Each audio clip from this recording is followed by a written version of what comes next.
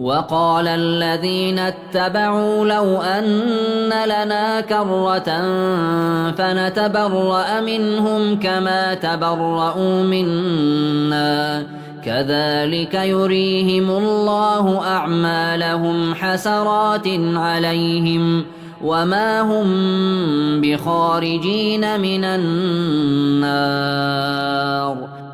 و آن پیروان گویند کاش باری دیگر باز می گشتیم تا آنچنان که از ما بیزاری جستند از آنها بیزاری می جستیم. الله کردارهایشان را این چنین سبب حسرتشان سازد و آنها از آتش رهایی نیابند و هیچگاه آنها از دوزخ خارج شونده نیستند. يا أيها الناس كلوا مما في الأرض حلالا طيبا ولا تتبعوا خطوات الشيطان إنه لكم عدو مبين. ای مردم، از آن چیزهای حلال و پاکیزه که الله در زمین برایتان داده است بخورید و راههای شیطان را پیروی نکنید، همانا شیطان دشمنی آشکاری شماست. إنما يأمركم بالسوء والفحشاء وأن تقولوا على الله ما لا تعلمون. البته شیطان شما را به همه بدی ها و کارهای زشت فرمان می دهد و می خواهد که درباره الله چیزهای بگوید، یعنی از حلال و حرام که به آن آگاه نیستید. وَإِذَا قِيلَ لَهُمُ اتَّبِعُوا مَا أَنزَلَ اللَّهُ قَالُوا بَلْ نَتَّبِعُ مَا أَلْفَيْنَا عَلَيْهِ آبَاءَنَا أَوَلَوْ كَانَ آبَاؤُهُمْ لَا يَعْقِلُونَ شَيْئًا وَلَا يَهْتَدُونَ. چون به آنها مؤمنان گویند که به آنچه الله نازل کرده است پیروی کنید، گویند نه، ما به همان راه می رویم که پدرانمان می رفتند، یعنی مشرکان. آیا پیروی پدرانشان می کنند اگر پدرانشان بفهم و گمراه باشند؟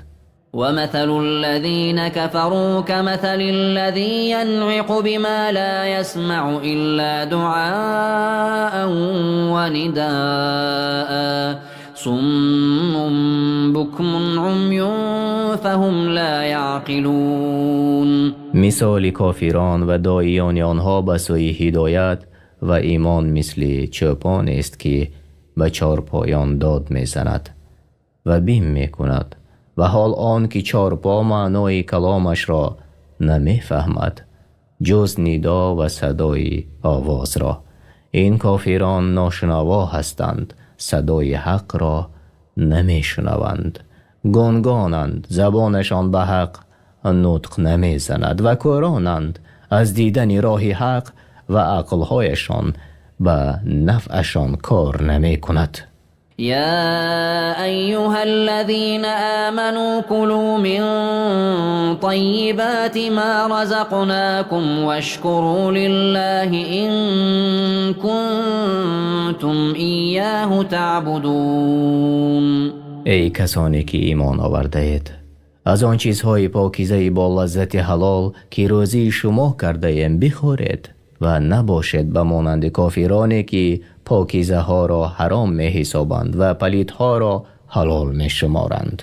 و شکر نعمت های بزرگ الله با دل و زبان کنید اگر شما امر او را بجا آورده باشید و تنها او را عبادت کنید و با او شریک نآورید. إنما حرم عليكم الميتة والدم ولحم الخنزير وما أهل به لغير الله فمن اضطر غير باغ ولا عاد فلا إثم عليه إن الله غفور رحيم. البته الله بر شما حرام گردانیده است آن چیزی را که بر شما ضرر می آورد به مانند خود مرده، خون و گوشت خوک و آنچه را که در وقت ذبح نام غیر الله بر آن بخوانند و از فضل و رحمت الله است بر شما که مباح گردانید خوردن چیزهای حرام شده را هنگامی که مجبور شود، به قدر ضرورت و از حد نگذراند، پس بر وی گناه نیست. به درستی الله آمرزنده و بخشاینده است. إن الذين يكتمون ما أنزل الله من الكتاب ويشترون به ثمنا قليلا أولئك ما يأكلون في بطونهم إلا النار ولا يكلمهم الله يوم القيامة ولا يزكيهم ولهم عذاب أليم. آنان که پنهان می دارند از صفتهای پیامبر محمد صلی الله علیه و سلم و حقیقتهای دیگری را که الله در کتاب نازل کرده است و آن را با بهای اندک از مال دنیا می فروشند، به عوض این کارشان در روز قیامت شکمهای خود را از آتش پر می سازند. الله به آنها سخن نمی گوید و آنها را پاک نمی سازد و برای آنها عذاب المناک است. أولئك الذين اشتروا الضلالة بالهدى والعذاب بالمغفرة فما أصبرهم على النار. اینها گمراهی را به جای هدایت و عذاب را به جای آمرزش خریدند. چگونه جرأت می کنند به صبر کردن در آتش دوزخ؟ الله از این اقدامشان در تعجب می شود. پس ای آدمان از جرأت و صبر آنان تعجب کنید. ذلك بأن الله نزل الكتاب بالحق وإن الذين اختلفوا في الكتاب لفي شقاق بعيد. این عذاب را که آنان سزاوار شدند به سبب آن است که به کتابی بر پیامبرش فرود آورده الله کافر شدند و آنان که در کتاب اختلاف کردند و به بعض کتاب ایمان آوردند و به بعضیش کفر آوردند، همان آنها در مخالفت دور از حق هستند. ليس البر أن تولوا وجوهكم قبل المشرق والمغرب ولكن البر من آمن بالله واليوم الآخر والملائكة والكتاب والنبيين وآتى المال على حبه ذوي القربى واليتامى والمساكين وابن السبيل والسائلين وفي الرقاب وأقام الصلاة وآتى الزكاة والموفون بعهدهم إذا عاهدوا والصابرين في البأساء والضراء وحين البأس أولئك الذين صدقوا وأولئك هم المتقون.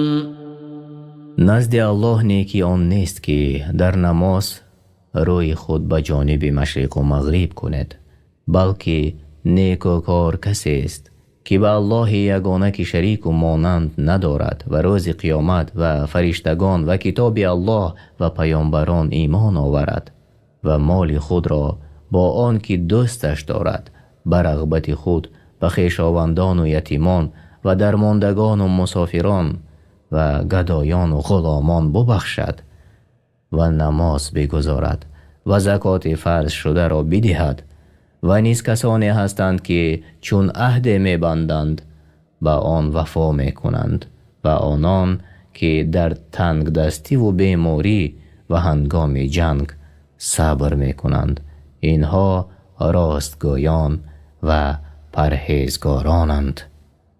يا أيها الذين آمنوا كتب عليكم القصاص في القتلى الحر بالحر والعبد بالعبد والأنثى بالأنثى فمن عفي له من أخيه شيء فاتباع بالمعروف وأداء إليه بإحسان ذلك تخفيف من ربكم ورحمة فمن اعتدى بعد ذلك فله عذاب أليم. ای کسانی که ایمان آورده اید، درباره کشتگانی که قصداً کشته شدند بر شما قصاص مقرر شد، آزاد در برابر آزاد و بنده در برابر بنده و زن در برابر زن. پس هر کس که از جانب برادر خود عفو کردد باید که با خوشنودی از پی ادای خونبها رود و آن را به طرز نیکو به تأخیر و نقصان به او پردازد. این حکم سبوکی و رحم است از جانب پروردگارتان. پس کسی که بعد عفو کردنش و خونبها را گرفتنش قاتل را کشد برای او عذاب دردآور و آتش است در آخرت. معنای خونبها مال معینی که از طرف کشنده داده می شود. ولكم في القصاص حياة يا أولي الألباب لعلكم تتقون. و ای خیرتمندان، شما را در قصاص کردن زندگی است، باید که بترسید و پرهیزگار شوید. كتب عليكم إذا حضر أحدكم الموت إن ترك خيرا الوصية للوالدين والأقربين بالمعروف حقا على المتقين. الله فرض گردانید هر وقتی که بر یکی از شما نشانه های مرگ فرا رسد و مال بر جای گذارد، مقرر شد که درباره پدر و مادر و خویشاوندان از روی انصاف وصیت کند. پس ترک نکند در وصیتش فقیر را و بدهد ثروتمند را. یعنی جایز نیست وصیت زیاده از یک مال. این حکم پیش از نزول آیت های میراث بود که الله نصیب هر یک میراثخوار را معین کرد و این شایسته پرهیزگاران است. تفسیر بغوی. فمن بدله بعدما سمعه فإنما إثمه على الذين يبدلونه إن الله سميع عليم. همانا الله میشنود وصیت شما را و میداند آنچه را که مخفی می‌دارید در دل به میل کردن سوی حق و عدل یا ظلم و هلاکی. فمن خاف من موص جنفا أو إثما فأصلح بينهم فلا إثم عليه إن الله غفور رحيم. اگر کسی داند که وصیت کننده در وصیت خود دور است از حق، خواه قصداً باشد یا سهواً، و نصیحت کند وصیت کننده را به عدل و او نصیحت را قبول نکند، پس اگر اصلاح میان آنان پردازد به تغییر دادن وصیت تا موافق شریعت شود، مرتکب گناه نشده است. به درستی الله آمرزنده مهربان است. يا أيها الذين آمنوا كتب عليكم الصيام كما كتب على الذين من قبلكم لعلكم تتقون. ای کسانی که ایمان آورده اید، روزه داشتن بر شما فرض شد همچنان که بر کسانی پیش از شما فرض شده بود. باید که از پروردگارتان بترسید و بین خودتان و گناههایتان قلعه از طاعت و عبادت او قرار دهید. أياما معدودات فمن كان منكم مريضا أو على سفر فعدة من أيام أخر وعلى الذين يطيقونه فدية طعام مسكين فمن تطوع خيرا فهو خير له وأن تصوموا خير لكم إن كنتم تعلمون. روزهای به شمار روزه داشتنش بر شما فرض شده است. هر کس که از شما بیمار یا در سفر باشد و روزه‌داری به او وزنینی کند، پس روزه اش را بخورد به همان عددی که روزه اش را خورد، از روزهای دیگر روزه بدارد. و آنان که توانایی روزه را ندارند، مانند پیران سالان، بیمارانی که امید شفا را ندارند، هر روز را به طعام دادن مسکین بازخرند، یعنی فدیه بدهند. و هر کی به اختیار در آن بیفزاید برایش بهتر است. و روزه برایتان بهتر است، گرچند با مشقت باشد از فدیه دادن، اگر شما منزلت بزرگ روزه را در نزد الله تعالی می دانستید. شهر رمضان الذي أنزل فيه القرآن هدى للناس وبينات من الهدى والفرقان فمن شهد منكم الشهر فليصمه ومن كان مريضا أو على سفر فعدة من أيام أخر يريد الله بكم اليسر ولا يريد بكم العسر ولتكملوا العدة ولتكبروا الله على ما هداكم ولعلكم تشكرون. ماه رمضان است که در وی قرآن همچون رهنما برای مردم و سخنان روشن از هدایت و جدا کننده حق و باطل فرود آورده شد.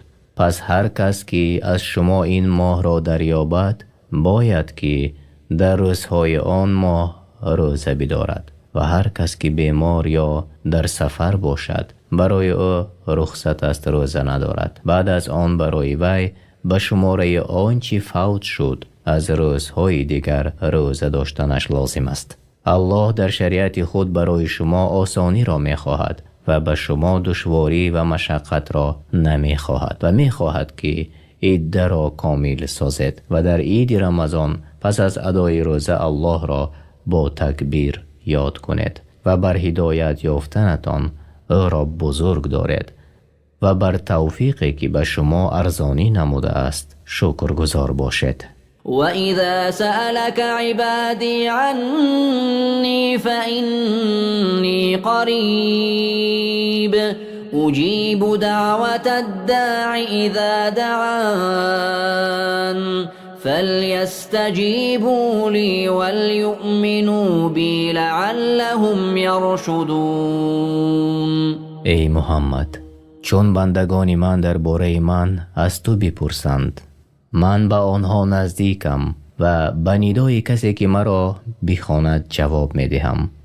پس مرا در آنچه که آنها را فرمودم و از آنچه که آنها را من نمودم اطاعت کنند و به من ایمان آورند، باشد که راهی آبادی دین دنیایشان را دریابند. أحل لكم ليلة الصيام الرفث إلى نسائكم هن لباس لكم وأنتم لباس لهن علم الله أنكم كنتم تختانون أنفسكم فتاب عليكم وعفى عنكم فالآن باشروهن وابتغوا ما كتب الله لكم وكلوا واشربوا حتى يتبين لكم الخيط الأبيض من الخيط الأسود من الفجر ثم أتموا الصيام إلى الليل ولا تباشروهن وأنتم عاكفون في المساجد تلك حدود الله فلا تقربوها كذلك يبين الله آياته للناس لعلهم يتقون. الله در شبهای ماه رمضان برایتان همبستری با همسرانتان را مباح گردانید. آنها پوشش و حفظ شمایند و شما نیز پوشش و حفظ آنها هستید. الله می دانست که شما با نفس خود خیانت می ورزید.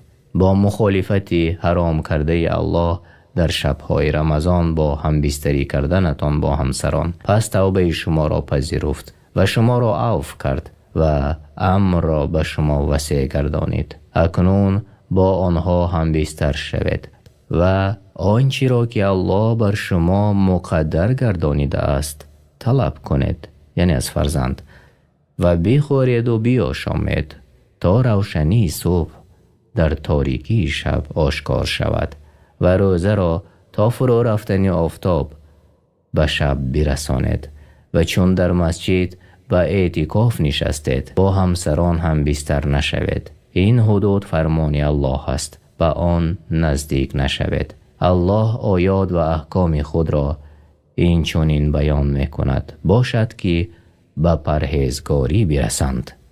ولا تأكلوا أموالكم بينكم بالباطل وتدلوا بها إلى الحكام لتأكلوا فريقا من أموال الناس بالإثم وأنتم تعلمون. مالهای یکدیگر را به ناحق به مانند قسمی بر دروغ به زور گرفتن دزدی پاره نخورید و اموال خود را به رشوت به حاکمان ندهید تا بدان سبب مالهای گروهی دیگر را به ناحق بخورید و شما خود حرام بودن این را میدانید. يسألونك عن الأهلة قل هي مواقيت للناس والحج وليس البر بأن تأتوا البيوت من ظهورها ولكن البر من اتقى وأتوا البيوت من أبوابها واتقوا الله لعلكم تفلحون. از تو ای پیامبر درباره هلال های ماه میپرسند، بگو الله آن را نشانه گردانیده است برای دانستن مردم وقتهای عبادت خود را به مانند رسیدن وقت روزه و حج و معاملاتشان و نکوکاری آن نیست که از پشت به خانه ها درآید، ولی نکوکاری راه کسانی است که پرهیزگار باشند و از درها به خانه ها درآیند. یعنی این عادت جاهلیت بود. اسلام آمد و آن را برهم داد. یعنی عرب ها وقتی که در حج یا عمره احرام می بستند از دروازه خانه ها وارد نمی شدند و این را یک امر عبادتی گمان می کردند. تفسیر بغوی. بنابراین الله خبر داد که این نکوکاری نیست و الله این کار را مشروع نکرده است، بلکه نکوکاری آن است که از الله بترسد و از گناه دور شود و در همه حالت از الله بترسد تا رستگار شود. وقاتلوا في سبيل الله الذين يقاتلونكم ولا تعتدوا إن الله لا يحب المعتدين. ای مؤمنان، در راه الله با کسانی جنگ کنید که با شما جنگ میکنند و از حد نگذرید، یعنی به مانند کشتن زنان، دیوانگان، کودکان، راهبان و کشتن حیوانات و بریدن درختان، زیرا الله از حد گذشتگان را دوست ندارد. وقتلوهم حيث ثقفتموهم وأخرجوهم من حيث أخرجوكم والفتنة أشد من القتل ولا تقاتلوهم عند المسجد الحرام حتى يقاتلوكم فيه فإن قاتلوكم فاقتلوهم كذلك جزاء الكافرين.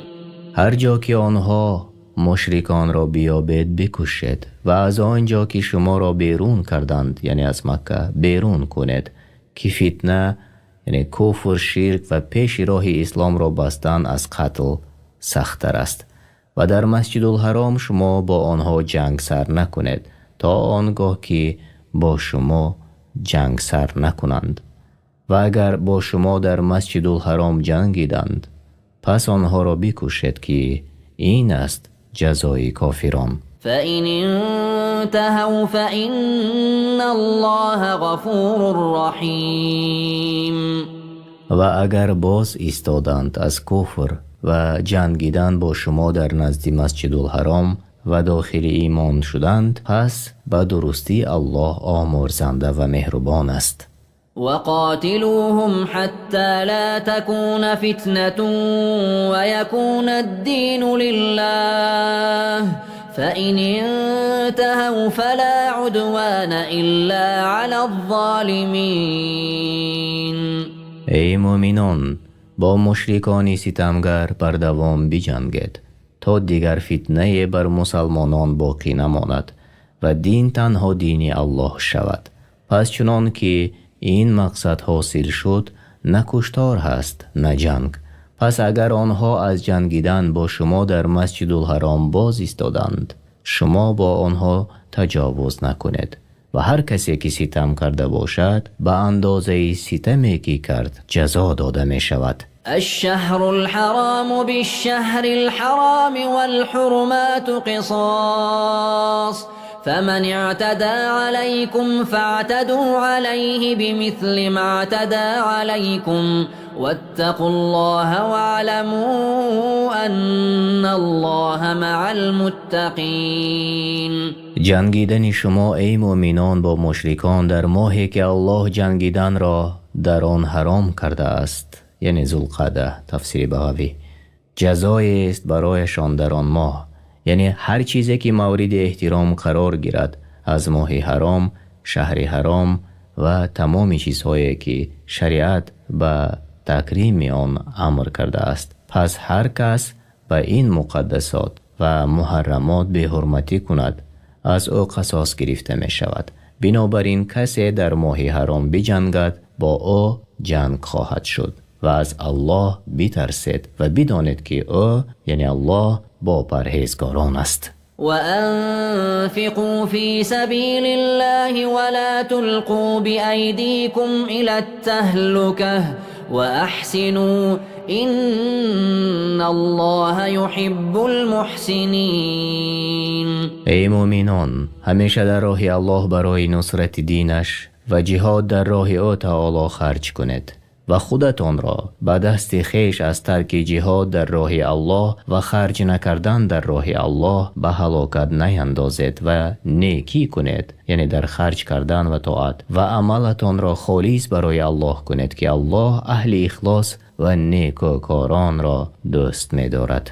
وأتموا الحج والعمرة لله فإن أحصرتم فما استيسر من الهدي ولا تحلقوا رؤوسكم حتى يبلغ الهدي محله فمن كان منكم مريضا أو به أذى من رأسه ففدية من صيام أو صدقة أو نسك فإذا أمنتم فمن تمتع بالعمرة إلى الحج فما استيسر من الهدي فمن لم يجد فصيام 3 أيام في الحج و7 إذا رجعتم تلك 10 كاملة ذلك لمن لم يكن أهله حاضر المسجد الحرام واتقوا الله واعلموا أن الله شديد العقاب.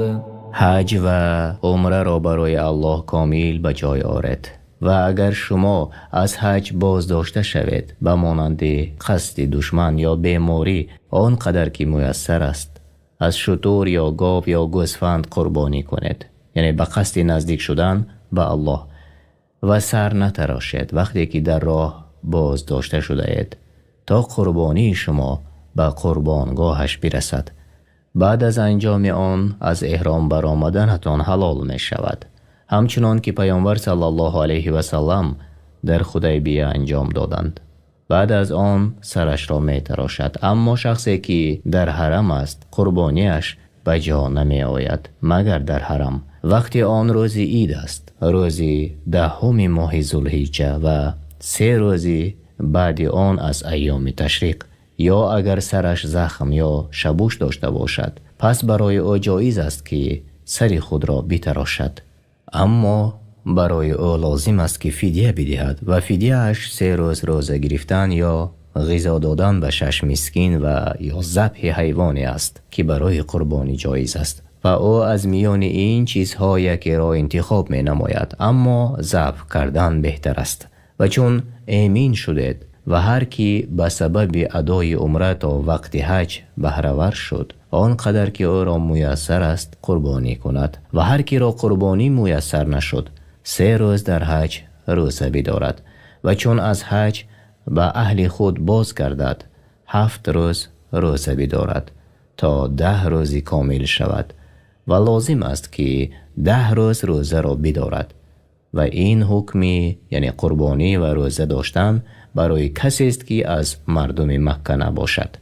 از الله بترسید و امر و نهی او را بجا آورید و بدانید که الله به سختی عقوبت میکند شخصی را که مخالف امر او شود.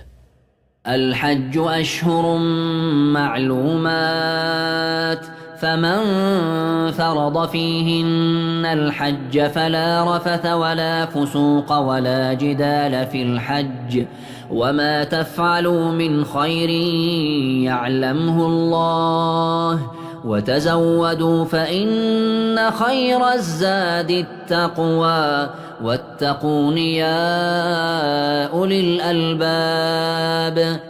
حج در ماه‌های معین است، یعنی شوال، ذوالقعده و دهه اول ذوالحجه.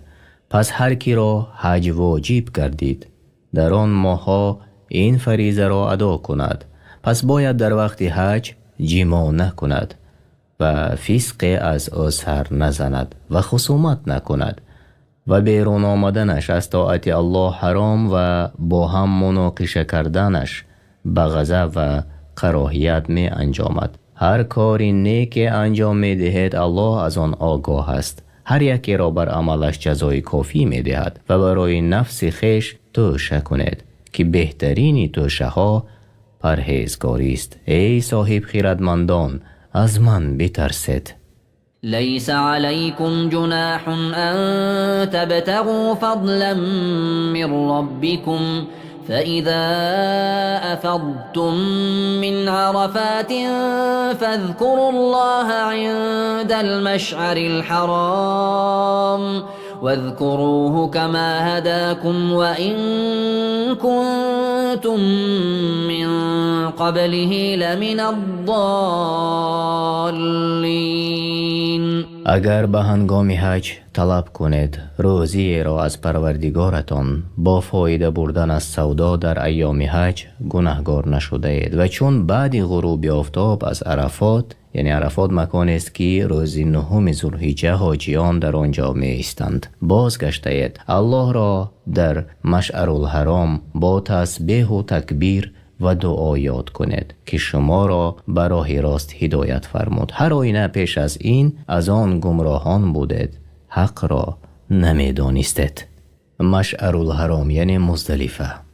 ثم أفيضوا من حيث أفاض الناس واستغفروا الله إن الله غفور رحيم. سپس از آن جای یعنی از عرفات که عامه مردم از زمان ابراهیم تا امروز از آن باز می‌گردند باز گردید و از الله آمرزش بخواهید تا گناهانتان را بیامرزد به درستی که او آمرزنده مهربان است. فإذا قضيتم مناسككم فاذكروا الله كذكركم آباءكم أو أشد ذكرا فمن الناس من يقول ربنا آتنا في الدنيا وما له في الآخرة من خلاق. چون عبادت خود را پورا به جای آوردید الله را بیشتر یاد کنید، همچنان که پدران خیش را یاد می کردید.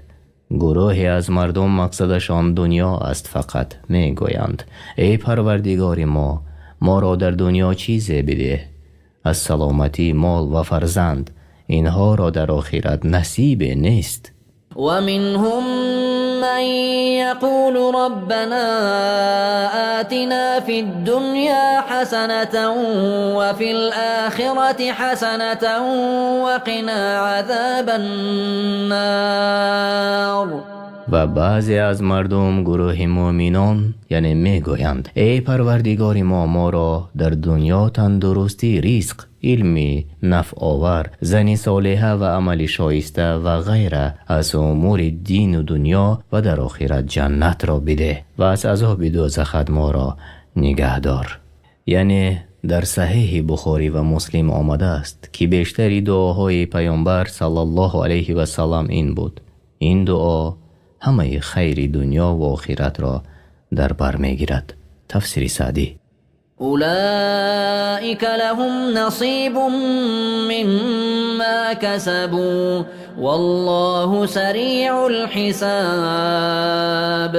اینها یعنی مؤمنان دعاجو از آنچه خواستند به سبب عملهای شایسته‌شان به ثواب بزرگ بهره‌مند می‌شوند و الله عملهای بندگانش را زود به حساب گیرنده است. واذكروا الله في أيام معدودات فمن تعجل في يومين فلا إثم عليه ومن تأخر فلا إثم عليه لمن اتقى واتقوا الله واعلموا أنكم إليه تحشرون. الله را در روزهای با شمار یعنی ایام تشریق، روزهای 11 و 12 و 13 دهه ماه ذوالحجه یاد کنید و هر کی در 2 روز شتاب کند و از مینا قبل از غروب آفتاب روز 12 بعد از رمی جمار گناه بر وی نیست. معنای رمی جمار با سنگ زدن شیطان در جای مخصوص در مینا. و هر کی تأخیر کند شب بماند در مینا و روز 13 رمی جمار کند، پس گناه نیست مر کسی را که در حج خود تقوا را پیشه خود گرفت، لیکن تأخیر کردن افضل تر است، زیرا آن توشه است در عبادت و اقتدا به فعل پیامبر الله صلی الله علیه و سلم. از الله بترسید ای مسلمانان و در عملهای خویش مراقبت نماید و بدانید که برای حساب و جزا همگان به پیشگاه او تعالی گرد می آید. ومن الناس من يعجبك قوله في الحياة الدنيا ويشهد الله على ما في قلبه وهو ألد الخصام. بعضی از مردم یعنی از منافقان کسی هست که سخن او را بی‌تبع زندگی این دنیا را دارد نه آخرت را. تو را ای محمد در تعجب می آورد و او به قسم خود بیان می دارد برای آنچه در دلش از محبت اسلام و الله است گواه می آورد، بلکه جرأت کرده با سخن دروغ به الله گواهی بر حق می دهد، حال آنکه او از سخت‌ترین دشمنان اسلام و مسلمانان است. وإذا تولى سعى في الأرض ليفسد فيها ويهلك الحرث والنسل والله لا يحب الفساد. و چون از پیش تو ای محمد باز گردد در زمین بشتابد، فساد کند و کشتزارها و چارپایان را نابود سازد و الله تباهکاری را دوست ندارد. و اذا قیل له اتق الله اخذته العزة بالإثم فحسبه جهنم ولبئس المهاد. و چون به آن منافق فسادکار گویند که از الله بترس و از عذاب او حذر کن، در روی زمین فساد نکن، نصیحت را قبول نمی کند بلکه او را کبر و عادت جاهلیت به گناه می برد، پس جهنم او را بسنده است و همانا بد جای است.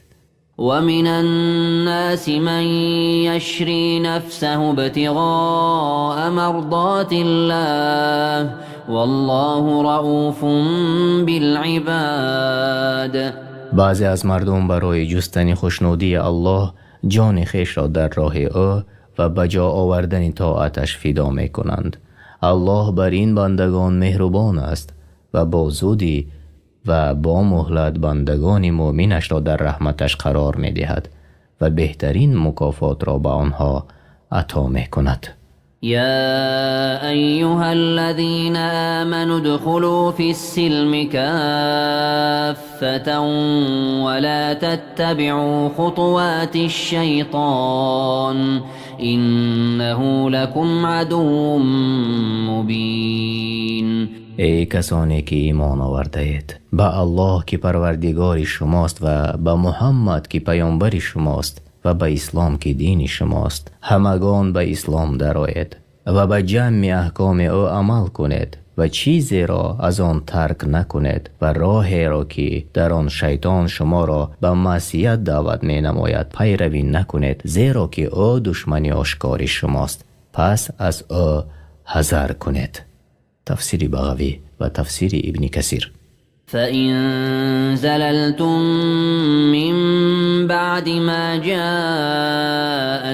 البينات فاعلموا أن الله عزيز حكيم.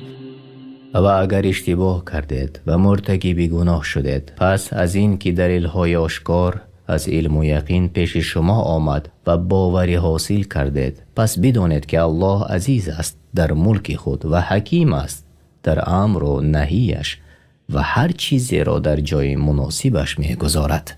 هل ينظرون إلا أن يأتيهم الله في ظلل من الغمام والملائكة وقضي الأمر وإلى الله ترجع الأمور. آیا این فسادکاران و پیروان راه‌های شیطان بعد برپا شدن دلیل‌های روشن منتظر آن هستند که روز قیامت الله با فرشتگان در زیر سایبانی از ابر نزدشان بیاید و میان بندگانش به عدل حکم نماید و کار به انجام رسانیده شود، حال آن که همه کارها به سوی الله برمیگردند.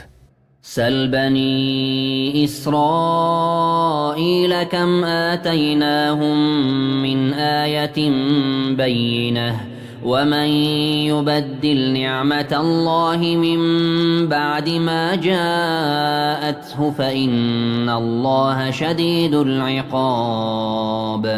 ای محمد، از بنی اسرائیل بپرس که کسانی که به سوی تو سرکشی میکنند چی نشانه های روشنی در کتاب هایشان به آنها دادیم که آنها را به سوی حق راهنمایی میکند، پس به تمام آنها کافر شدند و از آن روی تافتند و آیات او را تغییر دادند. هر کس که نعمتی را که الله به او عطا کرده است دیگرگون سازد بداند که عقوبت او سخت است. زين للذين كفروا الحياة الدنيا ويسخرون من الذين آمنوا والذين اتقوا فوقهم يوم القيامة والله يرزق من يشاء بغير حساب. برای کافرانی که وحدانیت الله را انکار نمودند، زندگی این جهانی و آنچه که در آن از شهوت و لذت ها است در چشم و دلهایشان زینت داده شده است و مؤمنان را مسخره می کنند. آنان که از الله می ترسند در روز قیامت بالاتر از کافران هستند و الله مؤمنان را به عالی ترین درجه های جنت داخل می کند و کافران را به پسترین طبقه های دوزخ فرود می آورد و الله هر کس را که بخواهد به حساب روزی می دهد. كان الناس أمة واحدة فبعث الله النبيين مبشرين ومنذرين وأنزل معهم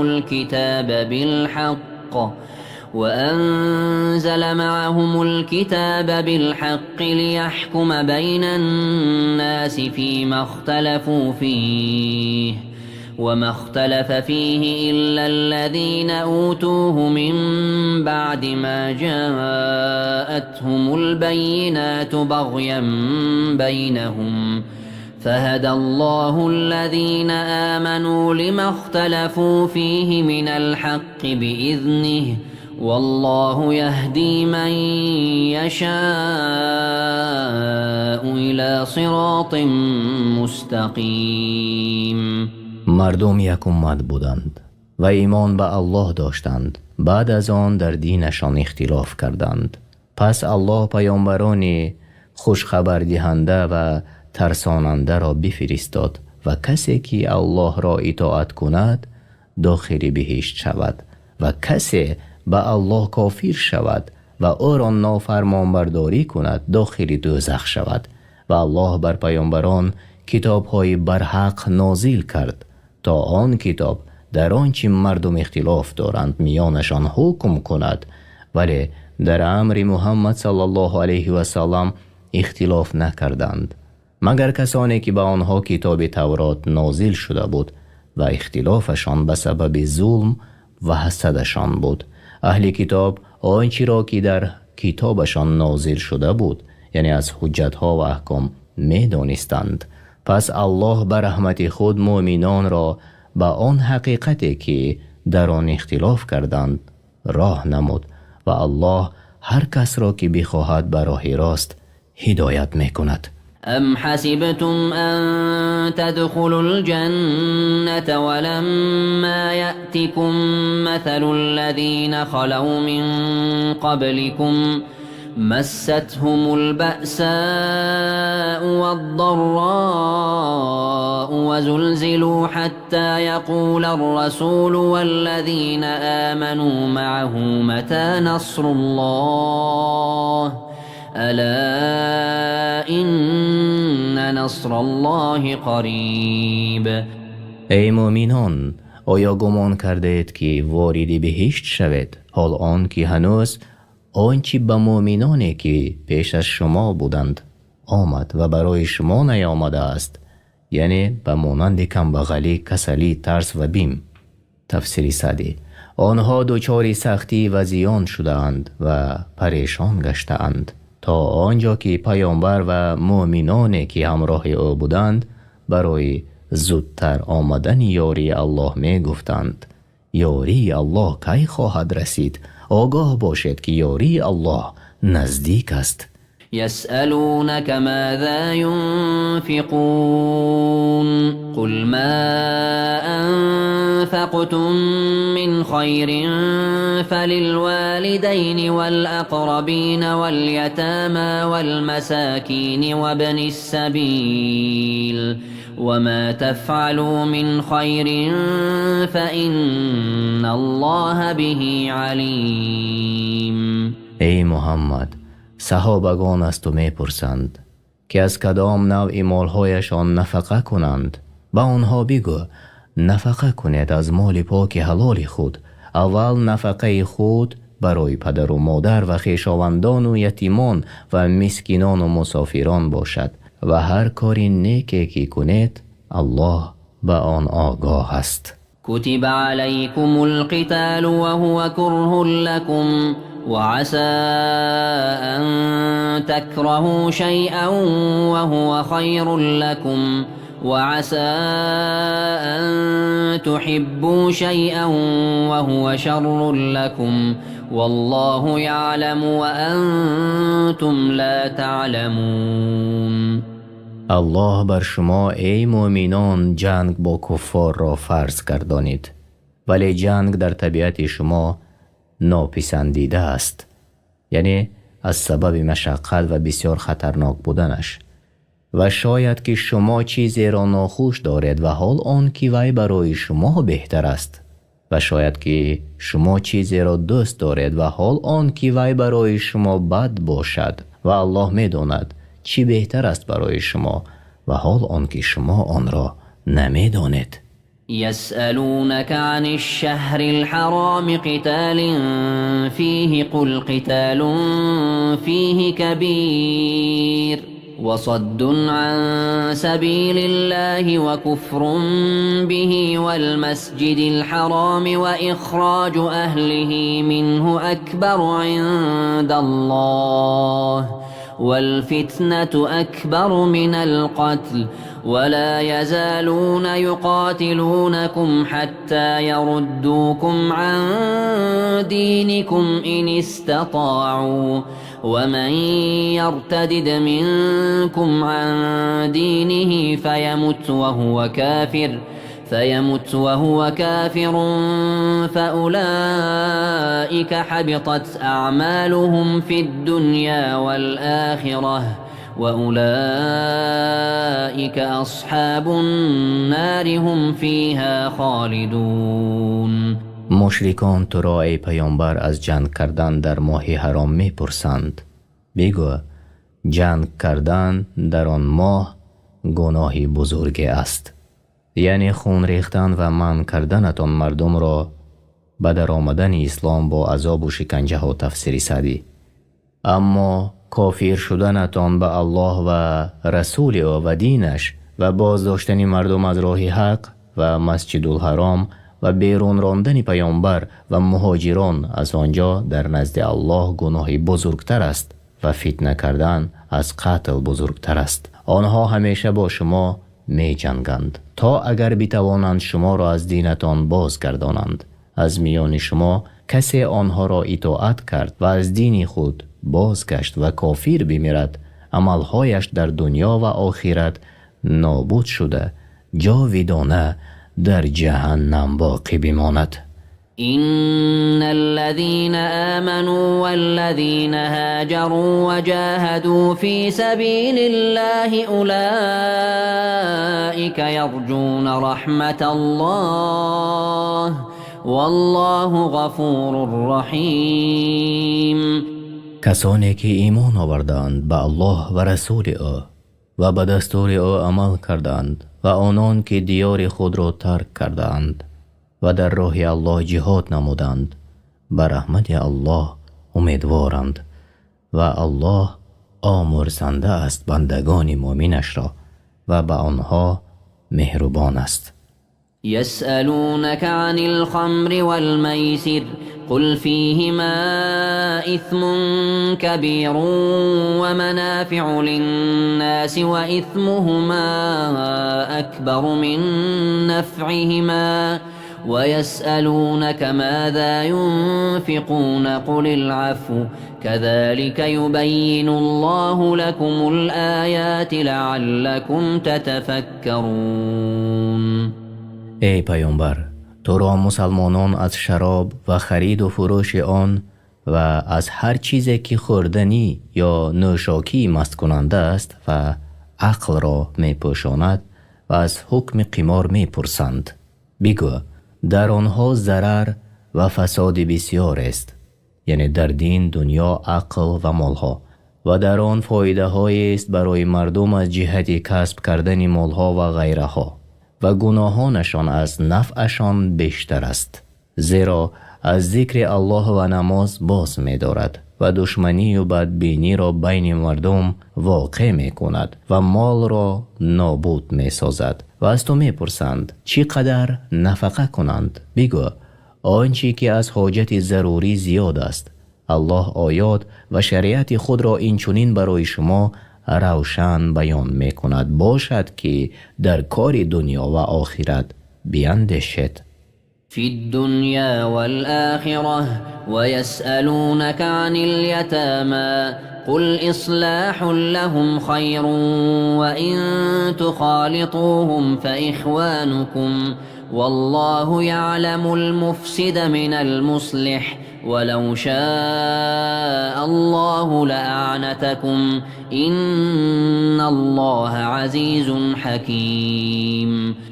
تو را ای پیامبر از یتیمان می پرسند چگونه همزیستی کنند با آنها در زندگیشان؟ بگو به صلاح آوردن کار آنها بهتر است و اگر با آنها همزیستی در خوردنی ها و معامله ها می کنید پس آنها برادران شمایند.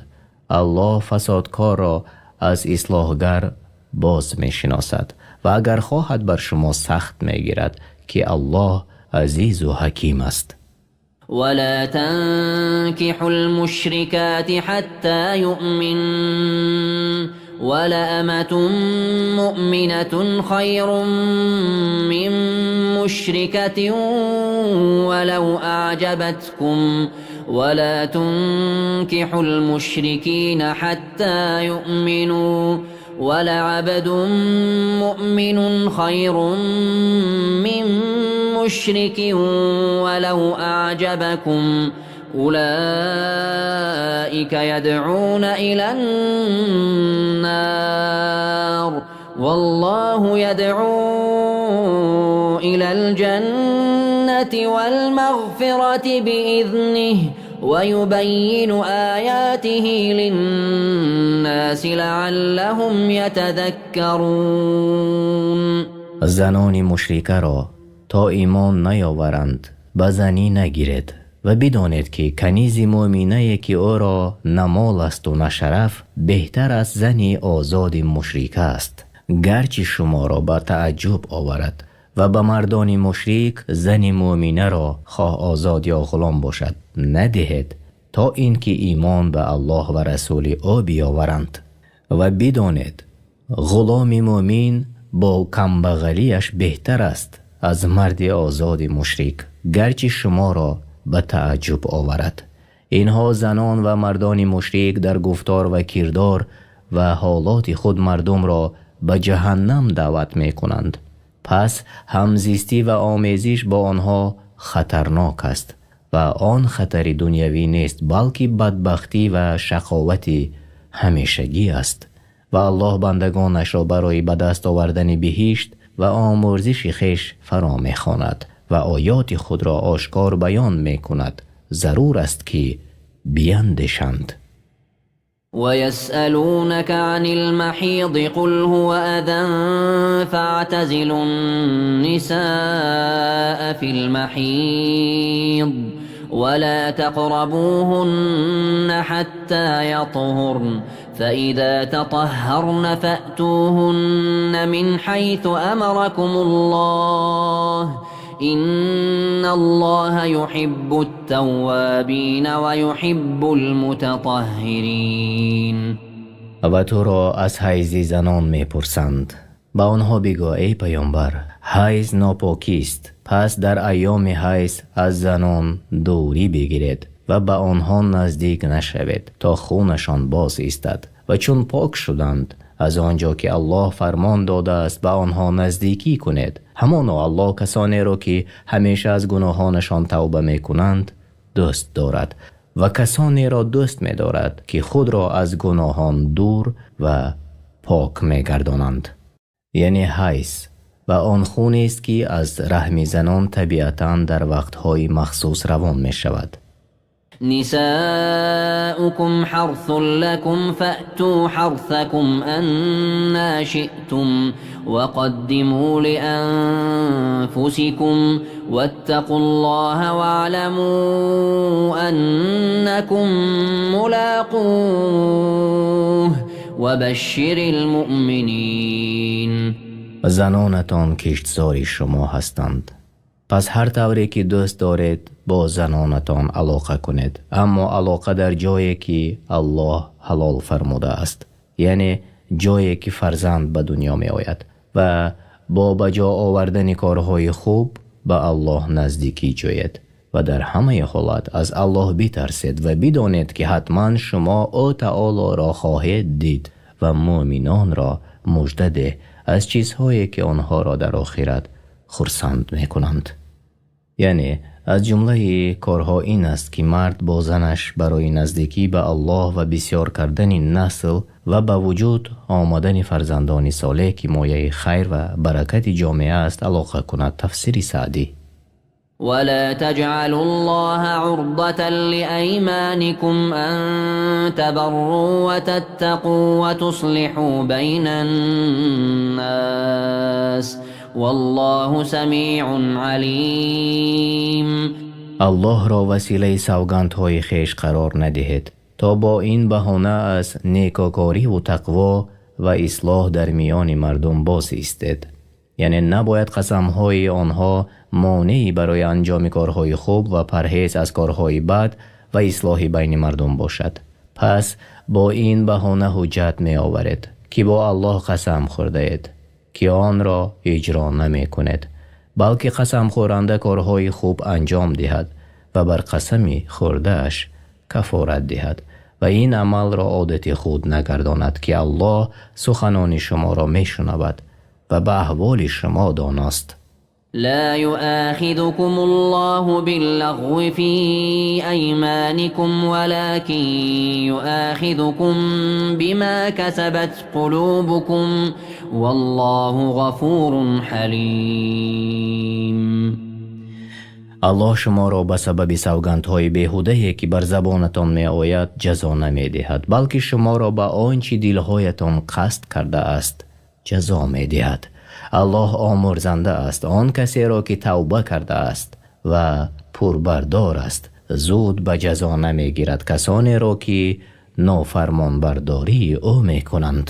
للذين يؤلون من نسائهم تربص 4 أشهر فإن فاءوا فإن الله غفور رحيم. барои касоне ки савганд мехӯранд ки бо занони хеш ҳамбистарӣ намекунанд, бояд 4 моҳ интизорӣ бикашанд. пас агар қабл аз 4 моҳ боз оянд, аллоҳ гуноҳонашонро آمرزنده است و به آنها مهربان است. وَإِنْ عَزَمُوا الطَّلَاقَ فَإِنَّ اللَّهَ سَمِيعٌ عَلِيمٌ. و اگر قصد طلاق کردند با بهانه قسم خوردن و ترک جما کردنشان، الله به سخنانشان شنوا و به مقصدهایشان داناست و آنها را بر این کردارشان جزا می‌دهد. والمطلقات يتربصن بأنفسهن 3 قروء ولا يحل لهن أن يكتمن ما خلق الله في أرحامهن إن كن يؤمن بالله واليوم الآخر وبعولتهن أحق بردهن في ذلك إن أرادوا إصلاحا ولهن مثل الذي عليهن بالمعروف وللرجال عليهن درجة والله عزيز حكيم. باید که زنانی طلاق شده تا 3 بار پاک شدن از شوهر کردن باز ایستند، زیرا بدانند که در رحم او فرزنده نیست. برای زن روا نیست که در این مدت به شوهر برآید تا زمانی که عده به پایان نرسد. و اگر به الله و روز قیامت ایمان دارند، روا نیست که آنچه را که الله در رحم آنان آفریده است یا در حالت حیض هستند پنهان دارند. و شوهرانشان اگر قصد اصلاح دارند و بازگردانیدن آنها در این مدت سزاوارترند. و برای زنان حق است و همچنان که مردان بر زنان حق دارند که باید به طور شایسته ادا نمایند و مردان بر زنان درجه برتری دارند. از صحبت نیک، زندگی خوب، سروری در خانه و صاحب طلاق هستند. الله بزرگ دارای عزت و قهر است و حکیم است. هر چیزی را در جای مناسب خود می‌گذارد. الطلاق مرتان فإمساكم بمعروف أو تسريح بإحسان ولا يحل لكم أن تأخذوا مما آتيتموهن شيئا إلا أن يخافا ألا يقيما حدود الله فإن خفتم ألا يقيما حدود الله فلا جناح عليهما فيما افتدت به تلك حدود الله فلا تعتدوها ومن يتعد حدود الله فأولئك هم الظالمون. طلاق 2 بار است. الله حکم میکند پس از هر طلاق میتواند مرد زن را به زندگی خوبی زناشویی بازگرداند یا به نیکی رها کند. و ای شوهران، برای شما حلال نیست که از آنچه برایشان داده اید، یعنی از مهر، باز پس بگیرید، مگر این که دو طرف بترسند که نتوانند حدود الله را برپا دارند. در این حالت امرشان را به سرپرستان خود پیشکش می نمایند. پس اگر سرپرستان ترسیدند که آن دو نتوانند حدود الله را برپا دارند، پس گناه بر آنها نیست که زن در مقابل طلب طلاقش فدیه و عوض بپردازد. این حدود الهی است که جدا می کند بین حلال و حرام. پس از آن تجاوز نکنید و کسی از حدود الهی تجاوز کند پس آنها ستمکارانند. معنای طلاق دوباره است، یعنی طلاق است که مرد می تواند با زن خود دوباره زندگی کند. یعنی برای دانستن این مسئله به کتاب های فقه باید نظر کند. تفسیر سعدی. فإن طلقها فلا تحل له من بعد حتى تنكح زوجا غيره فإن طلقها فلا جناح عليهما أن يتراجعا إن ظنا أن يقيما حدود الله وتلك حدود الله يبينها لقوم يعلمون. پس اگر باز زن را طلاق داد، یعنی طلاق سیوم، دیگر بر او حلال نیست تا آن که به نکاح مرد دیگری درآید، یعنی و با آن مرد جما کند و نه به نیت حلال کردن زن برای شوهر اولیش. و هرگاه آن مرد دیگر زن را طلاق دهد یا شوهر زن بمیرد و عده اش به آخر رسد، پس بر او گناه نیست که بر شوهر اولیش به نکاح نو باز گردد. اگر می دانند که حدود الله را رعایت می کنند، بازگشتنشان را گناه نیست. اینها حدود الله هستند و آنها را برای مردمی که احکام و حدود او را می دانند بیان می دارد. و اذا طلقتم النساء فبلغن اجلهن فامسكوهن بمعروف او سرحوهن بمعروف ولا تمسكوهن ضرارا لتعتدوا ومن يفعل ذلك فقد ظلم نفسه ولا تتخذوا آيات الله هزوا واذكروا نعمة الله عليكم وما أنزل عليكم من الكتاب والحكمة يعظكم به واتقوا الله واعلموا أن الله بكل شيء عليم. و چون زن را طلاق دادید و به پایان عده خود نزدیک شدند، پس یا آنها را به خوبی نگاه دارید و یا به خوبی رها کنید و هرگز آنها را برای آزار و زیان رسانیدن نگاه ندارید تا از حد تجاوز کنید. و هر کسی که چنین کند بر خود ستم کرده است و آیات و فرموده های الله را به تمسخر و بازی نگیرید، زیرا در این کارتان از حلال گذشته وارد حرام می شود. و نعمت های الله را شکر کنید و آنچه از کتاب و سنت برای شما نازل کرده است و شما را به آن پند می دهد به یاد آورید و از الله بترسید و بدانید که الله بر هر چیز داناست. وَإِذَا طَلَّقْتُمُ النِّسَاءَ فَبَلَغْنَ أَجَلَهُنَّ فَلَا تَعْضُلُوهُنَّ أَن يَنكِحْنَ أَزْوَاجَهُنَّ إِذَا تَرَاضَوْا بَيْنَهُم بِالْمَعْرُوفِ ذَلِكَ يُوعَظُ بِهِ مَن كَانَ مِنكُمْ يُؤْمِنُ بِاللَّهِ وَالْيَوْمِ الْآخِرِ ذلكم أزكى لكم وأطهر والله يعلم وأنتم لا تعلمون. و چون زنان را طلاق دادید و به پایان عده خود رسیدند، آنها را از این که به شوهران قبلی خود ازدواج کنند منع نکنید. یعنی شوهرش خواست با او ازدواج کند و زن هم موافقت کند. برای سرپرست زن از طرف پدر و غیر جایز نیست که به سبب خشمگین بودن بر شوهر زن را از ازدواج با او منع کنند. این همان چیزی است که هر کس از شما که به الله و روز آخرت ایمان داشته باشد به آن پند داده می شود. آن برایتان پاکتر و بهتر است و الله می داند در چی هست نیکبختی شما و آن را شما نمیدانید.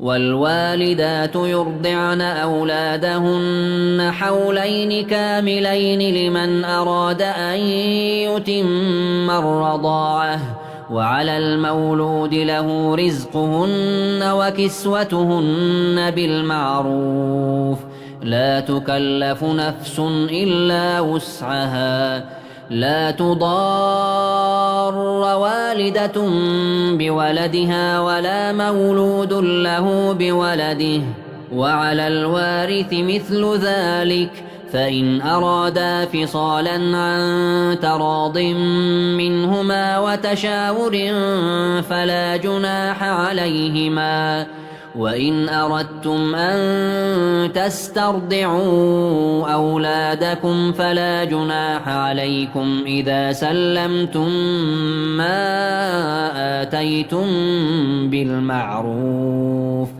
واتقوا الله واعلموا أن الله بما تعملون بصير. مادران باید فرزندان خود را 2 سال کامل شیر دهند. این برای کسی است که می خواهد مدت شیر دادن را کامل کند و بر کسی که فرزند برای او تولد شده است یعنی پدر لازم است خوراک و پوشاک مادران را به طور شایسته یعنی طبق شریعت و عرفیت فراهم کند، زیرا الله هیچ کس را جز به اندازه طاقتش وظیفه دار نمی کند. هیچ مادر نباید به خاطر فرزندش زیان ببیند و هیچ پدری نیز نباید به خاطر فرزندش زیان ببیند.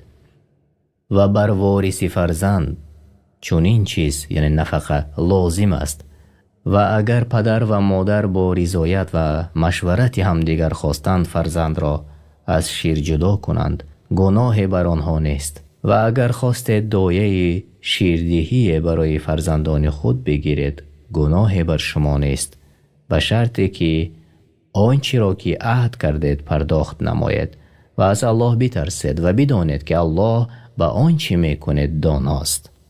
والذين يتوفون منكم ويذرون أزواجا يتربصن بأنفسهن 4 أشهر وعشرا فإذا بلغن أجلهن فلا جناح عليكم فيما فعلن في أنفسهن بالمعروف والله بما تعملون خبیر.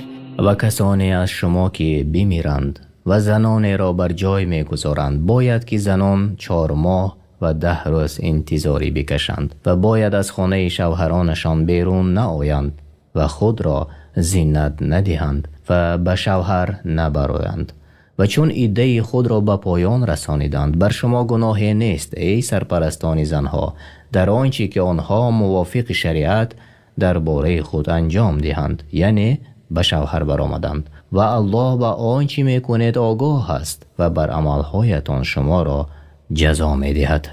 ولا جناح عليكم فيما عرضتم به من خطبة النساء أو أكننتم في أنفسكم علم الله أنكم ستذكرونهن ولكن لا تواعدوهن سرا إلا أن تقولوا قولا معروفا ولا تعزموا عقدة النكاح حتى يبلغ الكتاب أجله واعلموا أن الله يعلم ما في أنفسكم فاحذروه واعلموا أن الله غفور حليم.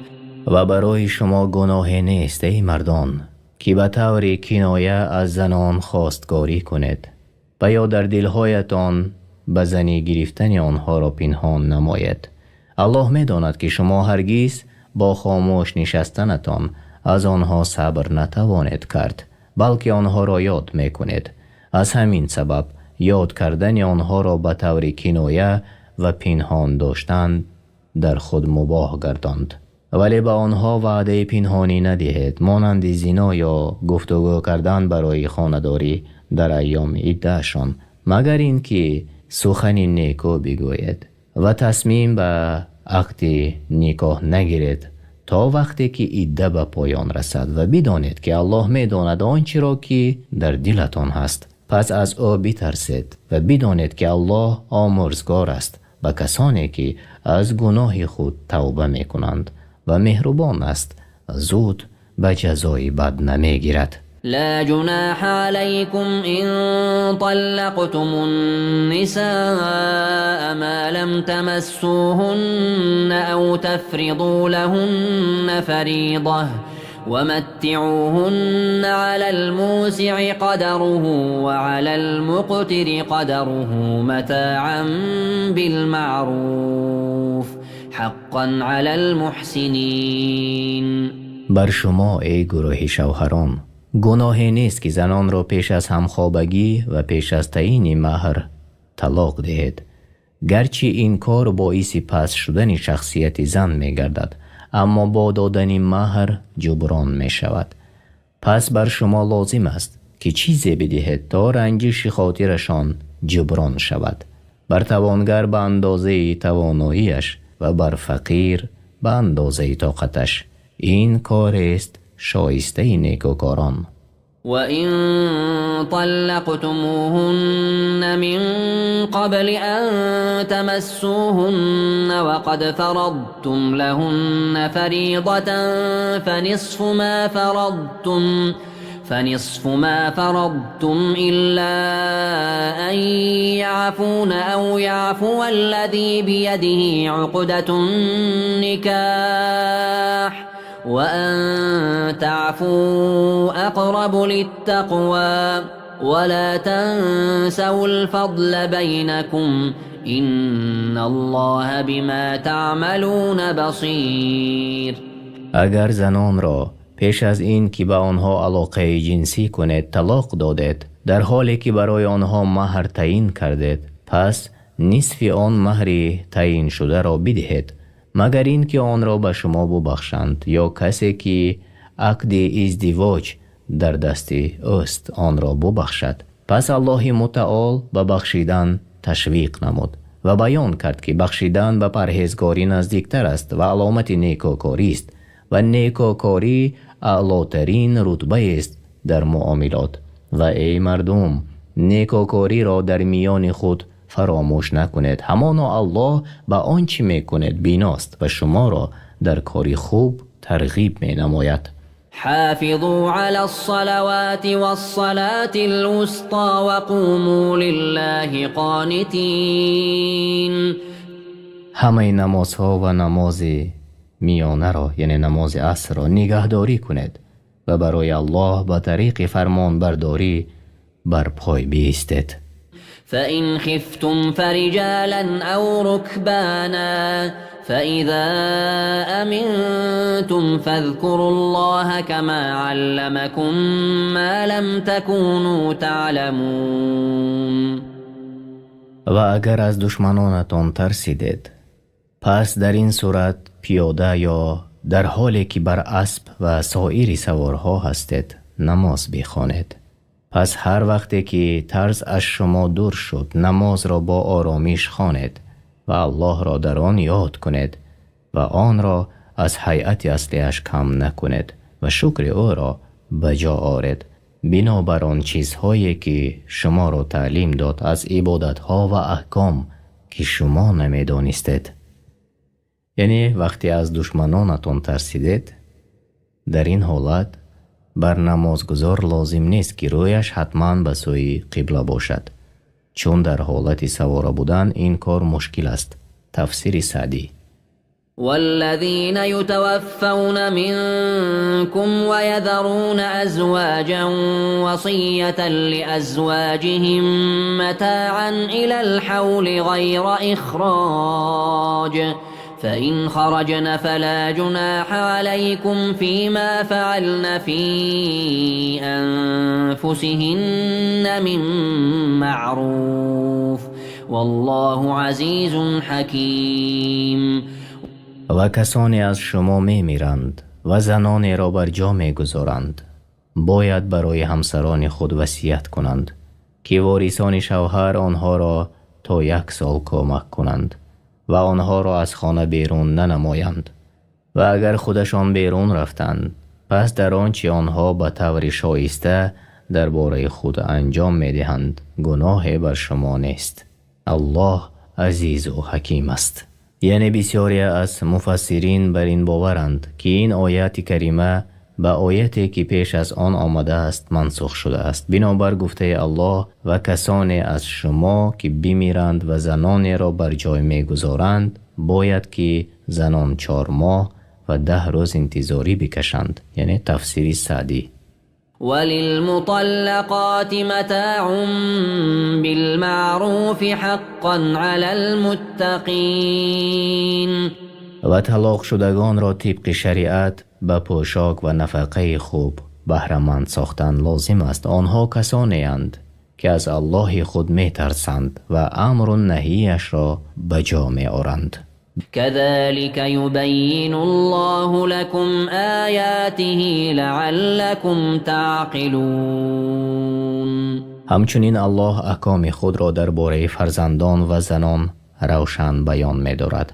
هدف از بیان آن برای بندگان این است که آن را بفهمند که در آن بیندیشند و با آن عمل نمایند. ألم تر إلى الذين خرجوا من ديارهم وهم ألوف حذر الموت فقال لهم الله موتوا ثم أحياهم إن الله لذو فضل على الناس ولكن أكثر الناس لا يشكرون. ای رسول، آیا این قصه عجیب را که برای گذشتگان شما پیش آمد نشنیده ای؟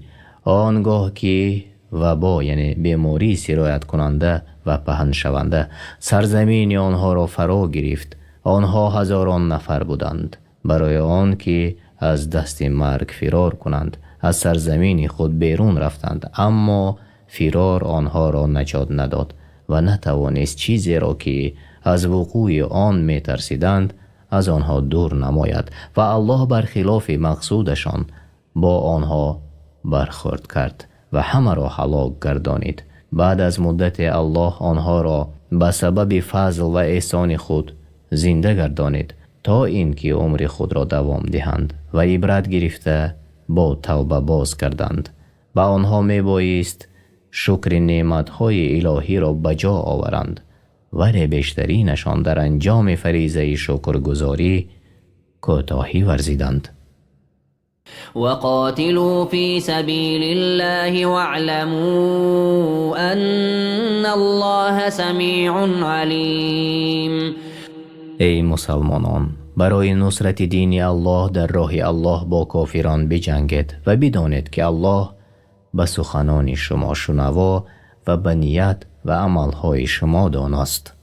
من ذا الذي يقرض الله قرضا حسنا فيضاعفه له أضعافا كثيرة والله يقبض ويبسط وإليه ترجعون. کیست به الله قرض نیکو دهد و الله به او وعده داده است که پاداش او را چندین برابر نماید. الله رزق هر کس را که بخواهد زیاد یا کم می کند. پس ترس از فرق نباید مانع نفقه شود و آدمی نباید گمان برد که اموالی را که نفقه نموده ضایع گردانیده است، بلکه بازگشت همه بندگان به سوی الله است و نفقه کنندگان و عمل کنندگان مزدشان را نزد الله می‌یابند. ألم تر إلى الملأ من بني إسرائيل من بعد موسى إذ قالوا لنبي له مبعث لنا ملكا نقاتل في سبيل الله قال هل عسيتم إن كتب عليكم القتال ألا تقاتلوا قالوا وما لنا ألا نقاتل في سبيل الله وقد أخرجنا من ديارنا وأبنائنا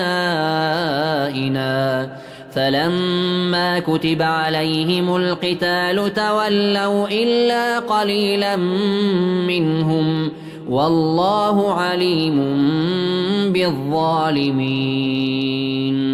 آیا از قصه بزرگان بنی اسرائیل پس از موسی خبر نیافتی؟ آنگاه به پیامبر خودشان گفتند برای ما پادشاهی برپا کن تا در راه الله با دشمنان جنگ کنیم. پیامبرشان گفت شاید اگر جنگیدن بر شما فرض گردد جنگ نکنید، زیرا که من پی میبرم از ترس و گریختن شما در جنگ. گفتند چرا در راه الله جنگ نکنیم در حالی که از سرزمین و فرزندانمان بیرون رانده شده ایم؟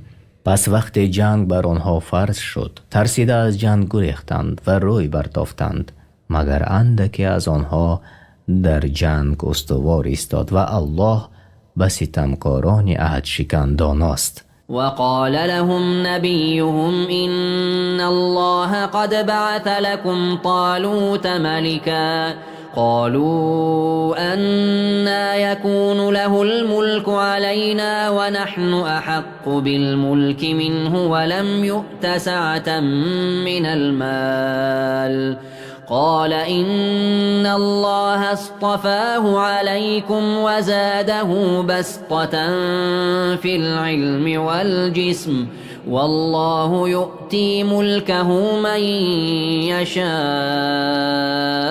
والله واسع علیم. و پیامبرشان به آنها گفت همانا الله بنابر درخواستتان طالوت را به پادشاهی شما فرستاده است تا در جنگ شما را در مقابل دشمنانتان راهنمایی کند. گفتند چگونه او فرمانروای ما باشد در حالی که ما از او به پادشاهی سزاوارتریم و به او مال فراوانی داده نشده است. پیامبرشان گفت همان الله او را بر شما برتری داده و در جسم و دانش بر شما برتری بخشیده است و او در کارهای بندگانش داناست و پادشاهی خود را به هر کس که بخواهد میدهد و الله صاحب فضل و نعمت و به همه کارها داناست و از او چیز پنهان نمیماند.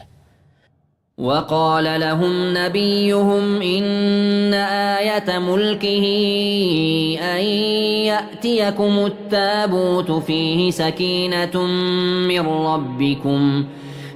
سكينة من ربكم وبقية مما ترك آل موسى وآل هارون تحمله الملائكة إن في ذلك لآية لكم إن كنتم مؤمنين. پیغمبرشان گفت که نشان پادشاهی او این است که به شما صندوق می آید و این صندوق به دست دشمنان افتاده بود. در آن تورات و آرامی دل از پروردگارتان و باقی میراث خاندان موسی و خاندان هارون در آن است، مانند عصا و پاره های از تورات که فرشتگان آن را می بردارند. این برای شما عبرت است. اگر مؤمن باشد طالوت را به امر الله به پادشاهی اختیار کنید. فلما فصل طالوت بالجنود قال إن الله مبتليكم بنهر فمن شرب منه فليس مني ومن لم يطعمه فإنه مني إلا من اغترف غرفة بيده فشربوا منه إلا قليلا منهم فلما جاوزه هو والذين آمنوا معه قالوا لا طاقة لنا اليوم بجالوت وجنوده قال الذين يظنون أنهم ملاقو الله كم من فئة قليلة غلبت فئة كثيرة بإذن الله والله مع الصابرين. و هنگامی که طالوت با لشکرانش از شهر بیرون آمد گفت همانا الله شما را با جای آزمایش می کند، پس هر کس از آن جای بنوشد از من نیست و او عاصی است، در جهاد همراهی من طاقت کرده نمی تواند، و هر کس از آن ننوشد از من است، زیرا او فرمان برداری امر من و لیاقت به جهاد شده می تواند، مگر کسی که کفی از آن با دست خود بردارد اجازت داده می شود. پس وقتی که به آن جای رسیدند بی صبری کرده همه آب نوشیدند، مگر کمی از آنها بر تشنگی و گرمی صبر کردند و به نوشیدن یک کف آب کفایت کردند. این هنگام عاصیان از جهاد عقب نشینی کردند و آنگاه که طالوت و کسانی که ایمان آورده بودند همراه او از جای گذشتند و گفتند امروز ما را به مقابل جالوت و لشکرهای او توانایی نیست از سبب بسیاری لشکر دشمن. کسانی که باور داشتند الله را ملاقات خواهند کرد و به برادرانشان می گفتند چی بسا گروهی اندک به اذن الله بر گروه زیاد غالب شود و الله با صبر کنندگان است. ولما برزوا لجالوت وجنوده قالوا ربنا أفرغ علينا صبرا وثبت أقدامنا وانصرنا على القوم الكافرين. چون مؤمنان با جالوت و لشکران مشرکش روبرو شدند گفتند ای پروردگار ما بر ما صبر بده و ما را ثابت قدم گردان و ما را با مددت بر کافران پیروز گردان.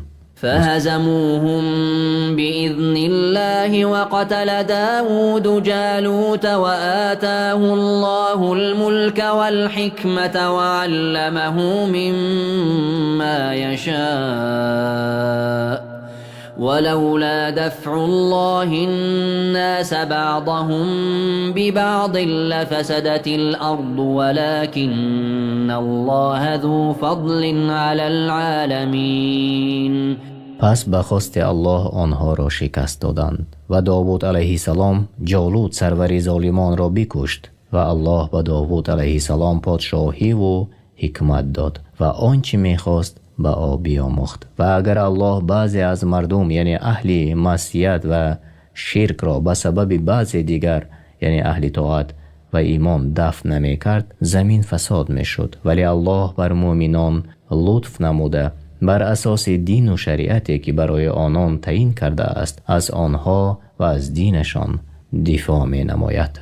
تلك آیات الله نتلوها عليك بالحق وإنك لمن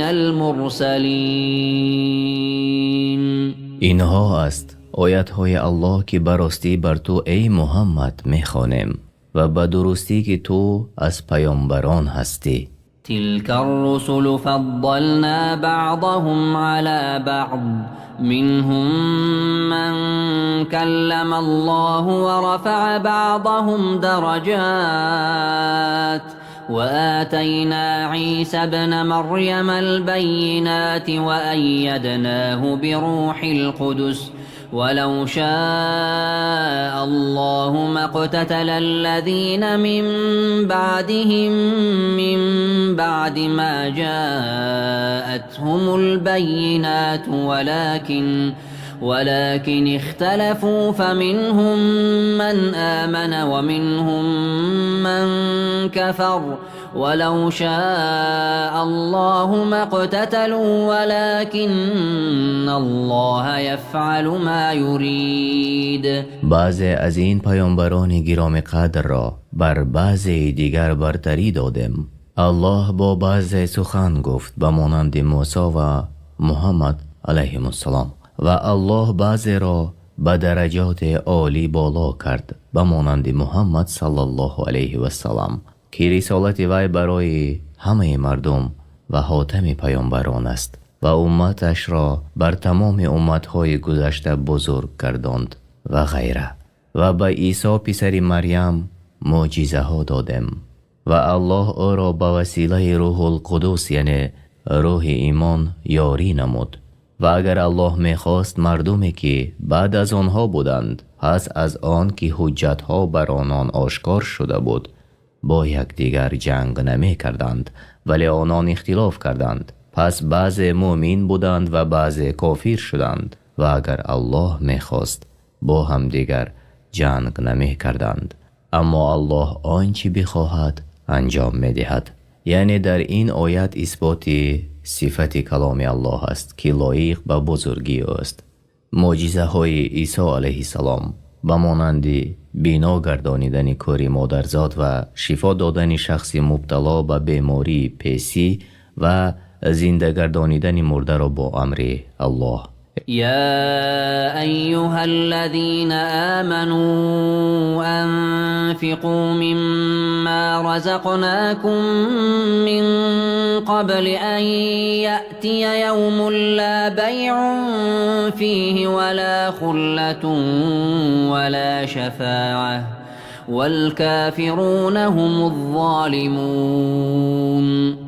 ای کسانی که ایمان آورده اید، پیش از آن روزی که فرا رسد که نه در آن خرید و فروش باشد و نه دوستی و شفاعت، از آنچه به شما روزی یعنی زکات فرض شده داده ایم صدقه کنید و کافران خود ستمکارانند. الله لا إله إلا هو الحي القيوم لا تأخذه سنة ولا نوم له ما في السماوات وما في الأرض من ذا الذي يشفع عنده إلا بإذنه يعلم ما بين أيديهم وما خلفهم ولا يحيطون بشيء من علمه إلا بما شاء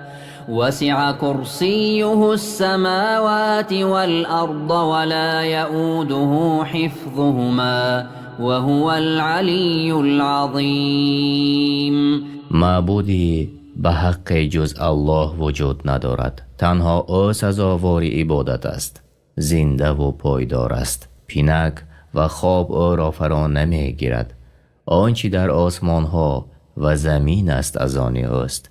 کیست که نزد او شفاعت کند مگر با اذن او؟ گذشته و آینده ایشان را می داند و از علم او آگاه نمی یابند و به دانش او احاطه پیدا نخواهند کرد مگر آن مقدار که او تعالی بخواهد. کرسی او آسمان ها و زمین را فرا گرفته است و نگهداری آنها برای او گران نیست و او بلند مرتبه بزرگوار است. لا إكراه في الدين قد تبين الرشد من الغي فمن يكفر بالطاغوت ويؤمن بالله فقد استمسك بالعروة الوثقى لا انفصام لها والله سميع عليم. در دین مجبوری نیست، براستی که هدایت از گمراهی جدا شده است.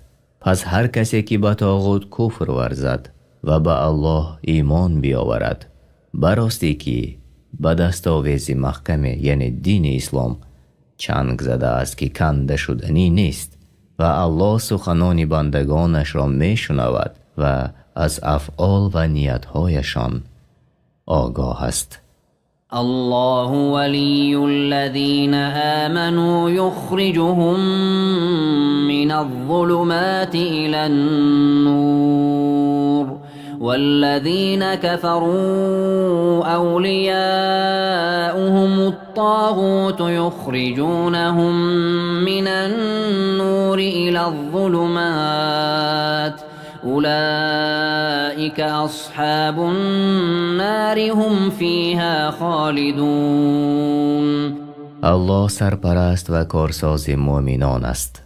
آنان را به نصرت، توفیق و حفظ خود از تاریکی ها به سوی نور، یعنی ایمان، علم و طاعت بیرون میبرد. و کسانی که کفر ورزیدند پرستندگان طاغوتند که آنان را از روشنایی ایمان به سوی تاریکی ها، یعنی کفر، جهل و معصیت میکشانند. آنها اهل دوزخند و در آنجا جاویدانه خواهند بود. ألم تر إلى الذي حاج إبراهيم في ربه أن آتاه الله الملك إذ قال إبراهيم ربي الذي يحيي ويميت قال أنا أحيي وأميت قال إبراهيم فإن الله يأتي بالشمس من المشرق فأت بها من المغرب فبهت الذي كفر والله لا يهدي القوم الظالمين. ای رسول، آیا از حال کسی که الله به او پادشاهی بخشیده بود و با ابراهیم در مورد توحید و ربوبیت پروردگارش مجادله کرد خبر داری؟ چون از ابراهیم سوال کرد پروردگار تو کیست؟ آنگاه که ابراهیم گفت پروردگار من ذات است که تنها او می آفرد و تدبیر می نماید و زنده گردانیدن و میراندن تنها از آن اوست. گفت من نیز زنده می گردانم و می میرانم. ابراهیم گفت الله خورشید را از مشرق بر می آورد و آیا می توانی تو آن را از مغرب برآوری؟ پس کسی که کفر ورزیده بود حیران شد و حجتش برباد رفت. الله قوم ستمکار را به راه حق هدایت نمی کند. أو كالذي مر على قرية وهي خاوية على عروشها قال أنا يحيي هذه الله بعد موتها فأماته الله 100 عام ثم بعثه قال كم لبثت قال لبثت يوما أو بعض يوم قال بل لبثت 100 عام فانظر إلى طعامك وشرابك لم يتسنه وانظر إلى حمارك ولنجعلك آية للناس وانظر إلى العظام كيف ننشزها ثم نكسوها لحما فلما تبين له قال أعلم أن الله على كل شيء قدیر. یا دیدی که مانند آن کس که به دهی رسید، دهی که سقف‌های بینایش فرو ریخته بود، گفت از کجا الله این مردگان را زنده کند؟ الله او را به مدت 100 سال میراند و خرش را هم همراه او میراند و خوراک و نوشیدنی را نیز به همراه داشت که الله خوراک و نوشیدنی او را به همان حالت در این مدت طولانی نگاه داشت. آنگاه زنده اش کرد و گفت چه مدت در اینجا بودی؟ گفت 1 روز یا نصف از 1 روز در این حالت ماندم. و این بر حسب گمان او بود. الله فرمود بلکه 100 سال در این حالت مانده ای و فرمود او را به خوراک و آبت بنگر که تا این مدت تغییر نیافته است و به خرت بنگر که تیکه تیکه شده و پوسیده است و استخوانهایش ریخته جدا شده اند. ما می خواهیم تو را برای مردمان عبرت گردانیم و بنگر که استخوانها را چگونه به هم می پیوندیم و گوشت بر آن می پوشانیم. چون قدرت الله بر او آشکار شد اقرار کرده گفت می دانم که الله بر هر کار تواناست. تفسیر سعدی. وإذ قال إبراهيم رب أرني كيف تحيي الموتى قال أولم تؤمن قال بلى ولكن ليطمئن قلبي قال فخذ 4 من الطير فصرهن إليك ثم اجعل على كل جبل منهن جزءا ثم ادعهن يأتينك سعيا واعلم أن الله عزیز حکیم. ابراهیم گفت ای پروردگار من، به من بنمای که مردگان را چگونه زنده می سازی. گفت آیا هنوز ایمان نیاورده ای؟ گفت آره ای پروردگار، من ایمان دارم که تو بر هر چیز توانا هستی و مردگان را زنده می گردانی و بندگان را سزا و جزا می دهی، اما می خواهم دلم آرام گیرد و به حقیقت محض برسم. گفت 4 پرنده بگیر و آنها را بکش و پاره پاره کن و با یک دیگر بیامیز و هر پاره از آنها را بر کوه بینه، پس آنها را فریاد کن، البته شتابان نزد تو می آیند. و ابراهیم هر پرنده را به نامش صدا زد و پرندگان با شتاب به سوی او آمدند و بدان که الله عزیز است، او را چیز غالب آمده نمی تواند و در گفتار، افعال، شریعت و قضا و قدرش با حکمت است. مثل الذين ينفقون أموالهم في سبيل الله كمثل حبة أنبتت 7 سنابل في كل سنبلة 100 حبة والله يضاعف لمن يشاء والله واسع عليم. مثال مؤمنانی که مالهایشان را در راه الله صرف می کنند مثل دانه است در زمینی پاک کاشته شده که 7 خوشه می رویاند و در هر خوشه 100 دانه است و الله برای هر کس که بخواهد ثواب آن را چند برابر می نماید و این برای حسب ایمان و اخلاص کامل است که در قلب نفقه کننده قرار دارد و الله فراغ نعمت است و از نیت بندگانش با خبر است. یعنی از بزرگترین چیزی که نفعش به مؤمنان می رسد این صرف کردن مال در راه الله است. الذين ينفقون أموالهم في سبيل الله ثم لا يتبعون ما أنفقوا منا ولا أذى لهم أجرهم عند ربهم ولا خوف عليهم ولا هم يحزنون.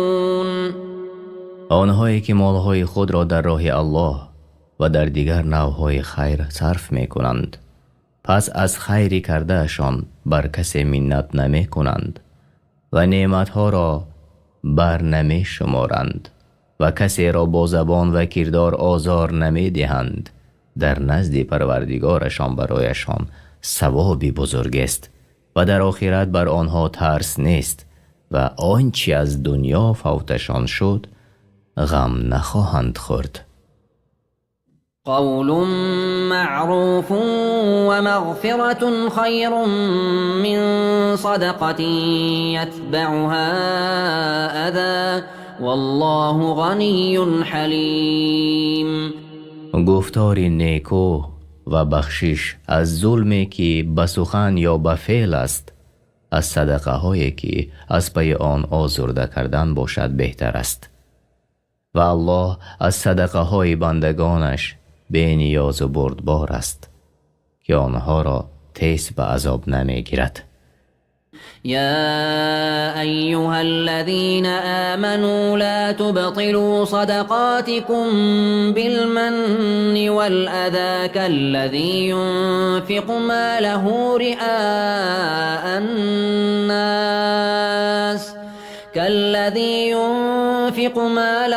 رئاء الناس ولا يؤمن بالله واليوم الآخر فمثله كمثل صفوان عليه تراب فأصابه وابل فتركه صلدا لا يقدرون على شيء مما كسبوا والله لا يهدي القوم الكافرين. ای کسانی که ایمان آورده اید، صدقات خود را با منت نهادن و آزار رسانیدن باطل نکنید. همچنین کسی که مالش را به مقصد خودنمایی به مردم نفقه می کند تا که مردم او را مدح و ثنا گویند و به الله و روز آخرت ایمان ندارد، پس او مثل سنگ صاف و بزرگ است که بر روی آن خاک است و باران سخت بر آن باریده و آن خاک را از روی سنگ شسته برد. ریاکاران نیز از آنچه به دست آوردند در نزد الله بر نفقه کرده خود چیزی را از ثواب نمی‌یابند و فایده نگرفته‌اند. الله کافران را به سوی حق هدایت نمی کند. تفسیر سعدی. ومثل الذين ينفقون أموالهم ابتغاء مرضات الله وتثبيتا من أنفسهم كمثل جنة بربوة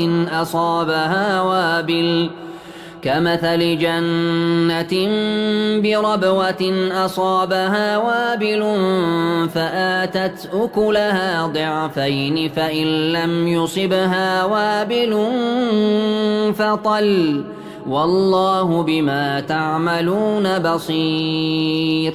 و مثل کسانی که مال خود را برای طلب رضای الله بنابر استواری اعتقاد خود نفقه می کنند، مانند باغ است که در تپه قرار دارد و بر آن باران سخت ببارد و 2 برابر میوه دهد و اگر باران سخت بر آن نبارد بارانی سبوک یعنی شبنم کفایت کند و الله بر آنچه میکند به ظاهر و باطن شما بیناست و هر یک را به درجه اخلاصش پاداش میدهد. همچنین است نفقه هایی که اهل اخلاص میکنند در نزد الله مقبول و دوچند می شوند، گرچند کم یا بسیار باشد. تفسیر بغوی. أيود أحدكم أن تكون له جنة من نخيل وأعناب تجري من تحتها الأنهار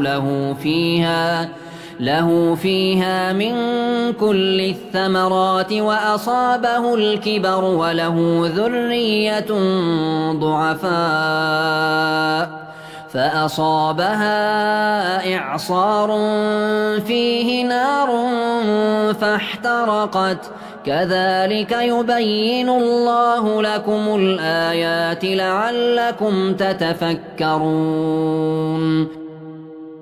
آیا کسی از شما دوست دارد که باغی از درختان خرما و انگور داشته باشد و زیر آن جویبارهای آب شیرین روان باشد و او را در آن باغ از هر گونه میوه ها باشد و در حالی که پیری او را فرا گیرد و نمیتواند این گونه باغداری کند و فرزندانی ضعیف و ناتوان دارد نمیتوانند او را یاری کنند، ناگهان گردباد که آتش در آن است بر آن بوزد و باغ بسوزد. یعنی این مثال کسی است که عمل را برای رضایت الله انجام نداد، مانند صاحب باغ است که در وقت احتیاجمندی چنین چیزی برای او پیش آید. تفسیر بغوی. این چنین الله آیات را برای شما بیان میکند تا بیندیشید.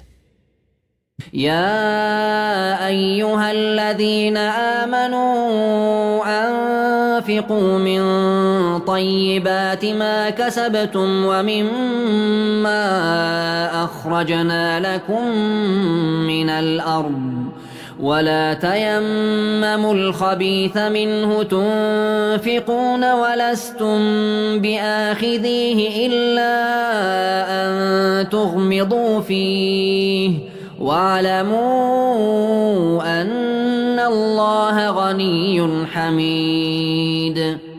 ای کسانی که ایمان به من آوردید و پیروی رسولان من هستید، از پاکیزه های آنچه شما به دست آورده اید، از آنچه ما از زمین برایتان رویانیدیم نفقه کنید و قصد نکنید که صفت پست آن را به کمبغلان بدهید. و حال آن که اگر این گونه چیز یعنی نفقه به شما داده شود، خودتان گیرنده آن نیستید مگر آن که از بدی آن چشم بپوشید. پس چگونه راضی می شوید برای الله آن را که خود نمی پسندید؟ و بدانید که الله از صدقه های شما بی نیاز و در همه حال سزاوار ستایش است. الشیطان یعدکم الفقر و یأمرکم بالفحشاء والله یعدکم مغفرة منه و فضلا والله واسع علیم. این بخیلی و اختیار کردن صدقه پست صفت از شیطان است که شما را با تنگ دستی می ترساند و به بخیلی تشویق می نماید و به گناه امر می کند. الله شما را به آمرزش گناه هایتان و افزونی در نعمت وعده می دهد و الله فراخ نعمت است و به اعمال و نیت هایتان داناست. یؤتی الحکمت من یشاء و من یؤت الحکمت فقد اوتی خیرا کثیرا و ما یذکر الا اولو الالباب.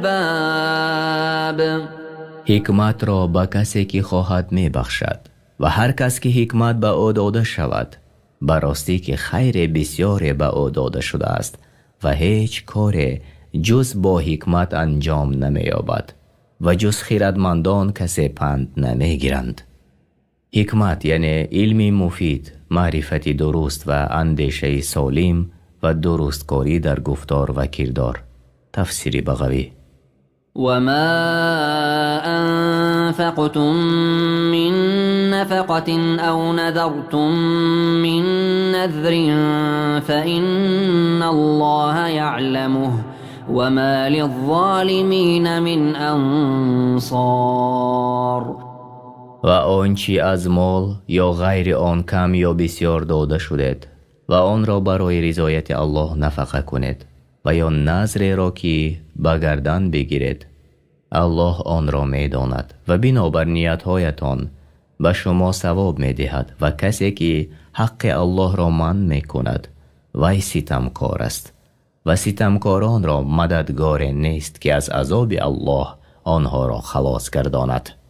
إن تبدوا الصدقات فنعما هي وإن تخفوها وتؤتوها الفقراء فهو خير لكم ويكفر عنكم من سيئاتكم والله بما تعملون خبير.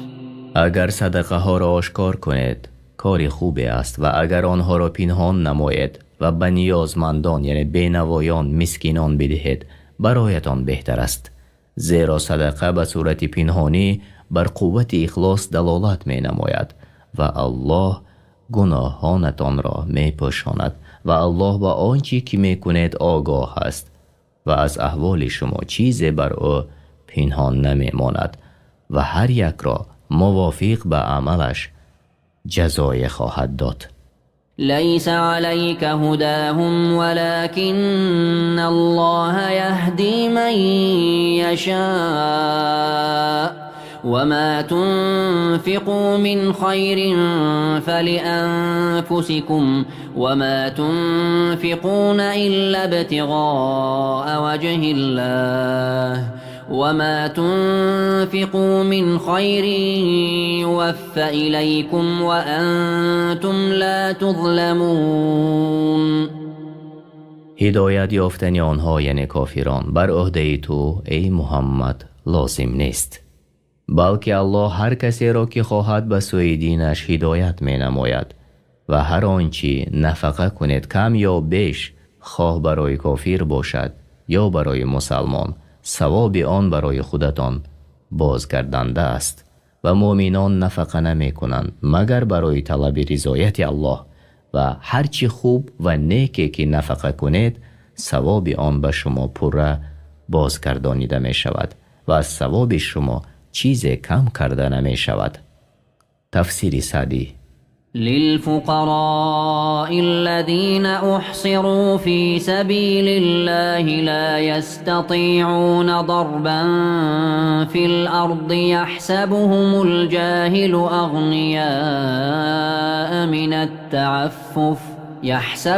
الجاهل أغنياء من التعفف تعرفهم بسيماهم لا يسألون الناس إلحافا وما تنفقوا من خير فإن الله به عليم.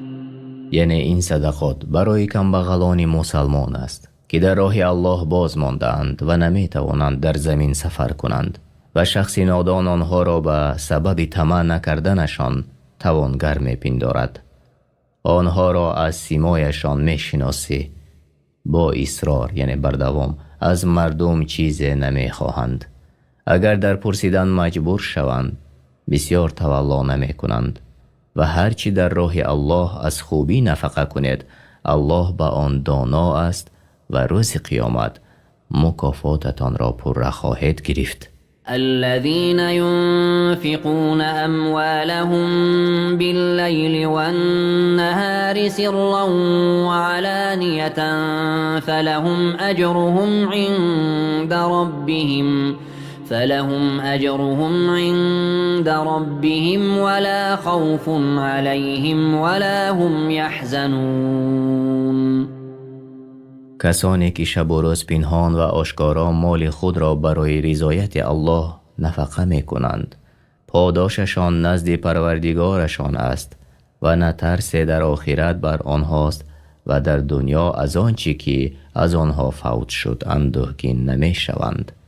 در نفقه کردن بر کمبغلان کرامت و عزت است و پاکی مال ثروتمندان است و با یکدیگر مدد کردن به نیکویی و تقوا است. این گونه فضل و بزرگی را بنده در رضایت الله می تواند یافت، نه در صدقه کردن به قهر یا مجبوری.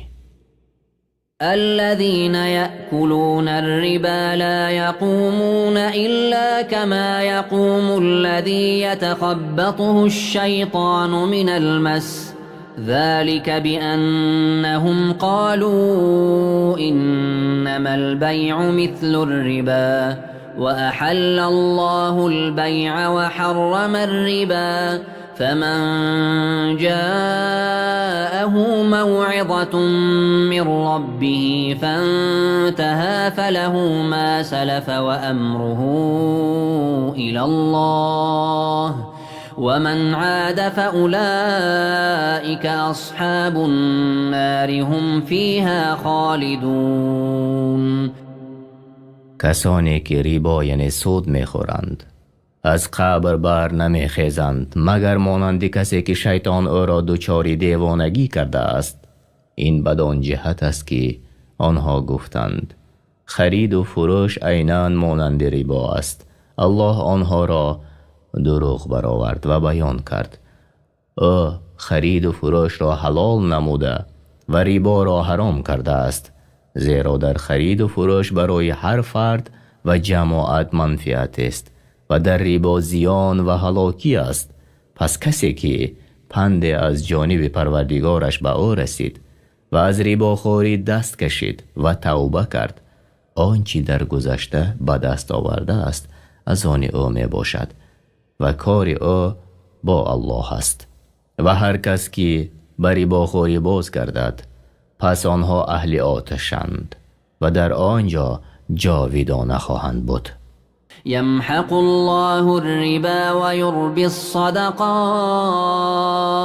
والله لا يحب كل كفار أثيم. الله برکت ریبا را نابود می سازد و صدقات را افزایش می دهد و ثواب صدقه کنندگان را دوچند می گرداند و در مالهایشان برکت عطا می فرماید. الله حلال شمارنده خوردن ریبا و هر ناسپاس گناهگار را دوست ندارد. إن الذين آمنوا وعملوا الصالحات وأقاموا الصلاة وآتوا الزكاة لهم أجرهم عند ربهم ولا خوف عليهم ولا هم يحزنون. آنان که ایمان آوردند و کارهای نیکو کردند و نماز را چنان که الله و رسول فرمودند برپا داشتند و زکات مالشان را دادند، برایشان ثوابی بزرگ است در نزد پروردگارشان و آنها در آخرت بیم ندارند و در دنیا بر آن چیزی که نصیبه دنیایی آنها فوت شد غمگین نمی شوند. يا أيها الذين آمنوا اتقوا الله وذروا ما بقي من الربا إن كنتم مؤمنين. سپس مؤمنان را خطاب کرد و به آنها فرمود: ای کسانی که ایمان به الله آوردید و پیروی رسول او هستید، از او بترسید و پس مانده معامله های ربایی را که پیشتر انجام داده اید ترک کنید اگر شما مؤمنی حقیقی باشد. تفسیر ابن کثیر. فإن لم تفعلوا فأذنوا بحرب من الله ورسوله وإن تبتم فلكم رؤوس أموالكم لا تظلمون ولا تظلمون. و اگر از معامله ربایی دست نکشیدید پس شما به مبارزه با الله و پیامبرش برخاسته اید. یعنی و این بیانگر اوج زشتی و قباحت بد ربا است که به جنگ با الله و پیامبرش فراخوانده است. یا در ترجمه دیگر اگر ترک نکردید پس به جنگ از طرف الله و پیامبر او خبردار باشد. و اگر توبه کردید از ربا پس اصل مالهایتان از آن شما است و شما ستم نمی کنید شخصی را که قرض داده اید تا که زیاده از قرضتان بگیرید و بر شما ستم کرده نمی شود از طرف قرض گرفته شده به گرفتن اصل مالتان. تفسیر طبری. و این کان ذو عسرة فنظرة الى میسره و ان تصدقوا خیر لكم ان کنتم تعلمون. و اگر قرضدار که تنگ دست بود و نمی توانست طلب را بپردازد، بر طلبگار واجب است که او را تا زمان رسیدن به فراخی مهلت بدهد و بر قرضدار واجب است هرگاه توانست قرض را بپردازد. و اگر طلبگار تمام قرض یا قسم آن را به شخص قرضدار ببخشد برایشان بهتر است اگر بزرگی این را می‌دانستند. واتقوا یوما ترجعون فیه الی الله ثم توفى كل نفس ما كسبت وهم لا يظلمون. و از آن روز بترسید ای مردم که آن روز روز قیامت است و در آن روز به سوی الله بازگردانیده می شود. سپس هر کس از آن چی کسب کرده است به صورت کامل دریافت می کند.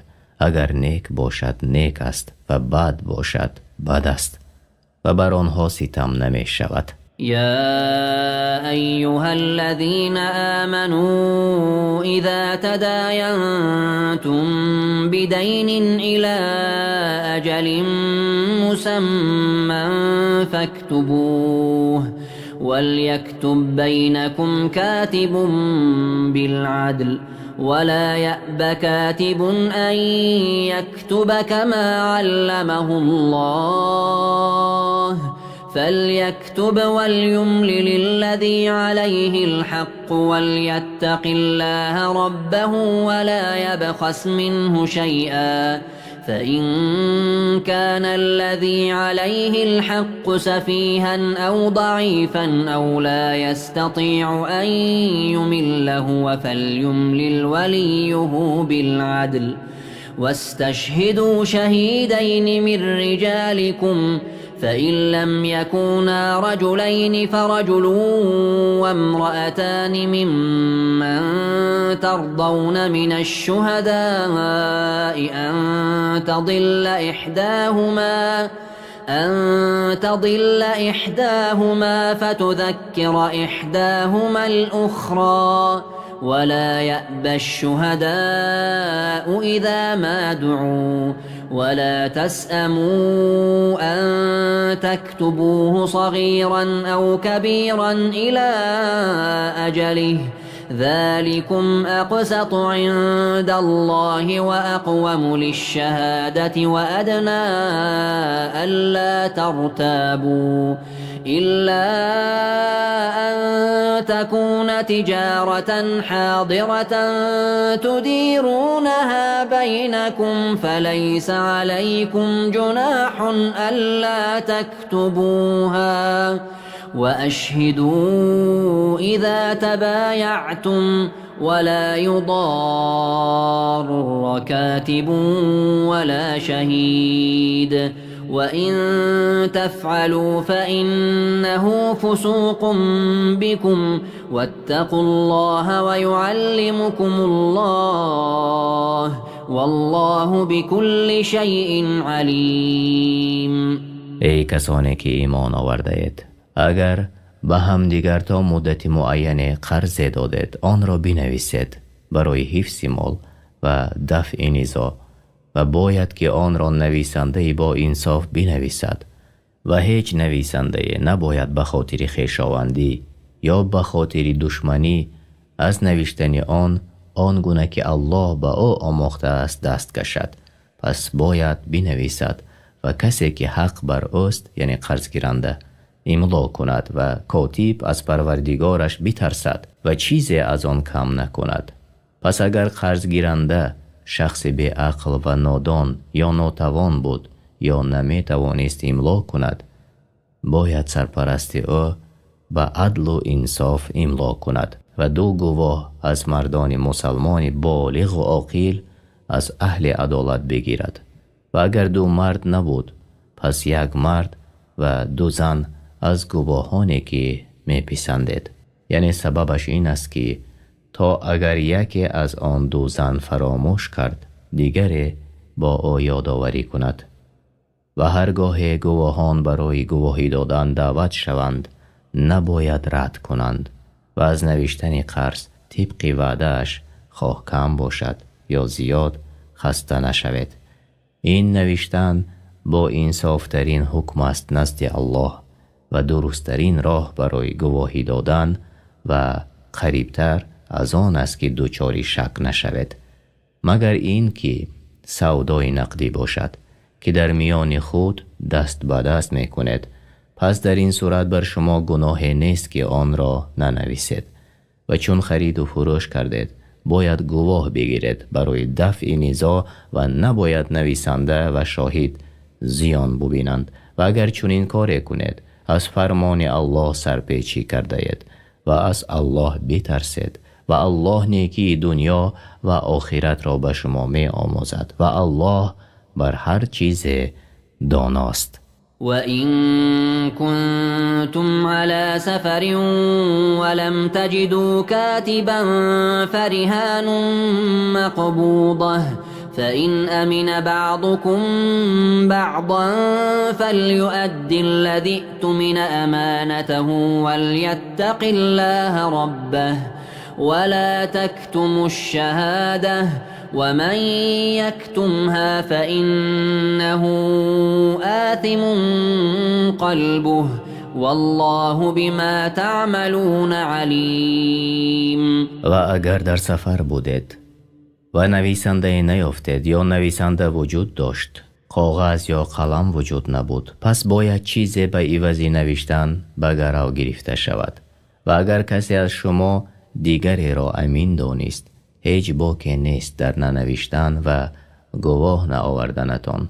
پس آن کس که امین دانسته شد باید که امانت خود را ادا کند و از پروردگارش بترسد و گواهی را پنهان نکند و هر کس که آن را پنهان کند دلش گناهگار است و الله به اسرار شما آگاه است و به آنچه میکنید داناست. لله ما في السماوات وما في الأرض وإن تبدوا ما في أنفسكم أو تخفوه يحاسبكم به الله فيغفر لمن يشاء ويعذب من يشاء والله على كل شيء قدیر. آنچه در آسمان ها و زمین است از آن الله است و اگر آنچه را در دل دارید آشکار کنید یا آن را پنهان نمایید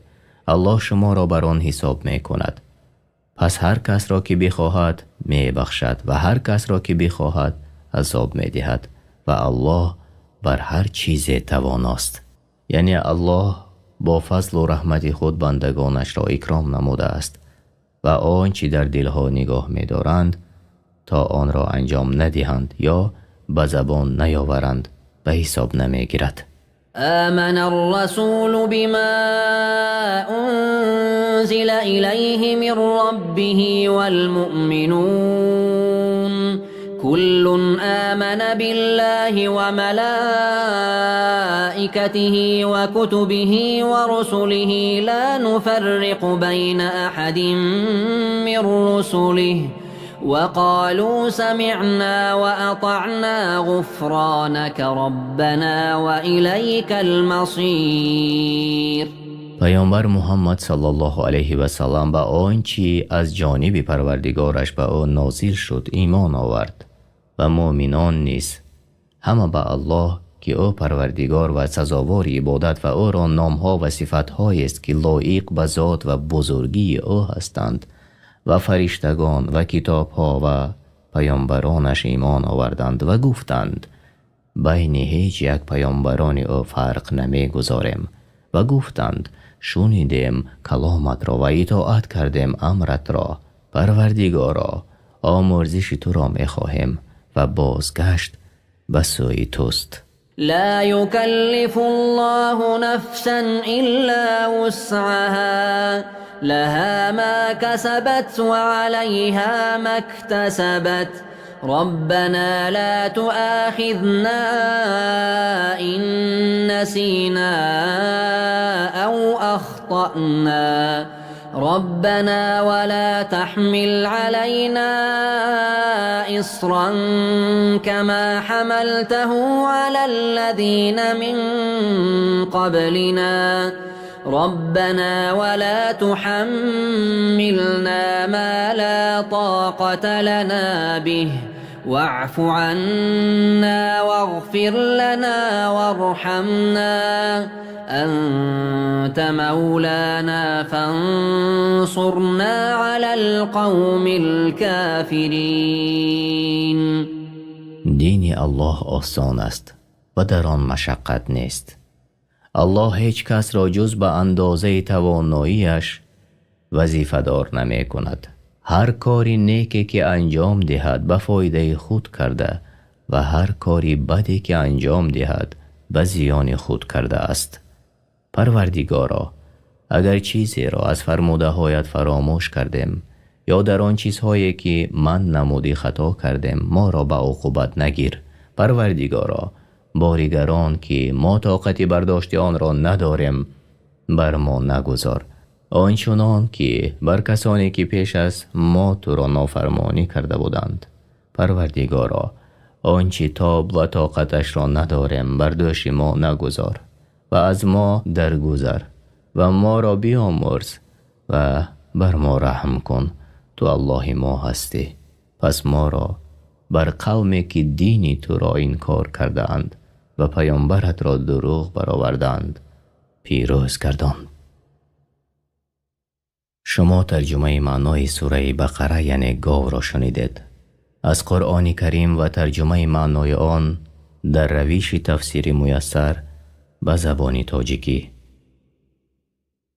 اگر ترجمان و یا ما در کجای به خطا راه داده باشیم طلب دعا میکنیم که الله تعالی ما را بیامرزد.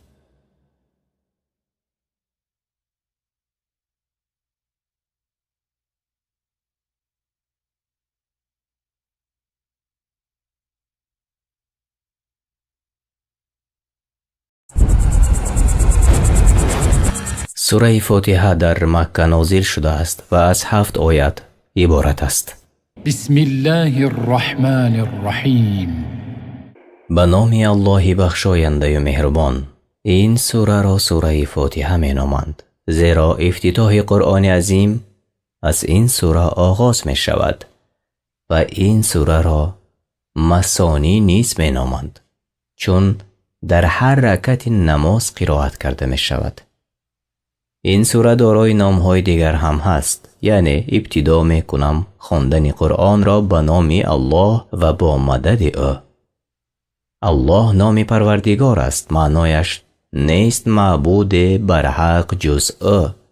این نام از خاصترین نام‌های الله است و این نام را به غیر از او نام گذاریده نمی شود.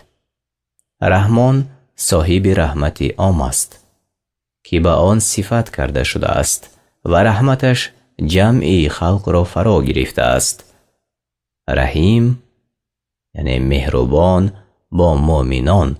این دو نام از نامهای الله تعالی است که اثبات کردن صفتی رحمت را در بر میگیرد. الحمد لله رب العالمین.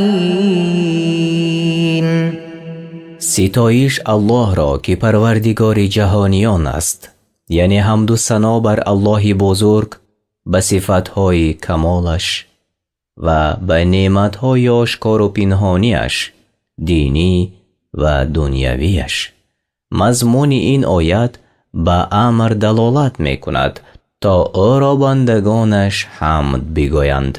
تنها او سزاوار عبادت است، زیرا او آفریدگار خلق، قایم به امور آنها، با نعمتهایش تربیتگری جمع خلقش است و تربیتگری دوستانش است به ایمان و عمل صالح. الرحمن الرحیم. بخشنده مهربان. مالک یوم الدین. پادشاه روز جزاست. به غیر از او در روز قیامت هیچ پادشاه نیست و آن روز پاداش عمل هاست. این آیت برای نمازگزار در هر رکعت آگاه کننده است به روز قیامت و مسلمانان را به عمل صالح روانه می نماید و از عملی بد باز می دارد. ایاک نعبد و ایاک نستعین.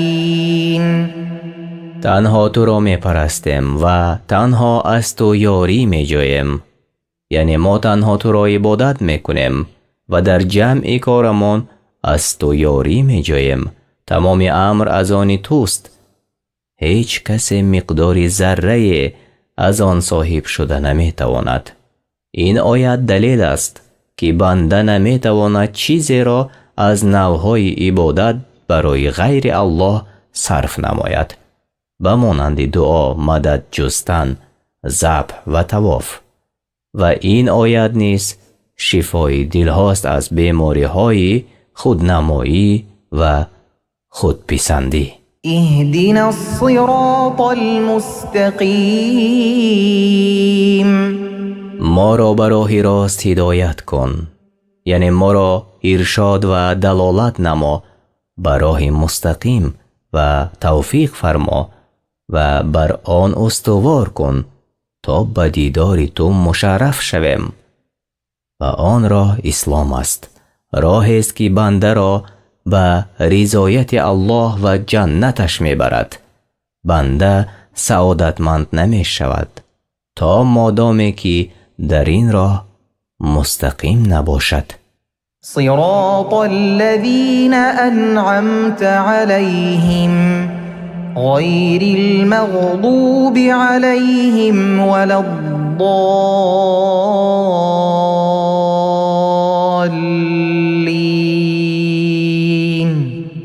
راه کسانی که آنها را نعمت داده ای، نه آن راهی که بر آنها خشم گرفته ای و نه راه گمراهان، یعنی راهی که تو نعمت خود را برایشان ارزانی نمودی از پیامبران، صدیقان، شهدا و صالحان که آنها عهد هدایت و استقامتند و ما را نبر به آن راهی که تو بر آنها خشم گرفته ای.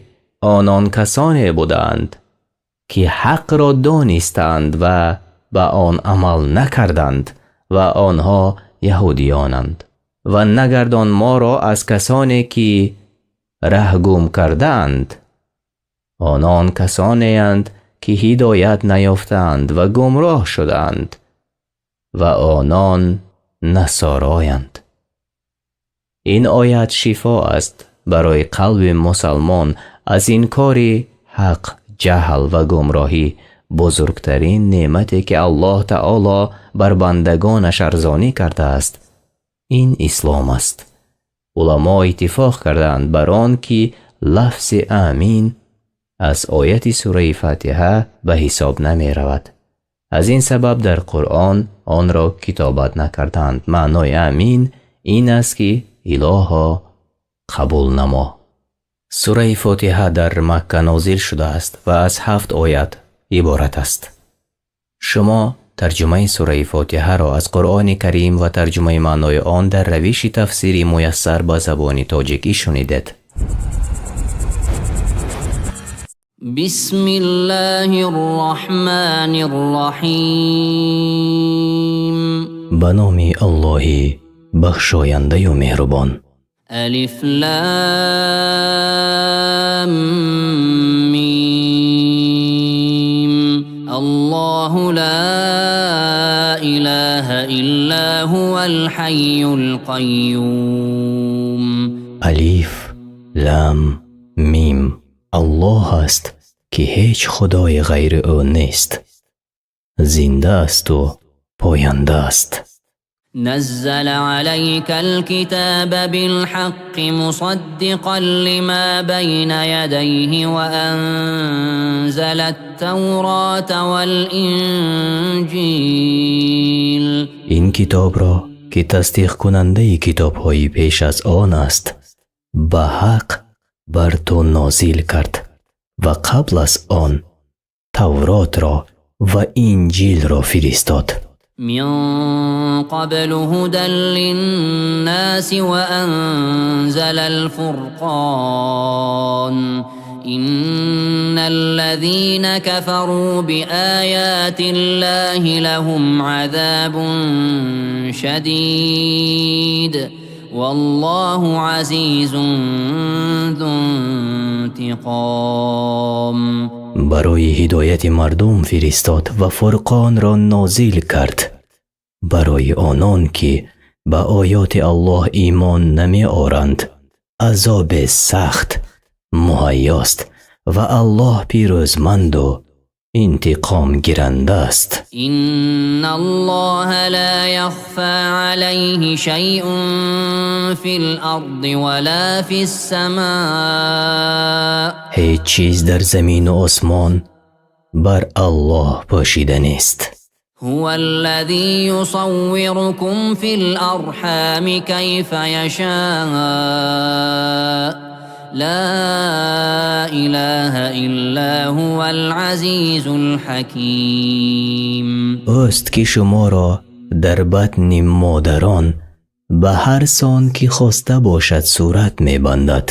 نیست الله جز او که پیروزمند و حکیم است. هو الذي أنزل عليك الكتاب منه آيات محكمات هن أم الكتاب وأخر متشابهات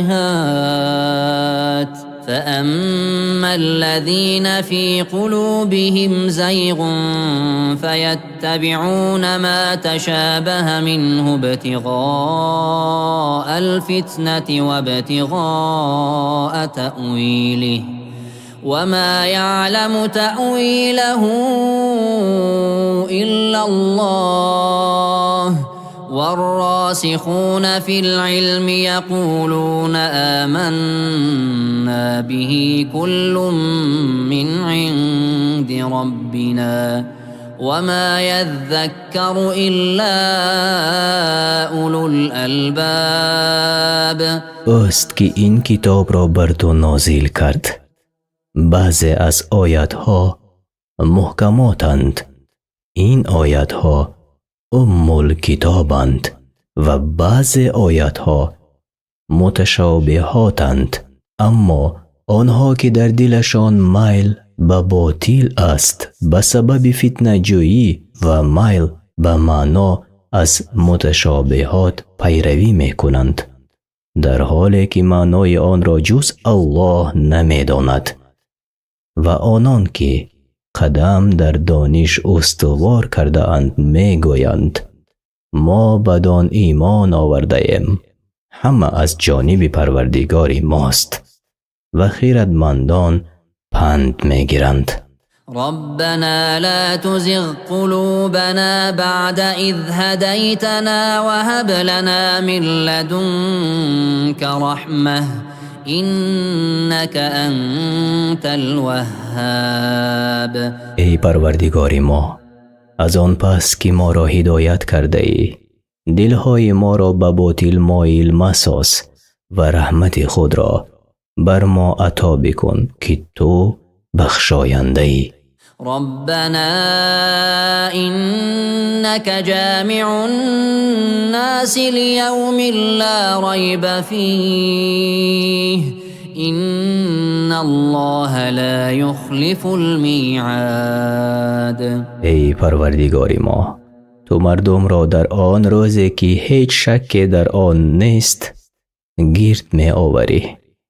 با یقین که الله از وعده خلاف نکند. إن الذين كفروا لن تغني عنهم أموالهم ولا أولادهم من الله شيئا وأولئك هم وقود النار. کافران را دارایی ها و فرزندانشان هرگز از عذاب خدا نرهاند. آنها خود هیزم آتش جهنمند. كدأب آل فرعون والذين من قبلهم كذبوا بآياتنا فأخذهم الله بذنوبهم والله شدید العقاب. به مثل آل فرعون و پیشینیانشان آیات ما را تکذیب کردند، یعنی دروغ برآوردند. پس الله آنان را به جزای گناهشان بازخواست کرد و عقوبت الله سخت است. قل للذين كفروا ستغلبون وتحشرون إلى جهنم وبئس المهاد. با کافران بگو به زودی مغلوب خواهد شد و در جهنم آن آرامگاهی بد گرد خواهد آمد. قد كان لكم آية في فئتين التقتا فئة تقاتل في سبيل الله وأخرى كافرة يرونهم مثليهم رأي العين والله يؤيد بنصره من يشاء إن في ذلك لعبرة لأولي الأبصار. در آن دو گروه که به هم رسیدند برای شما عبرت بود، گروهی که در راه الله می جنگیدند و گروه دیگر کافر بودند. آنان را به چشم خود دوچندان خویش می دیدند. الله هر کس را که بخواهد یاری دهد و صاحب نظران را در این عبرت است. زين للناس حب الشهوات من النساء والبنين والقناطير المقنطرة من الذهب والفضة والقناطير المقنطرة من الذهب والفضة والخيل المسومة والأنعام والحرث ذلك متاع الحياة الدنيا والله عنده حسن المآب. در چشم مردم آرایش یافته است عشق به آرزوهای نفسانی و دوست داشتن زنان و فرزندان و همیانهای زر و سیم و اسبان نشاندار و چارپایان و زراعت. همه اینها متاع زندگی این جهانی هستند، در حالی که بازگشتنگاه خوب نزد الله است. قل أنبئكم بخير من ذلكم للذين اتقوا عند ربهم جنات تجري من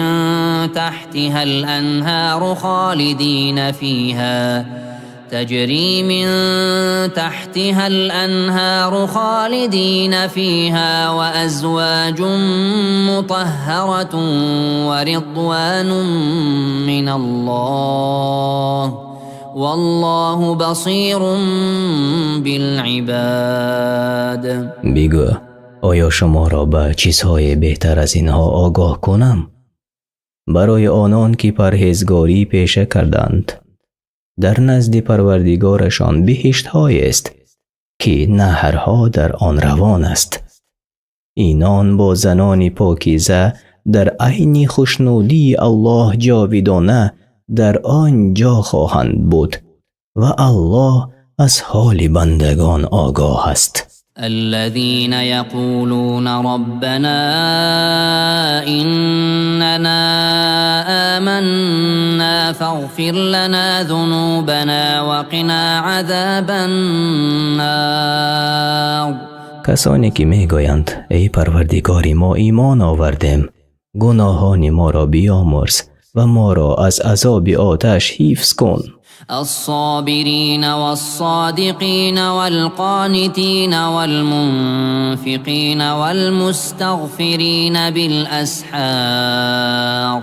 صابران و راستگویان و فرمانبرداران و نفقه کنندگان و آنان که در سحرگاهان آمرزش یعنی بخشش می طلبند. شهد الله أنه لا إله إلا هو والملائكة وأولو العلم قائما بالقسط لا إله إلا هو العزيز الحكيم.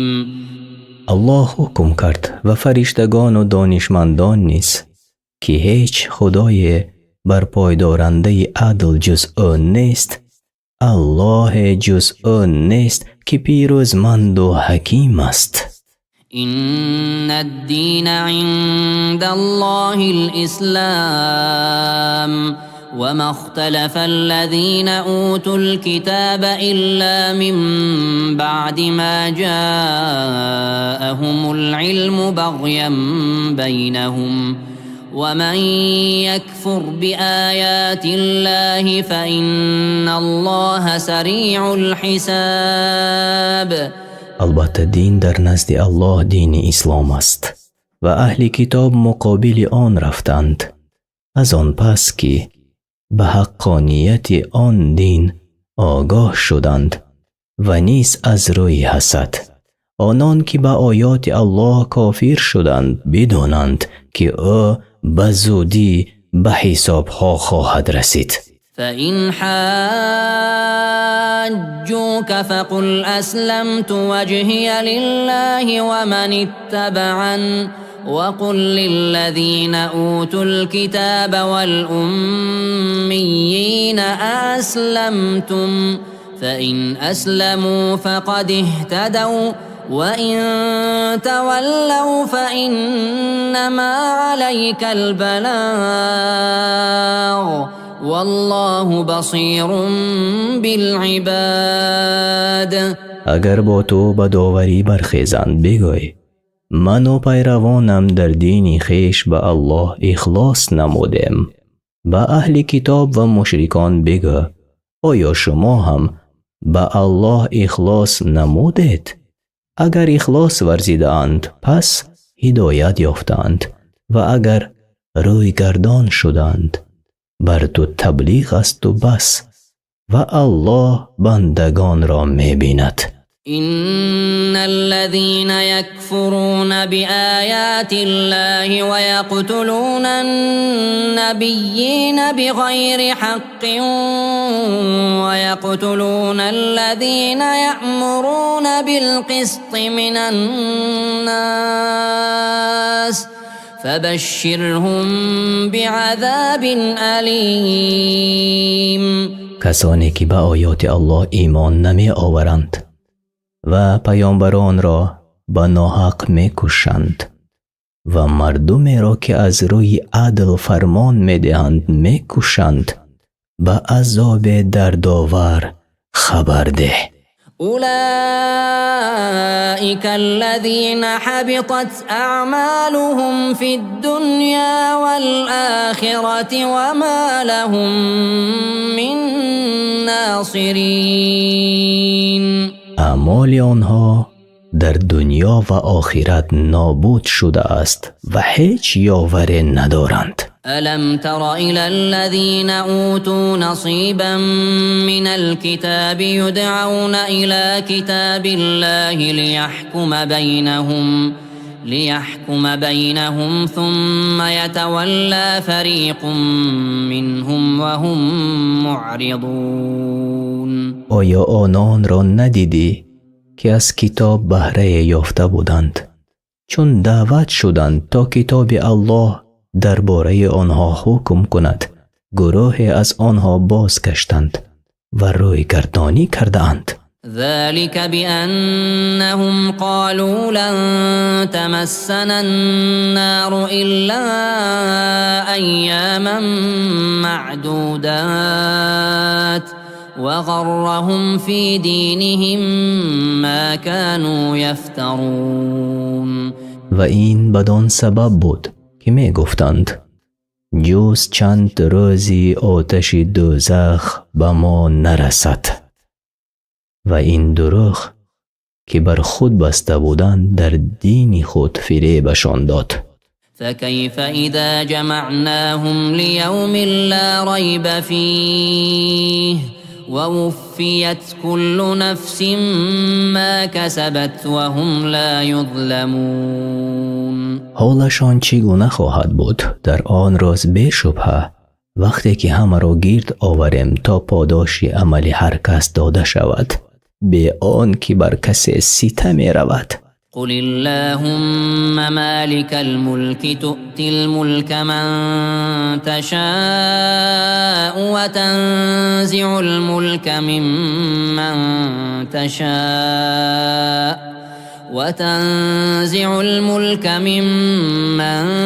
تشاء وتعز من تشاء وتذل من تشاء بيدك الخير إنك على كل شيء قدير. بگو بار الله توی دارنده ملک به هر کی بخواهی ملک میدهی و از هر کی بخواهی ملک میستانی. هر کس را که بخواهی عزت میدهی و هر کس را که بخواهی خواری میدهی. همه نیکی ها به دست توست و تو بر هر کار توانایی. تولج الليل في النهار وتولج النهار في الليل وتخرج الحي من الميت وتخرج الميت من الحي وترزق من تشاء بغير حساب. از شب میخواهی کوتاه میکنی به روز میافزایی و از روز میخواهی و به شب میافزایی. زنده را از مرده بیرون میآوری و مرده را از زنده. و به هر که بخواهی به حساب روزی می دهی. لا يتخذ المؤمنون الكافرين أولياء من دون المؤمنين ومن يفعل ذلك فليس من الله في شيء إلا أن تتقوا منهم تقاه ويحذركم الله نفسه وإلى الله المصير. نباید مؤمنان کافران را به جای مؤمنان به دوستی گیرند. پس هر کی چنین کند او را با الله رابطه نیست مگر این که از آنها بیمناک باشد و الله شما را از خودش می ترساند که بازگشت به سوی اوست. قل إن تخفوا ما في صدوركم أو تبدوه يعلمه الله ويعلم ما في السماوات وما في الأرض والله على كل شيء قدير. بگو هر چی در دل دارید چی پنهانش کنید و چی آشکارش سازد الله به آن آگاه است. او هر چی را که در آسمان ها و زمین است می داند و بر هر کار تواناست. يوم تجد كل نفس ما عملت من خير محضرا وما عملت من سوء تود لو أن بينها وبينه أمدا بعيدا ويحذركم الله نفسه والله رؤوف بالعباد. روزی که هر کس کارهای نیک و کارهای بد خود را در برابر خود حاضر بیند آرزو کند که ای کاش میان او و کردار بدش مسافه بزرگ بود. الله شما را از خودش می ترساند و الله به بندگانش مهربان است. قل إن كنتم تحبون الله فاتبعوني يحببكم الله ويغفر لكم ذنوبكم والله غفور رحيم. بگو اگر الله را دوست می دارید به من پیروی کنید تا او نیز شما را دوست بدارد و گناهانتان را ببخشد که آمرزنده و مهربان است. قل أطيعوا الله والرسول فإن تولوا فإن الله لا يحب الكافرين. بگو از الله و رسولش فرمان ببرید پس اگر روی گردان شدند بدانند که الله کافران را دوست ندارد. إن الله اصطفى آدم ونوحا وآل إبراهيم وآل عمران على العالمين. الله آدم و نوح و خاندان ابراهیم و خاندان عمران را بر جهانیان برتری داد. ذرية بعضها من بعض والله سميع عليم. فرزندان بودند بعضی از نسل بعضی دیگر پدید آمده و الله شنوا و داناست. إذ قالت امرأة عمران رب إني نذرت لك ما في بطني محررا فتقبل مني إنك أنت السميع العليم. و زن عمران گفت ای پروردگار من نذر کردم که آنچه در شکم دارم از کار این جهانی آزاد و تنها در خدمت تو باشد. این نذر را از من بپذیر که تو شنوا و دانایی. فلما وضعتها قالت رب إني وضعتها أنثى والله أعلم بما وضعت وليس الذكر كالأنثى وإني سميتها مريم وإني أعيذها بك وذريتها من الشیطان الرجیم. چون فرزند خویش به ذات گفت ای پروردگار من، این که زاییدم دختر است و الله به آنچه زاییده بود داناتر است و پسر چون دختر نیست، او را مریم نام نهادم. او و فرزندش را از شیطان رجیم در پناه تو می سپارم. فتقبلها ربها بقبول حسن وأنبتها نباتا حسنا وكفلها زكريا كلما دخل عليها زكريا المحراب وجد عندها رزقا قال يا مريم أنى لك هذا قالت هو من عند الله إن الله يرزق من يشاء بغير حساب. پس پروردگارشان دختر را به نیکی از او پذیرفت و به طرز پسندیده پرورشش داد و زکریا را به سرپرستی او وابسته کرد. و هر وقت که زکریا به محراب نزد او می رفت، پیش او خوردنی می یافت، می گفت ای مریم اینها برای تو از کجا می رسد؟ مریم می گفت از جانب الله، زیرا او هر کس را که بخواهد به حساب روزی می دهد. هنالك دعا زكريا ربه قال رب هب لي من لدنك ذرية طيبة إنك سمیع الدعاء. در آنجا زکریا پروردگارش را ندا داد و گفت ای پروردگار من، مرا از جانب خود فرزند پاکیزه عطا کن، البته تو دعا را می شنوی. فنادته الملائكة وهو قائم يصلي في المحراب أن الله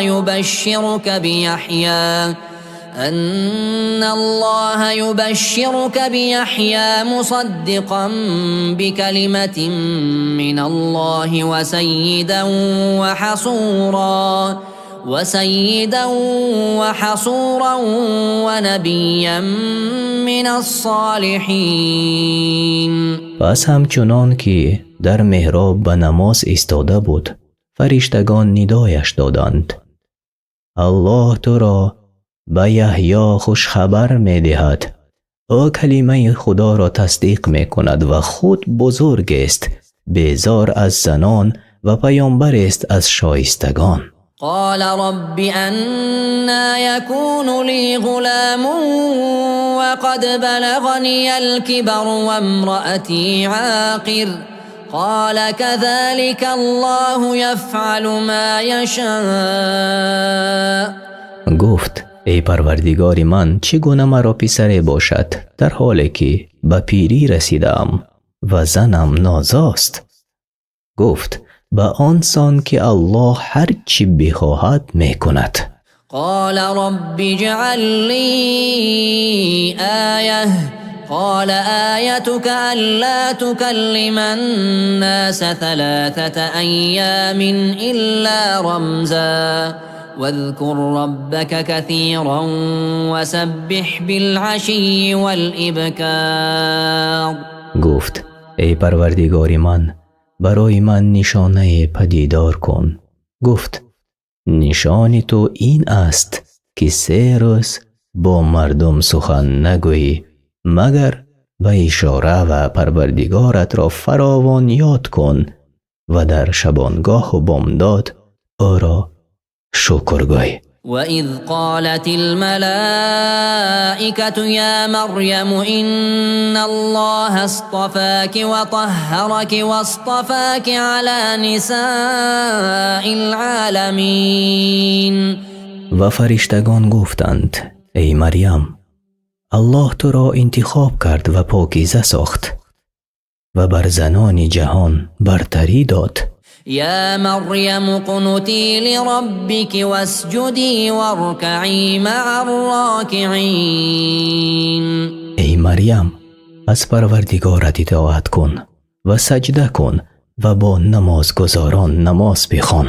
ذلك من أنباء الغيب نوحيه إليك وما كنت لديهم إذ يلقون أقلامهم أيهم يكفل مريم وما كنت لديهم إذ يختصمون. اینها از خبرهای غیب است که به تو وحی میکنیم، وگرنه آنگاه که قرعه زدند تا چه کسی از میانشان عهده‌داری نگهداری مریم شود و آنگاه که کارشان به نیزا کشید تو در نزدشان نبودی. إذ قالت الملائكة يا مريم إن الله يبشرك بكلمة منه اسمه المسيح عيسى ابن مريم وجيها في الدنيا والآخرة ومن المقربين. فرشتگان گفتند ای مریم، الله تو را به کلمه خود مژده می دهد. نام او مسیح عیسی پسر مریم است.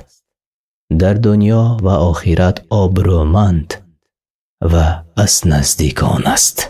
ويكلم الناس في المهد وكهلا ومن الصالحين. با مردم همچنان که در بزرگی در گهواره سخن میگوید و از شایستگان است. قالت رب أنا يكون لي ولد ولم يمسسني بشر قال كذلك الله يخلق ما يشاء إذا قضى أمرا فإنما يقول له كن فيكون.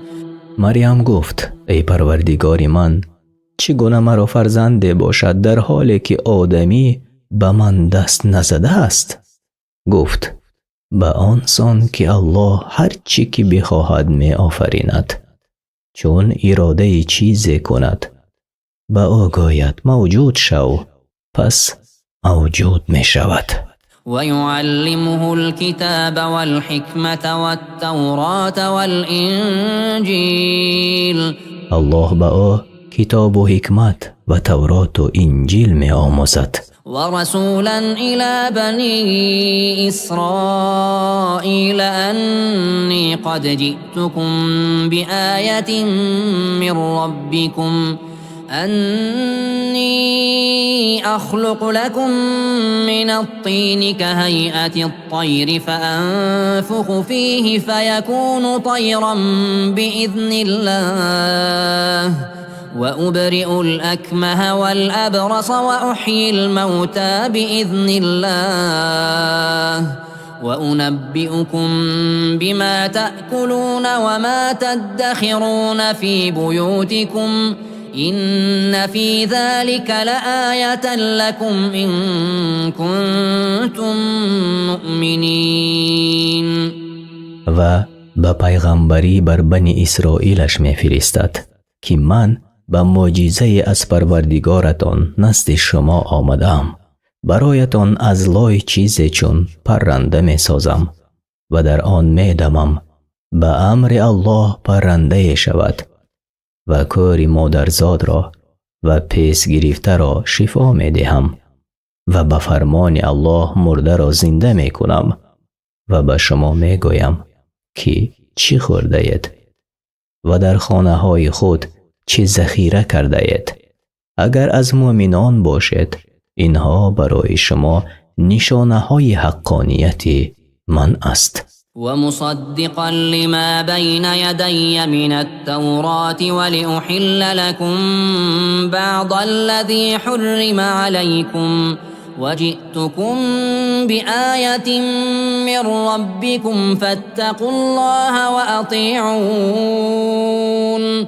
تورات حاضر را تصدیق میکنم و بعضی از چیزهایی را که بر شما حرام شده حلال میکنم. با نشانی از پروردگارتان نزد شما آمدم. از الله بترسید و به من اطاعت کنید. إن الله ربي وربكم فاعبدوه هذا صراط مستقیم. الله پروردگاری من و شماست.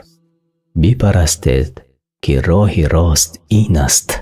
فلما أحس عيسى منهم الكفر قال من أنصاري إلى الله قال الحواريون نحن أنصار الله آمنا بالله واشهد بأننا مسلمون. چون عیسی دریافت که به او ایمان نمی آورند گفت چه کسانی در راه الله یاران منند؟ حواریان گفتند ما یاران اللهم، به الله ایمان آوردیم، شهادت ده که ما تسلیم هستیم. ربنا آمنا بما أنزلت واتبعنا الرسول فاكتبنا مع الشاهدين. ای پروردگار ما، به آنچه نازل کرده ایمان آوردیم و به رسول پیروی کردیم، ما را در شمار گواهی دهندگان بنویس. ومكروا ومكر الله والله خير الماكرين. آنان مکر کردند و الله هم مکر کرد و الله بهترین مکر کنندگان است. إذ قال الله يا عيسى إني متوفيك ورافعك إلي ومطهرك من الذين كفروا وجاعل الذين اتبعوك فوق الذين كفروا إلى يوم القيامة ثم إلي مرجعكم فأحكم بينكم فيما كنتم فيه تختلفون. آنگاه الله گفت ای عیسی من تو را میرانم و به سوی خود برمی آورم و از کافران دور می سازم و تا روز قیامت آنان را که به تو پیروی کنند بالای کافران قرار خواهم داد. سپس بازگشتی همه شما به سوی من است و من در آنچه اختلاف می کردید میانتان حکم می کنم. فأما الذين كفروا فأعذبهم عذابا شديدا في الدنيا والآخرة وما لهم من ناصرين. اما آنان را که کافر شدند در دنیا و آخرت به سختی عذاب خواهم کرد و آنها را مددگاران نیست. وأما الذين آمنوا وعملوا الصالحات فيوفيهم أجورهم والله لا يحب الظالمين. اما آنان که ایمان آوردند و کارهای نیک کردند الله مزدشان را به تمامی خواهد داد. الله ستمکاران را دوست ندارد. ذلك نتلوه عليك من الآيات والذكر الحكيم. اینها که بر تو میخوانیم از آیات و پندهای حکمت آمیز است. إن مثل عيسى عند الله كمثل آدم خلقه من تراب ثم قال له كن فيكون. مثال عیسی در نزد الله چون مثال آدم است که او را از خاک بیافرید و به او گفت موجود شو، پس موجود شد. الحق من ربك فلا تكن من الممترین. این سخنی حق از جانب پروردگار تو است، از شک کنندگان مباش. فمن حاجك فيه من بعد ما جاءك من العلم فقل تعالوا ندع أبناءنا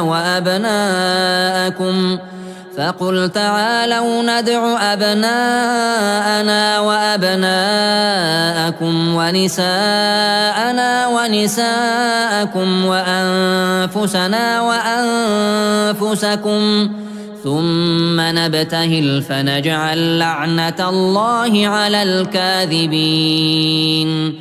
از آن پس که به آگاهی رسیده ای، هر کس که درباره او با تو جدال کند بگو بیایید تا حاضر آوریم ما فرزندان خود را و شما فرزندان خود را، ما زنان خود را و شما زنان خود را، ما برادران خود را و شما برادران خود را. آنگاه دعا و تضرع کنیم و لعنت الله را بر دروغگویان بفرستیم.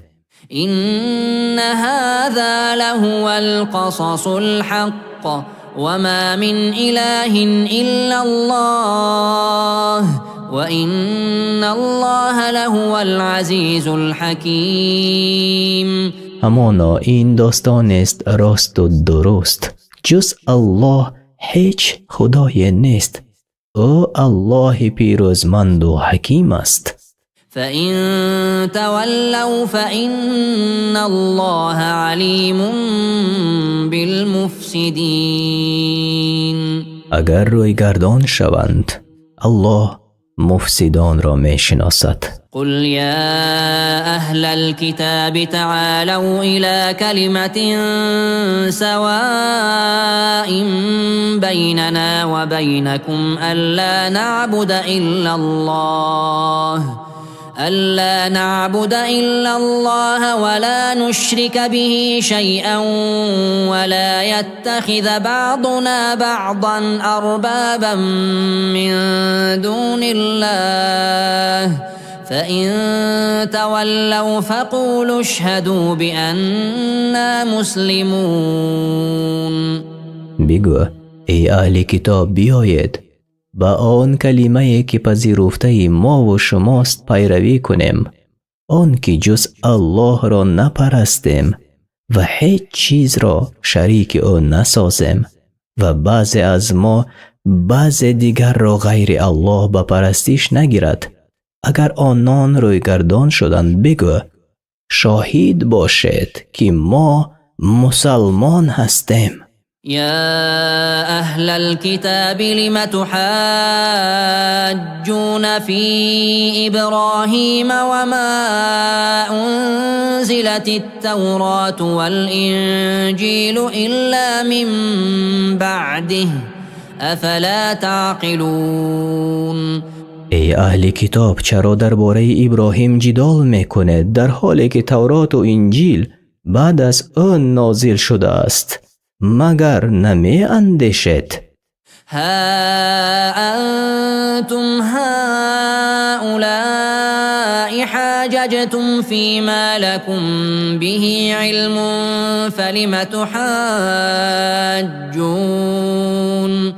فلم تحاجون فيما ليس لكم به علم والله يعلم وأنتم لا تعلمون. شما همان کسانی هستید که در آن با آن علم دارید بحث و جدال می کردید. چرا در آن چی با آن علم ندارید جدال می کنید در حالی که الله می داند و شما نمی دانید؟ ما كان إبراهيم يهوديا ولا نصرانيا ولكن كان حنيفا مسلما وما كان من المشركين. ابراهیم نه یهودی بود نه نصرانی بلکه حنیفی مسلمان بود و از مشرکان نبود. إن أولى الناس بإبراهيم للذين اتبعوه وهذا النبي والذين آمنوا والله ولي المؤمنین. نزدیکترین کسان به ابراهیم همان و پیروان او و این پیامبر و مؤمنان هستند و الله یاوری مؤمنان است. ودت طائفة من أهل الكتاب لو يضلونكم وما يضلون إلا أنفسهم وما يشعرون. گروهی از اهل کتاب دوست دارند که شما را گمراه کنند و حال آن که نمیدانند که تنها خود را گمراه میکنند. يا أهل الكتاب لم تكفرون بآيات الله وأنتم تشهدون. ای اهل کتاب، با آن که خود به آیات الله شاهدی میدهید چرا انکارش میکنید؟ يا أهل الكتاب لم تلبسون الحق بالباطل وتكتمون الحق وأنتم تعلمون. ای اهل کتاب، با آن که از حقیقت آگاهید چرا حق را به باطل می آمیزید و حقیقت را پنهان می کنید؟ وقالت طائفة من أهل الكتاب آمنوا بالذي أنزل على الذين آمنوا وجه النهار واكفروا آخره لعلهم يرجعون.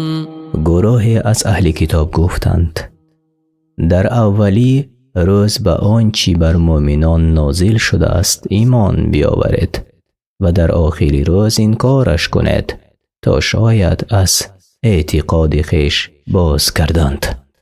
ولا تؤمنوا إلا لمن تبع دينكم قل إن الهدى هدى الله أن يؤتى أحد مثل ما أوتيتم أو يحاجوكم عند ربكم قل إن الفضل بيد الله يؤتيه من يشاء والله واسع علیم.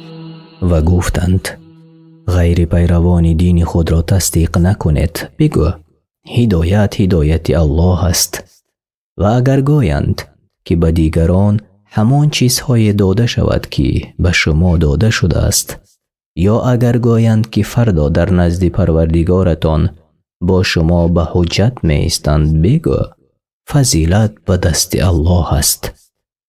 به هر کی خواهد آن را عطا می کند که او بخشاینده و داناست. یختص برحمته من یشاء والله ذو الفضل العظیم. هر کی را بخواهی خاصی رحمت خود می کند و الله صاحب کرم است بسیار بزرگ. و من اهل الكتاب من ان تأمنه بقنطار يؤده إليك ومنهم من إن تأمنه بدينار لا يؤده إليك إلا ما دمت عليه قائما ذلك بأنهم قالوا ليس علينا في الأميين سبيل ويقولون على الله الكذب وهم يعلمون. از میان اهل کتاب کسی است که اگر او را امین شماری و قنطار یعنی مالی زیاد به او بسپاری آن را به تو باز می‌گرداند و از آنها کسی است که اگر امینش شماری و دینار به او بسپاری جز به تقاضا و طلب آن را باز نگرداند. زیرا میگوید راهی عامیان مردم مکه بر ما بسته است و کس ما را ملامت نکند. اینها خود میدانند که به الله دروغ میبندند. بلى من أوفى بعهده واتقى فإن الله يحب المتقين. آره، هر کس که به عهد خویش وفا کند و پرهیزگار باشد، الله پرهیزگاران را دوست می‌دارد. إن الذين يشترون بعهد الله وأيمانهم ثمنا قليلا أولئك لا خلاق لهم في الآخرة ولا يكلمهم الله ولا ينظر إليهم يوم القيامة ولا يزكيهم ولهم عذاب أليم. کسانی که عهد الله و سوگندهای خود را به بهای اندک می فروشند در آخرت نصیبی ندارند و الله در روز قیامت نه به آنان سخن می گوید و نه به آنان می نگرد و نه آنان را پاکیزه می سازد و برایشان عذاب دردآور است. وَإِنَّ مِنْهُمْ لَفَرِيقًا يَلْوُونَ أَلْسِنَتَهُم بِالْكِتَابِ لِتَحْسَبُوهُ مِنَ الْكِتَابِ وَمَا هُوَ مِنَ الْكِتَابِ وَيَقُولُونَ هُوَ مِنْ عِندِ اللَّهِ وَمَا هُوَ مِنْ عِندِ اللَّهِ وَيَقُولُونَ عَلَى اللَّهِ الْكَذِبَ وَهُمْ يَعْلَمُونَ. و از میان آنها گروهی هستند که به شیوه کتاب الله سخن میگویند تا پندارد که آنچه میگویند از کتاب الله است، در حالی که از کتاب الله نیست و میگویند که از جانب الله آمده و حال آن که از جانب الله نیامده است و خود میدانند که به الله دروغ میبندند. ما كان لبشر أن يؤتيه الله الكتاب والحكم والنبوة ثم يقول للناس كونوا عبادا لي من دون الله ولكن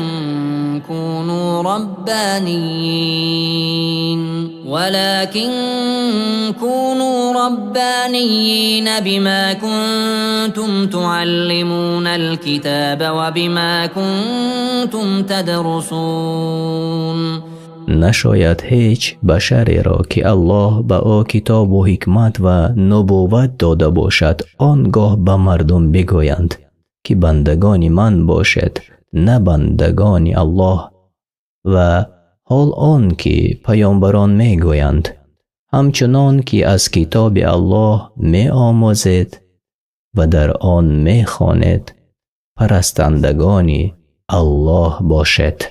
ولا يأمركم أن تتخذوا الملائكة والنبيين أربابا أيأمركم بالكفر بعد إذ أنتم مسلمون. و نیز به شما نمی فرماید که فرشتگان و پیامبران را خدایان پندارید. آیا پس از آن که اسلام آوردید شما را به کفر فرمان می دهد؟ وَإِذْ أَخَذَ اللَّهُ مِيثَاقَ النَّبِيِّينَ لَمَا آتَيْتُكُم مِّن كِتَابٍ وَحِكْمَةٍ ثُمَّ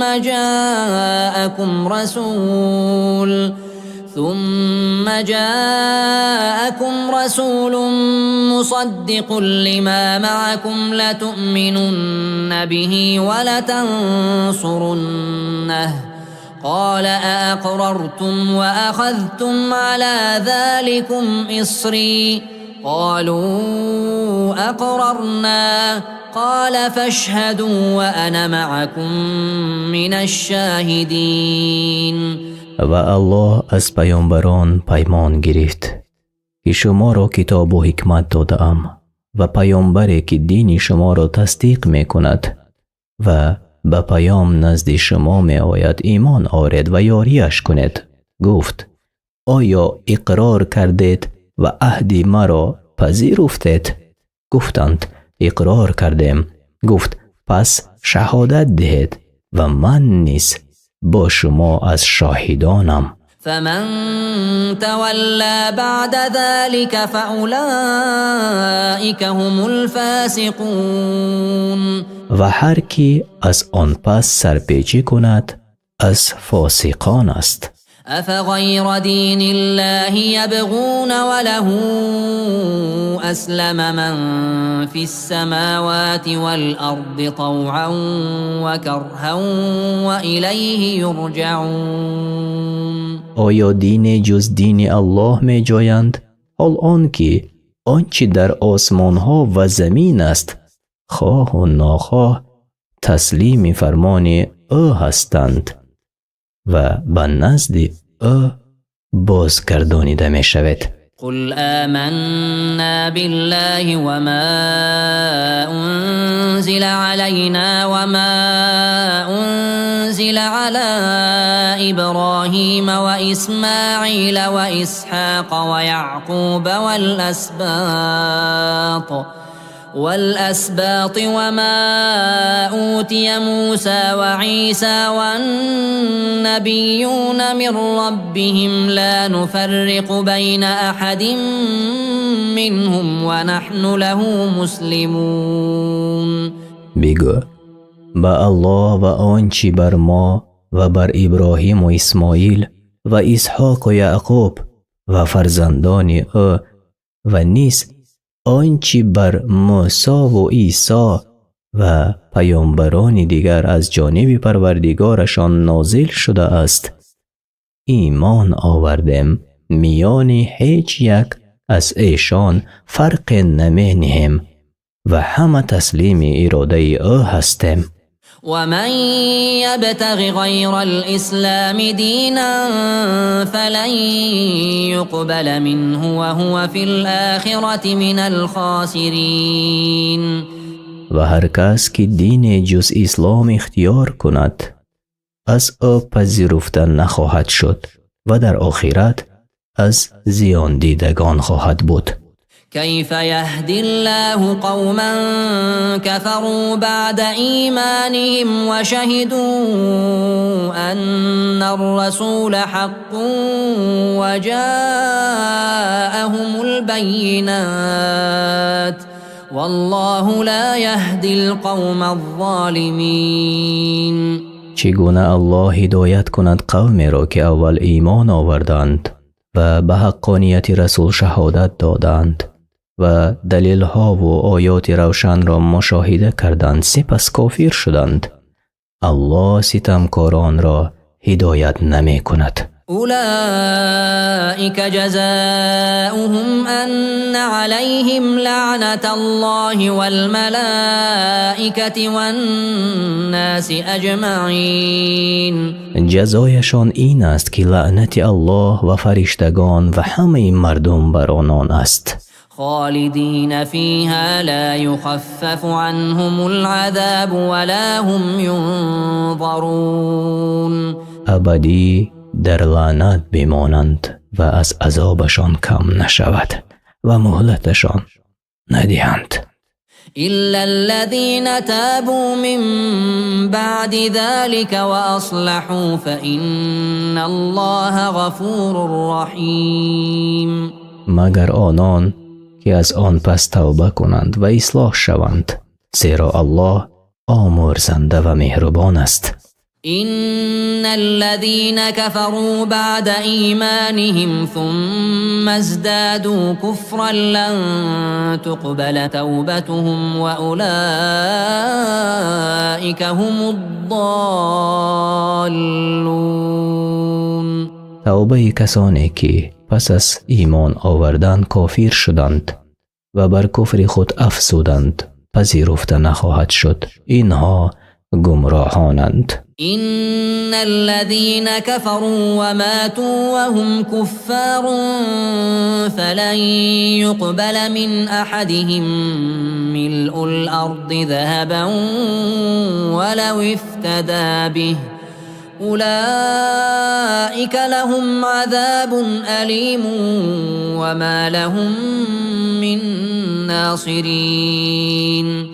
آنان که کافر شدند و کافر مردند اگر بخواهند به اندازه همه زمین طلا دهند و خویشتن را از عذاب بازخرند، از آنها پذیرفته نخواهد شد. برایشان عذاب دردناک است و آنها را هیچ یاوری نیست. لن تنالوا البر حتى تنفقوا مما تحبون وما تنفقوا من شيء فإن الله به علیم. نیکی را در نخواهید یافت تا آنگاه که از آنچه دوست می‌دارید انفاق یعنی نفقه کنید و هرچی نفقه می‌کنید الله به آن آگاه است. كل الطعام كان حلا لبني إسرائيل إلا ما حرم إسرائيل على نفسه من قبل أن تنزل التوراة قل فأتوا بالتوراة فاتلوها إن كنتم صادقين. همه طعام ها بر بنی اسرائیل حلال بود غیر آنها که پیش از نزول تورات اسرائیل بر خود حرام کرده بود. بگو اگر راست میگویید تورات را بیاورید و بخوانید. فمن افترى على الله الكذب من بعد ذلك فأولئك هم الظالمون. از آن پس هر کی بر الله دروغ بندد از ستمکاران است. قل صدق الله فاتبعوا ملة إبراهيم حنيفا وما كان من المشركين. بگو الله راست میگوید دینی حنیف ابراهیم را پیروی کنید و او از مشرکان نبود. إن أول بيت وضع للناس للذي ببكة مباركا وهدى للعالمين. نخستین خانه‌ای که برای مردم بنا شده همان است که در مکه است، خانه‌ای که جهانیان را سبب برکت و هدایت است. فيه آيات بينات مقام إبراهيم ومن دخله كان آمنا ولله على الناس حج البيت من استطاع إليه سبيلا ومن كفر فإن الله غني عن العالمين. در آنجاست آیات روشن و مقام ابراهیم و هر کی به آن داخل شود امین است. برای الله حج آن خانه بر کسانی که قدرت رفتن به آن را داشته باشند واجب است و هر کی راه کفر پیش گیرد بداند که الله بر جهانیان محتاج نیست. قل يا أهل الكتاب لم تكفرون بآيات الله والله شهيد على ما تعملون. بگو ای اهل کتاب چرا آیات خدا را انکار میکنید؟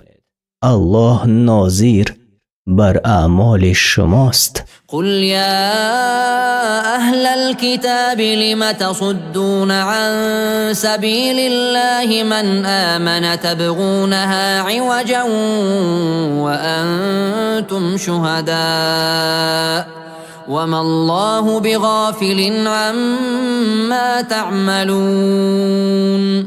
بگو ای اهل کتاب به چه سبب آنها را که ایمان آوردند از راه الله باز می دارد و می خواهید که برای کج روند و شما خود به زشتی کار خویش آگاهید و الله نیز از آنچه می کنید غافل نیست.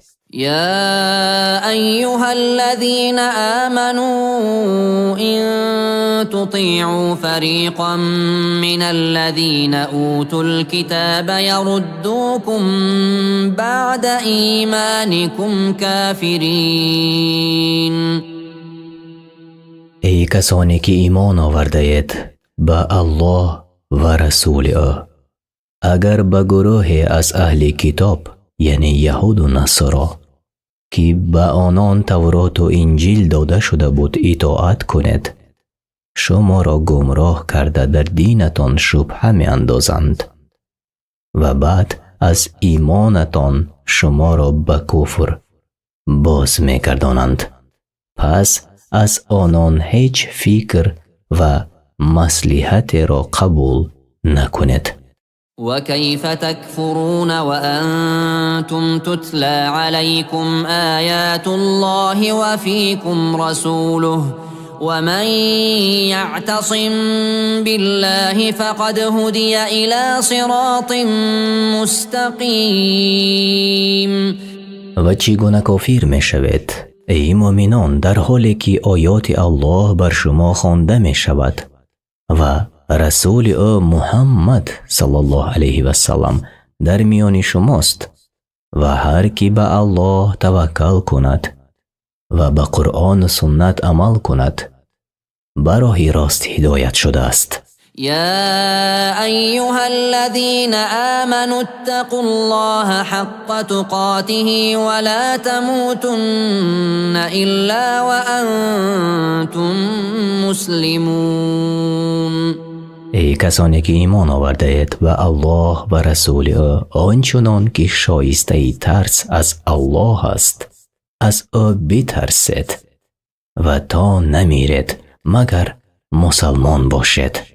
واعتصموا بحبل الله جميعا ولا تفرقوا واذكروا نعمة الله عليكم إذ كنتم أعداء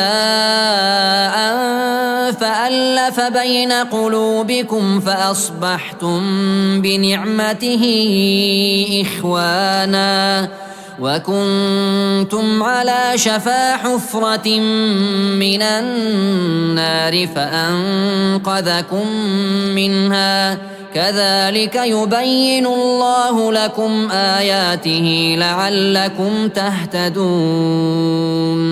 و همگان بر اسمان الله یعنی قرآن چنگ زنید و پراکنده نشوید و از نعمتی که الله بر شما ارزانی داشته است یاد کنید.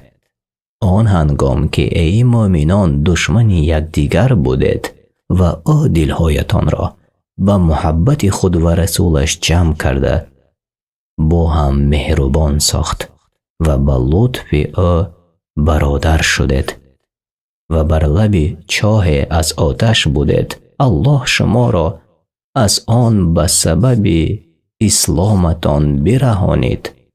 الله آیات خود را برای شما این چنین بیان می کند تا هدایت یابید و گمراه نشوید. ولتكن منكم أمة يدعون إلى الخير ويأمرون بالمعروف وينهون عن المنكر وأولئك هم المفلحون. باید که از میان شما ای مؤمنان گروه باشند که به خیر دعوت کنند و امری به معروف و نهی از منکر کنند. اینها نجات یافتگانند. 104. ولا تكونوا كالذين تفرقوا واختلفوا من بعد ما جاءهم البينات وأولئك لهم عذاب عظيم. بمانند آن کسانی که یعنی از اهل کتاب نباشد که پس از آن که آیات روشن الله بر آنها آشکار شد پراکنده و گروه گروه گشتند و با یکدیگر ضدیت ورزیدند. البته برای آنها عذاب بزرگی دردناک خواهد بود. يوم تبيض وجوه وتسود وجوه فأما الذين اسودت وجوههم أكفرتم بعد إيمانكم فذوقوا العذاب بما كنتم تكفرون. آن روز قیامت که گروه سفید روی و گروه سیاه روی شوند. اما آنان که سیاه گشت رویهایشان به آنان سرزنش کرده گویند آیا شما پس از ایمان آوردنتان کافر شدید؟ به سبب کفر شدنتان بچشید عذاب الله را. وأما الذين بيضت وجوههم ففي رحمة الله هم فيها خالدون. اما آنان که سفید روی شدند همیشه باقی و جاویدانه در رحمت پروردگار باشند. تلك آیات الله نتلوها عليك بالحق وما الله يريد ظلما للعالمين. اینها آیات الله است که ای پیامبر به صدق و باوری بر تو میخوانیم و الله به مردم جهان ستم روا نمی دارد و حق هیچ کس را کم نمی کند زیرا که او تعالی حکم کننده عادل است. ولله ما في السماوات وما في الأرض وإلى الله ترجع الأمور. از آن الله است هر چی در آسمان ها و زمین است و بازگشت همه مردم به سوی اوست و همگان را موافق عملشان جزا می دهد. كنتم خير أمة أخرجت للناس تأمرون بالمعروف وتنهون عن المنكر وتؤمنون بالله ولو آمن أهل الكتاب لكان خيرا لهم منهم المؤمنون وأكثرهم الفاسقون. شما ای امتان محمد صلی الله علیه و سلم بهترین امت هستید از میان مردم به وجود آمده که امر به معروف و نهی از منکر میکنید و به الله ایمان دارید که عملتان آن را قوی میکند. اگر اهل کتاب یعنی یهود و نصارا نیز ایمان بیاورند و مانند شما به محمد صلی الله علیه و سلم و به آنچه که آورده است از نزد الله برایشان بهتر است در دنیا و آخرت. بعضی از آنها مؤمنند و به رسالت محمد صلی الله علیه و سلم باور میکنند ولی بسیارشان فاسقانند و از دین الله بیرونند. لن يضروكم إلا أذى وإن يقاتلوكم يولوكم الأدبار ثم لا ينصرون. به شما آن فاسقان از اهل کتاب جز اندک آزار دیگر آسیب نرسانند. اگر با شما جنگ کنند پشت گردانیده روی به گریز اندازند و پیروز نگردند بعد از آن در یگان حالت بر شما پیروز نشوند. ضربت عليهم الذلة أينما ثقفوا إلا بحبل من الله وحبل من الناس وباءوا بغضب من الله وضربت عليهم المسكنة ذلك بأنهم كانوا يكفرون بآيات الله ويقتلون الأنبياء بغير حق ذلك بما عصوا وكانوا يعتدون. هر جا که باشند نشانه خواری و پستی بر آنها یعنی یهودیان زده شده است مگر آن که در امان الله و در امان مردم باشند تن و جان و مالشان را امین می داشتند و خشم الله را آوردند و بر آنها مهر بدبختی زده شد و نمی بینی یهودیان را که از اهل ایمان می ترسند و این همه به آن سبب بود که به آیات الله کافر شدند و پیامبران را به ناحقی کشتند و عصیان یعنی نافرمانی ورزیدند و تجاوز کردند. لیسوا سواء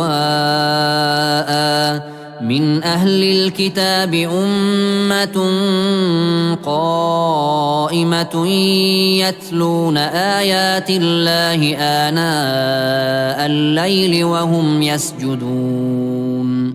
اهل کتاب همه برابر نیستند. گروه به طاعت الله برپایند و به محمد صلی الله علیه و سلم ایمان آوردند.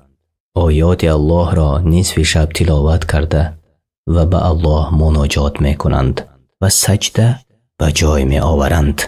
يؤمنون بالله واليوم الآخر ويأمرون بالمعروف وينهون عن المنكر ويسارعون في الخيرات وأولئك من الصالحين. به الله و روز قیامت ایمان دارند و امر به معروف و نهی از منکر می کنند و به کارهای نیک می شتابند و از جمله صالحانند. وما يفعلوا من خير فلن يكفروه والله عليم بالمتقين. هر کار خیری که انجام می دهند بیهوده نمی رود و از ثواب آن محروم کرده نشوند، زیرا الله به پرهیزگارانی که خود را از گناه نگاه می دارند داناست. إن الذين كفروا لن تغني عنهم أموالهم ولا أولادهم من الله شيئا وأولئك أصحاب النار هم فيها خالدون. هر آینه کسانی که به آیات وی کفر ورزیدند و پیامبرانش را تکذیب کردند، هیچ نجات دهنده آنها را از عذاب الله نجات نمی دهد و فرزندان و مالهایشان که برای مقابله با سختی ها آماده کرده بودند به آنها فایده نمی رساند و جاویدانه در جهنم باشند. مثل ما ينفقون في هذه الحياة الدنيا كمثل ريح فيها صر أصابت حرث قوم ظلموا أنفسهم فأهلكته وما ظلمهم الله ولكن أنفسهم يظلمون. مثال آنچه کافران در زندگی این دنیا خیر می کنند مانند شمال است، با خنکی سخت است که به کشتزار قومی بر خود ستم کرده می رسد و آن را نابود سازد و الله بر آنها ستم نکرده است، ولی آنها به سبب گناهشان بر خود ستم می کنند. يا أيها الذين آمنوا لا تتخذوا بطانة من دونكم لا يألونكم خبالا ودوا ما عنتم قد بدت البغضاء من أفواههم وما تخفي صدورهم أكبر قد بينا لكم الآيات إن كنتم تعقلون. ای کسانی که ایمان آورده اید به الله و رسول او و عمل کردید به شریعت او، از غیر خودتان کافران را دوستی پنهانی بر نگیرید. آنها از رسانیدن هر گونه زیان و بدی به شما خودداری نمی کنند. دوست دارند که شما گرفتار رنج و مشقت شوید. دشمنی که از دهان آنها آشکار است و آنچه که در دل پنهان دارند بزرگتر است.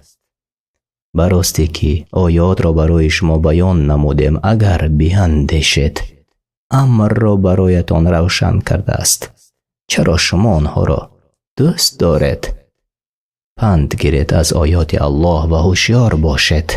ها أنتم أولئك تحبونهم ولا يحبونكم وتؤمنون بالكتاب كله وإذا لقوكم قالوا آمنا وإذا خلوا عضوا عليكم الأنامل من الغيظ قل موتوا بغيظكم إن الله علیم بذات الصدور. آگاه باشد که شما آنان را دوست می‌دارید و حال آنکه آنها شما را دوست ندارند. شما به همه این کتاب‌های نازل شده ایمان آورده اید و آنان به کتاب قرآن ایمان نآوردند. پس چگونه آنان را دوست می‌دارید؟ چون شما را ببینند گویند از روی یعنی نفاق ما هم ایمان آورده ایم و چون خلوت کنند از غایت کینه‌ای که به شما دارند سرانگشت خود به دندان گزند. از آنچه می‌بینند از الفت و محبت مسلمانان با هم دیگر. بگو با خشمی که دارید بمیرید و البته الله به آنچه که در درون سینه هاست داناست و هر کس را از آنچه پیشتر آماده کرده است خوبی یا بدی جزا می دهد. الله آنچه را که در دل کفار و منافقین بود برای بندگان مؤمن خود بیان کرد. إن تمسسكم حسنة تسؤهم وإن تصبكم سيئة يفرحوا بها وإن تصبروا وتتقوا لا يضركم كيدهم شيئا إن الله بما يعملون محيط. از علامت دشمنی آنان این است که اگر خیر به شما رسد ناراحت می شوند و اگر دشمن بر شما غلبه کند و یا بعضی مشکلات دنیوی برایتان پیش آید خوشحال می شوند. اگر صبر کنید در مصیبت ها و پرهیزکاری کنید در امر و نهی های الله از مکرشان به شما زیان نرسد که الله بر هر کار بدی که می کنند آن کافران آگاهی دارد و آنان را جزا می دهد. وَإِذْ غَدَوْتَ مِنْ أَهْلِكَ تُبَوِّئُ الْمُؤْمِنِينَ مَقَاعِدَ لِلْقِتَالِ وَاللَّهُ سَمِيعٌ عَلِيمٌ. و به یاد آور هنگامی را که سحرگاهان از میان اهل خانه خود بیرون رفتی به جنگ احد و جای مؤمنان را برای جنگ تعیین نمودی و اصحابت را در آن جایگاه برای مقابل مشرکین قرار کردی و فرمودی هیچ کس به جنگ نمی براید تا به او امر نشود و الله شنوا و داناست و هیچ چیزی از کارهایتان بر او پنهان نمی ماند. إذ هم الطائفتان منكم أن تفشلا والله وليهما وعلى الله فليتوكل المؤمنون. به یاد آور ای رسول چون بنی سلمه و بنی حارثه با همراه سردار منافقشان عبدالله بن ابی از ترس می‌خواستند که در جنگ سستی نمایند و اما الله نگاهشان داشت پس همراهی تو به الله توکل کردند و مؤمنان باید بر الله توکل کنند. ولقد نصركم الله ببدر وأنتم أذلة فاتقوا الله لعلكم تشكرون. البته الله شما را ای رسول در بدر پیروز کرد بر دشمنهای مشرکتان و حال آن که ناتوان بودید پس از الله بترسید باید شکرگزاری نعمتهایش شوید. إذ تقول للمؤمنين ألن يكفيكم أن يمدكم ربكم ب3,000 من الملائكة منزلين. به یاد آور ای رسول چون می گفتی در روزی بدر به مؤمنان آیا شما را کافی نیست که پروردگارتان شما را به 3,000 فرشته که از آسمان فرود می آیند یاری کند؟ بلا إن تصبروا وتتقوا ويأتوكم من فورهم هذا يمددكم ربكم ب5,000 من الملائكة مسومين. بله اگر صبر کند در مقابلیت دشمن و پرهیزکاری نماید، چون مشرکان شتابان سوی شما با گمانی که بر شما پیروز می شوند به جنگ آیند، الله با 5,000 از فرشتگانی نشاندار شما را یاری کند. وما جعله الله إلا بشرى لكم ولتطمئن قلوبكم به وما النصر إلا من عند الله العزيز الحكيم. و الله این یاری را به واسطه فرشتگانش تنها برای شادمانی و دلگرمی شما کرد و نیست پیروزی مگر از سوی الله پیروزمند و دانا. ليقطع طرفا من الذين كفروا أو يكبتهم فينقلبوا خائبين. آن پیروزی که الله در بدر به شما داد به خاطر آن بود که تا گروه از کافران را هلاک کند، به مرگ یا خار و ناامید باز گرداند آنان را که زنده ماندند. ليس لك من الأمر شيء أو يتوب عليهم أو يعذبهم فإنهم ظالمون. در کارهای سرنوشتی بندگان تو را ای رسول کار نیست، همه در دست الله است. شاید بعضی از آنان در جنگیدن با تو دلشان کشاده شوند و مسلمان شوند، پس الله آنان را بخشد. و کسی که در کفر خود باقی ماند، الله او را در دنیا و آخرت به سبب ستمکاریشان عذاب می دهد. ولله ما في السماوات وما في الأرض يغفر لمن يشاء ويعذب من يشاء والله غفور رحيم. تنها از آن الله است هر چی در آسمان ها و زمین است. هر کی را بخواهد به رحمتش می آمرزد و هر کی را بخواهد به عدلش عذاب می کند و الله آمرزنده و مهربان است. يا أيها الذين آمنوا لا تأكلوا الربا أضعافا مضاعفة واتقوا الله لعلكم تفلحون. ای کسانی که به الله و رسولش ایمان آورده اید، ربا را با تمام نوعهایش نخورید، چون قرض دادید بر آن اضافه نگیرید اگر کمی باشد هم، و از الله بترسید و قانونهای شریعت را رعایت کنید تا رستگار شوید در دنیا و آخرت. واتقوا النار التي أعدت للكافرين. و بترسید از آتشی که برای کافران آماده شده است. وأطيعوا الله والرسول لعلكم ترحمون. و به الله و رسول ای مؤمنان اطاعت کنید تا بود که رحمت کرده شوید. وسارعوا إلى مغفرة من ربكم وجنة عرضها السماوات والأرض أعدت للمتقين. و بشتابید در طاعت الله و رسولش تا نائل شوید بخشایش پروردگارتان را و به آن بهشت رسیدن را که اندازش به قدر همه آسمان ها و زمین است و برای پرهیزگاران آماده شده است.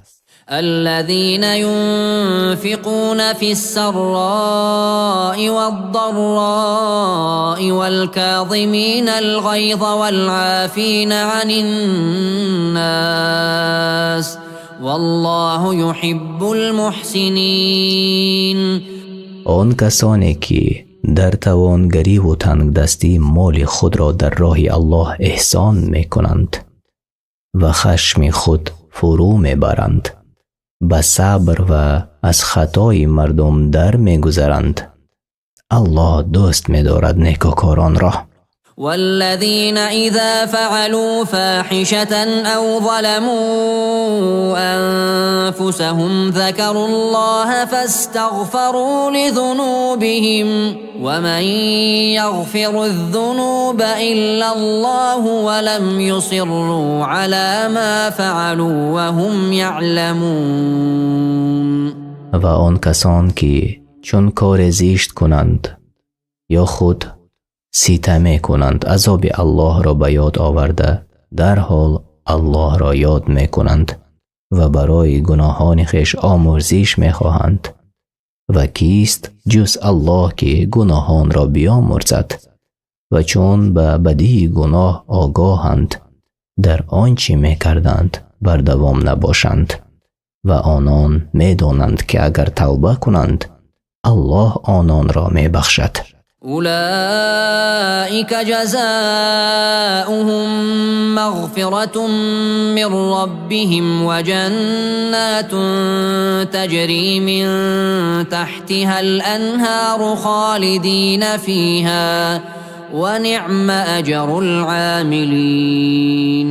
اجر این گروهی که چنین صفتها را دارند برایشان آمرزش است از جانب پروردگارشان و نیز بهشت هایی که در آن از زیر درختها و قصرهایش جایها جاری است در آنجا جاویدانند و چه خوب است پاداش اطاعت کنندگان.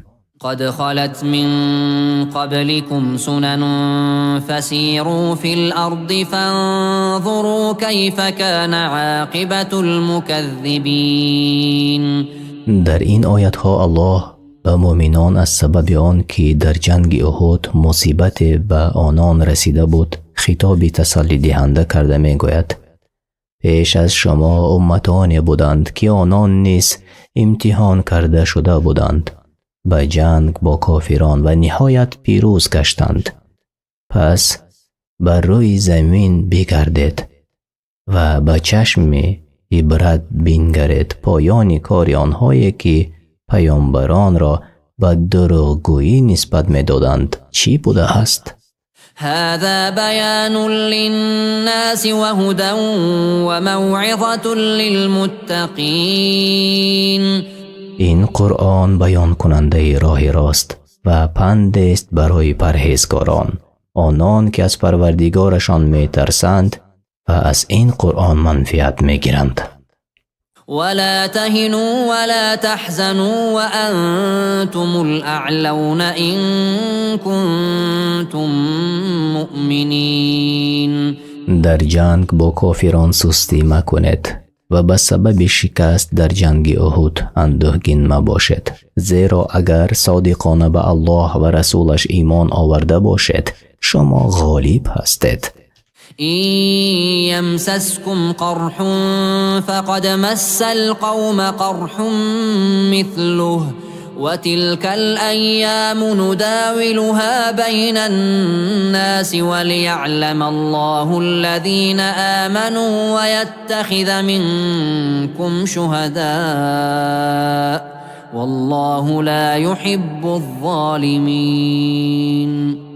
اگر بر شما زخمی رسید، یعنی در جنگ احد همان رسیده مشرکان را زخم مانند آن در جنگ بدر، این پیروز شدن و شکست خوردن حادثه هایی است که میگردانمان را میان مردمان برای حکمت تا معلوم کند الله آن چیزی را میدانست در ازل و جدا سازد مؤمن صادق را از غیر آن و قوم را از بین شمایان به شهادت نصیبدار گرداند و الله ستمکاران را دوست ندارد، آنان را که از جنگ عقب نشینی کرده اند. وَلِيُمَحِّصَ اللَّهُ الَّذِينَ آمَنُوا وَيَمْحَقَ الْكَافِرِينَ. و این شکستی که در جنگ احد شد امتحان بود تا مؤمنان را پاکیزه گرداند و آنان را از منافقان خلاص کند و کافران را نابود سازد. أم حسبتم أن تدخلوا الجنة ولما يعلم الله الذين جاهدوا منكم ويعلم الصابرين.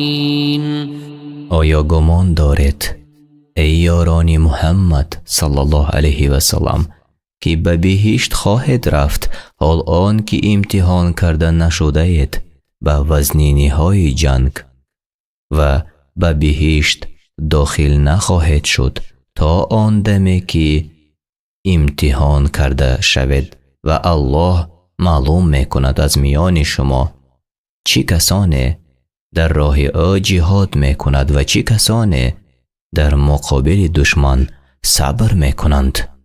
ولقد كنتم تمنون الموت من قبل أن تلقوه فقد رأيتموه وأنتم تنظرون.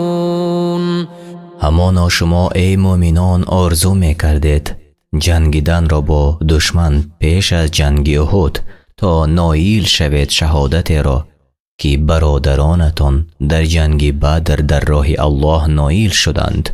پس با چشمان خود دیدید آن را در احد. اکنون بجنگید و صبر کنید.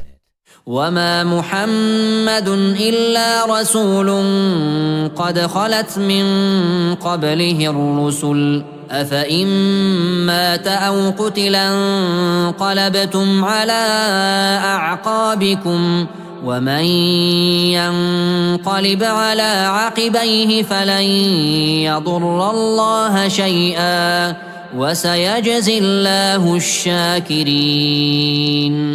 شبهه نیست که محمد صلی الله علیه و سلم پیامبر است که پیش از او پیامبرانی دیگر بودند که رسالت پروردگارشان را می رسانیدند. آیا اگر بمیرد یا کشته شود چنان که دشمنان خبری دروغ پهن کردند شما به دین پیشینه خود باز می گردید و دین پیامبرتان را ترک می کنید؟ هر کس که از دینش باز گردد هیچ زیانی به الله نخواهد رسانید بلکه به خودش زیان بزرگی رسانیده است. اما کسی استوار است در ایمان و شکرگزار است بر نعمت اسلام الله شکرگزاران را مکافات خواهد داد. وما كان لنفس أن تموت إلا بإذن الله كتابا مؤجلا ومن يرد ثواب الدنيا نؤته منها ومن يرد ثواب الآخرة نؤته منها وسنجزي الشاكرين. هیچ شخص نمیرد مگر به اراده الله که نوشته شده است مهلت وقت او. هر کس با عملش خواهان ثواب رزق این دنیا باشد به او میدهیم و او در آخرت نصیب ندارد و هر کس با عملش خواهان ثواب آخرت باشد به او میدهیم بر زیاد با همراهی آن رزقی که برای او در این دنیا تقسیم کرده شده بود و شکرگزاران را پاداش خواهیم داد. وكأي من نبي قاتل معه ربيون كثير فما وهنوا لما أصابهم في سبيل الله وما ضعفوا وما استكانوا والله يحب الصابرين. چی بسا از پیامبرانی گذشته که گروه بسیاری از اصحابشان همراه آنان در راه الله بجنگیدند هرچی به آنها رسید از جراحت و کشتار سستی نکردند و ناتوان نشدند و سر فرود نیاوردند در پیش دشمن بلکه صبر کردند و الله صبر کنندگان را دوست دارد. وما كان قولهم إلا أن قالوا ربنا اغفر لنا ذنوبنا وإسرافنا في أمرنا وثبت أقدامنا وانصرنا على القوم الكافرين. تنها این صبر کنندگان می گفتند ای پروردگار ما، گناهان ما را و زیاد روی های ما را در کارهایمان بیامرز و ما را ثابت قدم گردان در میدان جنگ و در برابر آنان که این کار کردند. یگانگی تو را و پیامبری پیامبرانت را ما را یاری کن. فآتاهم الله ثواب الدنيا وحسن ثواب الآخرة والله يحب المحسنين. پس الله به آنان جزای نیک را داد در دنیا که آن پیروزی بر دشمن و استواری در زمین است، و نیز جزای نیک را در آخرت داد که آن بهشتی سرسبز است. و الله نکوکاران را که با پروردگار خود و مردمان خوش معامله هستند دوست دارد. يا أيها الذين آمنوا إن تطيعوا الذين كفروا يردوكم على أعقابكم فتنقلبوا خاسرين. ای کسانی که به الله و رسولش ایمان آورده اید، اگر به کسانی که الوهیت ما را انکار کردند و رسول مرا باور نکردند پیروی کنید، شما را گمراه کرده به دین پیشینه‌تان بر می‌گردانند. پس زیان دیده و هلاک باز می‌گردید. بل الله مولاكم وهو خير الناصرين. هرگز کافران یاری کننده شما نیستند، بلکه الله یاری دهنده شماست که بهترین یاری کنندگان است. به یاری کسی محتاج نیست. سنلقي في قلوب الذين كفروا الرعب بما أشركوا بالله ما لم ينزل به سلطانا ومأواهم النار وبئس مثوى الظالمين. در دل کافران ترس و وهم خواهیم افکند به سبب آن که با الله چیزی را شریک مقرر ساختند، حال آن که الله برای عبادت آن بت‌ها هیچ حجت نفرستاده است. حالت کافران در دنیا ترس و وهم است از مؤمنان، اما در آخرت مکانشان و جایگاهشان دوزخ می باشد و این همه به سبب ستم و دشمنیشان می باشد و چی بد جایگاه است. ولقد صدقكم الله وعده إذ تحسونهم بإذنه حتى إذا فشلتم وتنازعتم في الأمر وعصيتم من بعد ما أراكم ما تحبون منكم من يريد الدنيا ومنكم من يريد الآخرة ثم صرفكم عنهم ليبتليكم ولقد عفا عنكم والله ذو فضل على المؤمنين. الله به وعده که برای شما کرده بود وفا کرد. آنگاه که به امر او دشمن را در جنگ احد می کشتید و چون غنیمت را که هوس آن را در فکر داشتید به شما نشان داد سستی کردید و در آن امر به نیزا پرداختید. آیا در جایتان باقی میمانید یا آن جای را ترک میکنید و به جمع غنیمت میروید و نافرمانی امر پیامبرتان را کردید که به شما گفته بود در یگان حالت جایهای خود را ترک نکنید؟ پس از سبب این نافرمان برداری مغلوب شدید. بعد از آن که پیروزی را به دست آورده بودید معلوم شد میان شما کسانی بودند که غنیمت می‌خواستند و کسانی بودند که آخرت را طلب می‌کردند. آنگاه برای امتحان بازگردانید شما را وقتی که گریختید، همانا الله دانست پشیمانیتان را و شما را بخشید و الله صاحب فضل و رحمت است بر مؤمنان. إذ تصعدون ولا تلوون على أحد والرسول يدعوكم في أخراكم فأثابكم غما بغم لكي لا تحزنوا على ما فاتكم ولا ما أصابكم والله خبير بما تعملون. به یاد آرید ای مؤمنان آنگاه که از دشمنتان به هر سو می گریختید و به هیچ کسی نگاه نمی کردید و پیامبر از پشت شما را صدا می زد که نزد من آید. ای بندگان الله، اما به او جواب ندادید. پس الله شما را در مقابل کارتان جزا داد، یعنی غم بر غمتان افزود، غم به سبب از دست دادن پیروزی و غنیمت و غم به سبب شکست خوردنتان و غم دیگر که همه غمها را از یاد شما برد. و آن این بود که خبری بر دروغ کشته شدن محمد صلی الله علیه و سلم را شنیدید و الله به آنچه میکنید آگاه است.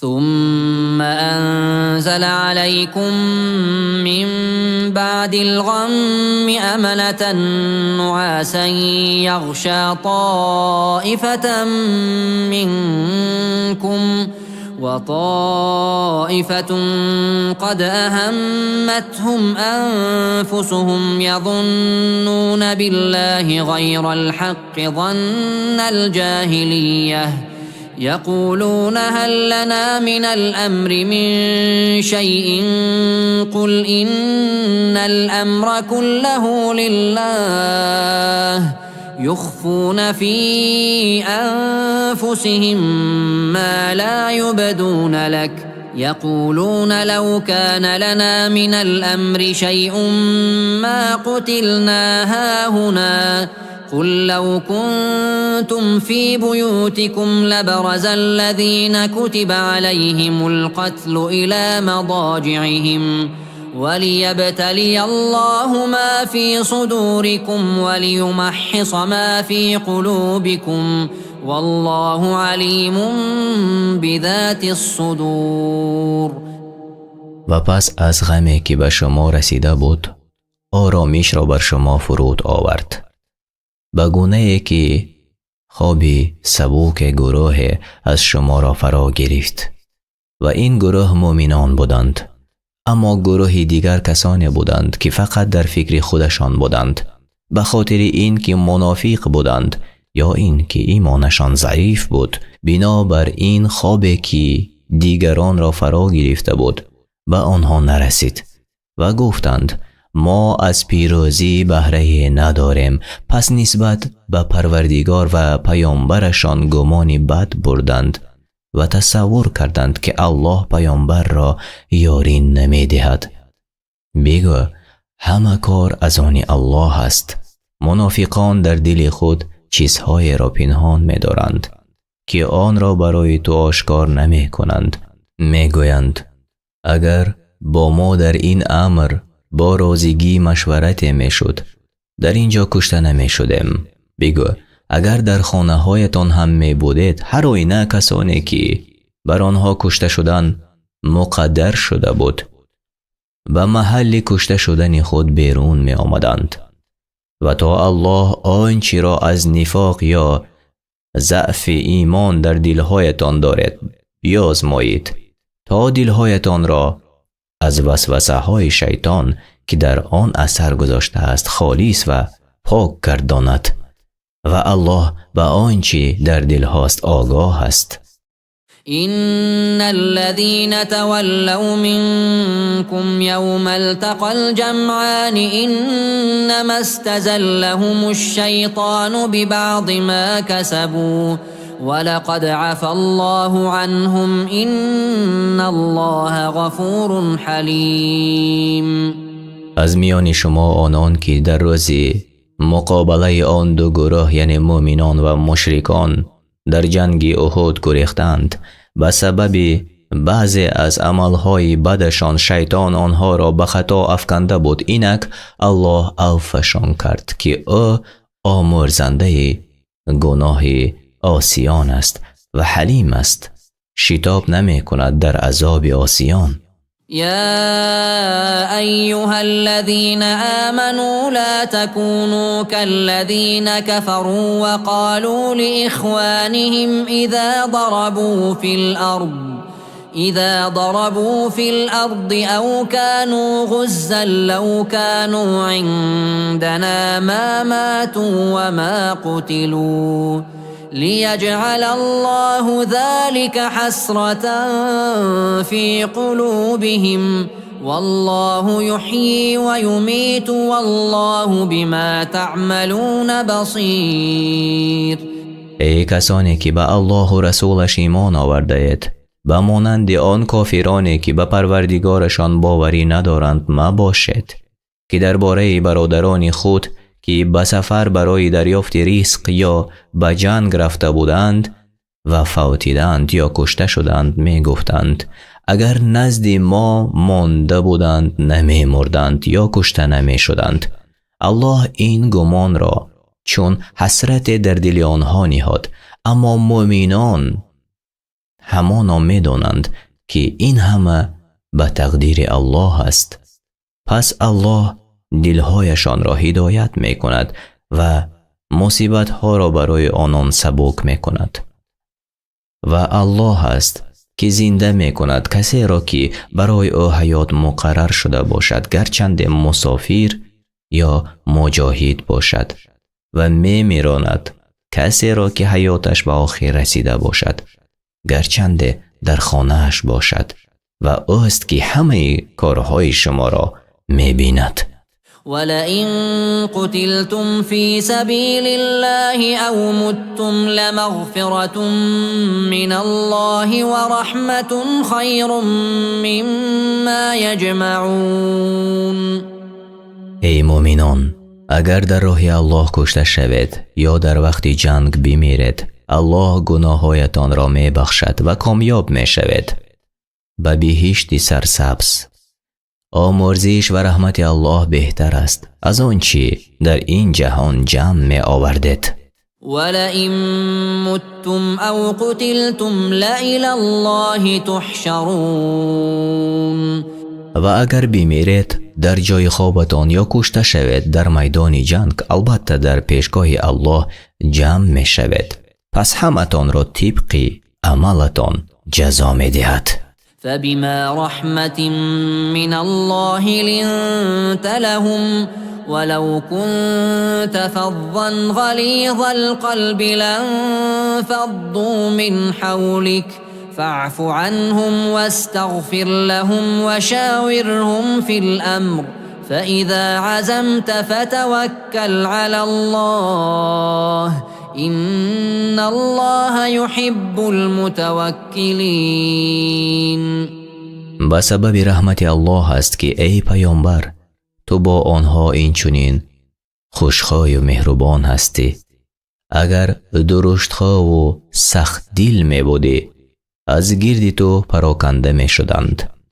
پس آنها را از آن چیزی که در جنگ احد کردند ببخشای و برای آنها از الله آمرزش بخواه و در کارها با آنها مشورت یعنی مصلحت کن و چون قصد کار کنی بعد مصلحت بر الله توکل کن که الله توکل کنندگان را دوست دارد. إن ينصركم الله فلا غالب لكم وإن يخذلكم فمن ذا الذي ينصركم من بعده وعلى الله فليتوكل المؤمنون. اگر الله شما را یاری کند هیچ کس بر شما غلبه نخواهد کرد و اگر شما را خار کند چه کسی از آن پس یاریتان خواهد کرد؟ پس مؤمنان باید که بر الله توکل کنند. وما كان لنبي أن يغل ومن يغلل يأت بما غل يوم القيامة ثم توفى كل نفس ما كسبت وهم لا يظلمون. و از پیامبر هرگز خیانت نمی آید و هر کی به چیزی خیانت کند آن را در روز قیامت با خود آورد تا شرمنده شود. سپس جزای عمل هر کس به پرگی داده خواهد شد و بر کسی ستمی نشود. أفمن اتبع رضوان الله كمن باء بسخط من الله ومأواه جهنم وبئس المصير. آیا آن کس که به راه خوشنودی الله می رود و کارهای را انجام می دهد که خوشنودی وی را در پی دارد مانند کسی است که مرتکب گناه می شود و پروردگارش را خشمگین می کند و مکان او جهنم است و بد جای است. هم درجات عند الله والله بصیر بما یعملون. این دو گروه را یعنی اصحاب جنت و اصحاب جهنم نزد الله درجه های است گوناگون. برای جنتیان رازگی الله و منزلت های عالی و برای دوزخیان خشم الله و چقوری های تاریک. او به کارهایشان بینا و آگاه است، هیچ چیز از او پوشیده نیست. لقد من الله على المؤمنين إذ بعث فيهم رسولا من أنفسهم يتلو عليهم آياته ويزكيهم ويعلمهم الكتاب والحكمة وإن كانوا من قبل لفي ضلال مبين. الله بر مؤمنان آنگاه نعمت عطا فرمود که از خودشان به سوی خودشان پیامبر روان کرد تا آیات قرآنش را بر آنها بخواند و از شرک آنها را پاک سازد و کتاب و سنت را بیاموزد، هرچند آنان پیش از آمدن این رسول در گمراهی آشکار بودند. أولما أصابتكم مصيبة قد أصبتم مثليها قلتم أنى هذا قل هو من عند أنفسكم إن الله على كل شيء قدير. و آن هنگام که مصیبت به شما در جنگ احد رسید که شما به مشرکان ضربه زدید و 2 برابر آنها را شکست دادید، شما 70 نفر از بزرگانشان را در جنگ بدر کشتید و 70 نفر را به اسیر گرفتید. گفتید از کجا این مصیبت به ما رسید و ما چگونه شکست خوردیم؟ بگو آن از جانب خودتان است و از پیدا کردن اختلاف و نافرمانی شماست. همانا الله بر هر چیز تواناست. پس از گمان بد نسبت به الله بپرهیزید، زیرا او بر یاری کردنتان تواناست. وما أصابكم يوم التقى الجمعان فبإذن الله وليعلم المؤمنين. آنچه از جراحت و کشتار در روز احد در برخورد آن 2 گروه به شما رسید، به قضا و قدر رضایت الله بود تا مؤمنان حقیقی را معلوم کند.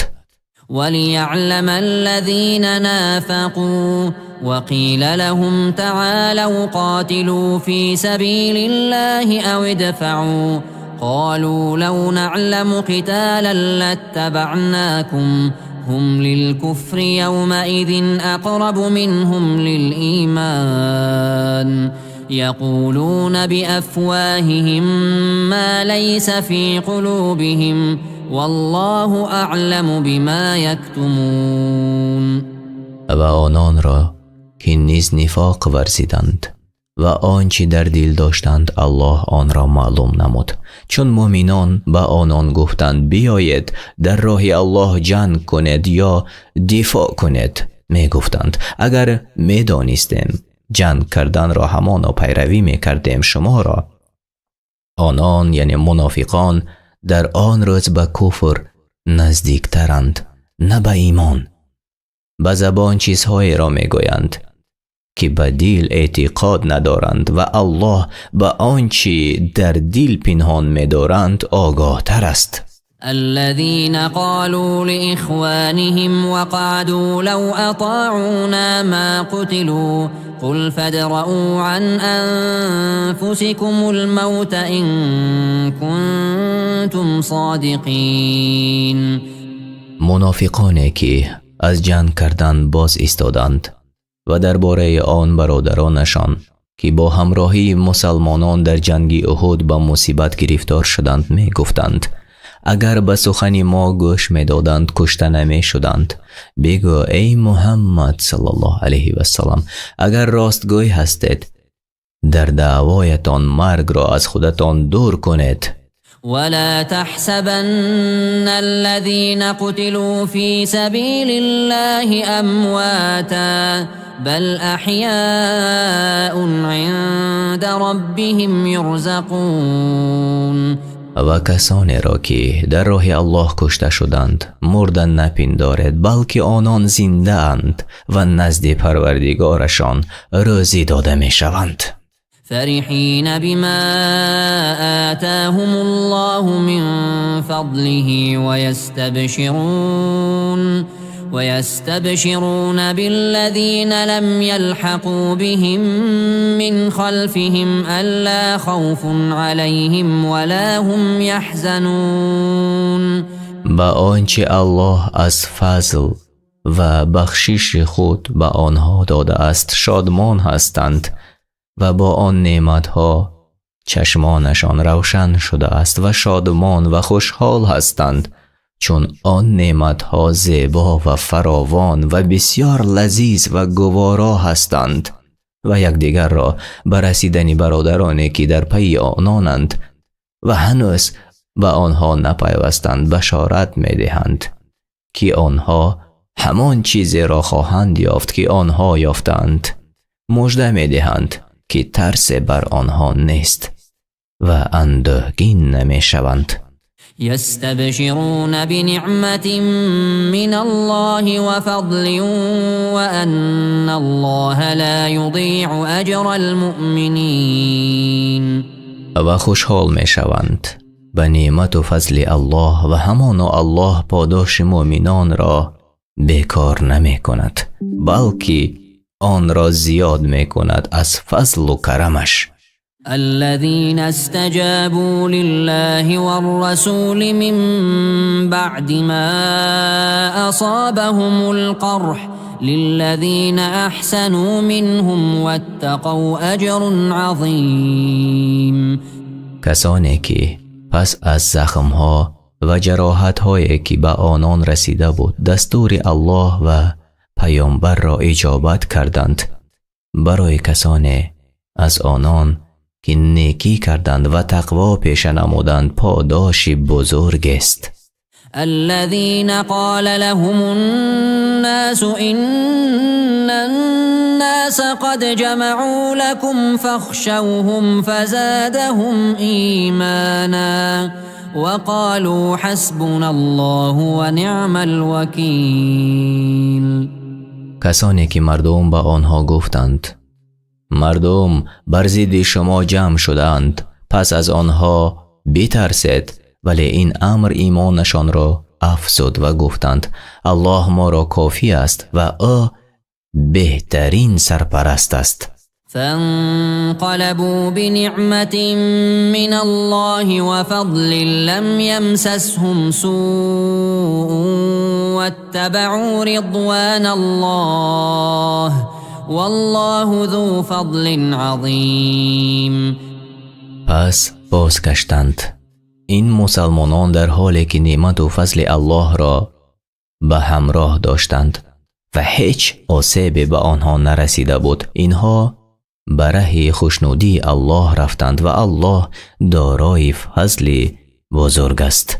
إنما ذلكم الشيطان يخوف أولياءه فلا تخافوهم وخافون إن كنتم مؤمنين. آن شیطان است که در دل دوستان خود بیم می افکند. اگر ایمان آوردید ای مؤمنان، از آنها مترسید، به من توکل کنید و پناه برید. من برای شما کفایت کننده‌ام، از من بترسید.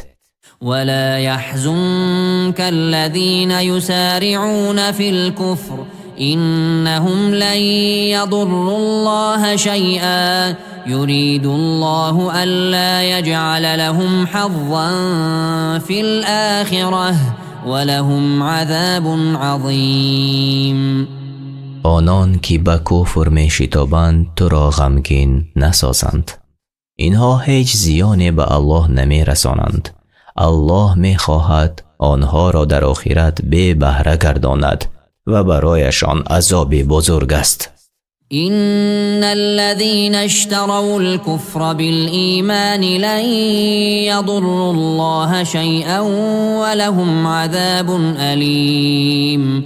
هر آینه آنان که به عوض ایمان کفر را خریدند هیچ زیانی به الله نمی رسانند و برایشان عذاب دردناک است. ولا يحسبن الذين كفروا أنما نملي لهم خير لأنفسهم إنما نملي لهم ليزدادوا إثما ولهم عذاب مهين. کافران به سبب بخیلیشان در جمع کردن مال گمان نبرند که اگر ایشان را مهلت دهیم به نیکی و صلاح آنان است، بلکه برایشان ضرر است در دین و دنیایشان. ما آنان را مهلت می دهیم تا بیشتر گناهشان افزوده شود و برای آنان عذاب خار کننده است. ما كان الله ليذر المؤمنين على ما أنتم عليه حتى يميز الخبيث من الطيب وما كان الله ليطلعكم على الغيب ولكن الله يجتبي من رسله من يشاء فآمنوا بالله ورسله وإن تؤمنوا وتتقوا فلكم أجر عظيم. الله مؤمنان را هرگز بر آنچه نگذارد که الحال شما بر آن هستید.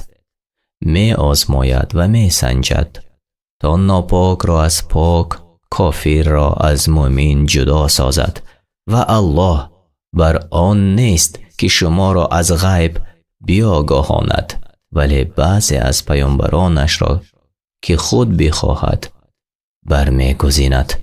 پس الله به پیامبرانش ایمان بیاورید و اگر ایمان داشته باشد پرهیزگاری کنید، پس برایتان پاداشی بزرگ است. ولا يحسبن الذين يبخلون بما آتاهم الله من فضله هو خيرا لهم بل هو شر لهم سيطوقون ما بخلوا به يوم القيامة ولله ميراث السماوات والأرض والله بما تعملون خبير.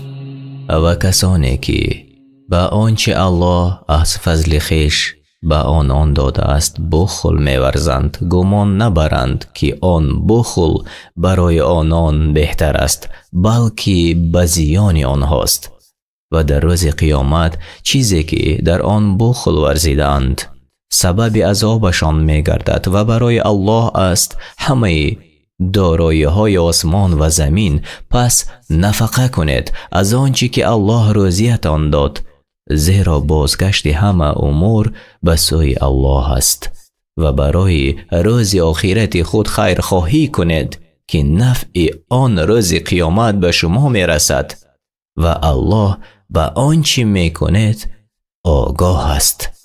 لقد سمع الله قول الذين قالوا إن الله فقير ونحن أغنياء سنكتب ما قالوا وقتلهم الأنبياء بغير حق ونقول ذوقوا عذاب الحريق. الله سخن کسانی را که گفتند الله فقیر است و ما توانگر هستیم شنید. آنچه را که آنها گفتند از دروغ گفتنشان بر الله و ناحق کشتنشان پیامبران را خواهیم نوشت و میگوییم بچشید عذاب آتش سوزان را. ذلك بما قدمت أيديكم وأن الله ليس بظلام للعبيد. این عذاب به خاطر اعمال زشت است که پیش انجام داده بودید و الله بر بندگان ستم نمی کند بیگناه کسی را عذاب دهد. الذين قالوا إن الله عهد إلينا ألا نؤمن لرسول حتى يأتينا بقربان تأكله النار قل قد جاءكم رسل من قبلي بالبينات وبالذي قلتم فلم قتلتموهم إن كنتم صادقين.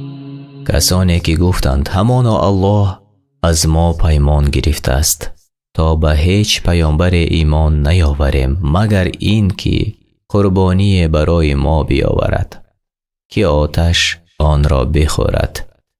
به یهودیان بگو ای محمد پیامبران پیش از من با دلایل روشن و با چیزی که گفتید آمدند، پس چرا شما آنها را کشتید مانند زکریا و یحیی و دیگر پیامبران را اگر راست میگویید؟ فإن كذبوك فقد كذب رسل من قبلك جاءوا بالبينات والزبر والكتاب المنير. پس اگر تو را به دروغ نسبت دادند همان پیامبران پیش از تو هم با دلایل روشن و کتاب‌های آسمانی و کتاب روشنگر نزد آنان آمدند، به دروغ نسبت داده شده بودند و چون عادت کافران این گونه بوده است که به پیامبران ایمان نیاورند و این کار آنها تو را غمگین نسازد و به آنها توجه نکن. كل نفس ذائقة الموت وإنما توفون أجوركم يوم القيامة فمن زحزح عن النار وأدخل الجنة فقد فاز وما الحياة الدنيا إلا متاع الغرور. هر نفس طعم مرگ را می چشد و بیگمان در روز قیامت پاداش هایتان به طور کامل به شما داده می شود و هر کس که از آتش جهنم نجات داده شود و در بهشت داخل گردانیده شود واقعا کامیاب شده و زندگی دنیا جز مایه فریب چیز دیگری نیست. لتبلون في أموالكم وأنفسكم ولتسمعن من الذين أوتوا الكتاب من قبلكم ومن الذين أشركوا أذى كثيرا وإن تصبروا وتتقوا فإن ذلك من عزم الأمور. البته شما در مالها و جانهایتان به مانند جهاد، قتل، اسیر، جراحت و بیماری ها مورد آزمایش قرار می گیرد و حتما از کسانی که پیش از شما به آنها کتاب داده شده است و نیز از مشرکین اذیت و آزار فراوانی می یابد و اگر صبر کند و پرهیزگاری نماید به درستی که این نشانه عزم استواری شما در کار هاست. وَإِذْ أَخَذَ اللَّهُ مِيثَاقَ الَّذِينَ أُوتُوا الْكِتَابَ لَتُبَيِّنُنَّهُ لِلنَّاسِ وَلَا تَكْتُمُونَهُ فَنَبَذُوهُ وَرَاءَ ظُهُورِهِمْ وَاشْتَرَوْا بِهِ ثَمَنًا قَلِيلًا فَبِئْسَ مَا يَشْتَرُونَ.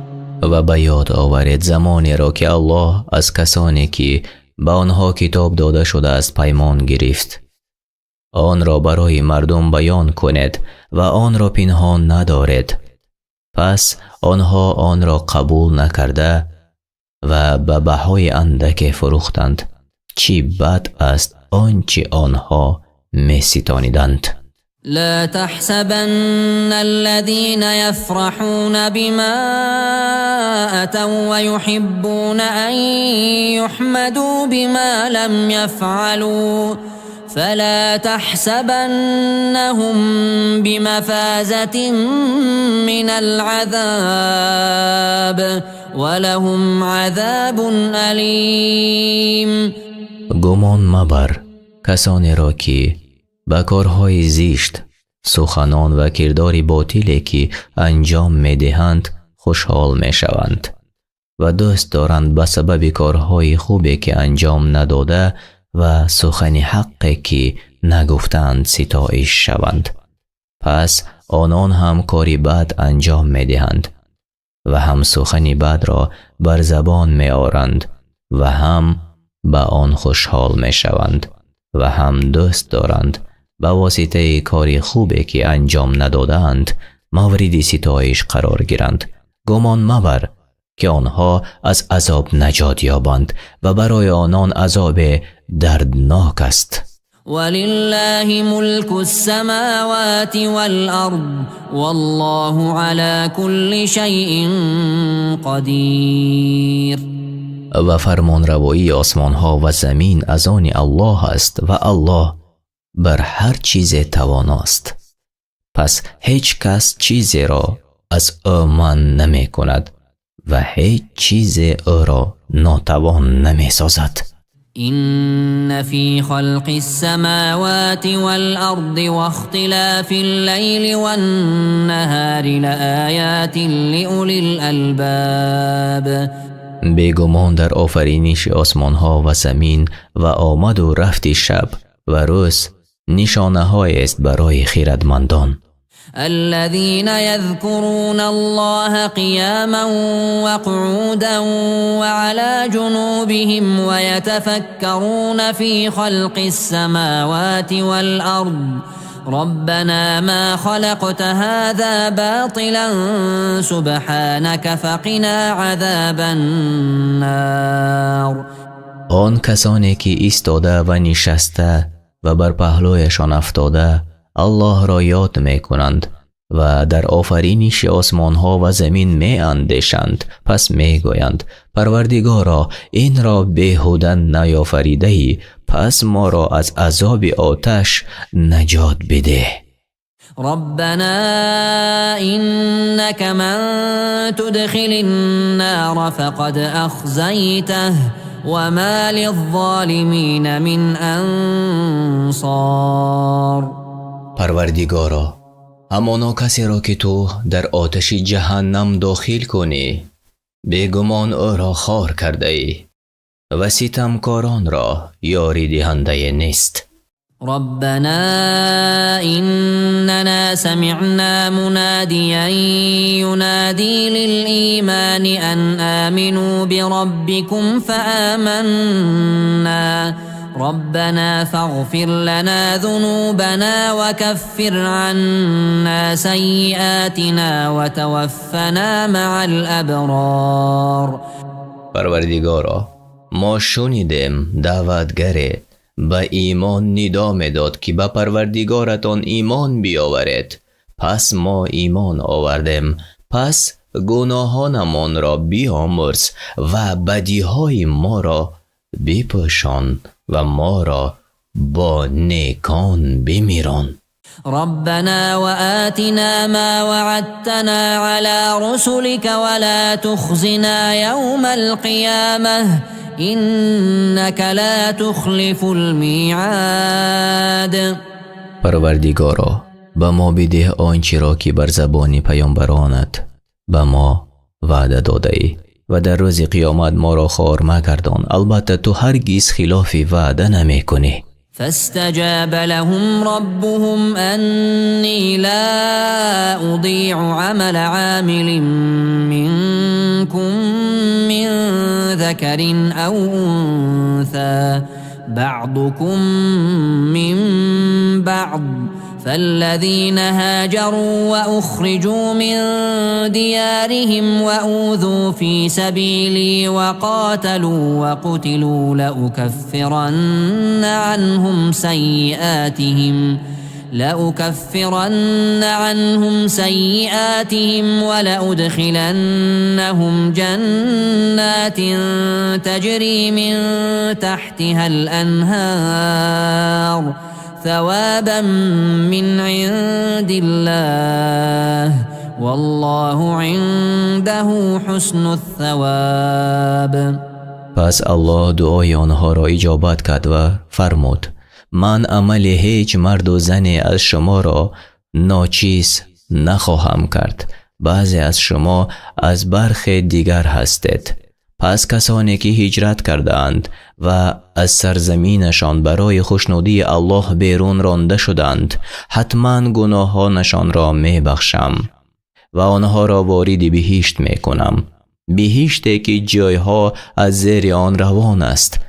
این پاداش از جانب الله است و پاداش نیکو نزد الله می باشد. لا يغرنك تقلب الذين كفروا في البلاد. رفت آمد کافران برای تجارت و کسب و رزق فراوان و لذت جوییشان در شهرها تو را فریب ندهد. متاع قلیل ثم مأواهم جهنم و بئس المهاد. متاع اندک است، یعنی متاع ناچیز است و باقی نخواهد ماند، بلکه آنها کمی از آن بهره‌مند می شوند و به سبب آن مدت طولانی عذاب می بینند. سپس جایگاهشان جهنم است و چه بد جایگاه است. لكن الذين اتقوا ربهم لهم جنات تجري من تحتها الأنهار خالدين فيها نزلا من عند الله وما عند الله خير للأبرار. ولی کسانی که از پروردگارشان ترسیدند، برای آنهاست باغ‌هایی که جایها از زیر آن روان است، در آنجا جاویدانه هستند و آنها کسانی هستند که در دل و گفتار و کردارشان نیک است.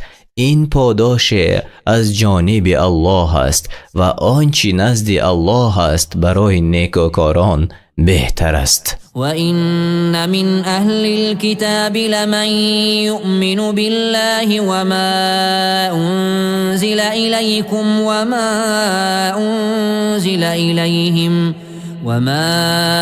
أُنْزِلَ إِلَيْهِمْ خَاشِعِينَ لِلَّهِ لَا يَشْتَرُونَ بِآيَاتِ اللَّهِ ثَمَنًا قَلِيلًا أولئك لهم أجرهم عند ربهم إن الله سریع الحساب.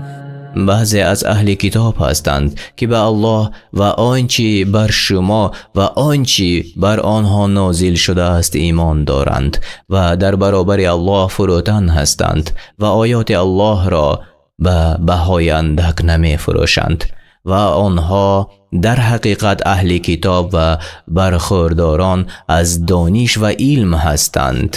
پاداش آنها نزد پروردگارشان است، همانا الله زود حسابگیر است. يا أيها الذين آمنوا اصبروا وصابروا ورابطوا واتقوا الله لعلكم تفلحون.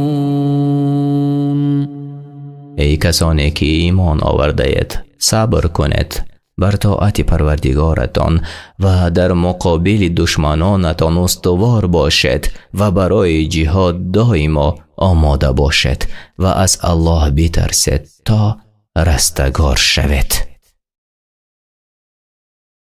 سوره ابراهیم در مکه نازل شد، 52 آیت و 7 رکوع است. بسم الله الرحمن الرحیم. به نام الله بخشاینده مهربان. الف لام را كتاب أنزلناه إليك لتخرج الناس من الظلمات إلى النور بإذن ربهم إلى صراط العزيز الحميد. الف لام را، این کتاب است که آن را به سوی تو فرو فرستادیم تا مردم را به حکم پروردگارشان از تاریکی ها به سوی روشنی، به سوی راه خدای غالب ستوده بیرون آری. الله الذي له ما في السماوات وما في الأرض وويل للكافرين من عذاب شدید. به سوی راه خدایی که آنچه در آسمان ها و آنچه در زمین است از آن او است و وای بر کافران از عذاب سخت. الذين يستحبون الحياة الدنيا على الآخرة ويصدون عن سبيل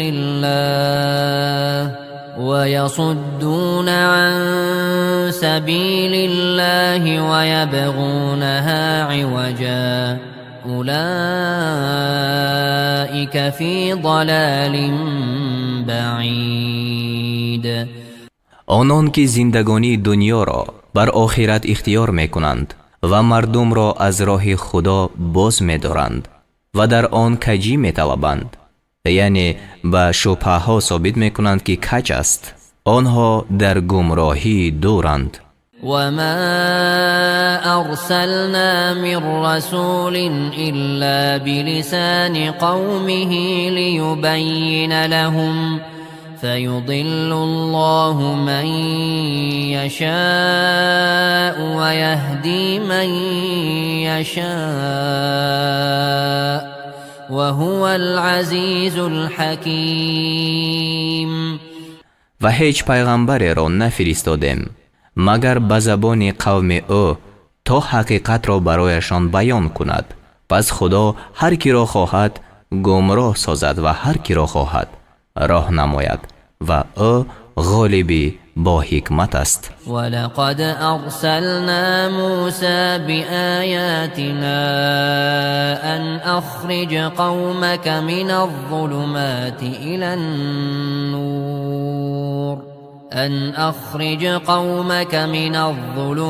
إلى النور وذكرهم بأيام الله إن في ذلك لآيات لكل صبار شكور.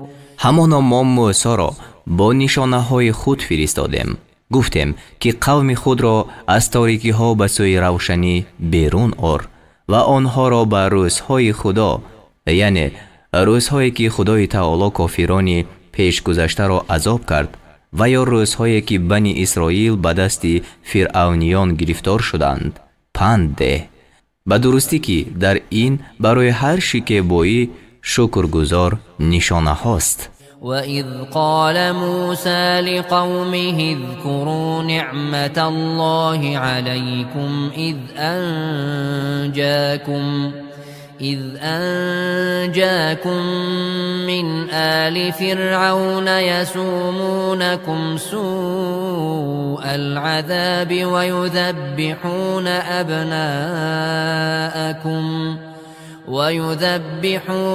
أبناءكم ويستحيون نساءكم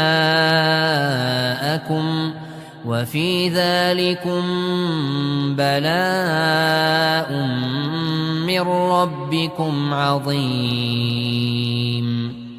و یاد کن آن وقت که موسی به قوم خود گفت نعمت خدا را بر خویش یاد کنید که چون شما را از کسان فرعون نجات داد آنها به شما عذاب سخت می رسانیدند و پسران شما را می کشتند و زنان شما را زنده می گذاشتند و در این حال آزمایش بزرگ از پروردگار شما بود. وَإِذْ تَأَذَّنَ رَبُّكُمْ لَئِن شَكَرْتُمْ لَأَزِيدَنَّكُمْ وَلَئِن كَفَرْتُمْ إِنَّ عَذَابِي لَشَدِيدٌ. وقال موسى إن تكفروا أنتم ومن في الأرض جميعا فإن الله لغني حمید. و آن وقت که پروردگار شما خبردار ساخت که اگر شکر کنید به شما زیاده دهم و اگر ناسپاسی کنید هر آینه عذاب من سخت است. و موسی گفت اگر شما و همه کسانی که در زمین هستند یک جا کافر شوید پس همانا خدا توانگری ستوده شده است. ألم يأتكم نبأ الذين من قبلكم قوم نوح وعاد وثمود والذين من بعدهم لا يعلمهم إلا الله جاءتهم رسلهم بالبينات فردوا أيديهم في أفواههم وقالوا إنا كفرنا بما أرسلتم به وإنا لفي شك مما تدعوننا إليه مريب. آیا به شما خبری کسانی نآمده است که پیش از شما بودند؟ قوم نوح و عاد و ثمود و کسانی که بعد از آنها آمدند. آنها را یعنی عدد و صفت آنها را بجز خدا کسی نمی داند.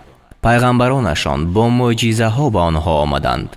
پس دستهایشان را بر دهان خود باز آوردند و گفتند یعنی از نهایت تعجب و انکار همانا ما به آنچه فرستاده شدید منکریم و همانا ما از آنچه ما را به آن میخوانید سخت در شبهه ایم.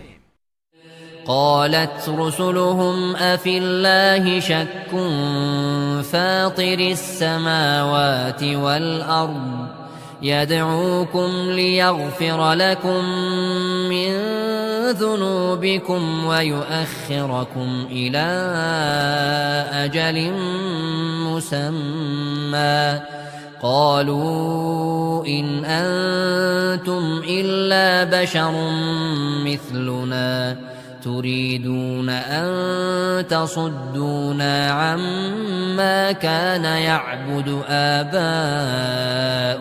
فأتونا بسلطان مبين. پیغمبرانشان گفتند آیا در خدا آفریننده آسمان ها و زمین شبهه هست و شما را میخواند تا گناهانتان را برای شما بیامرزد و شما را تا مدت معین موقوف دارد؟ گفتند شما بجز آدمی مثل ما کسی دیگر نیستید. میخواهید که ما را از آنچه باز دارید که پدرانمان عبادت میکردند؟ پس پیش ما حجت آشکار بیارید. قالت لهم رسلهم إن نحن إلا بشر مثلكم ولكن الله يمن على من يشاء من عباده وما كان لنا أن نأتيكم بسلطان إلا بإذن الله وعلى الله فلیتوکل المؤمنون. پیغمبرانشان به آنها گفتند ما به جز آدمی مانند شما کسی دیگر نیستیم، ولیکن خدا از بندگان خود به هر کی خواهد نعمت فراوان می دهد و ما را ممکن نیست که جز به حکم خدا حجت بیاریم و مؤمنان باید که بر خدا توکل کنند. وما لنا ألا نتوكل على الله وقد هدانا سبلنا ولنصبرن على ما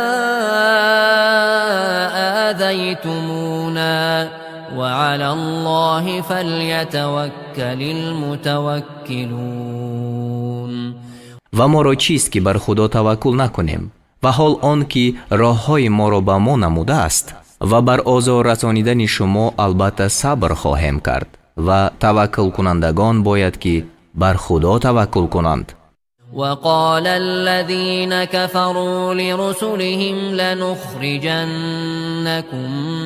من أرضنا أو لتعودن في ملتنا فأوحى إليهم ربهم لنهلكن الظالمين. و کافران به پیغمبران خویش گفتند البته شما را از زمین خود بیرون کنیم یا شما در دین ما باز آید. پس پروردگارشان به آنها وحی فرستاد که ستمگران را هلاک خواهیم کرد. ولنسكننكم الأرض من بعدهم ذلك لمن خاف مقامی و خاف وعید. و بعد از آنها شما را در زمین ساکن خواهیم ساخت. این وعده برای کسی است که از ایستادن به حضور من و از بیم کردن من بترسد. واستفتحوا وخاب كل جبار عنید. و پیغمبران طلب فتح کردند و هر گردنکش ستیزنده زیانکار شد. من ورائه جهنم و یسقا من ماء صدید.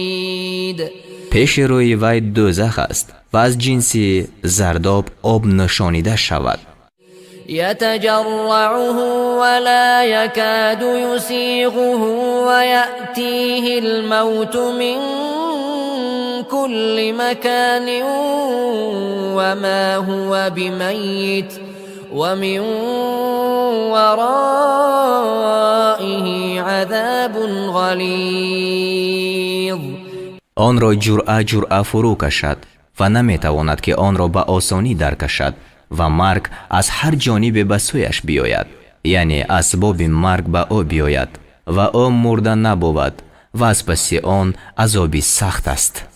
مثل الذين كفروا بربهم أعمالهم كرماد اشتدت به الريح في يوم عاصف لا يقدرون مما كسبوا على شيء ذلك هو الضلال البعید. مثل آنان که با پروردگار خویش کافر شدند این است: اعمال آنها مانندی خاکستر بود در روزی که تند باد دارد، باد در آن سخت ورزیده است، بر هیچ چیز از آنچه به دست آوردند قدرت ندارند، یعنی اعمال آنها برباد رود و از چیز از آن نفع نگیرند. این گمراهی بزرگ است. ألم تر أن الله خلق السماوات والأرض بالحق إن يشأ يذهبكم ويأتي بخلق جديد. آیا ندیدی که خدا آسمان ها و زمین را به تدبیری محکم آفرید؟ اگر خواهد شما را ببرد و آفرینش نو بیارد. وما ذلك على الله بعزيز. و این بر خدا دشوار نیست. وبرزوا لله جميعا فقال الضعفاء للذين استكبروا إنا كنا لكم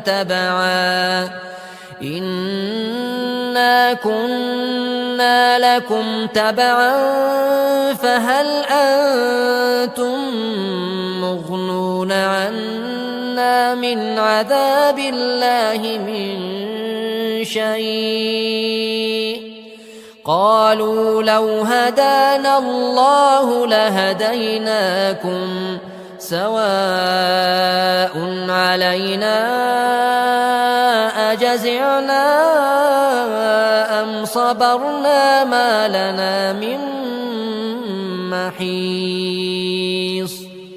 و همه یک جا پیش خدا حاضر شوند. پس ناتوانان به گردنکشان گویند، یعنی تابعان به پیشروان، به درستی که ما تابع شما بودیم. پس آیا شما پاره از عذاب خدا را از ما دفع کننده هستید؟ گویند اگر خدا به ما راه می نمود شما را راهنمایی می کردیم. چی بی‌طاقتی کنیم؟ چی شکیبایی یا صبر برای ما برابر است. ما را هیچ راهی خلاصی نیست. وقال الشيطان لما قضي الأمر إن الله وعدكم وعد الحق ووعدتكم فأخلفتكم وما كان لي عليكم من سلطان إلا أن دعوتكم فاستجبتم لي فلا تلوموني ولوموا أنفسكم ما أنا بمصرخكم وما أنتم بمصرخي إني كفرت بما أشركتمون من قبل إن الظالمين لهم عذاب أليم.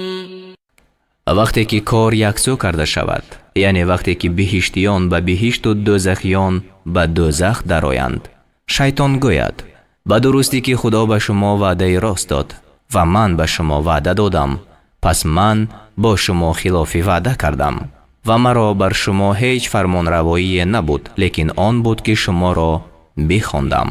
پس شما سخن مرا قبول کردید، پس مرا ملامت مکنید و خود را ملامت کنید.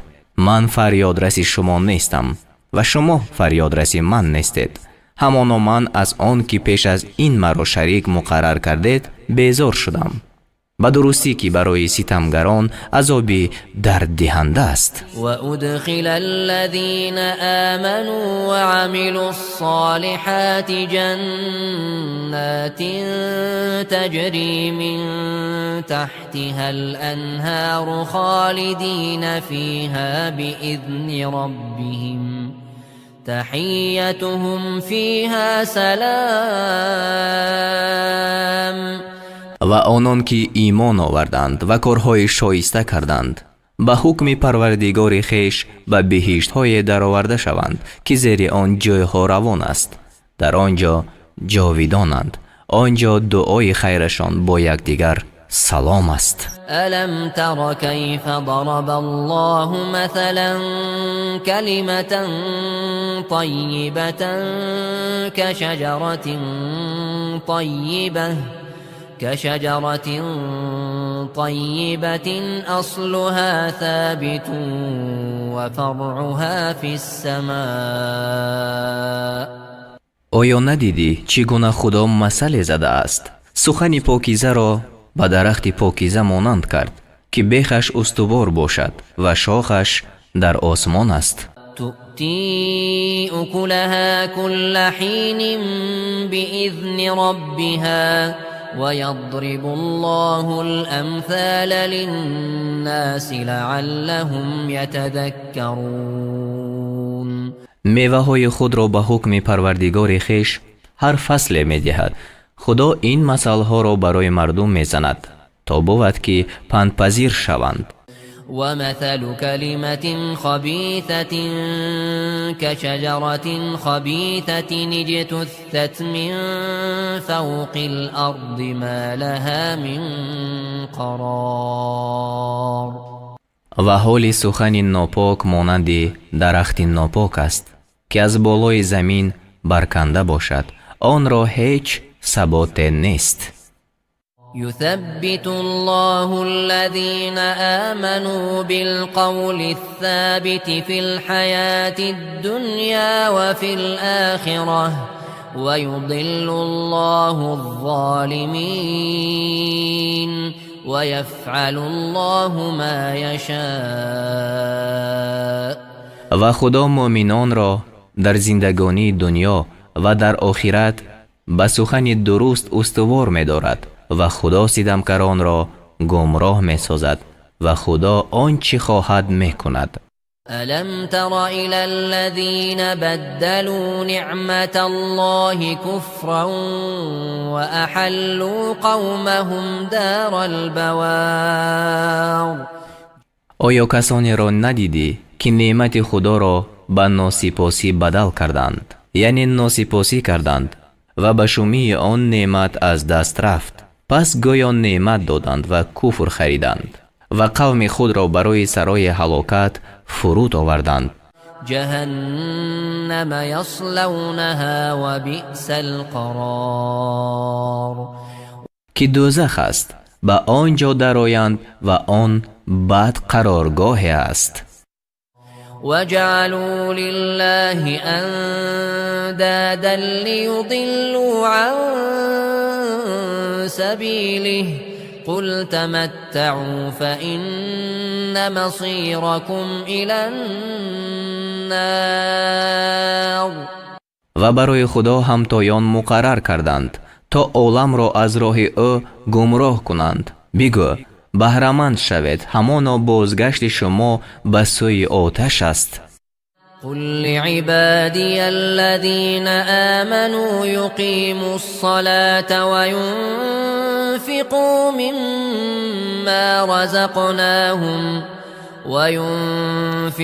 مما رزقناهم سرا وعلانية من قبل أن يأتي يوم لا بيع فيه ولا خلال. با آن بندگان من که ایمان آوردند بگو تا نماز را برپا دارند و از آنچه ما به آنها روزی دادیم پنهان و آشکارا خرج کنند، پیش از آن که روز بیاید که در آن نه خرید و فروش باشد و نه با یکدیگر دوستی. الله الذي خلق السماوات والأرض وأنزل من السماء ماء فأخرج به من الثمرات رزقا لكم وسخر لكم الفلك لتجري في البحر بأمره وسخر لكم الأنهار. خدا آن است که آسمان ها و زمین را آفرید و از آسمان آب را فرو فرستاد، پس به آن آب از میوه ها روزی برای شما بیرون آورد و کشتی را برای شما رام ساخت تا به حکم او دریا روان شود و جایها را برای شما رام ساخت. وسخر لكم الشمس والقمر دائبين وسخر لكم الليل والنهار. و آفتاب و ماه را که همیشه روانند برای شما رام ساخت و شب و روز را برای شما رام ساخت. وآتاكم من كل ما سألتموه وإن تعدوا نعمة الله لا تحصوها إن الإنسان لظلوم كفار. و هر چی خواستید برای شما داد و اگر نعمت خدا را بشمارید آن را شمار کردن نتوانید. همانا انسان ستمگر ناسپاس است. وإذ قال إبراهيم رب اجعل هذا البلد آمنا واجنبني وبني أن نعبد الأصنام. و یاد کن چون ابراهیم گفت ای پروردگار من این شهر را جای امن بگردان و مرا و فرزندان مرا از عبادت بتان دور دار.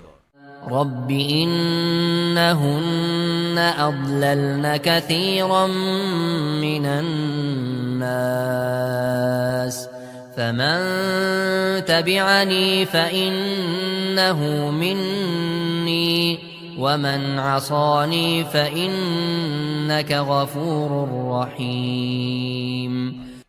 ای پروردگار من این بتان بسیاری از مردم را گمراه کردند و هر کی پیروی من کند پس همانا او از آن من است و هر کی مرا نافرمانی کند پس به درستی که تو آمرزنده مهربان هستی.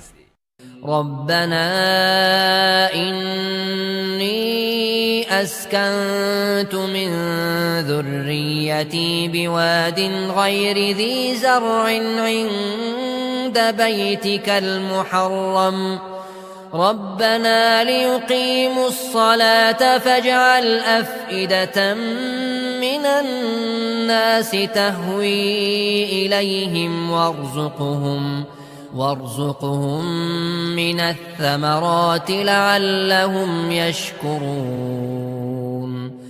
ای پروردگار ما همانا من بعضی اولاد خود را به وادی بکشت نزد خانه محترم تو ساکن ساختم.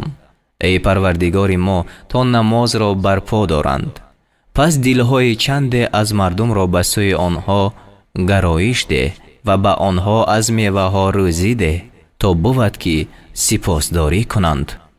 ربنا إنك تعلم ما نخفي وما نعلن وما يخفى على الله من شيء في الأرض ولا في السماء.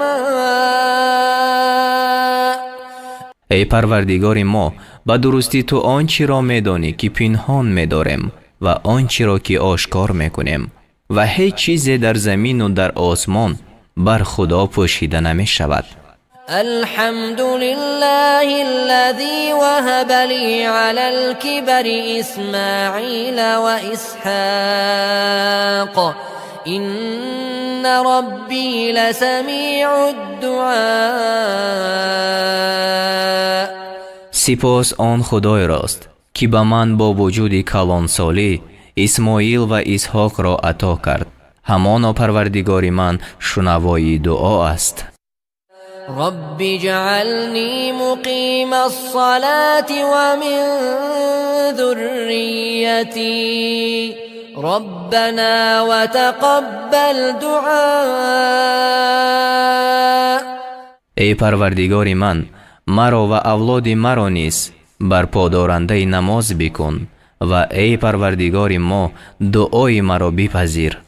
ربنا اغفر لي ولوالدي وللمؤمنين يوم يقوم الحساب.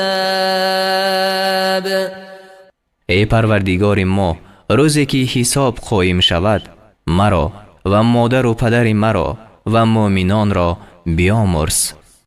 ولا تحسبن الله غافلا عما يعمل الظالمون إنما يؤخرهم ليوم تشخص فيه الأبصار.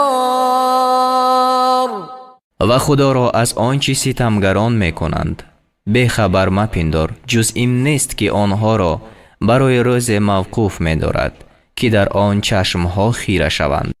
مهطعين مقنعي رؤوسهم لا يرتد إليهم طرفهم وأفئدتهم هواء.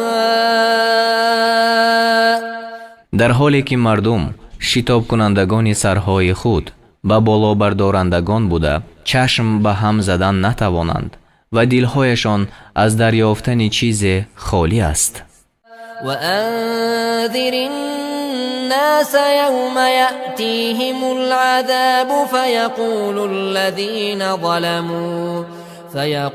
الذين ظلموا ربنا أخرنا إلى أجل قريب نجب دعوتك ونتبع الرسل أولم تكونوا أقسمتم من قبل ما لكم من زوال. و مردم را از روز بیترسان که به آنها عذاب بیاید. پس ظالمان گویند ای پروردگار ما را چندان مهلت ده تا دعوت تو را بپذیریم و رسولان را پیروی کنیم. به آنها گفته شود آیا پیش از این سوگند نمیخوردید که شما را هیچ زوال نباشد؟ وسكنتم في مساكن الذين ظلموا أنفسهم وتبين لكم كيف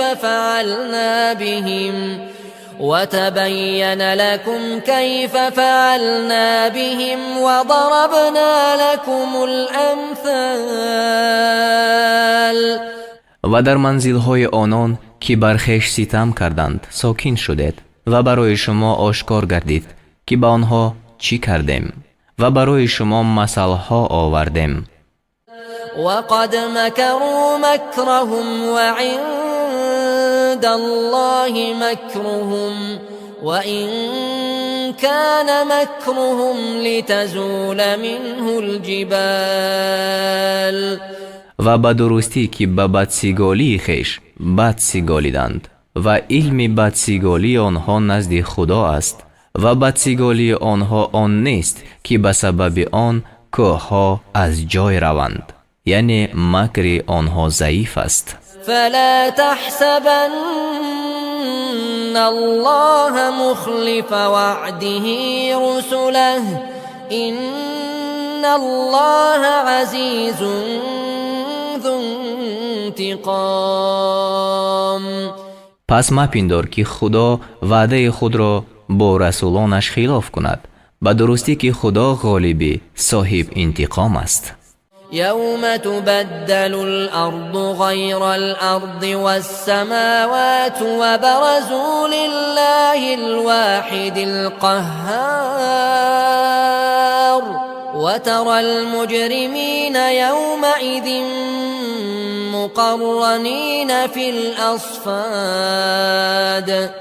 روزی که این زمین به غیر آن زمین و آسمان ها نیز بدل کرده شوند و همه به حضور خدای یگانه غالب آشکار شوند. سرابیلهم من قطران وتغشى وجوههم النار. و آن روز تو گناهگاران را ببینی که دست و پا در زنجیرها به هم بسته اند. لیجزی الله كل نفس ما كسبت إن الله سریع الحساب. لباسشان از قطران باشد، یعنی قطران ماده سیاه بدبوی است. آتش در آن زود در میگیرد و روی آنها را آتش بپوشد.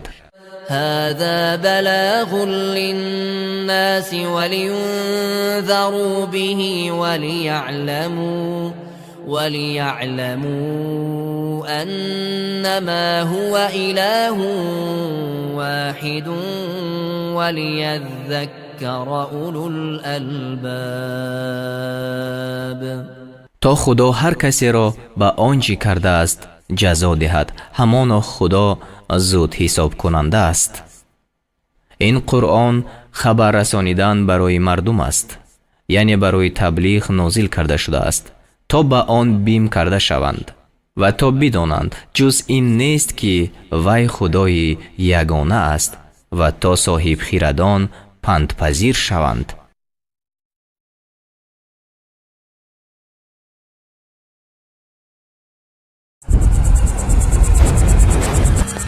سوره اسراء در مکه نازل شده است و از 111 آیت عبارت است. بسم الله الرحمن الرحیم. به نام الله بخشاینده و مهربان. سبحان الذي اسرى بعبده ليلا من المسجد الحرام إلى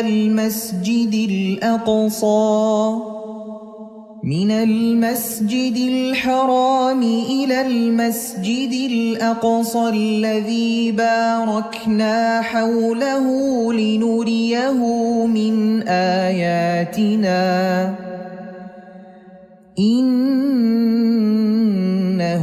هو السميع البصير.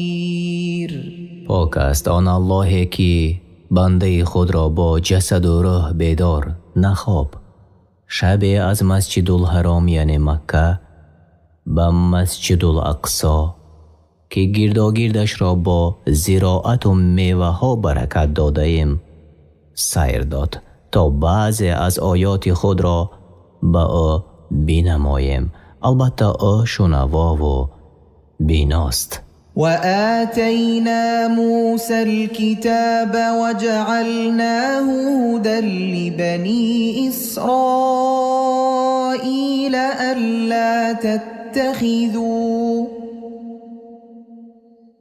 ألا تتخذوا من دوني وكيلا. و کتاب تورات را به موسی دادیم و آن کتاب را راهنمای بنی اسرائیل گردانیدیم که جز من سرپرست دیگری در امر دین و دنیایتان انتخاب نکنید. ذریة من حملنا مع نوح إنه كان عبدا شکورا. ای فرزندان مردمی که با نوح در کشتیشان برداشتیم، ما پدران شما را از غرق شدن نجات دادیم، پس الله را در مقابل نعمتهایش شکرگزار باشد. بدانید که او یعنی نوح بنده سپاسگزار بود. وقضينا إلى بني إسرائيل في الكتاب لتفسدن في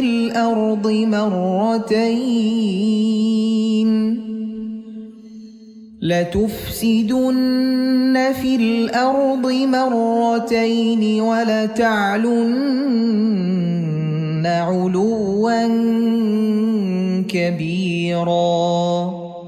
و بنی اسرائیل را در توراتی که به آنها نازل شده بود خبر دادیم که 2 بار در زمینی یعنی شام و بیت المقدس فساد میکنید و نیز سرکشی میکنید و سر به طغیان خواهید داشت.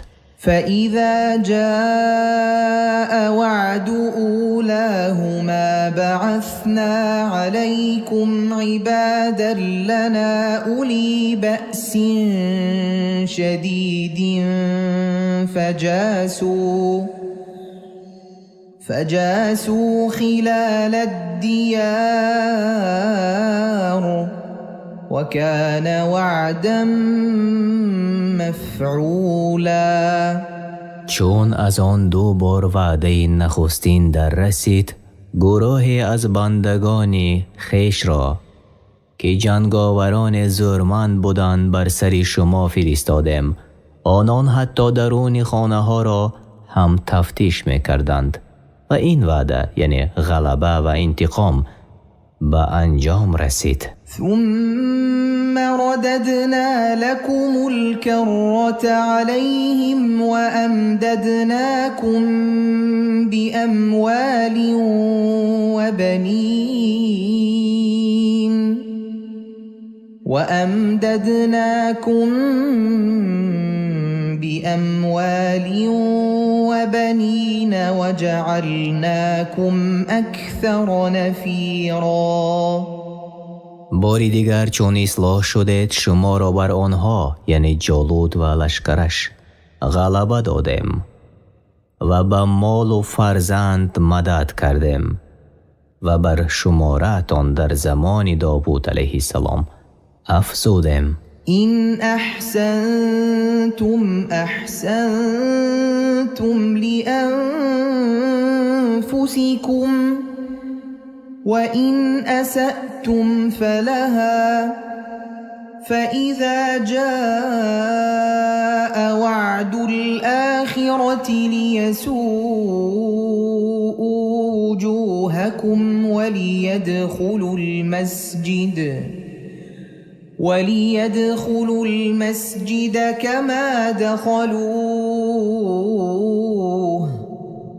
كما دخلوه أول مرة وليتبروا ما علوا تتبيرا. الله به بنی اسرائیل می گوید اگر نیکی کنید به خود می کنید و اگر بدی کنید به خود می کنید و چون وعده دوم فرا رسید کسانی را بر سرتان فرستادیم تا شما را با آزار و الم رسانیدن غمگین سازند و چون باری اول که به مسجد در آمده بودند به مسجد درآیند و به هر چی دست یابند نابود سازند. معنای وعده دوم و آمدن این وقت در زمان بود که پیامبر الله یحیی ابن زکریا را کشتند. عسى ربكم أن يرحمكم وإن عدتم عدنا وجعلنا جهنم للكافرين حصيرا. شاید پروردگارتان بر شما ای بنی اسرائیل رحمت آورد اگر از گناه توبه کنید و اگر به معصیت و گناهکاری باز کردید باز می‌کردیم برای عذاب کردنتان در این جهان و جهنم را زندان کافران ساختیم. این آیت و آیت قبلی برای این امت وعده سخت است تا گرفتار عذابی سخت نشوند چنانه که بر بنی اسرائیل فرود آمده بود. تفسیر بغوی. إن هذا القرآن يهدي للتي هي أقوم ويبشر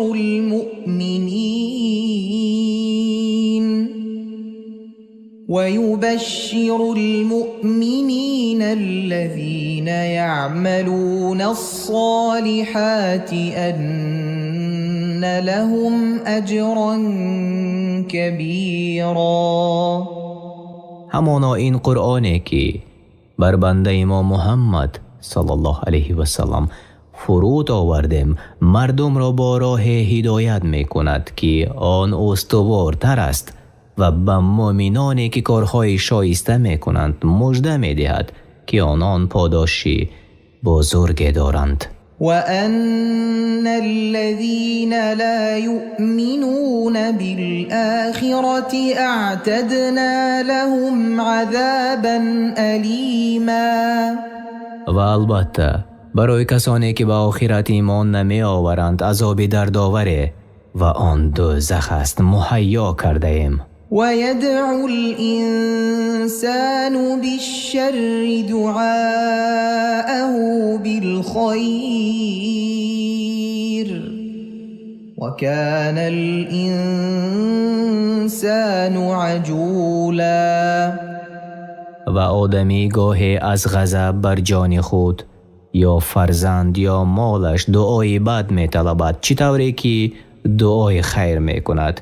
اگر الله آن دعایش را قبول کند هلاک می شود ولی به فضل و رحمتش اجابت نمی کند و آدمی طبیعتاً به خرسندی و سختی بی صبر و شتابکار است. وجعلنا الليل والنهار آيتين فمحونا آية الليل وجعلنا آية النهار مبصرة لتبتغوا فضلا من ربكم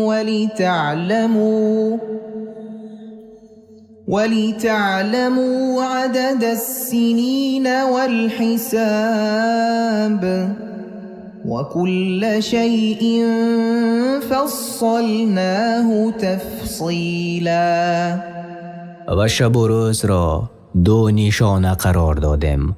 نشانه شب را تاریکی گردانیدیم و نشانه روز را روشنی، تا به طلب رزقی که پروردگارتان مقرر داشته است برخیزید و شمار سالها و حساب را بدانید.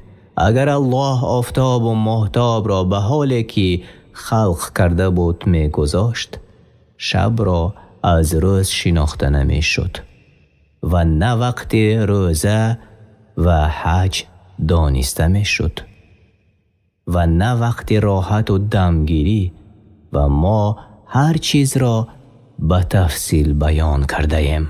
و کل انسان الزمناه طائره فی عنقه ونخرج له يوم القيامة كتابا يلقاه منشورا. کرداری نیک و بدی هر انسان را چون طوق به گردنش آویخته ایم و در روز قیامت برای او نامه اعمالش را گشاده بیرون آوریم تا در آن بنگرد. اقرأ كتابك كفى بنفسك اليوم عليك حسيبا. در آن روز به او گفته می شود بخوان نامه اعمال هایی که در دنیا کرده بودی. امروز تو خود برای حساب کردنی عمل هایت بسنده ای. من اهتدى فإنما يهتدي لنفسه ومن ضل فإنما يضل عليها ولا تزر وازرة وزر أخرى وما كنا معذبين حتى نبعث رسولا. هر کی راه حق را دریابد سپس آن راه حق را پیروی نماید، فایده آن تنها برای خود او می رسد.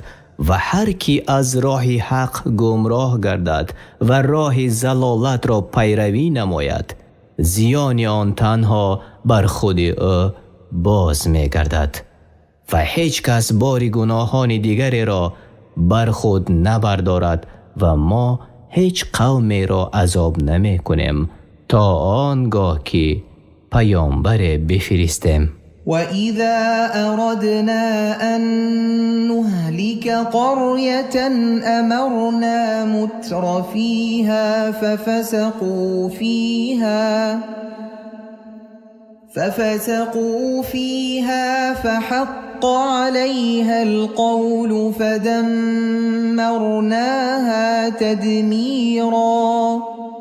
چون بخواهیم دهه را هلاک کنیم به سرکشان آنجا می فرماییم تا در آنجا نافرمانی کنند و آنگاه عذاب بر آنها واجب گردد و آن دهه را نابود سازیم. و کم اهلکنا من القرون من بعد نوح وكفى بربك بذنوب عباده خبيرا بصيرا. بعد از نوح چه بسیار مردمی را که ایمان نآوردند هلاک کردیم و بسنده است که پروردگاری تو از گناهان بندگانش آگاه و به آنها بیناست. من كان يريد العاجلة عجلنا له فيها ما نشاء لمن نريد ثم جعلنا له جهنم يصلاها مذموما مدحورا. هر کس که خواهان این جهانی تیزگذر باشد و امید به آخرت نداشته باشد، در آن هر چی را بخواهد زود به او می‌دهیم. سپس آنگاه در آخرت جهنم را جایگاه او سازیم تا سرزنش شده، یعنی از طرف الله، فرشتگان و مردم، و رانده شده، یعنی از رحمت الله، به آن درافتد. ومن أراد الآخرة وسعى لها سعيها وهو مؤمن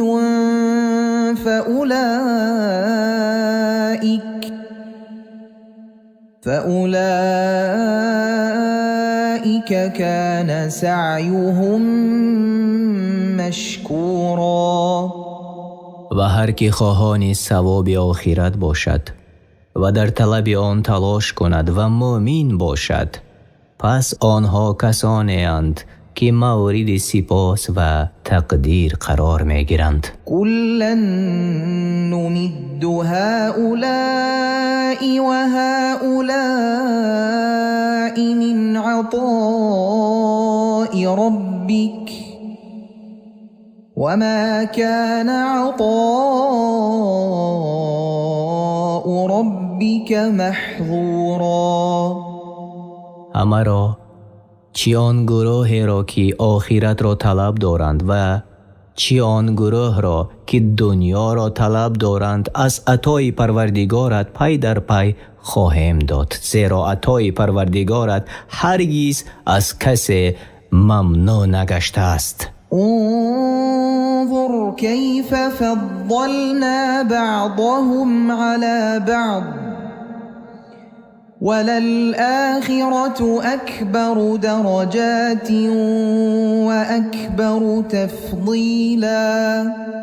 بینگر که چگونه بعضی هایشان را در دنیا به فراخی رزق و کمیش و آسانی و دشواری و دانا و نادانی و دیگر چیزها بر بعضی دیگر برتری نهادیم. و بیگمان درجات آخرت افزونتر و بزرگتر است. لا تجعل مع الله إلها آخر فتقعد مذموما مخذولا. با الله برحق معبود دیگری را قرار مده که آنگاه به شریک آوردنت در مذمت و خواری و بیاور خواهی ماند. وقضى ربك ألا تعبدوا إلا إياه وبالوالدين إحسانا إما يبلغن عندك الكبر أحدهما أو كلاهما فلا تقل لهما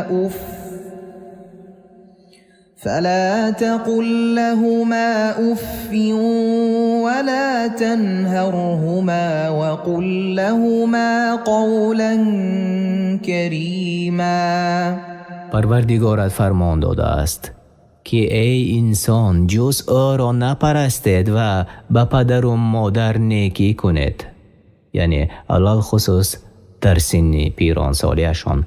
اگر یکی از آنها یا هر دوی آنها در نزد تو به سن پیری رسند، به آنان اوف مگو و به سر آنها فریاد مزن و با احترام به آنان سخن بگو.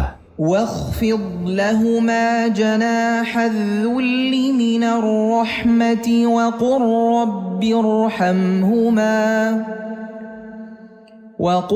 رب ارحمهما كما ربياني صغيرا.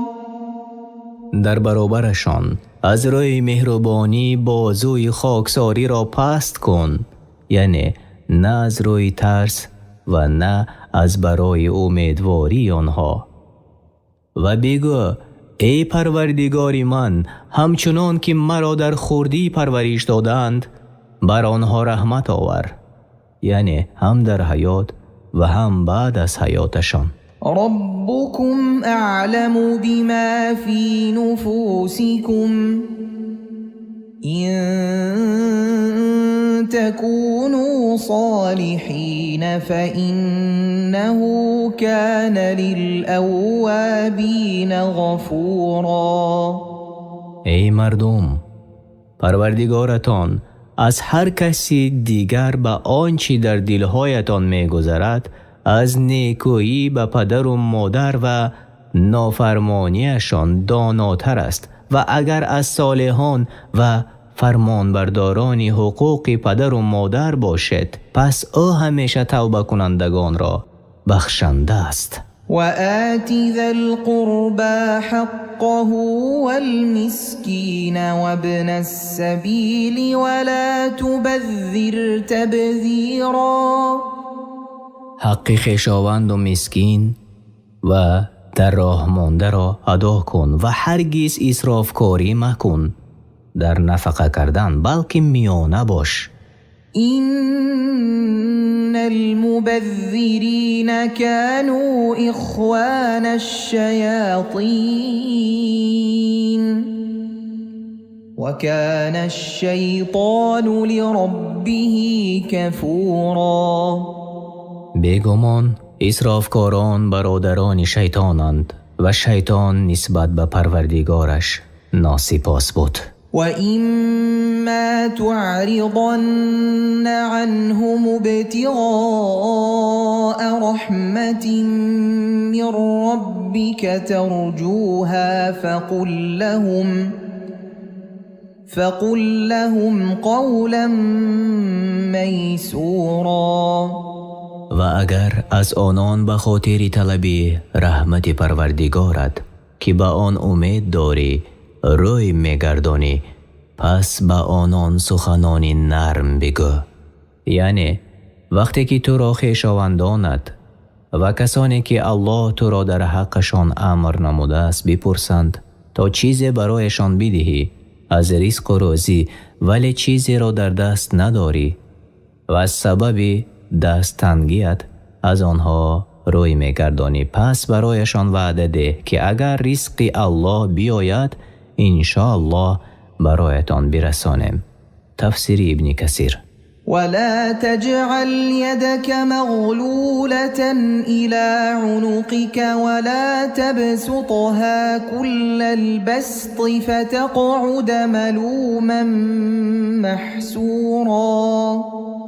و دست خود را در کار خیر به گردن خود بسته مکن از بخیلی و آن را به اسرافکاری به تمام کشات هم مگیر که آنگاه در صورت بخل ملامت شده حسرت زده بنشینی. إن ربك يبسط الرزق لمن يشاء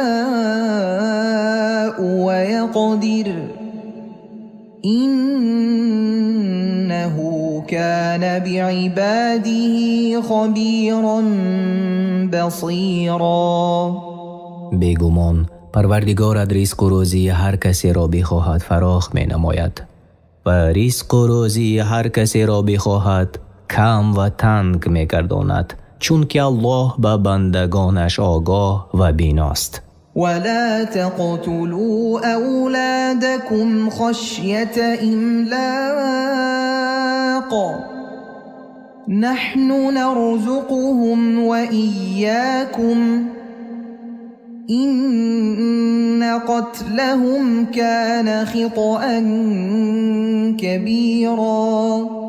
و هر وقتی که دانستید که رزق از جانب الله است پس ای آدمان فرزندان خود را از بیم تنگ دستی نکشید. ما هم شما را روزی می دهیم و آنها را، البته کشتن آنها گناهی بزرگ است، یعنی اهل جاهلیت به دختران میراث نمیدادند، بلکه دختران خود را میکشتند تا کمبغالیشان بسیار نشود و از همین سبب نهی کرده شد.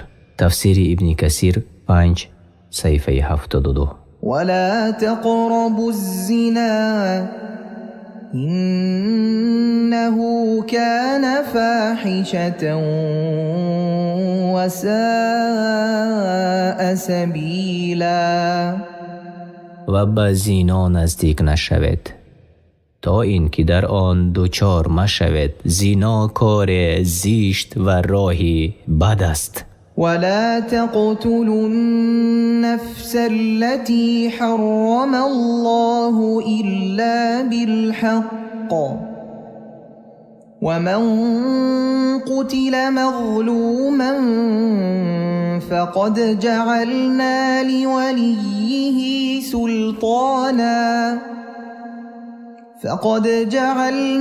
لوليه سلطانا فلا يسرف في القتل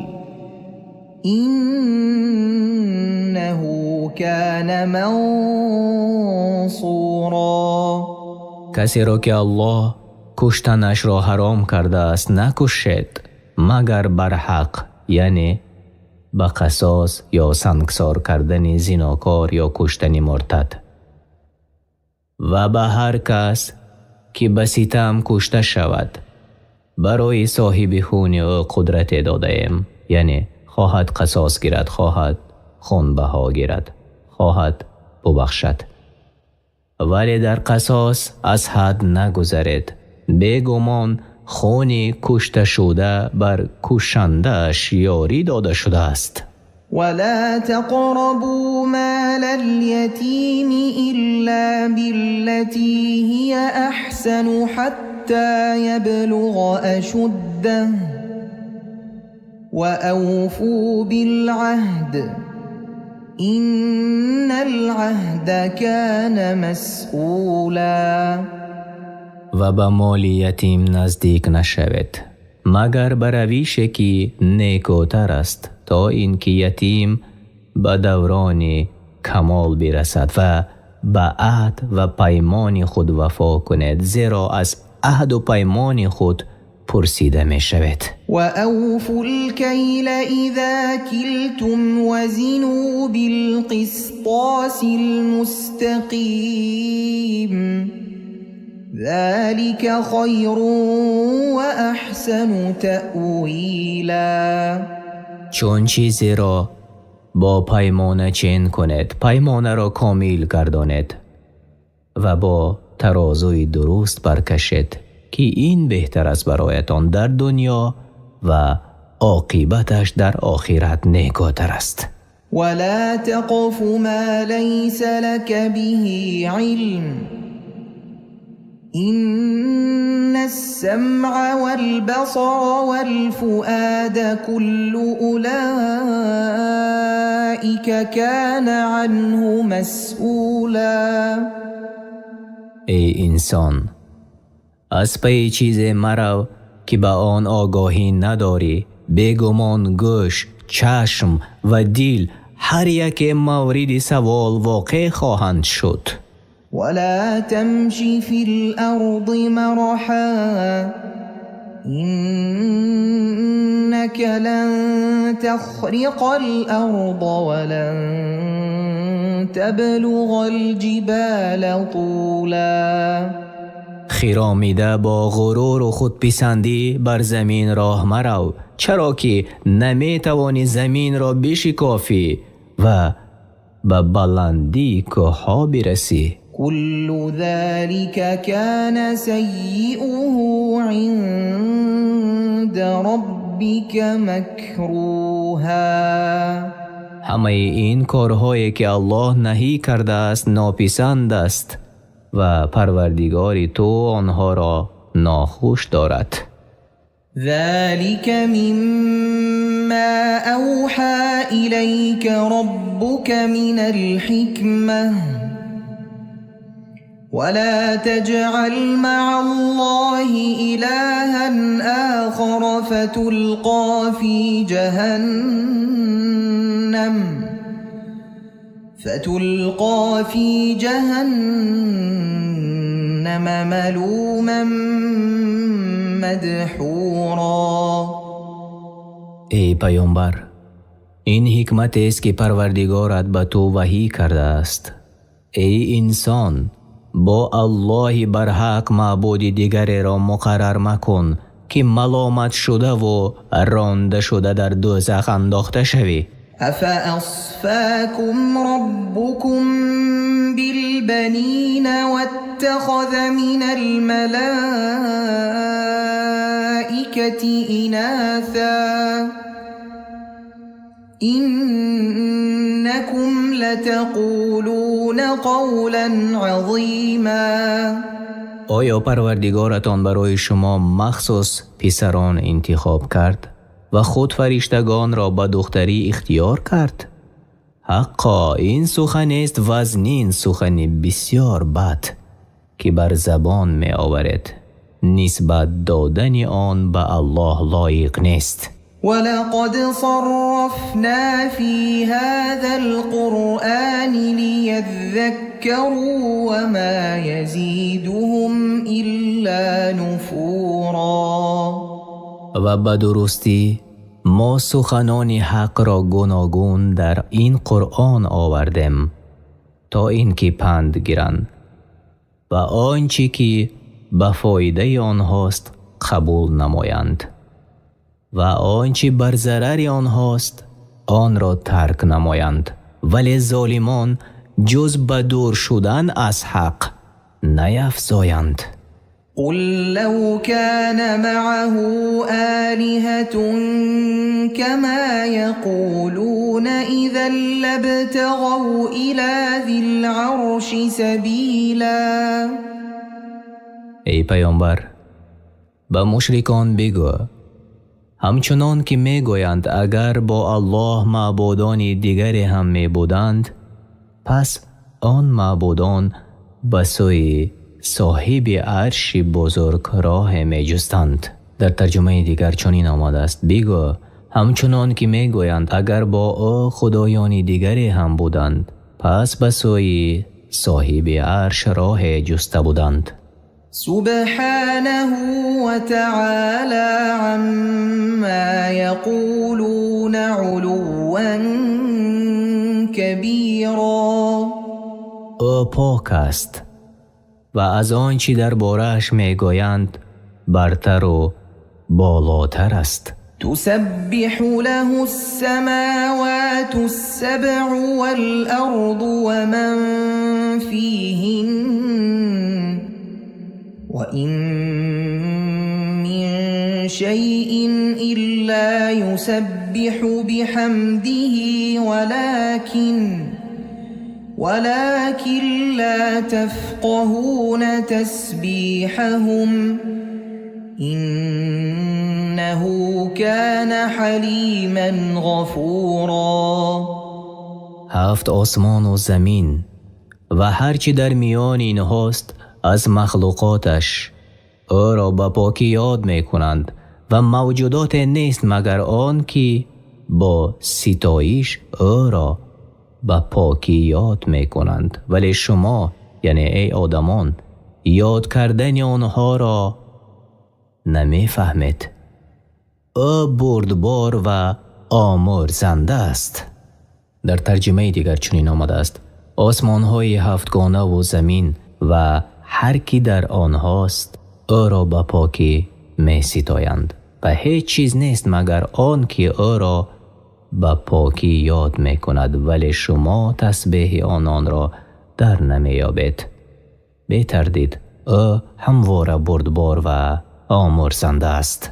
وَإِذَا قَرَأْتَ الْقُرْآنَ جَعَلْنَا بَيْنَكَ وَبَيْنَ الَّذِينَ لَا يُؤْمِنُونَ بِالْآخِرَةِ حِجَابًا مَسْتُورًا. ای محمد صلی الله علیه و سلام، هنگامی که قرآن میخوانی میان تو و آنان که به قیامت ایمان نمی آورند پرده غوث قرار می دهیم که از شنیدن آن فایده نمی بینند و راه نمی یابند. وجعلنا على قلوبهم أكنة أن يفقهوه وفي آذانهم وقرا وإذا ذكرت ربك في القرآن وحده ولوا على أدبارهم نفورا. و بر دلهاشان پرده می افکنیم تا معنای قرآن را در نیابند و در گوشهایشان سنگینی ایجاد می کنیم. و چون پروردگارت را در قرآن به یگانگی یاد کنی، باز به عقیب با نفرت می گردند و می رمند. نحن أعلم بما يستمعون به إذ يستمعون إليك وإذ هم نجوى إذ يقول الظالمون إن تتبعون إلا رجلا مسحورا. ما بهتر می دانیم مقصدی بدی آن سرداران قریش را که چون به تو گوش می دهند. وقتی که تو ای محمد صلی الله علیه و سلم قرآن می خوانی و حال آن که گوش کردنشان از برای هدایت یافتن و قبول حق نیست، بلکه از برای عیب گویی است. و می دانیم هنگامی که آنها با هم در گوش یکدیگر صحبت می کنند، آن زمان که ستمگاران می گویند شما به جز مرد جادو کرده کسی را پیروی نمی کنید. انظر كيف ضربوا لك الأمثال فضلوا فلا يستطيعون سبيلا. بینگر ای محمد صلی الله علیه و سلم که چگونه برای تو مثالها زدند. گفتند محمد جادو کرده، شاعر و دیوانه است، پس گمراه شده اند و به سوی حق راه یافته نمی توانند تا بیرون آیند. وقالوا أإذا كنا عظاما ورفاتا أإنا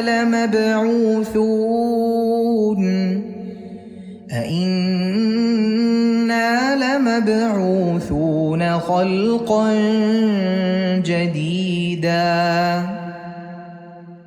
گفتند یعنی منکران روز قیامت، دروغ گویان روز قیامت، آیا اگر از ما استخوان بماند و خاک شویم، باز هم با آفرینشی نو از قبر برمیخیزیم؟ قل كونوا حجارة أو حديدا. بگو ای محمد اگر توانید از این هم زور و توانا باشد، سنگ باشد یا آهن، الله باز میگرداند شما را چنانه که نخستین بار آفرید و دوباره زنده شدن شما بر وی آسان است. او خلقا مما یکبر فی صدورکم فسيقولون من يعيدنا قل الذي فطركم أول مرة فسينغضون إليك رؤوسهم ويقولون متاه قل عسى أن يكون قريبا. یا این که آفریده دیگری باشد که در نظرتان بزرگ می نماید، خواهند گفت چی کسی ما را باز می گرداند؟ بگو همان الله که نخستین بار شما را آفرید. پس سرهایشان را به سهولت تکان داده می گویند آن کی خواهد بود؟ بگو شاید که نزدیک باشد.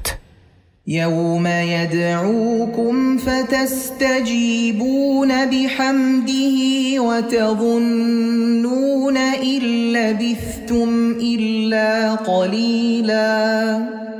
روزی که الله شما را به سوی خود می خواند و شما از قبر برخسته ستایش گویان امر او را قبول میکنید و میپندارید که در دنیا اندک آرامیده اید. وقل لعبادي يقولوا التي هي أحسن إن الشيطان ينزغ بينهم إن الشيطان كان للإنسان عدوا مبينا.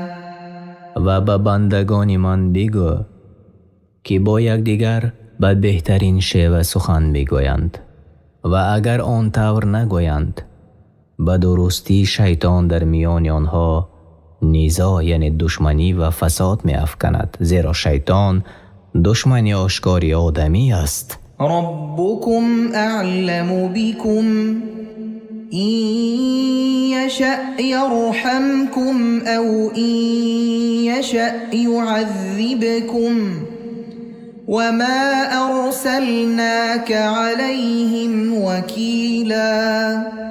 پروردگارتان به حال شما آگاه تر است. چه کس سزاوار هدایت است و چه کس سزاوار نیست. اگر بخواهد بر شما رحم می کند و به سوی ایمان توفیق می فرماید و اگر بخواهد بر کفر شما را می میراند، عذابتان می کند و ما تو را ای محمد نگهبان آنها و مراقب احوال آنان نفرستاده ایم. وربك أعلم بمن في السماوات والأرض ولقد فضلنا بعض النبيين على بعض وآتينا داود زبورا. و پروردگاری تو با کسی که در آسمان ها و زمین است آگاه تر است.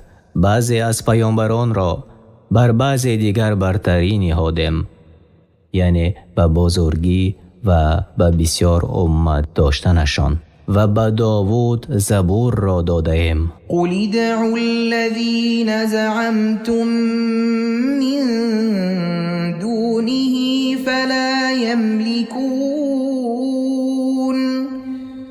فلا يملكون كشف الضر عنكم ولا تحویلا. بگو ای محمد صلی الله علیه و سلم به مشرکان قومت، آنهایی را که جز الله برحق معبود دیگری را میپندارید فرا بخوانید. نمیتوانند بلا را یعنی قحطی و گرسنگی را از شما دور سازند یا آن را نصیب دیگران کنند.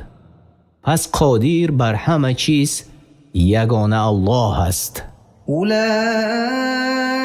الذين يدعون يبتغون إلى ربهم الوسيلة أيهم أقرب ويرجون رحمته ويخافون عذابه إن عذاب ربك كان محذورا.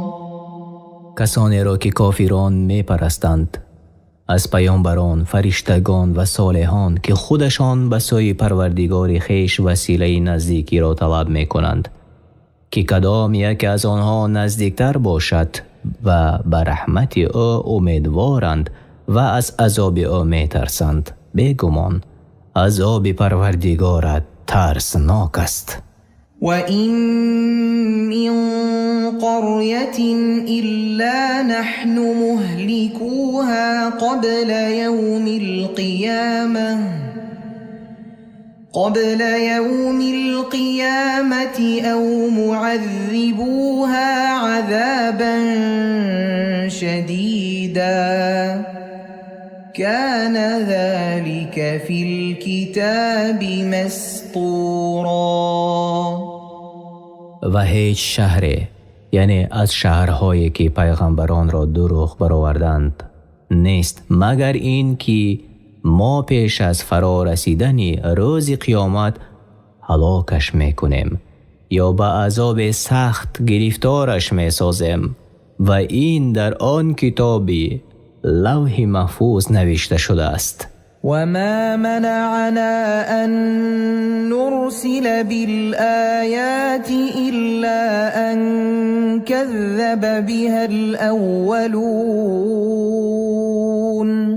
وآتينا ثمود الناقة مبصرة فظلموا بها وما نرسل بالآيات إلا تخويفا.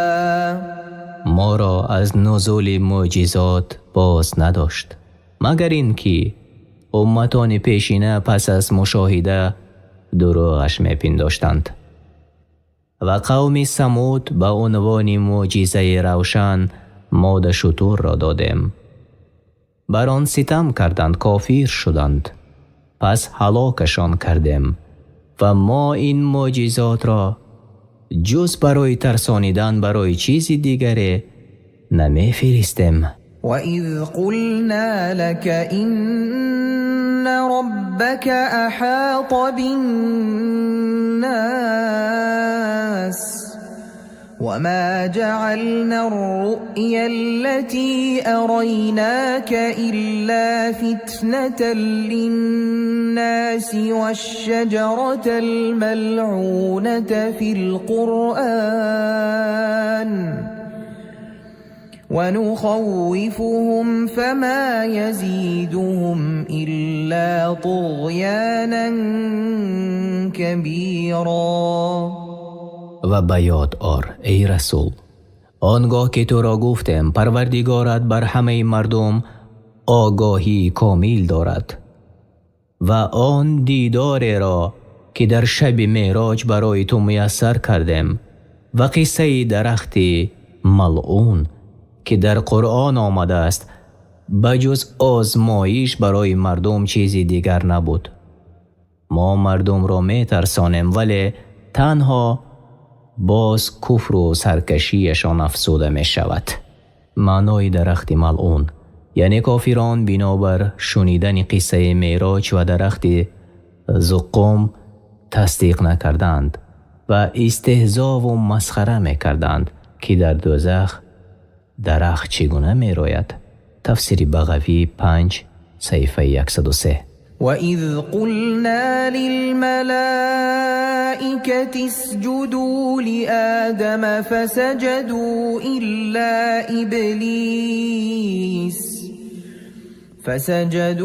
إِلَّا إِبْلِيسَ قَالَ أَأَسْجُدُ لِمَنْ خَلَقْتَ طِينًا.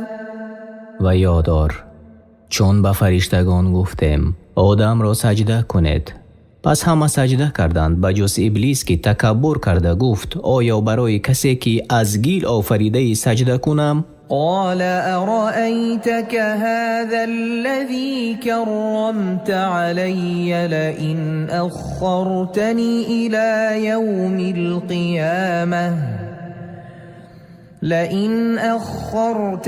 إلى يوم القيامة لأحتنكن ذريته إلا قليلا. شیطان گفت به من بگوی آیا این همان کسی است بر من برتری داده ای؟ این بسا جای تعجب است.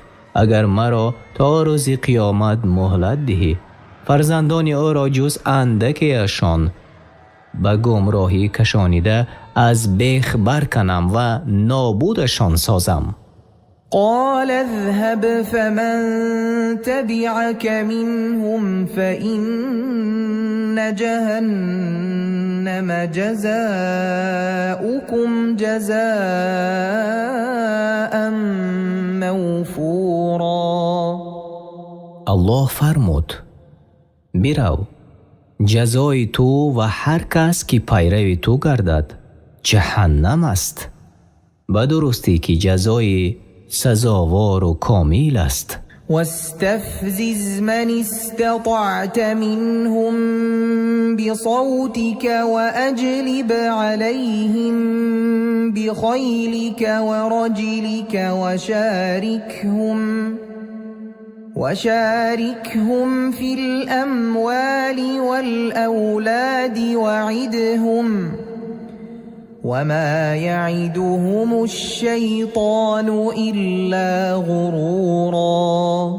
با فریاد خویش هر کی را توانی از جای بجنبان، یعنی به سوی معصیت یعنی گناه، و با یاری سواران و پیادگانت بر آنان بتاز و در مال و فرزند به کسب حرام با آنان شریک شو و به پیروانت وعده دروغ بده.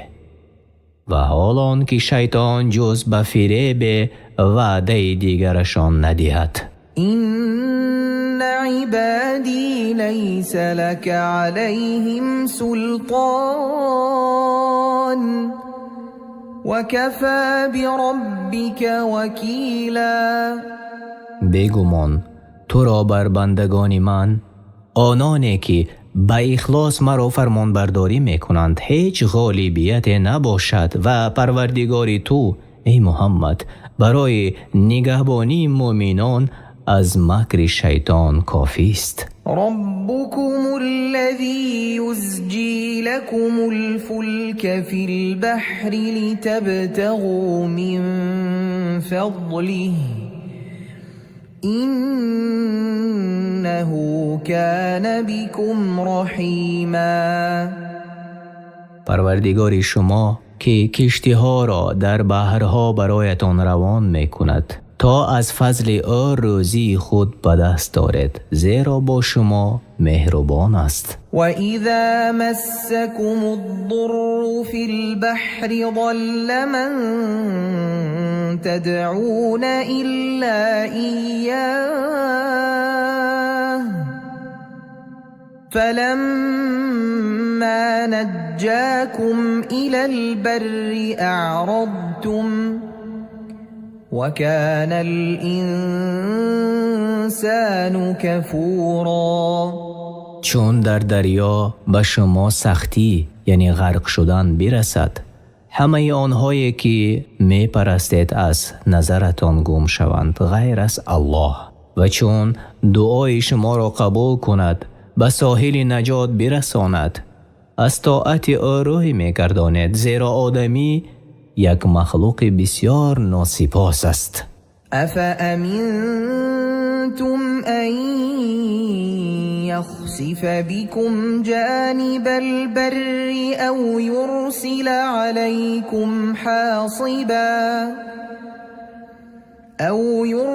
عليكم حاصبا ثم لا تجدوا لكم وکیلا. آیا امین هستید از این که ناگهان شما را در گوشه از زمین فرو برد، یا تندباد ریگبار چنان که بر قوم لوط علیه السلام فرستاده بود بر شما بفرستد، سپس برای خود هیچ نگهبان نمیابید؟ ام امنتم ان يعيدكم فيه تارة اخرى فيرسل عليكم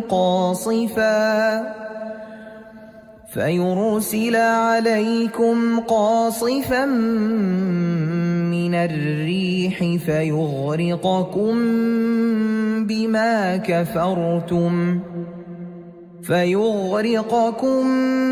بما كفرتم ثم لا تجدوا لكم علينا به تبيعا.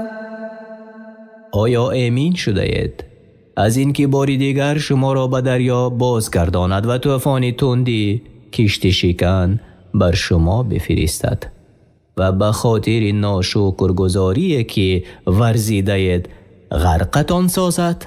بعد از آن کسی را نیابید که در برابر آنچه به شما کرده ایم از ما انتقام بگیرد، همانا الله به اندازه ذره بر شما ستم نکرده است.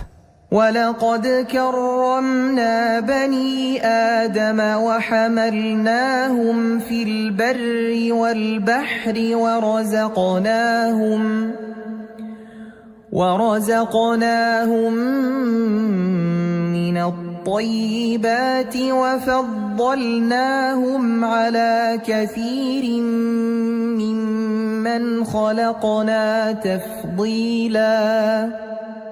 و براستی ما فرزندان آدم را گرامی داشتیم، به عقل و به فرستادن پیامبران و همه چیز را برایش مطیع یعنی اطاعت کننده گردانیدیم و بر بحر و خشکی بر سواری های گوناگون سزاوار کردیم و از چیزهای خوش و پاکیزه روزی دادیم و بر بسیار از مخلوقات خویش برتریشان دادیم. یوم ندعو کل اناس بإمامهم فمن أوتي كتابه بيمينه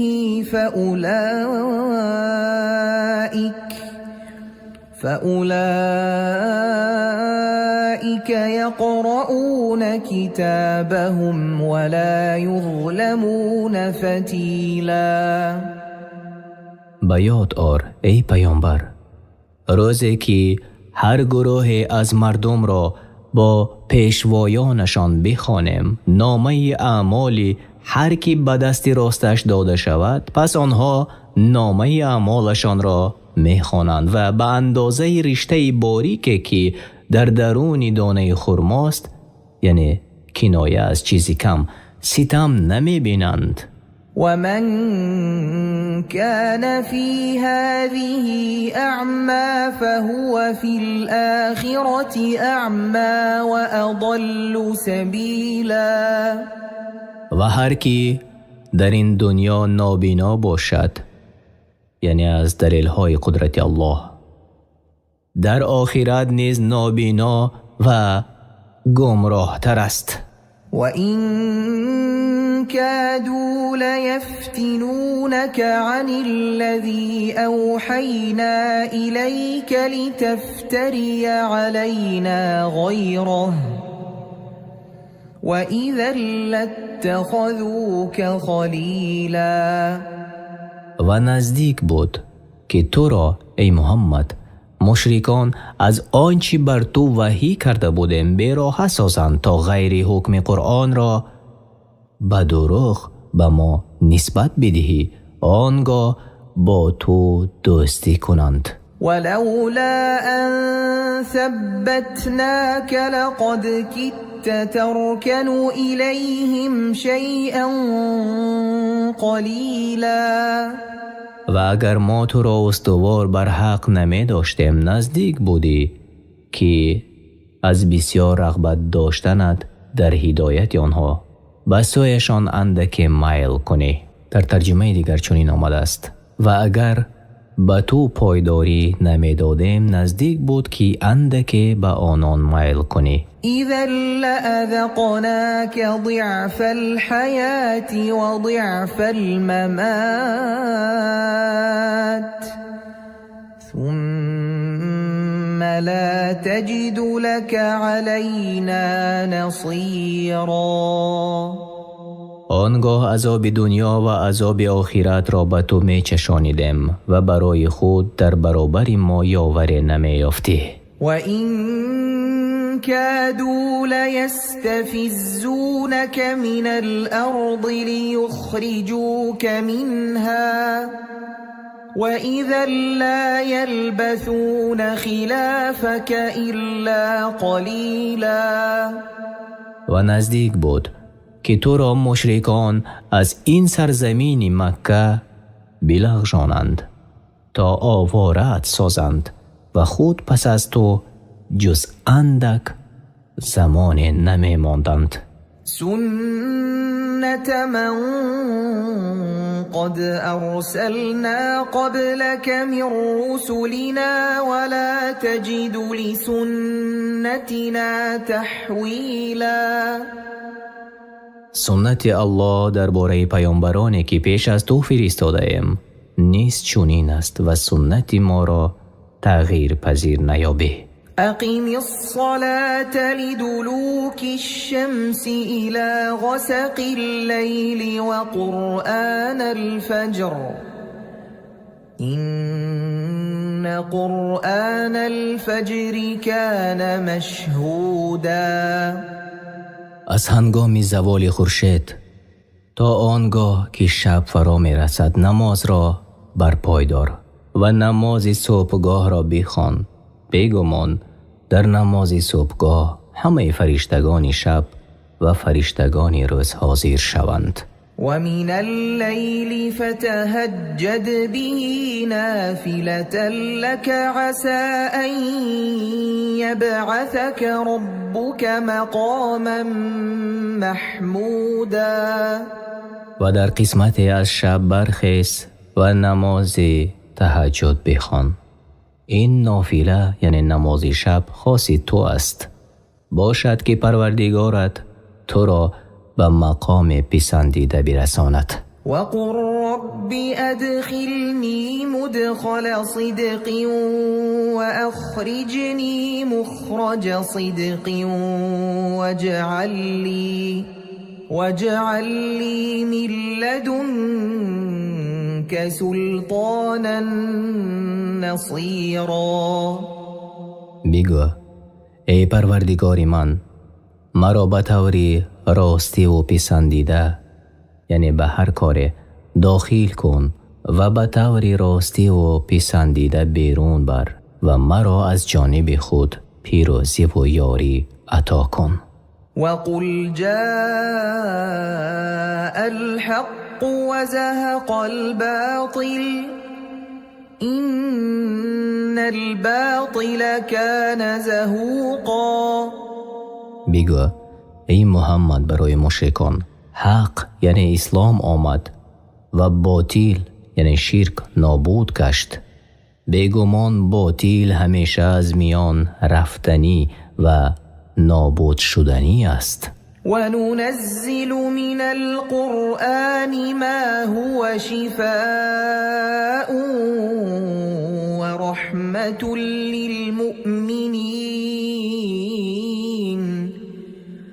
ورحمة للمؤمنين ولا يزيد الظالمين إلا خسارا. و از قرآن آنچه را فرود می آوریم که وی برای دلهای مؤمنان شفا می بخشد از شک و نفاق و جهالت و نیز شفا می بخشد به خواندن کسلی های بدنی. و قرآن نیز رحمت است، ولی کافران از شنیدن آن و نبودن ایمانشان به آن برایشان جز زیان نمی افزاید.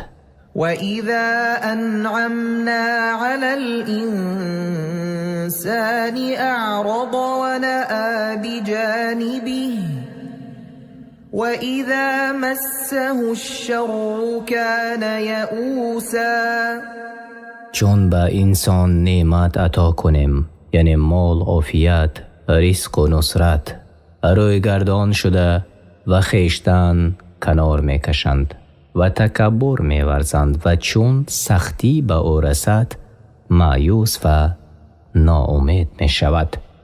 یعنی در ترجمه دیگر چنین آمده است: چون به انسان نعمت دادیم روی گرداند و خود را به یک سو کشید و چون ضرر به او رسید ناامید گردید. قل كل يعمل على شاكلته فربكم أعلم بمن هو أهدى سبيلا. بگو هر کس بر روش خویش کار می کند و پروردگارتان بهتر می داند که چه کسی راه یافته تر است. ويسألونك عن الروح قل الروح من أمر ربي وما أوتيتم من العلم إلا قليلا. تو را ای پیامبر مشرکان از حقیقت روح می پرسند. بگو روح چیزی است که تنها پروردگار من از آن آگاه است و شما و جمع مردم از علم بجز اندک چیز داده نشده اید، یعنی روحی که انسان با آن زنده است. تفسیر بغوی 5 صفحه 126. ولئن شئنا لنذهبن بالذي أوحينا إليك ثم لا تجد لك به علينا وكيلا.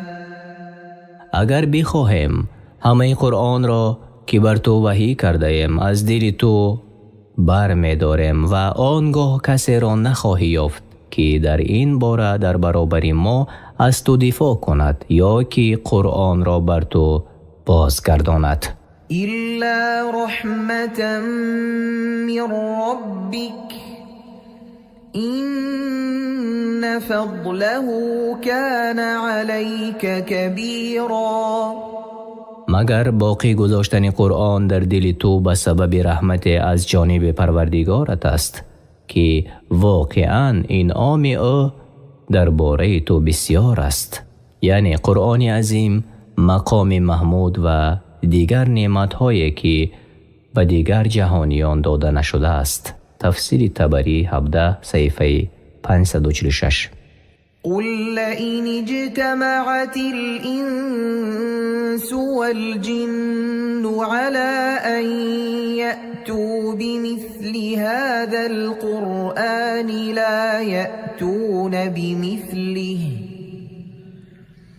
لا يأتون بمثله ولو كان بعضهم لبعض ظهيرا.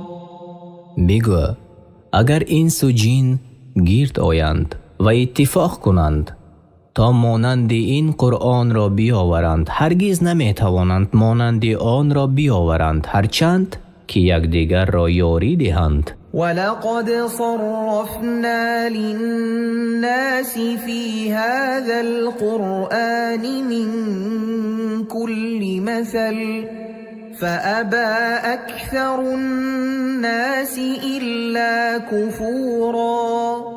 و براستی که در این قرآن هر مسئله را برای مردم با شیوه های گوناگون بیان داشتیم، ولی بیشتر مردم جز انکار و ناشکری نپذیرند. وقالوا لن نؤمن لك حتى تفجر لنا من الأرض ينبوعا. مشرکان گفتند به تو ای محمد ما هرگز ایمان نمی آوریم مگر این که برای ما از زمین چشمه روان سازی. او تكون لك جنة من نخيل وعنب فتفجر الأنهار خلالها تفجیرا. یا تو را باغی باشد از درختان خرما و انگور که در مابینش نهرها را فراوان جاری گردانی. او تسقط السماء كما زعمت علينا كسفا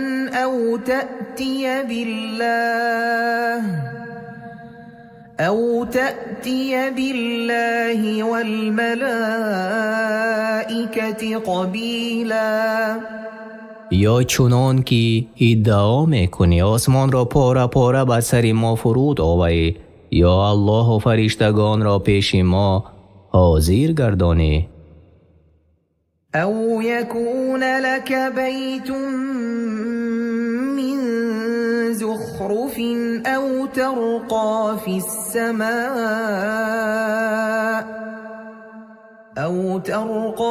السماء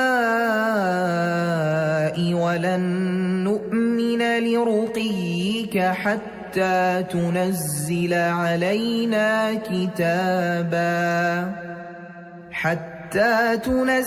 علينا كتابا نقرأه قل سبحان ربي ربي هل كنت إلا بشرا رسولا یا تو را خانه از زر و زیور باشد یا به سوی آسمان بالا روی و ما به آسمان بالا رفتنت را هم باور نمی کنیم مگر این که کتاب همراه خود برای ما بیاوری که آن را خوانیم.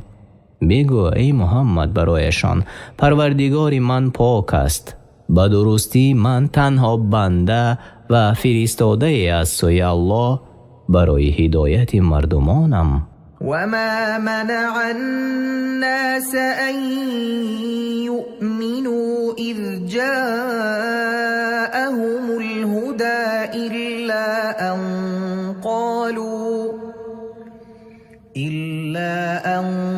قالوا أبعث الله بشرا رسولا.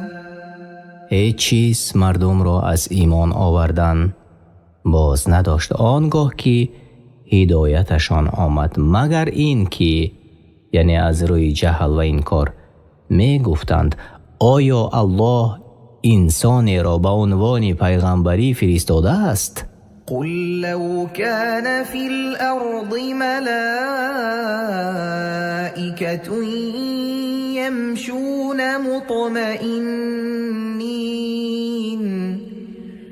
يمشون مطمئنين لنزلنا عليهم من السماء ملكا رسولا.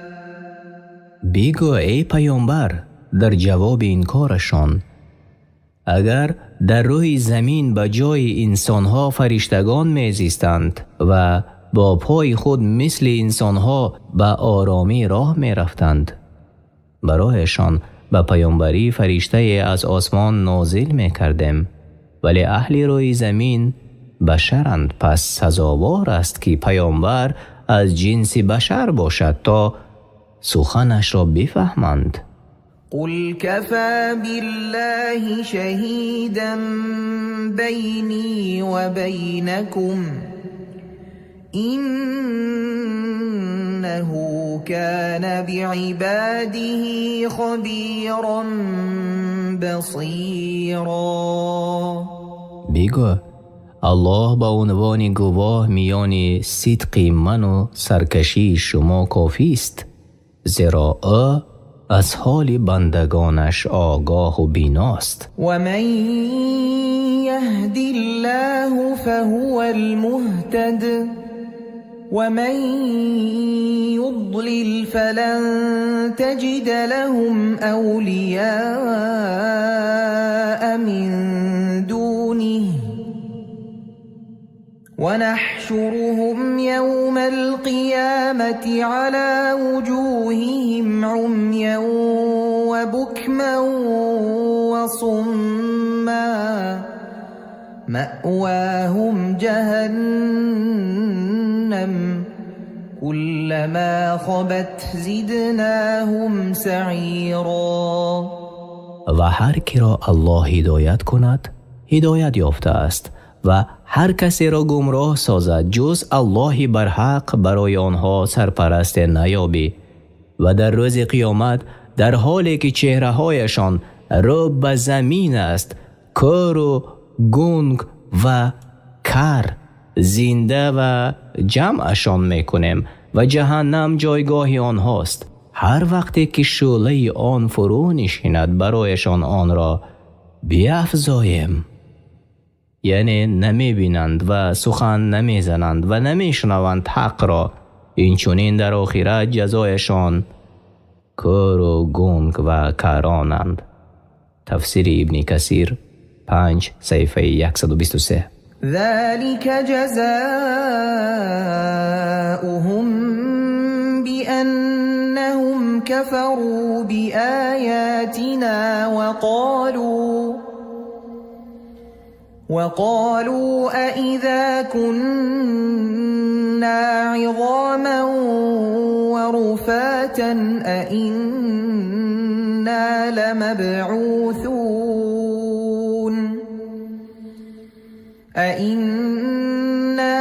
لمبعوثون خلقا جديدا. این جزای آنهاست، زیرا به آیات ما ایمان نیاوردند و گفتند آیا چون ما استخوان شدیم و خاک ما را به صورت تازه زنده می کنند؟ أولم يروا أن الله الذي خلق السماوات والأرض قادر على أن يخلق مثلهم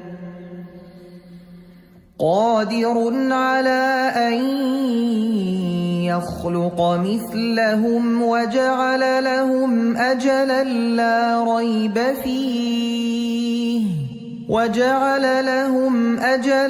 لا ريب فيه فأبى الظالمون إلا كفورا. آیا نمی دانند اینها مشرکان که الله که آسمان ها و زمین را از نیستی آفریده است قادر است که مانند آنها را بعد از فنایشان بیافریند و برایشان مدتی عمر نهاده که در آن شک نیست. اما ظالمان جز کفر و انکار چیزی دیگری را قبول نکردند. قل لو أنتم تملكون خزائن رحمة ربي إذا لأمسكتم خشية الإنفاق وكان الإنسان قتورا. بگو ای محمد صلی الله علیه و سلم برایشان اگر شما ای مردم مالکی همه خزینه های رحمت پروردگار من می بودید از بیم تنگ دستی بخیلی پیشه می کردید، زیرا آدمی بسیار بخیل و تنگ نظر است. ولقد آتینا موسی 9 آیات بینات فاسأل بني إسرائيل إذ جاءهم فقال له فرعون إني لأظنك يا موسى مسحورا.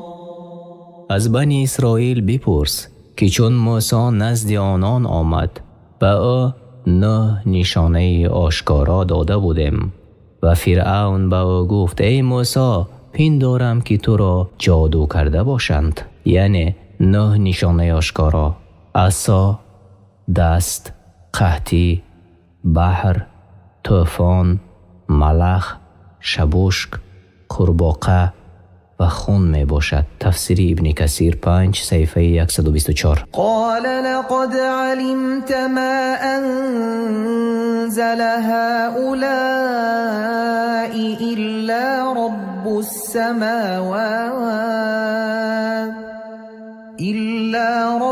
السماوات والأرض بصائر وإني لأظنك يا فرعون مثبورا. موسی به فرعون گفت به حقیقت می‌دانی این نشانه های آشکار را جز پروردگار آسمان ها و زمین نفرستاده است و من ای فرعون تو را به یقین هلاک شده می‌بینم. فأراد أن يستفزهم من الأرض فأغرقناه ومن معه جميعا. فرعون قصد آن داشت که آنها را از سرزمین مصر برکند، ولی ما او و همراهانش را غرق ساختیم. وقلنا من بعدی لبنی اسرائیل اسكنوا الأرض فإذا جاء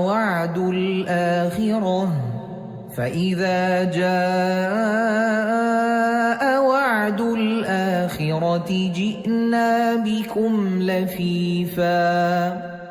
و پس از فرعون و لشکرش به بنی اسرائیل گفتیم در آن سرزمین شام ساکین شوید و چون وعده آخرت رسد همه شما را با هم زنده و جمع میکنیم. وبالحق أنزلناه وبالحق نزل وما أرسلناك إلا مبشرا ونذيرا. این قرآن را به حق نازل کرده ایم بر محمد صلی الله علیه و سلم و به حق و صدق، عدل و از تغییر و تبدیل نگاه داشته شده نازل شده است و تو را نفرستادیم مگر آن که مژده دهی به جنت آن کسی را که فرمان برداری میکند و بیم دهی به دوزخ آن کسی را که نافرمان برداری و کفر میورزد. وقرآنا فرقناه لتقرأه على الناس على مكث ونزلناه تنزیلا. و قرآن را کم کم، یعنی در مدت 23 سال، به گونه آیاتها و بخشهای جداگانه نازل کردیم تا تو آن را آهسته آهسته و اندک اندک بر مردم بخوانی و به این وسیله جذب دلها و اندیشه ها شود و در عمل جاری گردد.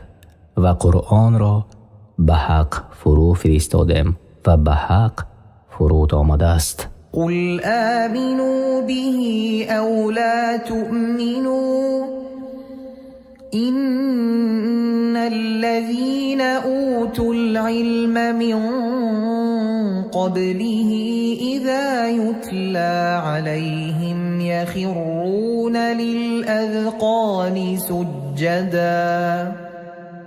بگو ای کافران، خواه به قرآن ایمان بیاورید یا ایمان نیاورید، اختیار خوشبختی و بدبختی خودتان را دارید، ولی بدانید که اعجاز و حقیقت قرآن روشن است. آنان که از این پیش دانش آموختند و با تورات و انجیل راستین سر و کار داشتند، چون قرآن برایشان تلاوت شود سجده کنان بر روی می افتند و سر تسلیم در برابر الله فرود می آورند و او را سپاس می گویند. ويقولون سبحان ربنا إن كان وعد ربنا لمفعولا. و می گویند پاک است پروردگار ما از آنچه که او را نسبت می دهند مشرکان.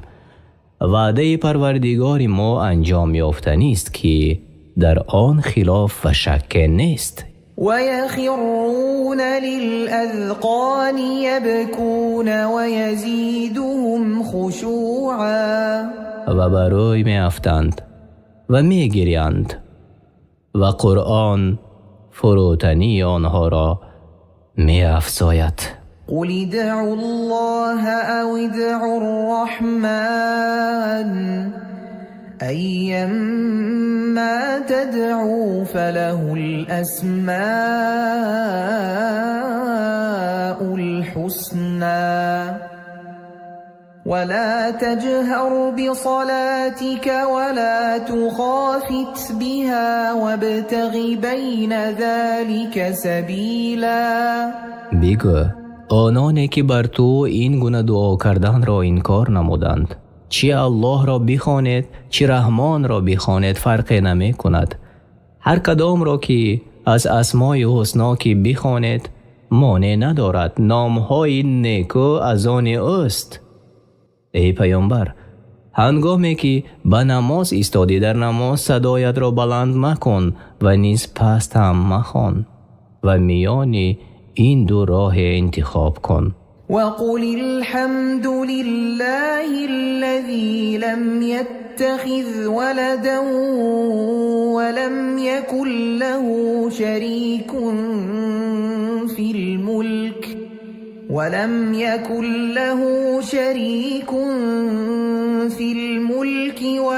يكن له ولي من الذل وكبره تكبيرا.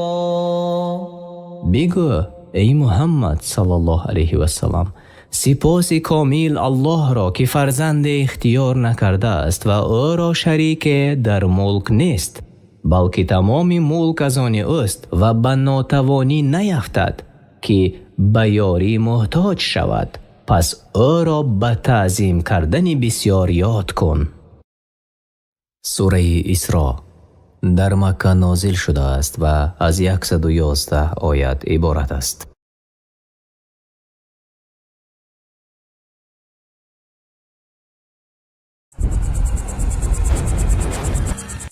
بسم الله الرحمن الرحیم. به نام الله بخشاینده مهربان.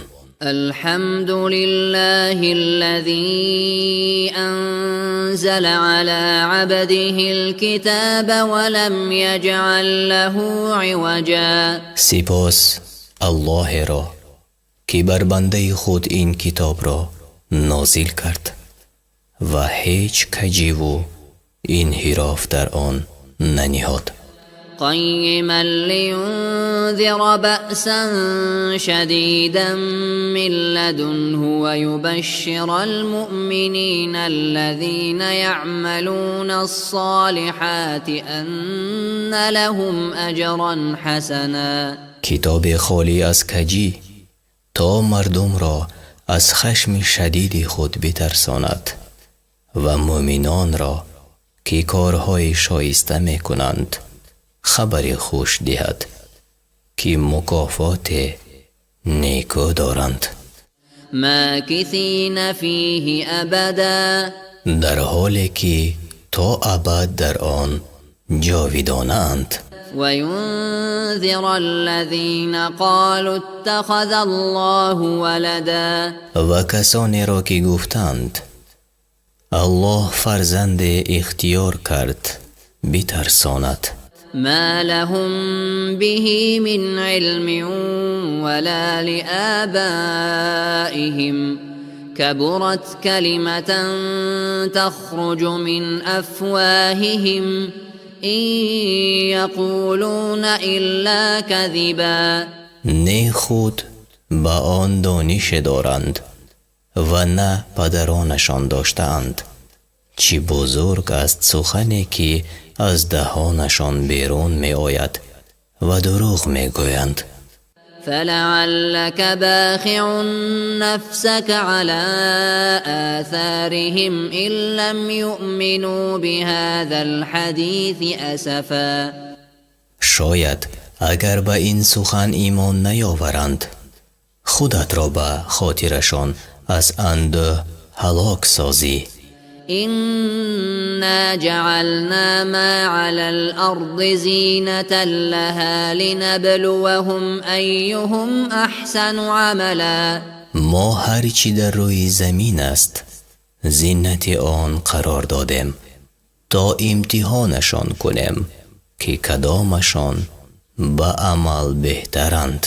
وإنا لجاعلون ما عليها صعيدا جرزا. و نیز ما هستیم که روی زمین را چون بیابان خشک خواهیم کرد.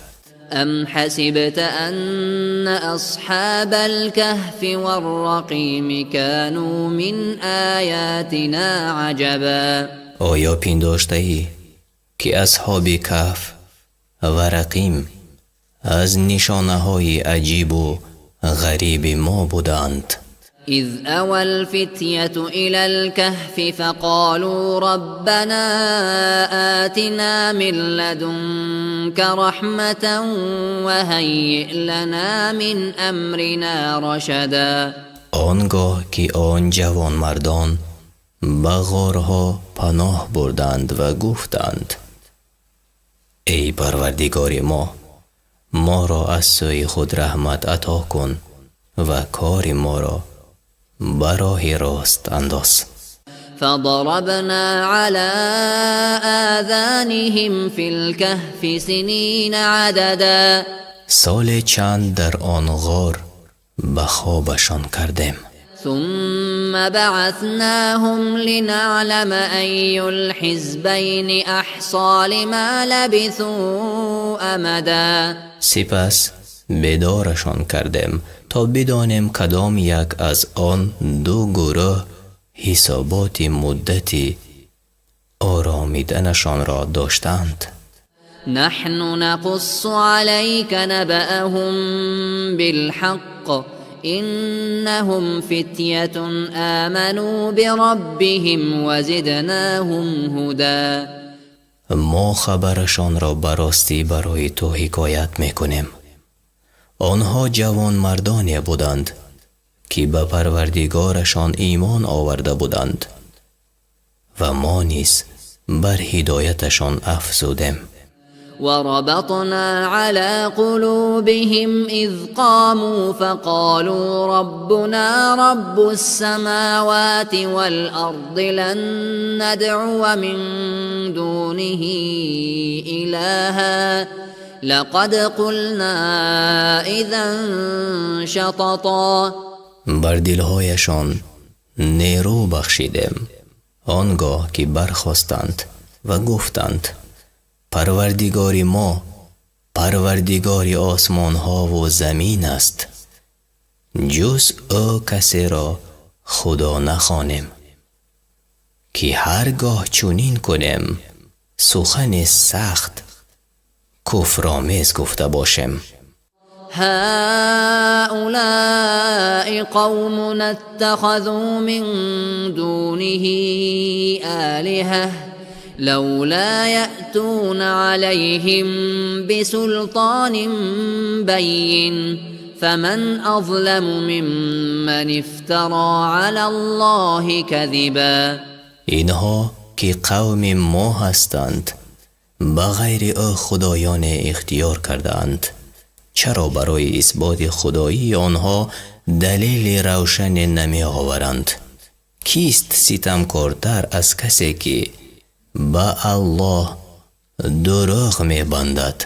وَإِذِ اعْتَزَلْتُمُوهُمْ وَمَا يَعْبُدُونَ إِلَّا اللَّهَ فَأْوُوا إِلَى الْكَهْفِ يَنشُرْ لَكُمْ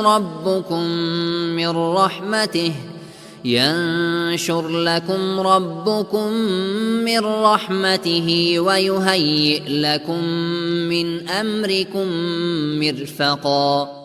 اگر از قوم خود کناره جستید بجز الله یکتا خدای دیگری را نمی پرستید، به غار پناه برید و الله رحمت خود بر شما ارزانی دارد و نعمتتان را در آن مهیا دارد.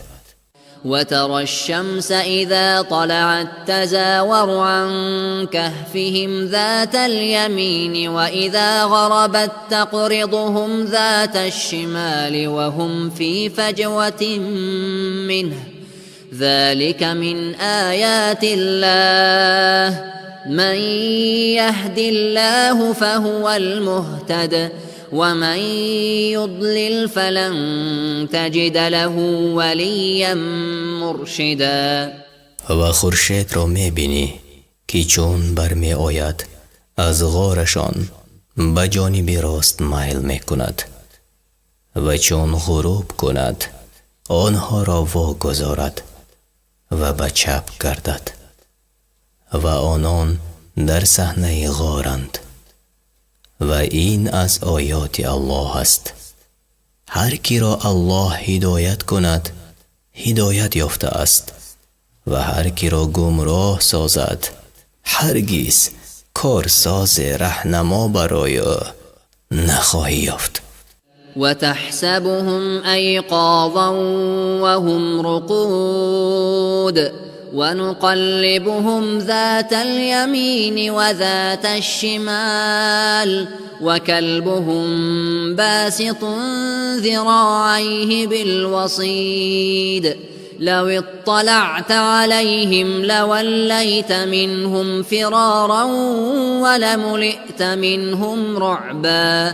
می پنداشتی که بیدارند حال آن که در خواب بودند و ما آنان را به دستی راست و دستی چپ می گردانیدیم و سگشان بر درگاه غار دو دستی خود دراز کرده بود.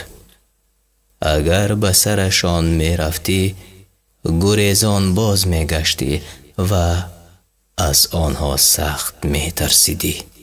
وكذلك بعثناهم ليتساءلوا بينهم قال قائل منهم كم لبثتم قالوا لبثنا يوما أو بعض يوم قالوا ربكم أعلم بما لبثتم فابعثوا أحدكم بورقكم هذه إلى المدينة فلينظر أيها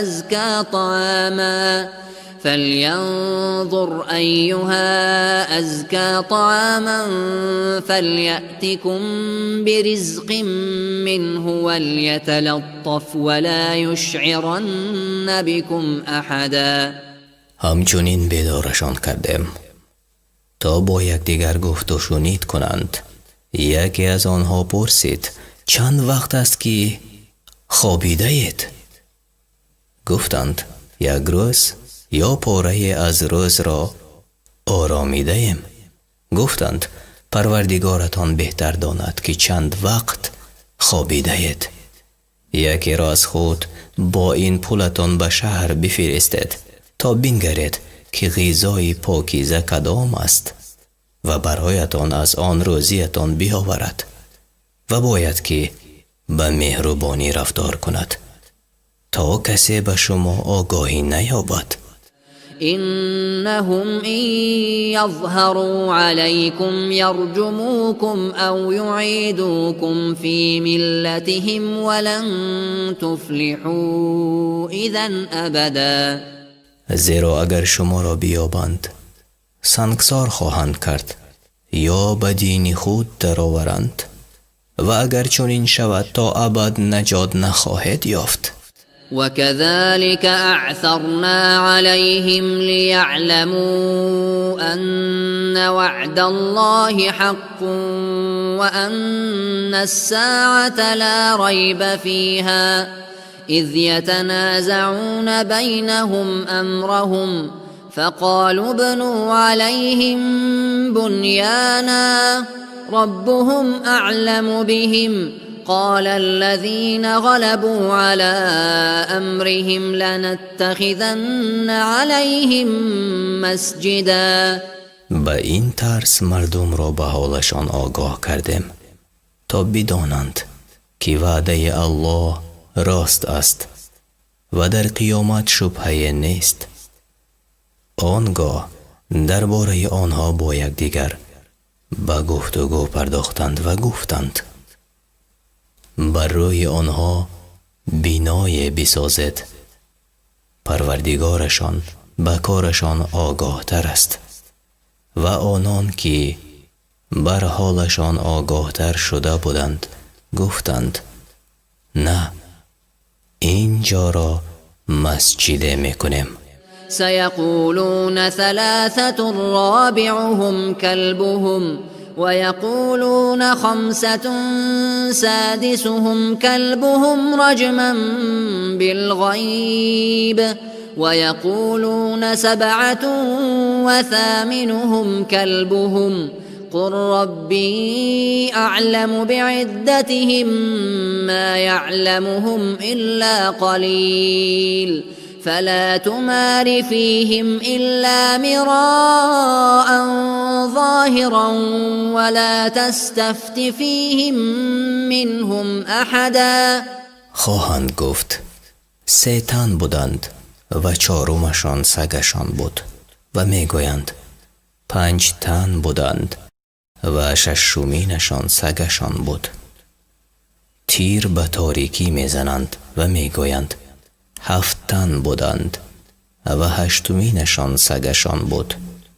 بگو پروردگاری من به عددی آنها داناتر است و شمار آنها را جز اندک کسان نمیدانند و تو درباره آنها جز به ظاهر مجادله نکن و از کس نپرس. ولا تقولن لشيء إني فاعل ذلك غدا هرگیز مگوی فردا چنین میکنم إلا أن يشاء الله واذكر ربك إذا نسيت وقل عسى أن يهديني ربي لأقرب من هذا رشدا. مگر الله بخواهد و چون فراموش کنی پروردگارت را به یاد آر و بگو شاید پروردگاری من مرا از نزدیکترین راه هدایت کند. ولبثوا في كهفهم 300 سنين وازدادوا 9. و آنان در غار خود 300 سال آرامیدند یعنی خواب کردند و 9 سال به آن افزودند. قل الله أعلم بما لبثوا له غيب السماوات والأرض أبصر به وأسمع ما لهم من دونه من ولي ولا يشرك في حكمه أحدا. بگو الله داناتر است که چند سال آرامیدند. غیب آسمان ها و زمین از آن اوست. چی بیناست و چی شنواست. جز او دوست ندارند و کس را در فرمان خود شریک نسازد. واتل ما أوحي إليك من كتاب ربك لا مبدل لكلماته ولن تجد من دونه ملتحدا. از کتاب پروردگارت هرچی بر تو وحی شده است تلاوت کن. سخن او را تغییر دهنده نیست و تو غیر او پناهگاه نمیابی. واصبر نفسك مع الذين يدعون ربهم بالغداة والعشي يريدون وجهه ولا تعد عيناك عنهم تريد زينة الحياة الدنيا ولا تطع من أغفلنا قلبه عن ذكرنا واتبع هواه وكان أمره فرطا. و همراه با کسانی که هر صبح و شام پروردگارشان را می خوانند و خوشنودی او را می جویند خود را به صبر وادار و نباید چشمان تو برای یافتن زیب و زینت‌های این زندگی دنیوی از اینان یکسو گردد و از آن که دلش را از ذکر خود بخبر ساخته‌ایم و از پی هوای نفس خود می رود و در کارهایش اسراف می ورزد پیروی نکن. وقل الحق من ربكم فمن شاء فليؤمن ومن شاء فليكفر إنا أعتدنا للظالمين نارا أحاط بهم سرادقها وإن يستغيثوا يغاثوا بماء كالمهل يشوي الوجوه بئس الشراب وساءت مرتفقا. بگو این سخنی حق از جانب پروردگار شماست. هر کی بخواهد ایمان بیاورد و هر کی بخواهد کافر شود. ما برای کافران آتشی که لهیبی یعنی شعله آن همه را در بر می گیرد آماده کرده ایم و چون به استغاثه یعنی دادخواهی آب خواهند از آب چون میسی گداخته که از حرارتش چهره ها کباب می شود بخورانندشان. چی آب بده و چی آرامگاه بد. إن الذين آمنوا وعملوا الصالحات إنا لا نضيع أجر من أحسن عملا. کسانی که ایمان آورده اند و کارهای شایسته کرده اند بدانند که ما مکافات نیکوکاران را برباد نمی کنیم. أولئك لهم جنات عدن تجري من تحتهم الأنهار يحلون فيها من أساور من ذهب ويلبسون ثيابا خضرا من سندس واستبرق متكئين فيها على الأرائك نعم الثواب وحسنت مرتفقا. برایشان بهشت های جاوید است، از زیر پاهاشان نهرها جاری است. بهشتیان را به دستبندهای زر می آرایند و جامه های سبز از شاهی نازک و دیبای درشت می پوشند و در آنجا بر تخت ها تکیه می زنند. چی مکافات نیکویه و چی آرامگاهی نیکویه. واضرب لهم مثل الرجلين جعلنا لأحدهما جنتين من أعناب وحففناهما بنخل وجعلنا بينهما زرعا. برایشان داستان دو مرد را بیان کن که به یکی دو تاکستان داده بودیم و بر گردی آنها درختان خرما و در میانشان کشتزار کرده بودیم. كلتا الجنتين آتت أكلها ولم تظلم منه شيئا وفجرنا خلالهما نهرا. آن دو تاکستان میوه خود را میدادند به هیچ کم و کاست و نهر بین آن دو جاری گردانیدیم. وكان له ثمر فقال لصاحبه وهو يحاوره أنا أكثر منك مالا وأعز نفرا. حاصل از آن او بود.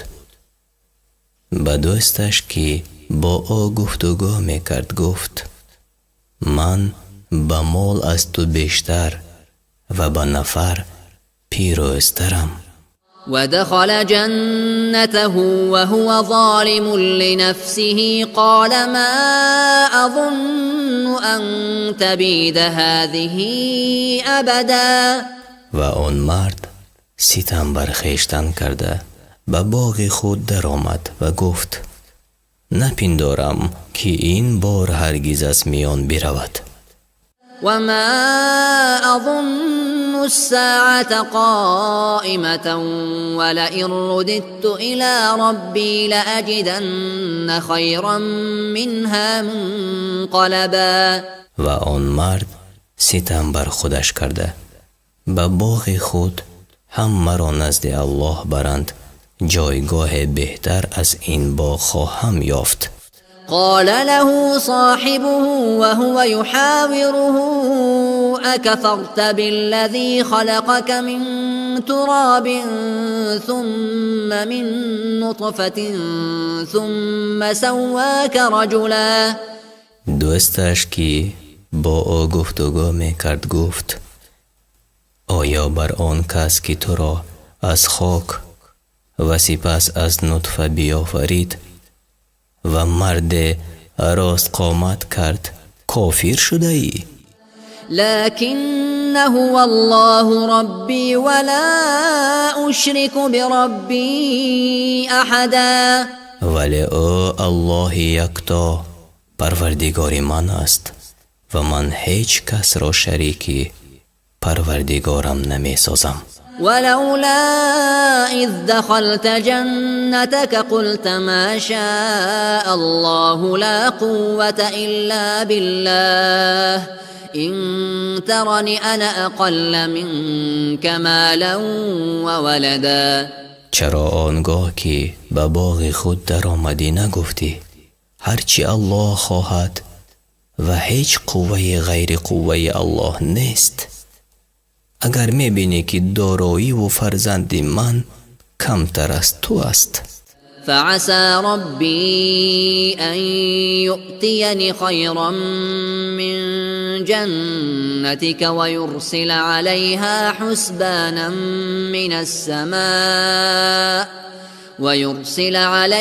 حسبانا من السماء فتصبح صعيدا زلقا. شاید پروردگار من مرا چیز بهتر از باغ تو دهد. شاید بر آن باغ آفت بفرستد و آن را به زمین صاف و لغزنده بدل سازد. أو يصبح ماؤها غورا فلن تستطيع له طلبا. یا آب آن بر زمین فرو رود و هرگز به یافتن آن قدرت نیابی. وأحيط بثمره فأصبح يقلب كفيه على ما أنفق فيها وهي خاوية على عروشها ويقول يا ليتني لم أشرك بربي أحدا. به ثمره اش آفت رسید و بامدادان دستی پشیمانی بر دست می سایید که چی خرچه کرده بود و اکنون همه بناهایش فرو ریخته است و می گوید ای کاش کسی را شریک پروردگارم نساخته بودم. ولم تكن له فئة ينصرونه من دون الله وما كان منتصرا. غیر الله گروهی که به یاریش برخیزند نبود و خود او قدرت نداشت. هنالك الولاية لله الحق هو خير ثوابا وخير عقبا. آنجا یاری کردن خدای حق را سزاوار، مکافات او بهتر و سرانجامش نیکوتر است. واضرب لهم مثل الحياة الدنيا كماء أنزلناه من السماء فاختلط به نبات الأرض فأصبح هشيما تذروه الرياح وكان الله على كل شيء مقتدرا. برایشان زندگی دنیا را مثال آر که چون باران است که از آسمان ببارد و با آن گیاهان گوناگون به فراوانی بروید، ناگاه خشک شود و باد به هر سو پراکنده‌اش سازد و الله بر هر کار تواناست. المال والبنون زينة الحياة الدنيا والباقيات الصالحات خير عند ربك ثوابا وخير املا. دارایی و فرزند زیب و زینت‌های این زندگانی دنیاست و کردارهای نیک که جاویدان بر جای میمانند نزد پروردگارت بهتر و امید بستن به آنها نیکوتر است. ويوم نسير الجبال وترى الأرض بارزة وحشرناهم فلم نغادر منهم أحدا. روزی که کوه‌ها را به راه می اندازیم و زمین را بینی که هرچی اندرون دارد بیرون افکنده است و همه را برای حساب گرد می آوریم و یک تن از آنها را هم رها نمی کنیم. وعرضوا على ربك صفا لقد جئتمونا كما خلقناكم أول مرة بل زعمتم أن لن نجعل لكم موعدا. همه در یک صف به پروردگارت عرضه می شوند اکنون نزد ما آمدید همچنان که نخستین بار شما را بیافریدیم. آیا می پنداشتید که هرگز برایتان وعدهگاه قرار نخواهم داد؟ ووضع الكتاب فترى المجرمين مشفقين مما فيه ويقولون يا ويلتنا ما لهذا الكتاب لا يغادر صغيرة ولا كبيرة إلا أحصاها ووجدوا ما عملوا حاضرا ولا يظلم ربك أحدا. دفتر اعمال گشاده شود.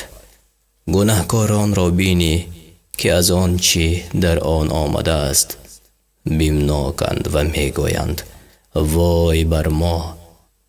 این چی دفتر است که هیچ گناهی خرد و بزرگ را حساب نشده نگذاشته است. آنگاه عملهای خود را در مقابل خود میابند و پروردگار تو به کسی ستم نمی کند. وَإِذْ قُلْنَا لِلْمَلَائِكَةِ اسْجُدُوا لِآدَمَ فَسَجَدُوا إِلَّا إِبْلِيسَ كَانَ مِنَ الْجِنِّ فَفَسَقَ عَنْ أَمْرِ رَبِّهِ أَفَتَتَّخِذُونَهُ وَذُرِّيَّتَهُ أَوْلِيَاءَ مِنْ دُونِي وَهُمْ لَكُمْ عَدُوٌّ بِئْسَ لِلظَّالِمِينَ بَدَلًا. و آنگاه که به فرشتگان گفتم که آدم را سجده کند همه غیر ابلیس که از جن بود و از فرمان پروردگارش سر بتافت سجده کردند. آیا شیطان به فرزندانش را به جای من به دوستی میگیرد حال آن که دشمن شمایند؟ ظالمان بد چیزی را به جای الله انتخاب کردند. ما أشهدتهم خلق السماوات والأرض ولا خلق أنفسهم وما كنت متخذ المضلين عضدا. آنگاه که آسمان ها و زمین و خودشان را می آفریدم از آنها یاری نخواستم، زیرا من گمراه کنندگان را به یاری نمیگیرم. ويوم يقول نادوا شركائي الذين زعمتم فدعوهم فلم يستجيبوا لهم وجعلنا بينهم موبقا. و روزی که میگویند آنهایی را که میپنداشتید شریکان منند جیغ زنید، جیغ زدند و شریکان جواب ندهند.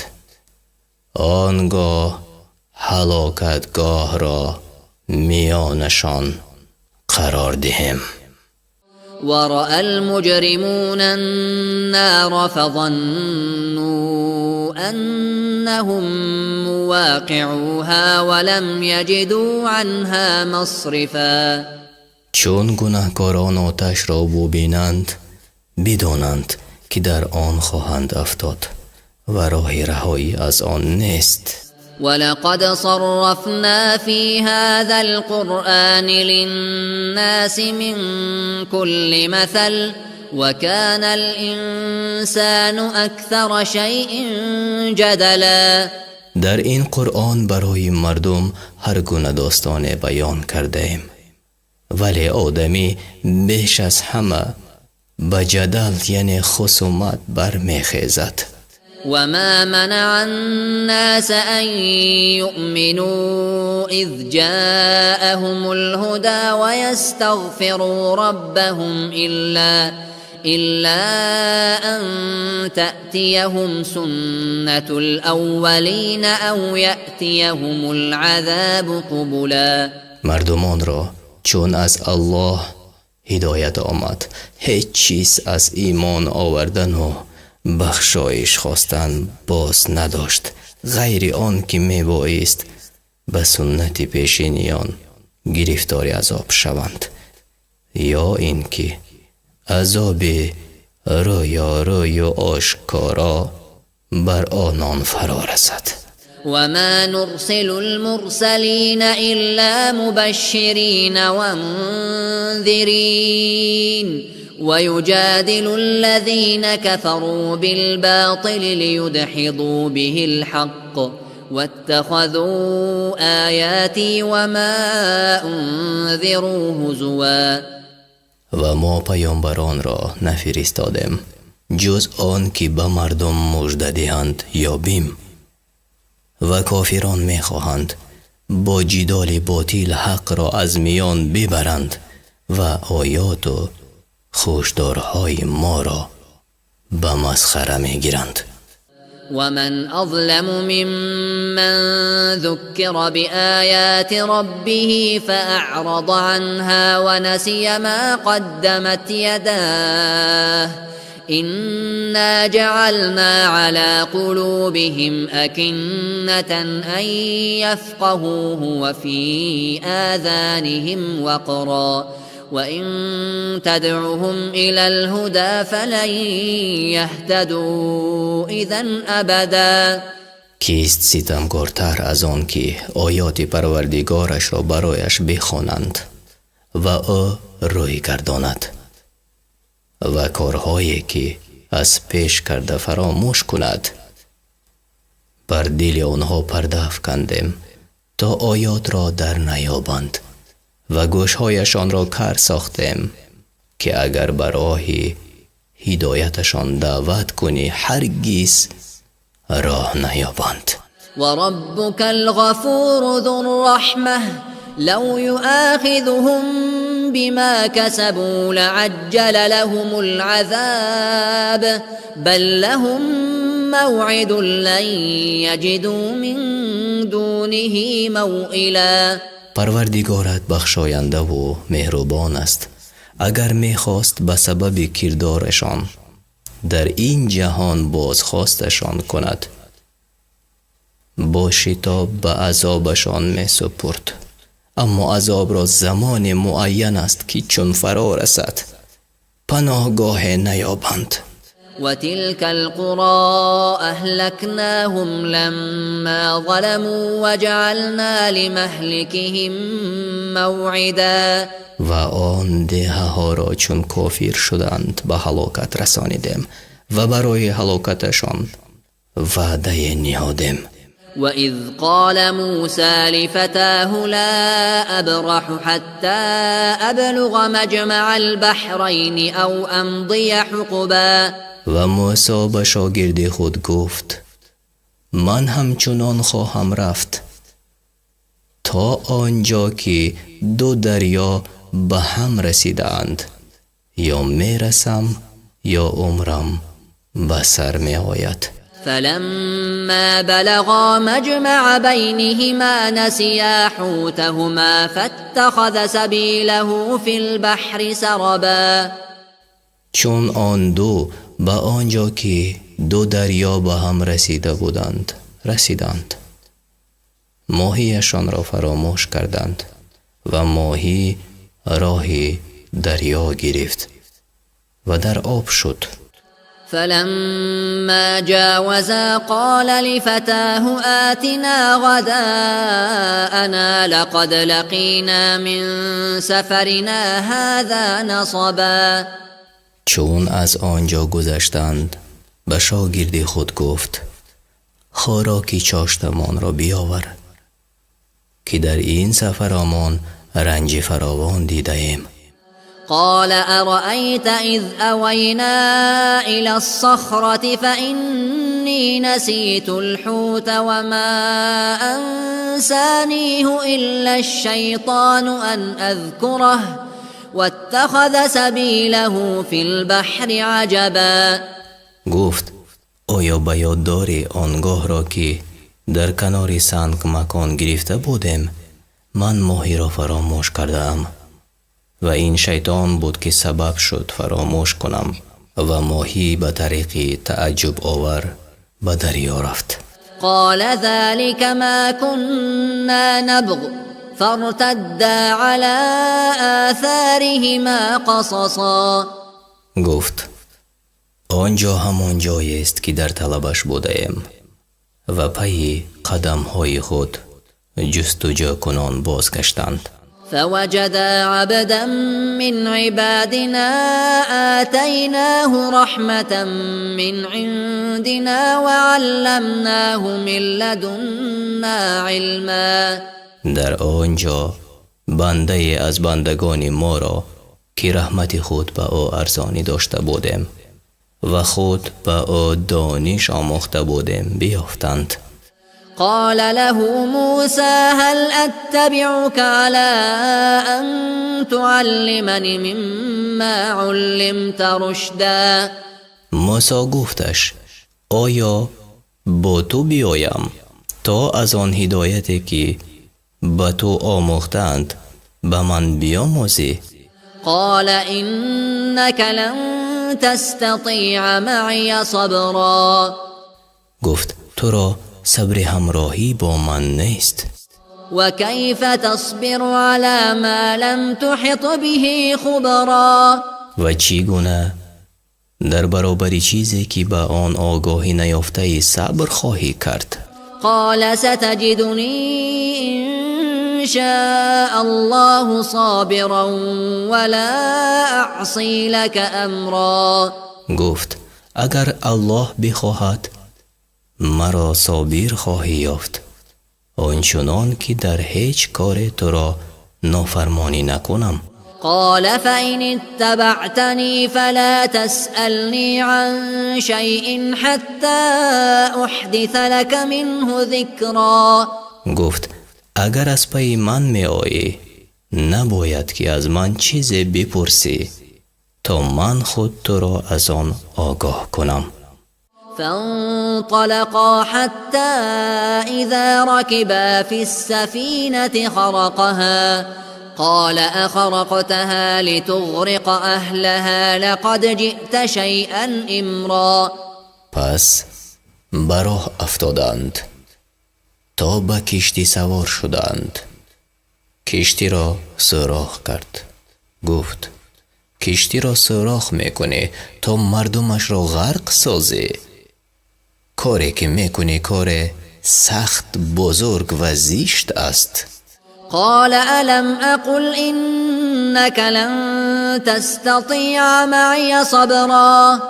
گفت نگفتم که تو را صبری همراهی با من نیست؟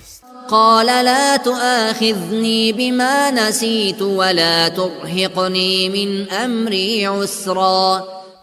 گفت اگر فراموش کردم مرا بازخواست مکن و به این اندازه بر من سخت مگیر. فانطلقا حتى إذا لقيا غلاما فقتله قال أقتلت نفسا زكية بغير نفس لقد جئت شيئا نكرا. و رفتند تا به پسری رسیدند او را کشت. موسی گفت آیا جان پاک را به آن که قتل کرده باشد میکشی؟ صادر کننده کاری زشت گردیدی. قال ألم أقل لك إنك لن تستطيع معي صبرا. گفت نگفتم که تو را صبر همراهی با من نیست؟ قال إن سألتك عن شيء بعدها فلا تصاحبني قد بلغت من لدني عذرا.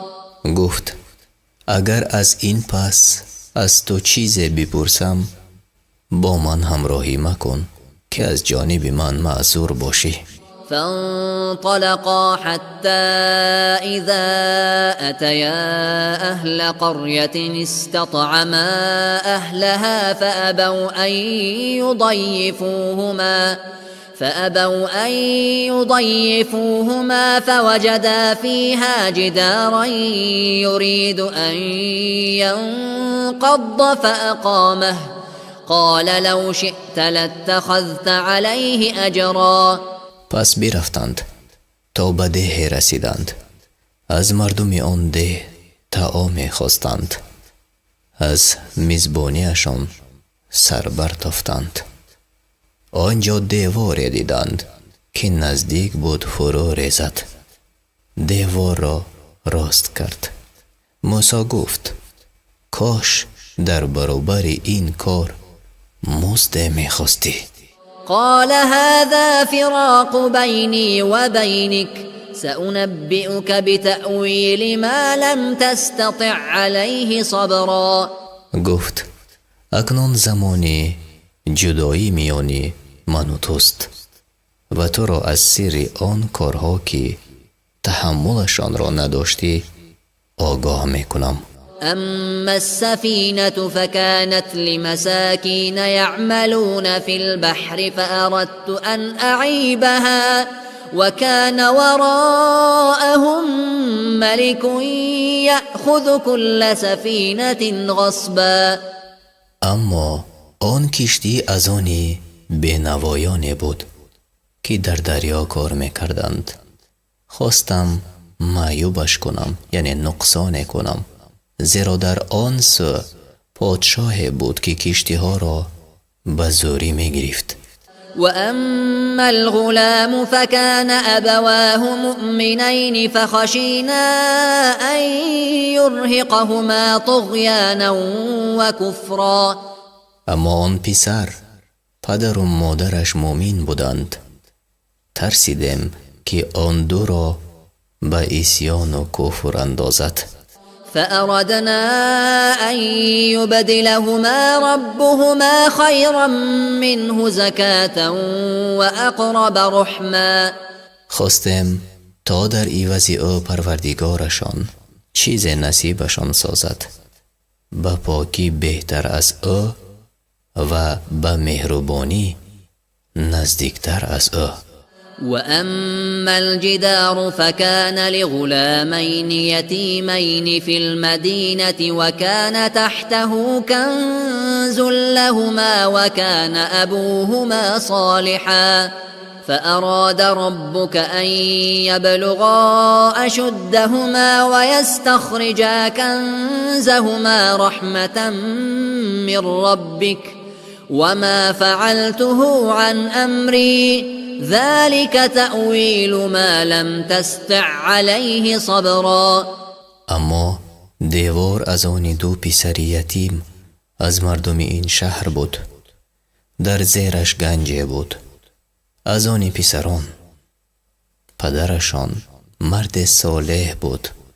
پروردگاری تو میخواست آن دو به حد بلوغ رسند و گنج خود را بیرون آرند و من این کار را به میل خود نکردم. رحمت پروردگارت بود. این است سر آن سخن که گفتم تو را صبر آن نیست. ويسألونك عن ذي القرنين قل سأتلو عليكم منه ذكرا. و از تو درباره ذوالقرنین میپرسند. بگو برای شما درباره او خبر خواهم داد. إنا مكنا له في الأرض وآتيناه من كل شيء سببا. ما او را در زمین قدرت دادیم و راه رسیدن به هر چیزی را به او نشان دادیم. فأتبع سببا. او نیز به آن راه رهسپار شد. حتى إذا بلغ مغرب الشمس وجدها تغرب في عين حمئة ووجد عندها قوما قلنا يا ذا القرنين إما أن تعذب وإما أن تتخذ فيهم حسنا. تا به غروبگاه خورشید رسید دید که در چشمه گیل آلود و سیاه غروب می کند و در آنجا مردم یافت. گفتم ای ذوالقرنین می خواهی عقوبتشان کن و می خواهی با آنها به نیکی رفتار کن. قال أما من ظلم فسوف نعذبه ثم يرد إلى ربه فيعذبه عذابا نكرا. گفت اما هر کس که ستم کند ما عقوبتش خواهیم کرد. آنگاه او را نزد پروردگارش میبرند تا او نیز به سختی عذابش کند. وأما من آمن وعمل صالحا فله جزاء الحسنى وسنقول له من أمرنا يسرا. و اما هر کس که ایمان آورد و کارهای شایسته کند اجر نیکو دارد و درباره او فرمانهای آسان خواهیم راند. ثم أتبع سببا باز همراه را پیش گرفت حتى إذا بلغ مطلع الشمس وجدها تطلع على قوم لم نجعل لهم من دونها سترا. تا به مکانی برآمدن آفتاب رسید دید بر قوم طلوع می کند که غیر از پرتو آن برایشان هیچ پوشش قرار نداده ایم. كذلك وقد أحطنا بما لديه خبرا. چنین بود و ما بر احوال او خبر داریم. ثم أتبع سببا باز هم راه را پیش گرفت حتى إذا بلغ بين السدين وجد من دونهما قوما لا يكادون يفقهون قولا. تا به میان دو کوه رسید در پس آن دو کوه مردمی را دید که گویا هیچ سخنی را نمیفهمند. قالوا يا ذا القرنين إن يأجوج ومأجوج مفسدون في الأرض فهل نجعل لك خرجا على أن تجعل بيننا وبينهم سدا. گفتند ای ذوالقرنین یأجوج و مأجوج در زمین فساد میکنند، میخواهی خراج برای تو مقرر کنیم تا تو میان ما و آنها دیوار برآوری؟ قال ما مكنني فيه ربي خير فأعينوني بقوة أجعل بينكم وبينهم ردما. گفت آنچه پروردگار من مرا بدان توانایی داده است بهتر است. مرا به نیروی خویش مدد کنید تا میان شما و آنها دیوار برآورم. آتوني زبر الحديد حتى إذا ساوى بين الصدفين قال انفخوا حتى إذا جعله نارا قال آتوني أفرغ عليه قطرا. برای من تیکه های آهن بیاورید. چون میان آن دو کوه جمع کرده شد گفت بدمید تا آن آهن را بگداخت و گفت میسی گداخته بیاورید تا بر آن ریزم. فما استطاعوا أن يظهروه وما استطاعوا له نقبا. نتوانستند از آن بالا روند و نه در آن سراخ کنند. قال هذا رحمة من ربي فإذا جاء وعد ربي جعله دكاء وكان وعد ربي حقا. گفت این رحمت بود از جانب پروردگار من و چون وعده پروردگار من در رسد آن را زیر و زبر کند و وعده پروردگار من راست است. وتركنا بعضهم يومئذ يموج في بعض ونفخ في الصور فجمعناهم جمعا. و در آن روز واگذاریم تا مردم چون موج روان گردند و چون در سور دمیده شود همه را یک جا گرد آوریم. وعرضنا جهنم يومئذ للكافرين عرضا. و در آن روز جهنم را به کافران چنان که باید نشان خواهم داد. الذين كانت أعينهم في غطاء عن ذكري وكانوا لا يستطيعون سمعا. آن کسان که دیدگانشان از یاد من در پرده بوده و توانی شنیدن نداشتند.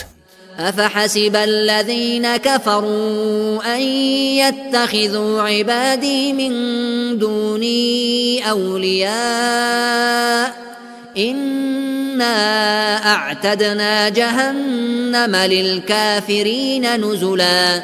آیا کافران پندارند که به جای من بندگان مرا به خدایی گیرند؟ ما جهنم را آماده ساخته ایم تا منزلگاه کافران باشد. قل هل ننبئكم بالأخسرين أعمالا. بگو آیا شما را آگاه کنیم که کرداری چی کسانه بیش از همه زیان کننده تر بود؟ الذين ضل سعيهم في الحياة الدنيا وهم يحسبون أنهم يحسنون صنعا. آنهایی که کوشیدنشان در زندگی دنیا تباه شد و میپنداشتند کار نیکو میکنند. أولئك الذين كفروا بآيات ربهم ولقائه فحبطت أعمالهم فلا نقيم لهم يوم القيامة وزنا. آنان به آیات پروردگارشان و به ملاقات با او ایمان نیاوردند، پس عملهایشان ناچیز شد و ما در روز قیامت برایشان وزن قائل نیستیم. ذلك جزاؤهم جهنم بما كفروا واتخذوا آياتي ورسلي هزوا. همچنین جزای آنان به سبب کفرشان و نیز به آن سبب که آیات و پیامبران مرا مسخره می کردند جهنم است. إن الذين آمنوا وعملوا الصالحات كانت لهم جنات الفردوس نزلا. کسانی که ایمان آوردند و کارهای شایسته کردند مهمان سرایشان باغ‌های فردوس است. خالدين فيها لا يبغون عنها حولا. در آنجا جاودانند و هرگز هوس کوچیدن نکنند. قل لو كان البحر مدادا لكلمات ربي لنفد البحر قبل أن تنفد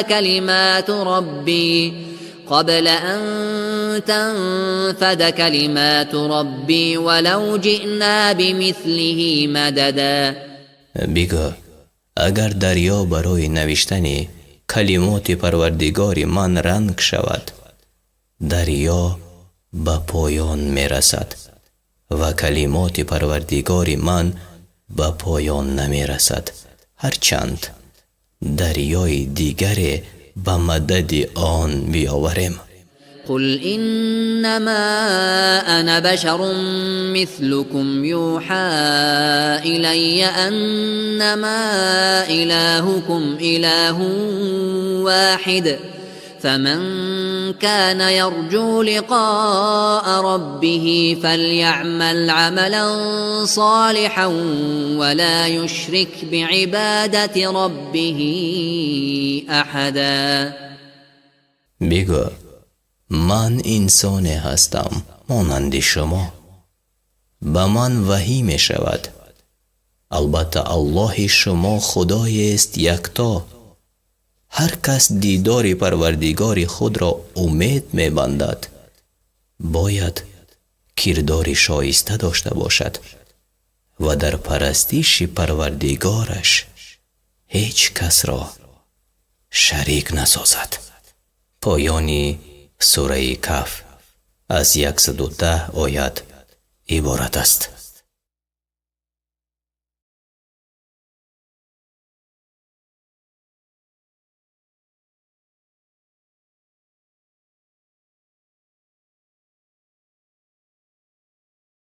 بسم الله الرحمن الرحیم. به نام الله بخشاینده مهربان. قد افلح المؤمنون. در حقیقت نجات یافتند مؤمنان. الذين هم في صلاتهم خاشعون. آنان که در نمازشان ترس و امید میکنند. والذين هم عن اللغو معرضون. و آنان که از بیهوده روی میگردانند. والذين هم للزكاة فاعلون. و آنان که زکات را میدهند. والذين هم لفروجهم حافظون. و آنان که شرمگاه خود را نگاه می‌دارند. إلا على أزواجهم أو ما ملكت أيمانهم فإنهم غير ملومين. غیر همسران یا کنیزان خود که در نزدیکی با آنان مورد ملامت قرار نمیگیرند. فمن ابتغى وراء ذلك فأولئك هم العادون. و کسانی که غیر از این دو بیجویند از حد خود تجاوز کرده اند. والذين هم لأماناتهم وعهدهم راعون. و آنان که امانتها و پیمانهای خود را رعایت میکنند. والذين هم على صلواتهم يحافظون. و آنان که بر نمازهای خود دوام دهنده اند. اولئك هم الوارثون. اینها میراثبران هستند. الذين يرثون الفردوس هم فيها خالدون. که فردوس را که همیشه در آن جاویدانند به میراث میبرند. ولقد خلقنا الإنسان من سلالة من طين. البته ما انسان را از گل خالص آفریدیم. ثم جعلناه نطفة في قرار مكين. سپس او را نطفه در جایگاه استوار قرار دادیم. ثم خلقنا النطفة علقة فخلقنا العلقة مضغة فخلقنا المضغة عظاما فكسونا العظام لحما ثم أنشأناه خلقا آخر فتبارك الله أحسن الخالقين. آنگاه از آن نطفه لخت خون آفریدیم و از آن لخت خون پاره گوشت و از آن پاره گوشت استخوان‌ها آفریدیم و استخوان‌ها را با گوشت پوشانیدیم.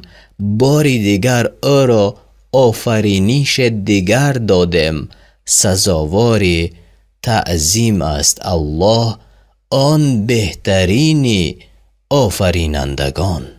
ثم إنكم بعد ذلك لميتون. و بعد از این همه شما خواهید مرد. ثم إنكم يوم القيامة تبعثون. باز در روز قیامت زنده می گردید. ولقد خلقنا فوقكم 7 طرائق وما كنا عن الخلق غافلین. و بر بالای سرتان 7 آسمان بیافریدم حال آن که از این آفرینش غافل نبودیم. و انزلنا من السماء ماء بقدر فأسكناه في الأرض وإنا على ذهاب به لقادرون. و از آسمان به مقدار احتیاج آب فرستادم و آن را در زمین جای دادم و ما بر نابود کردنش توانا هستیم. فأنشأنا لكم به جنات من نخيل وأعناب لكم فيها فواكه كثيرة ومنها تأكلون.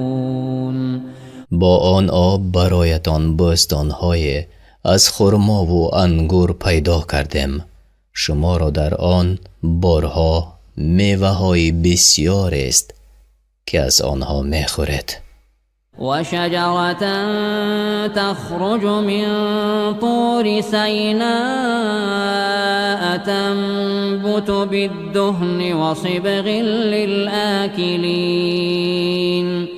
و درخت است که در طور سینا می روید، روغن می دهد و آن روغن برای خورندگان نانخوریش است. و این لکم فی الانعام لعبرة نسقیکم مما فی بطونها ولكم فيها منافع كثيرة ومنها تأكلون. شما را در چارپایان عبرت است. از شیری که در شکمشان هست به شما می پوشانیم و از آنها فایده های بسیار می برید و از آنها می خورید. وعليها وعلى الفلك تحملون. و بر آنها و بر کشتی ها سوار می شوید.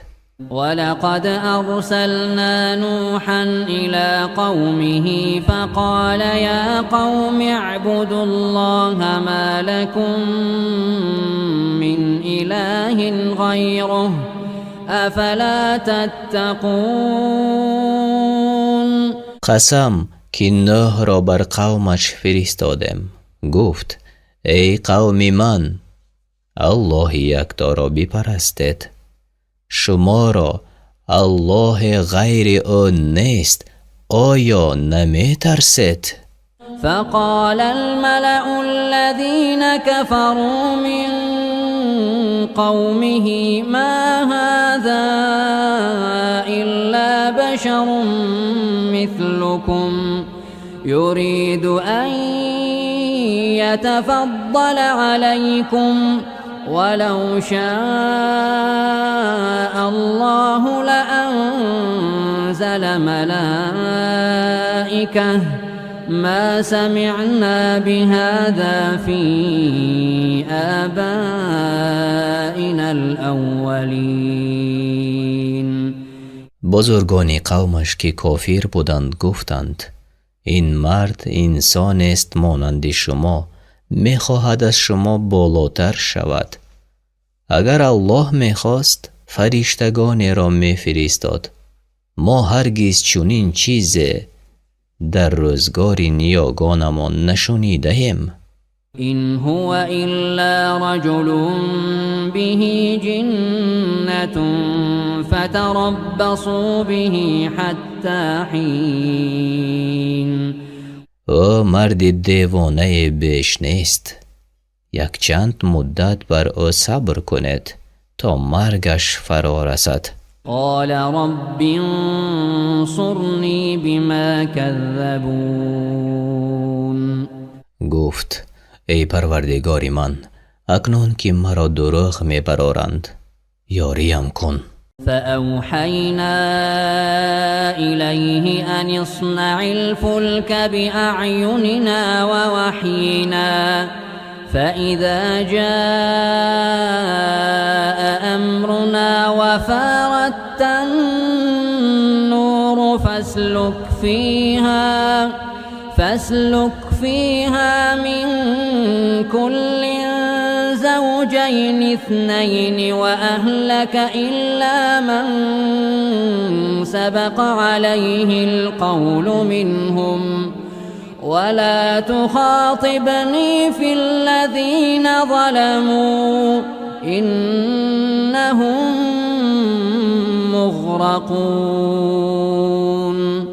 با او وحی کردیم که کشتی را در حضور ما و با الهام ما بساز و چون فرمان ما در رسید و آب از تنور بیرون زد از هر جنس دوتا و نیز کسان خود را با آن ببر غیر آن کس که پیش از این درباره او سخن رفته است و درباره ستمکاران با من سخن مگوی که آنها همه غرق شدگانند.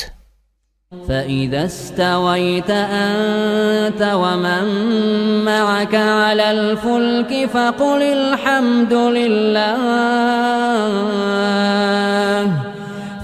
الحمد لله الذي نجانا من القوم الظالمين.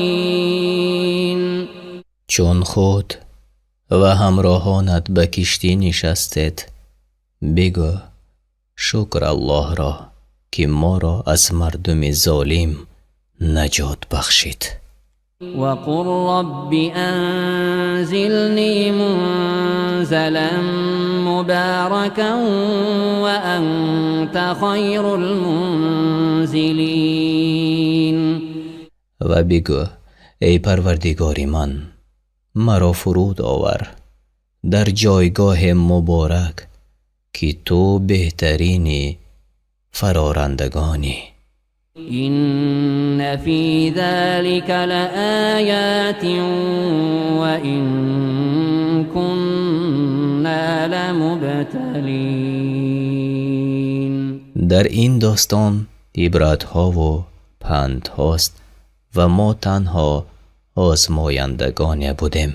ثم أنشأنا من بعدهم قرنا آخرين.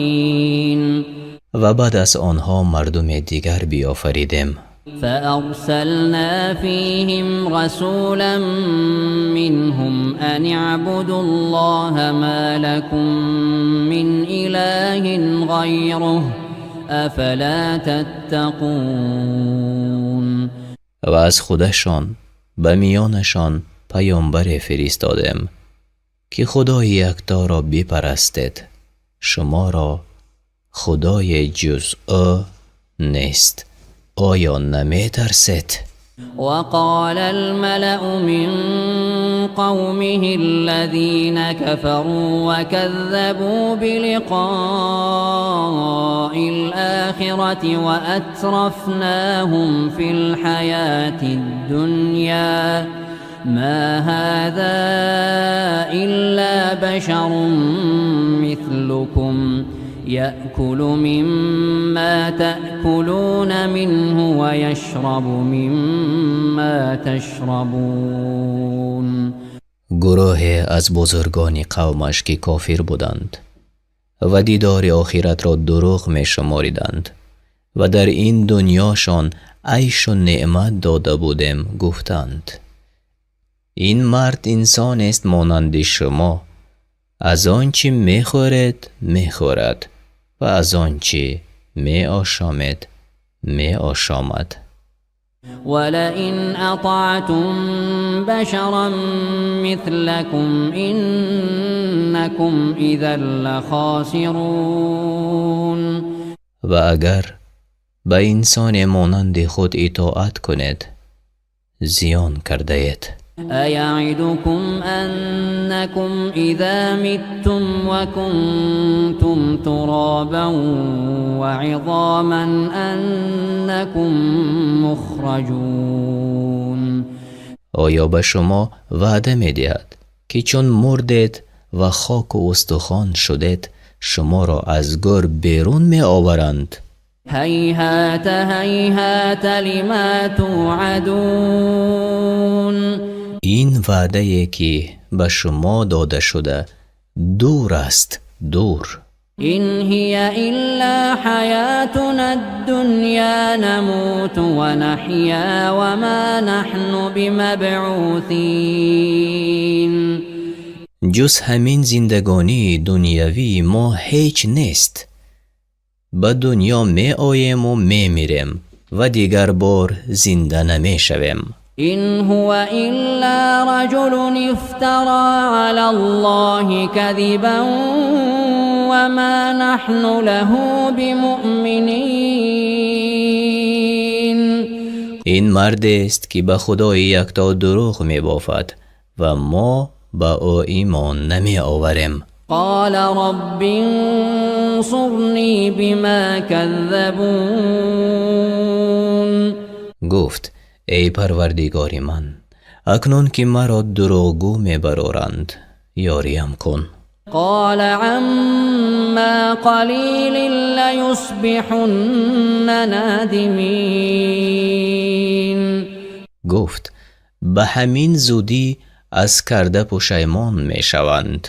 فأخذتهم الصيحة بالحق فجعلناهم غثاء فبعدا للقوم الظالمين. پس به حق صدای سخت آنان را فرو گرفت، مانند گیاه خشکشان کردیم. ای نصیب مردم ستمکاره، دوری از رحمت الله باد. ثم انشأنا من بعدهم قرونا آخرین. و بعد از آنها مردم دیگر بیافریدیم. ما تسبق من امة اجلها وما یستأخرون. هیچ ملت از اجل خود نه پیش می افتد و نه دیرتر می کند. ثم ارسلنا رسلنا تترا كلما جاء أمة رسولها كذبوه فأتبعنا بعضهم بعضا وجعلناهم أحاديث فبعدا لقوم لا يؤمنون. سپس پی در پی پیامبران خود را فرستادیم. هر بار که پیامبر بر ملت آمد دروغ برآوردند و ما نیز آنها را از پس یکدیگر به هلاکت رسانیدیم و آنان را داستانها کردیم. ای نصیب مردمی که ایمان نمی آورند، دوری از رحمت الله باد. ثم أرسلنا موسى وأخاه هارون بآياتنا وسلطان مبين.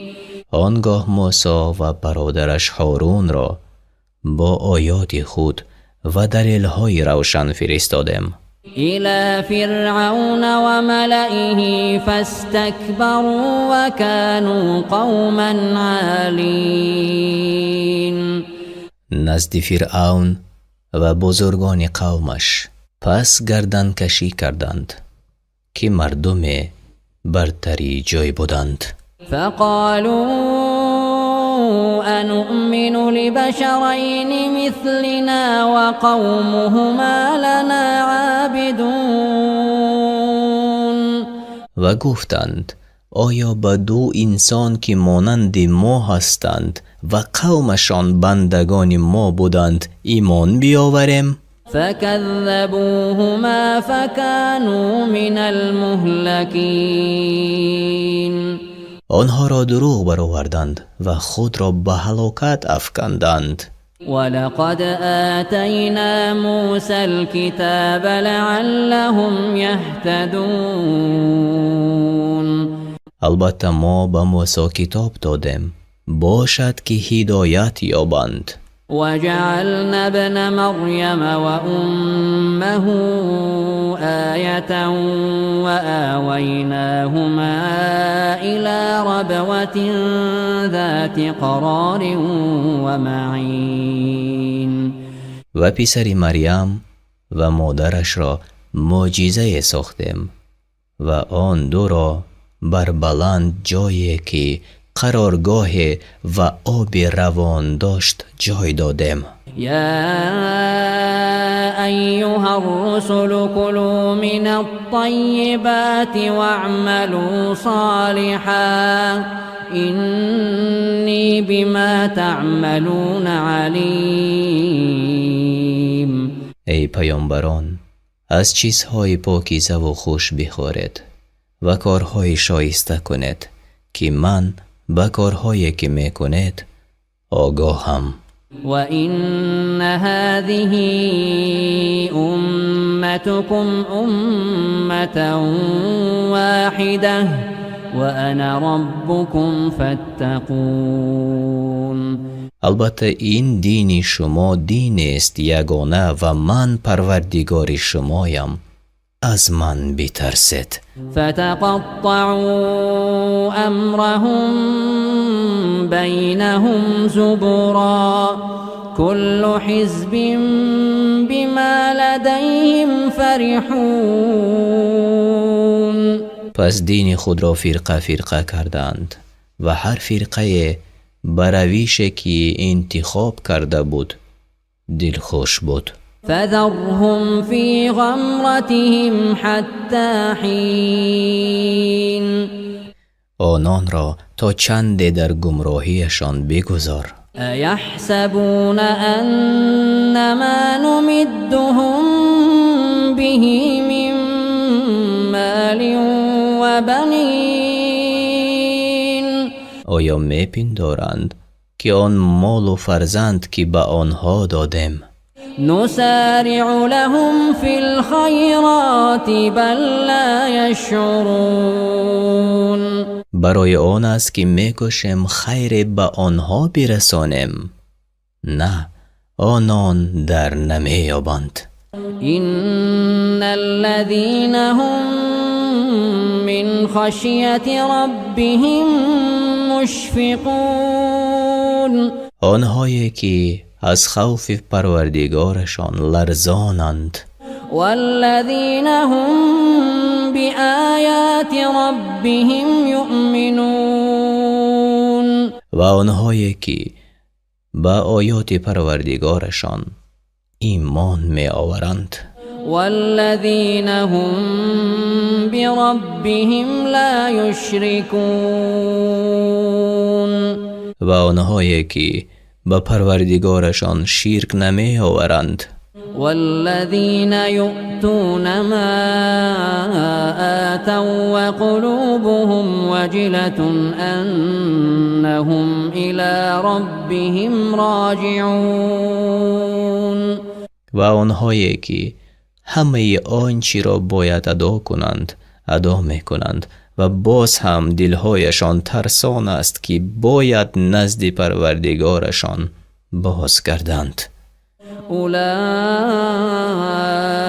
يسارعون في الخيرات وهم لها سابقون. اینها هستند که به کارهای نیک می شتابند و در آن بر یکدیگر پیشی می جویند. ولا نكلف نفسا إلا وسعها ولدينا كتاب ينطق بالحق وهم لا يظلمون. بر هیچ کس بجز مقدار توانش تکلیف نمی کنیم و نزد ما کتاب است که به حق سخن می گوید و بر آنها ستم نمی رود.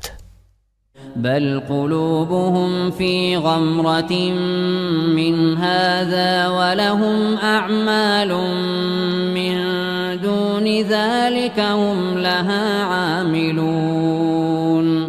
نه، دلهایشان از این سخن در پرده غفلت است و آنها را کارهایی است جز این کارها که می کنند.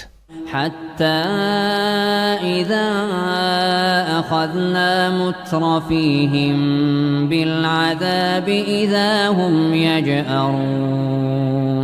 تا آنگاه که ثروتمندانشان را به عذاب گرفتار کنیم و ناله سر دهند. لا تجأروا اليوم إنكم منا لا تنصرون. امروز ناله سر می دهید که شما را از عذاب ما کس نجات ندهد. قد كانت آياتي تتلى عليكم فكنتم على أعقابكم تنكصون. آیات من برایتان خوانده می شد و شما نمی پذیرفتید و پس می رفتید. مستكبرين به سامرا تهجرون. بر آن تکبر می کردید و هنگام شب در افسان سرایی ناسزا می گفتید. أفلم يدبروا القول أم جاءهم ما لم يأت آباءهم الأولين. آیا در این سخن نمی اندیشیدند یا برای آنها چیز نازل شده که برای نیاگانشان نازل نشده بود؟ ام لم يعرفوا رسولهم فهم له منكرون. یا آن که پیامبرانشان را نشناختند که انکارش میکنند؟ ام یقولون به جنة بل جاءهم بالحق وأكثرهم للحق كارهون. یا میگویند که دیوانه است؟ نه، پیامبرشان به دین حق بر آنها فرستاده شد ولی بیشترشان از حق بدبینی دارند. ولو اتبع الحق أهواءهم لفسدت السماوات والأرض ومن فيهن بل أتيناهم بذكرهم فهم عن ذكرهم معرضون. اگر حق از پی هوس‌هایشان می رفت، آسمان ها و زمین و هر کی در آنهاست هلاک می شد، ولی ما پندشان فرستادیم و آنها از پندشان روی گردان شدند. ام تسألهم خرجا فخراج ربك خير وهو خير الرازقين. یا تو از آنها مزد می طلبی؟ مزد پروردگارت بهتر است که او بهترین روزی دهندگان است. و انك لتدعوهم الى صراط مستقیم. البته تو به راه راستشان دعوت میکنی. و ان الذين لا يؤمنون بالآخرة عن الصراط لناكبون. و کسانی که به آخرت ایمان ندارند از راه راست کجروند. ولو رحمناهم وكشفنا ما بهم من ضر للجوا في طغيانهم يعمهون. اگر بر آنها رحمت می آوریم و آزار را که به آن گرفتارند از آنها دور می ساختیم، باز هم همچنان با سرسختی در تجاوز خود سرگشته می ماندند. ولقد أخذناهم بالعذاب فما استكانوا لربهم وما يتضرعون. با عذاب گرفتارشان کردیم، نه سر خم کردند و نه التجا. حتى إذا فتحنا عليهم بابا ذا عذاب شديد إذا هم فيه مبلسون. تا آنگاه که دریا از عذاب سخت برایشان کشادیم، چنان که از همه جا ناامید گشتند. وهو الذي أنشأ لكم السمع والأبصار والأفئدة قليلا ما تشكرون.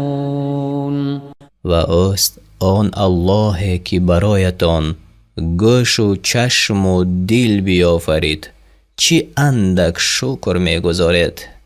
وهو الذي ذرأكم في الأرض وإليه تحشرون.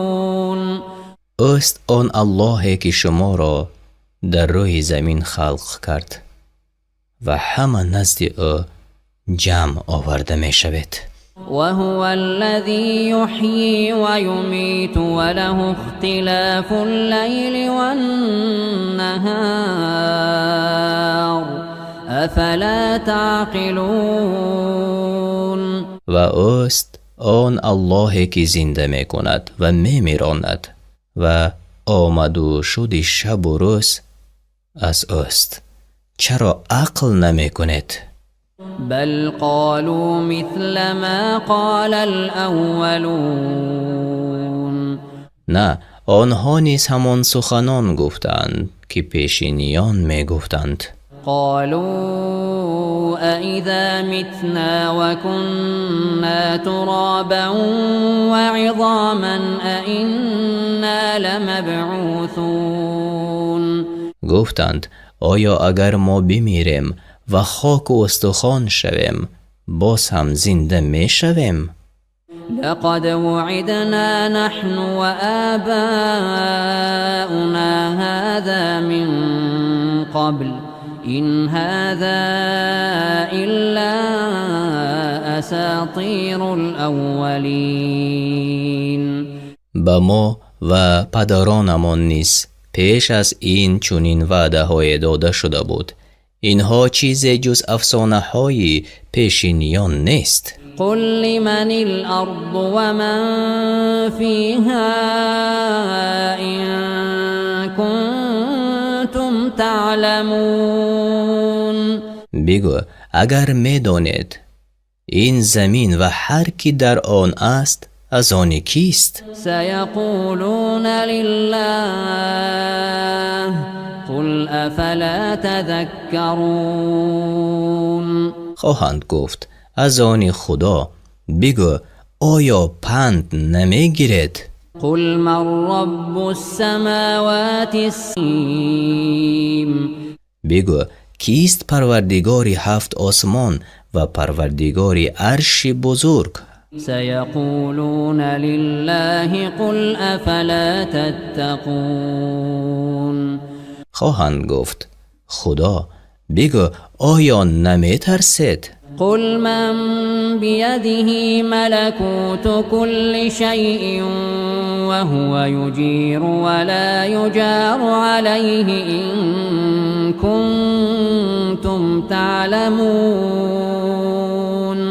بگو اگر می دانید پادشاهی همه چیزها به دست کیست؟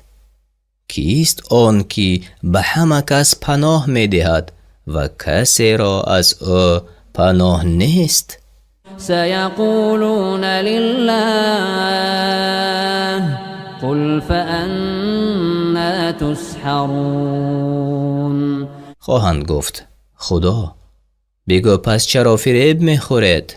بل أتيناهم بالحق وإنهم لكاذبون.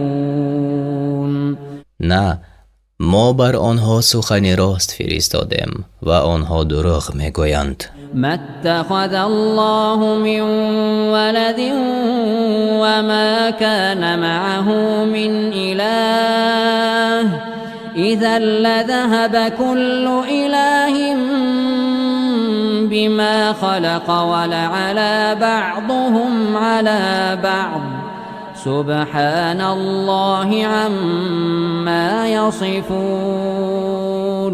الله هیچ فرزندی ندارد و هیچ خدای با او نیست. اگر چنین می بود هر خدای با آفریدگان خود به یک سو می کشید و بر یک دیگر بالاتر شوی را می جستند. خدا از این گونه که او را وصف می کنند پاک است. عالم الغیب والشهادة فتعالى عما یشرکون. دانای پنهان و آشکارا از هر چی شریک او می سازند بالاتر است. قل رب اما ترینی ما یوعدون. بگو ای پروردگار من کاش چیزی را که به آنان وعده داده شده بود به من نشان می دادی. رب فلا تجعلنی فی القوم الظالمین. پس ای پروردگار من مرا در زمره ستمکاران قرار مده. و اینا علی ان نریک ما نعدهم لقادرون. و ما اگر بخواهیم که آنچی را به آنان وعده دادیم تو را نشان دهیم میتوانیم. ادفع بالتي هي احسن السیئة نحن اعلم بما یصفون. سخنی بد آنها را بر هر چی نیکوتر می آید جواب ده. ما به سخن آنها آگاه تر هستیم. وقل رب اعوذ بك من همزات الشیاطین. بگو ای پروردگاری من از وسوسه های شیطان به تو پناه می آورم. و اعوذ بك رب ان یحضرون. و به تو پناه می آورم ای پروردگاری من اگر نزد من حاضر آیند. حتى اذا جاء احدهم الموت قال رب ارجعون. چون یکی اشان را مرگ فرا رسد گویند ای پروردگاری من مرا بازگردان، یعنی به حیات. لعلی اعمل صالحا فيما تركت كلا إنها كلمة هو قائلها ومن ورائهم برزخ إلى يوم يبعثون. شاید کارهای شایسته را که ترک کرده بودم بجای آورم. هرگز این سخن است که او میگوید و پشت سرشان تا روز قیامت مانع است که بازگشت نتوانند. فإذا نفخ في الصور فلا أنساب بينهم يومئذ ولا يتساءلون. چون در صور دمیده شود هیچ خویشاوند میانشان نماند و هیچ از حال یکدیگر نپرسند. فمن ثقلت موازینه فأولئک هم المفلحون. آنان که ترازویشان سنگین باشد خود نجات یافتگانند.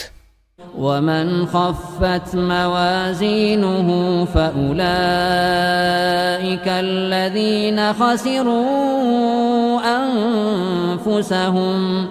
فأولئك الذين خسروا أنفسهم في جهنم خالدون.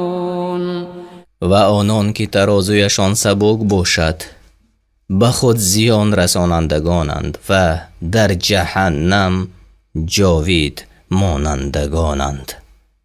تلفح وجوههم النار وهم فيها كالحون. آتش چهره هایشان را می سوزاند و در دوزخ ترش رویانند. ألم تكن آياتي تتلى عليكم فكنتم بها تكذبون. آیا آیت‌های من برایتان خوانده نمی‌شد و آنها را دروغ می‌حسابیدید؟ قالوا ربنا غلبت علينا شقوتنا وكنا قوما ضالين. گویند ای پروردگار ما، شوربختیمان بر ما غلبه کرد و ما مردم گمراه بودیم. ربنا أخرجنا منها فإن عدنا فإنا ظالمون. ای پروردگار ما را از این آتش بیرون آور، اگر دیگر بار چنین کردیم از ظالمان باشیم. قال اخسئوا فيها ولا تكلمون. گوید در آتش گم شوید و با من سخن نگوید. إنه كان فريق من عبادي يقولون ربنا آمنا فاغفر لنا وارحمنا وأنت خير الراحمين. آره، گروهی از بندگان من می گفتند ای پروردگار ما ایمان آوردیم، ما را ببخشای و بر ما رحمت آور که تو بهترین رحم آورندگانی. فاتخذتموهم سخريا حتى أنسوكم ذكري وكنتم منهم تضحكون. و شما مسخرشان می کردید تا یاد مرا از خاطرتان ربودند و شما همچنان به آنها می خندیدید. إني جزيتهم اليوم بما صبروا أنهم هم الفائزون. امروز آنها را به خاطر صبری که می کردند مزد می دهم، آنها به مراد خود رسیدند. قال كم لبثتم في الأرض عدد سنين. گویند به شمار سالها چی مدت در زمین زیستید؟ قالوا لبثنا يوما أو بعض يوم فاسأل العادين. گویند یک روز یا قیامت از آن یک روز از آنها که می شمردند بپرس. قال إن لبثتم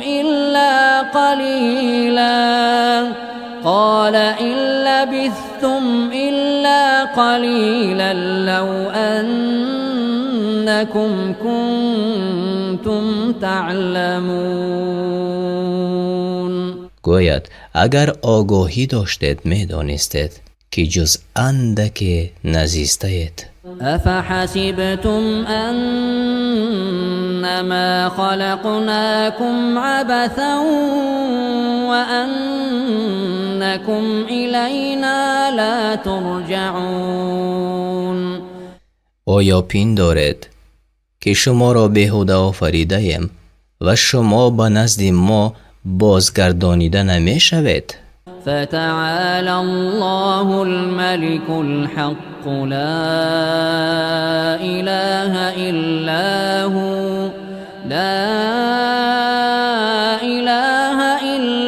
هو رب العرش الكريم. پس پاک است الله یکتا، آن فرمانروای راستین. هیچ خدای جز آن نیست، پروردگاری عرش بزرگوار است. ومن يدع مع الله إلها آخر لا برهان له به فإنما حسابه عند ربه إنه لا يفلح الكافرون. آن کس که به جای الله یکتا خدای دیگری را میخواند و به حقانیتش هیچ برهان ندارد، این است که حسابش نزد پروردگارش خواهد بود و کافران نجات نمیابند. وقل رب اغفر وارحم وأنت خير الراحمين. و بگو ای پروردگار من، ببخشا و رحمت کن و تو بهترین رحمت کنندگان هستی. پایان سوره مومنون.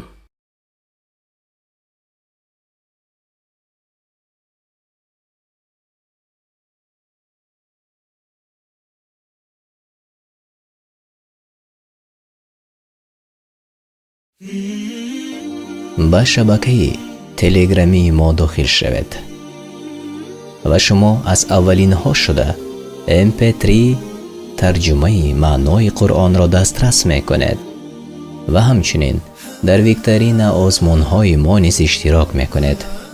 ما با هم پیش میرویم.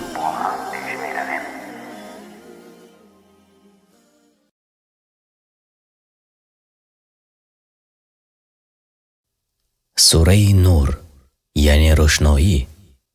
این سوره از 64 آیت عبارت است و در مدینه نازل شده است. از قرآن کریم و ترجمه معنای آن در روش تفسیر میسر به زبان تاجیکی گرفته شده است. بسم الله الرحمن الرحیم. به نام الله بخشاینده مهربان. سورة أنزلناها وفرضناها وأنزلنا فيها آيات بينات لعلكم تذكرون. سوره است که آن را نازل کرده ایم و واجب ساخته ایم عمل کردن به احکام آن را و در آن آیات روشن فرستاده ایم. ای مؤمنان باشد که پند گیرید. الزانية والزاني فاجلدوا كل واحد منهما 100 جلدة ولا تأخذكم بهما رأفة في دين الله إن كنتم تؤمنون بالله واليوم الآخر وليشهد عذابهما طائفة من المؤمنين. هر یک از زن و مرد زناکار را 100 ضربه بزند و اگر به الله و روز قیامت ایمان دارد باید که در حکم الله نسبت به آن دو رحمدل نگردد و باید که به هنگام شکنجه کردنشان گروه از مؤمنان حاضر باشند تا هوشیار شوند و پند گیرند. الزاني لا ينكح إلا زانية أو مشركة والزانية لا ينكحها إلا زان أو مشرك وحرم ذلك على المؤمنين. مرد زناکار جز زن زناکار یا مشرک را نمیگیرد و زن زناکار را جز مرد زناکار یا مشرک نمیگیرد و این بر مؤمنان حرام شده است. والذين يرمون المحصنات ثم لم يأتوا بأربعة شهداء فاجلدوهم 80 جلدة ولا تقبلوا لهم شهادة أبدا وأولئك هم الفاسقون. کسانی را که زنان پاک را به زنا متهم می کنند و 4 شاهد نمی آورند 80 دره بزنید و از آن پس هرگز شهادتشان را نپذیرید که مردم فاسقند. إلا الذين تابوا من بعد ذلك وأصلحوا فإن الله غفور رحيم. غیر کسانی که بعد از آن توبه کنند و عملشان را اصلاح نمایند، زیرا الله بخشنده و مهربان است. والذين يرمون أزواجهم ولم يكن لهم شهداء إلا أنفسهم فشهادة أحدهم 4 شهادات بالله إنه لمن الصادقين. و کسانی که زنان خود را به زنا متهم می کنند و شاهد جز خود ندارند، باید که سوگند خورند به نام الله 4 بار، همانا که او از راستگویان است. والخامسة أن لعنة الله عليه إن كان من الكاذبين. و بار 5 بگوید که لعنت الله بر او باد اگر از دروغگویان باشد.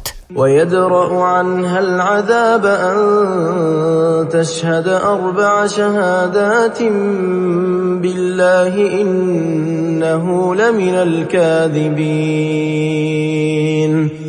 و اگر آن زن 4 بار به الله سوگند خورد که همانا آن مرد دروغ میگوید، جزا از او برداشته می شود. والخامسة أن غضب الله عليها إن كان من الصادقين. و بار 5 بگوید که خشم الله بر او یعنی بر زن باد اگر مرد از راستگویان باشد. ولولا فضل الله عليكم ورحمته وأن الله تواب حكيم. چی می شد ای مؤمنان اگر فضل و رحمتی که الله بر شما ارزانی داشته است نمی بود، هر آینه نابود می شدید و هر آینه الله توبه پذیر و حکیم است. إن الذين جاءوا بالإفك عصبة منكم لا تحسبوه شرا لكم بل هو خير لكم لكل امرئ منهم ما اكتسب من الإثم والذي تولى كبره منهم له عذاب عظيم. کسانی که آن دروغ بزرگ را ساختند گروهی از شمایند، میپندارید که شما را در آن بدی بود بلکه خیر شما در آن بود. هر مرد از آنها به آن اندازه گناهی که کرده است به جزا رسد و از میان آنها آن که بیشترین این بهتان را به عهده دارد به عذاب بزرگ گرفتار خواهد شد. لولا اذ سمعتموه ظن المؤمنون والمؤمنات بأنفسهم خيرا وقالوا هذا إفك مبين. چرا هنگامی که آن بهتان را شنیدید مردان و زنان مؤمن به خود گمان نیک نکردند و نگفتند که این تهمت آشکار است. لولا جاءوا عليه بأربعة شهداء فإذ لم يأتوا بالشهداء فأولئك عند الله هم الكاذبون. چرا 4 شاهد بر دعوای خود نیاوردند؟ پس اگر شاهدان نیاوردند در نزد الله از زمره دروغگویانند. ولولا فضل الله عليكم ورحمته في الدنيا والآخرة لمسكم فيما أفضتم فيه عذاب عظيم. اگر فضل و رحمت الله در دنیا و آخرت نمی بود، به سزای آن سخنان که می گفتید شما را حتما عذاب بزرگ در می رسید. إذ تلقونه بألسنتكم وتقولون بأفواهكم ما ليس لكم به علم وتحسبونه هينا وهو عند الله عظيم. آنگاه که آن سخن باطل را از دهان یکدیگر می گرفتید و چیزی بر زبان می راندید که درباره آن هیچ نمی دانستید و می پنداشتید که کاری خرده است و حال آن که در نزد الله کاری بزرگ بود. ولولا إذ سمعتموه قلتم ما يكون لنا أن نتكلم بهذا سبحانك هذا بهتان عظيم. چرا آنگاه که این سخن را شنیدید نگفتید ما را نشاید که آن را بازگوییم؟ پروردگارا تو پاکی، این تهمت بزرگی است در حق همسر محمد صلی الله علیه و سلم. يعظكم الله أن تعودوا لمثله أبدا إن كنتم مؤمنين. الله تعالی شما را نهی می کند و پند می دهد که اگر از مؤمنان هستید باری دیگر گردی چنان کار مگردید. ويبين الله لكم الآيات والله عليم حكيم. و الله تعالی احکام آیات را برای شما بیان می کند و الله دانا است بر کردار شما و در تدبیر کار خلقش حکیم است. إن الذين يحبون أن تشيع الفاحشة في الذين آمنوا لهم عذاب أليم في الدنيا والآخرة والله يعلم وأنتم لا تعلمون. برای کسانی که دوست دارند درباره مؤمنان تهمت زنا پهن شود، هر آینه در دنیا جزای شرعی و در آخرت عذاب دردآور مهیاست. الله می داند حقیقت هر چیزی را که شما نمی دانید. ولولا فضل الله عليكم ورحمته وأن الله رؤوف رحيم. اگر فضل و رحمت الهی شامل حال شما نمی شد و اگر الله تعالی نسبت به شما مهر و محبت نمی داشت، بیان نمی کرد این احکام و موعظه ها را و تیزی می کرد در عذاب کردن آنهایی که امرهای او را مخالفت می کنند. يا أيها الذين آمنوا لا تتبعوا خطوات الشيطان ومن يتبع خطوات الشيطان فإنه يأمر بالفحشاء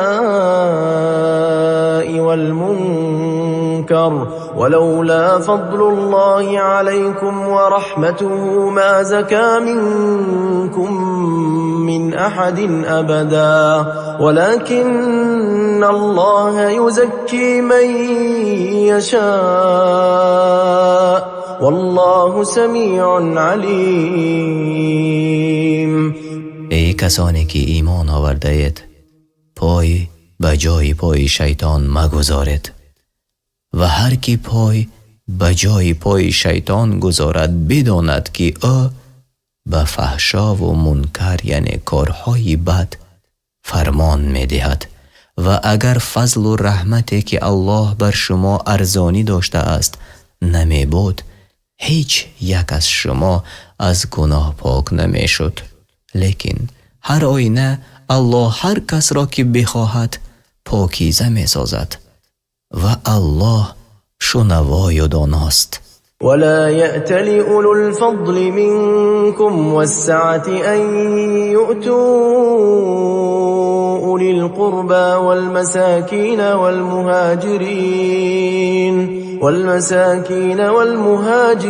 في سبيل الله وليعفوا وليصفحوا ألا تحبون أن يغفر الله لكم والله غفور رحيم. و باید که بزرگان و توانگران شما بر آن سوگند نخورند که چیزی به خویشاوندان و مسکینان و مهاجرانی در راه الله ندهند. باید ببخشند و گذشت بکنند.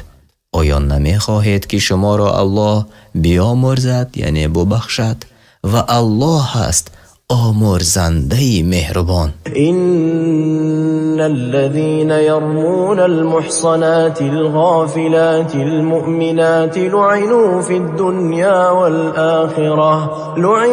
الدنيا والآخرة ولهم عذاب عظيم. هر آینه آنان که زنان پاک دامنی به خبر مؤمن را تهمت زنا میزنند در دنیا و آخرت لعنت شدند و برایشان عذاب بزرگ است. يوم تشهد عليهم ألسنتهم وأيديهم وأرجلهم بما كانوا يعملون. روزی که زبانشان و دستهایشان و پایهایشان به زیانشان بر کارهایی که میکردند شهادت دهند. يومئذ يوفيهم الله دينهم الحق ويعلمون أن الله هو الحق المبين. آن روز که الله جزایشان را به پررگی بدهد و بدانند که هر آینه الله تعالی بر حق و آشکار است. الخبيثات للخبيثين والخبيثون للخبيثات والطيبات للطيبين والطيبون للطيبات أولئك مبرؤون مما يقولون لهم مغفرة ورزق کریم. زنان ناپاک برای مردان ناپاک و مردان ناپاک برای زنان ناپاک و زنان پاک برای مردان پاک و مردان پاک برای زنان پاک.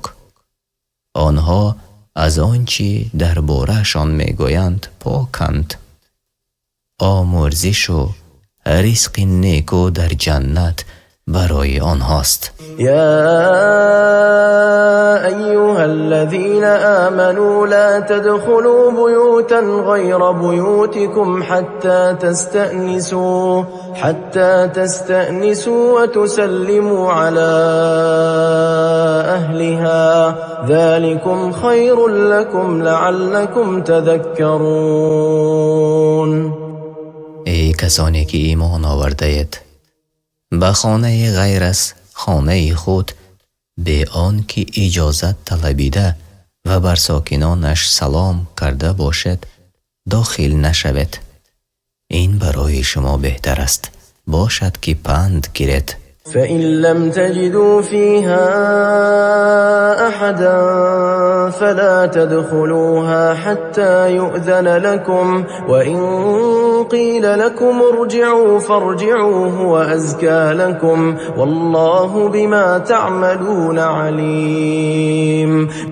و اگر در خانه کسی را نیافتید داخل نشوید تا شما را رخصت دهند و اگر گویند باز گردید این برایتان پاکیزه تر است و الله به هر کاری که میکنید آگاه است. ليس عليكم جناح أن تدخلوا بيوتا غير مسكونة فيها متاع لكم والله يعلم ما تبدون وما تكتمون.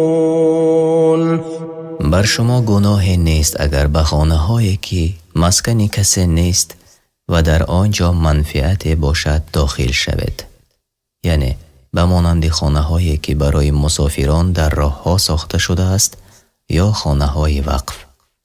هرچی را آشکار سازید یا پنهان دارید الله به آن آگاه است. قل للمؤمنين يغضوا من أبصارهم ويحفظوا فروجهم ذلك أزكى لهم إن الله خبير بما يصنعون. بگو ای پیامبر به مردان مؤمن که چشمان خود بپوشند از نامحرمان و شرمگاه خود نگه دارند از زنا و لواطه، این برایشان پاکیزه تر است. هر آینه الله به کارهایی که میکنند آگاه است. وقل للمؤمنات يغضضن من أبصارهن ويحفظن فروجهن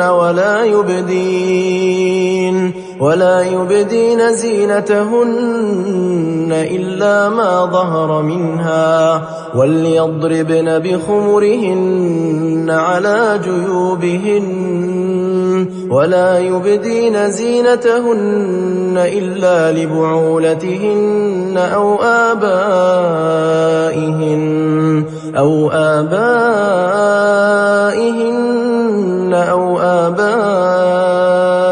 بعولتهن أو أبنائهن أو أبناء بعولتهن أو إخوانهن أو بني إخوانهن أو بني أخواتهن أو نسائهن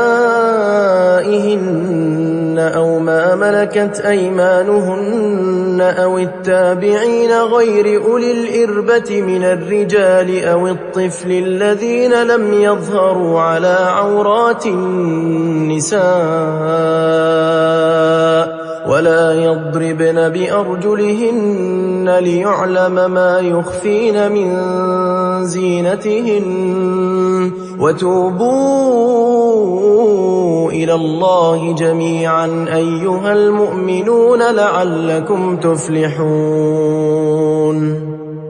و به زنان مؤمن بگو که چشمان خود بپوشند از نامحرمان و شرمگاه خود نگاه دارند از حرام و زینت‌های خود را جز آن مقدار که پیداست آشکار نکنند و مقنع‌های یعنی روی مال‌های خود را تا گریبان فرا گذارند و زینت‌های خود را آشکار نکنند جز برای شوهر خود یا پدر خود یا پدر شوهر خود یا پسر خود یا پسر شوهر خود یا برادر خود یا پسر برادر خود یا پسر خواهر خود یا زنان همدین خود یا بندگان یعنی غلام و کنیزان خود یا مردان خدمتگزار خود که رغبت به زن ندارند یا کودکانی که از شرمگاه زنان بخبرند و نیز چنان پای بر زمین نزنند تا آن زینت که پنهان کرده اند دانسته شود.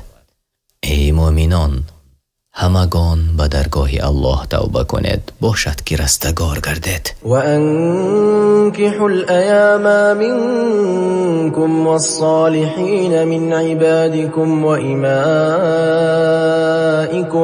إن يكونوا فقراء يغنهم الله من فضله والله واسع عليم. خاندار کنانید غلام و کنیزان خود را که صالح و شایسته کار باشند اگر فقیر و بینوا باشند. الله با کرم خود با دولت و توانگرشان خواهد ساخت که الله کشایش دهنده و داناست. وليستعفف الذين لا يجدون نكاحا حتى يغنيهم الله من فضله والذين يبتغون الكتاب مما ملكت أيمانكم فكاتبوهم إن علمتم فيهم خيرا وآتوهم مما لله الذي آتاكم ولا تكرهوا فتياتكم على البغاء إن أردنا تحصنا لتبتغوا عرض الحياة الدنيا ومن يكرههن فإن الله من بعد إكراههن غفور رحيم. آنان که به سبب کمبغلیشان قدرت خانه‌دار شوی را ندارند باید پاک دامنی پیشه کنند تا الله از کرم خویش توانگرشان گرداند و از بندگانتان آنان را که خواهان باز خریدن خویشند اگر در آنها خیر یافتید باز خریدنشان را بپذیرید و از آن مال که الله به شما ارزانی داشته است به آنان بدهید و کنیزان خود را اگر خواهند که پرهیزگار باشند به خاطر ثروت دنیوی به زنا مجبور مکنید. هر کس که آنان را به زنا مجبور کند الله برای آن کنیزان که به مجبوری به آن کار وادار گشته‌اند آمرزنده و مهربان است. ولقد أنزلنا إليكم آيات مبينات ومثلا من الذين خلوا من قبلكم وموعظة للمتقين. به تحقیق برای شما آیت‌های روشن و واضح و قصه و داستان‌های آنانی که پیش از شما بودند و نیز برای پرهیزگاران پند و نصیحت‌ها نازل کردیم. الله نور السماوات والأرض مثل نوره كمشكاة فيها مصباح المصباح في زجاجة الزجاجة كأنها كوكب دري يوقد من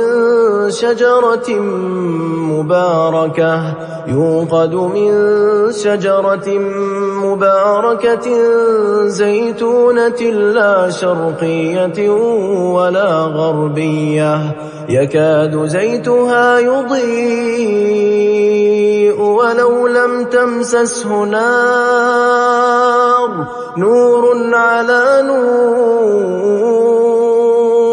يهدي الله لنوره من يشاء ويضرب الله الأمثال للناس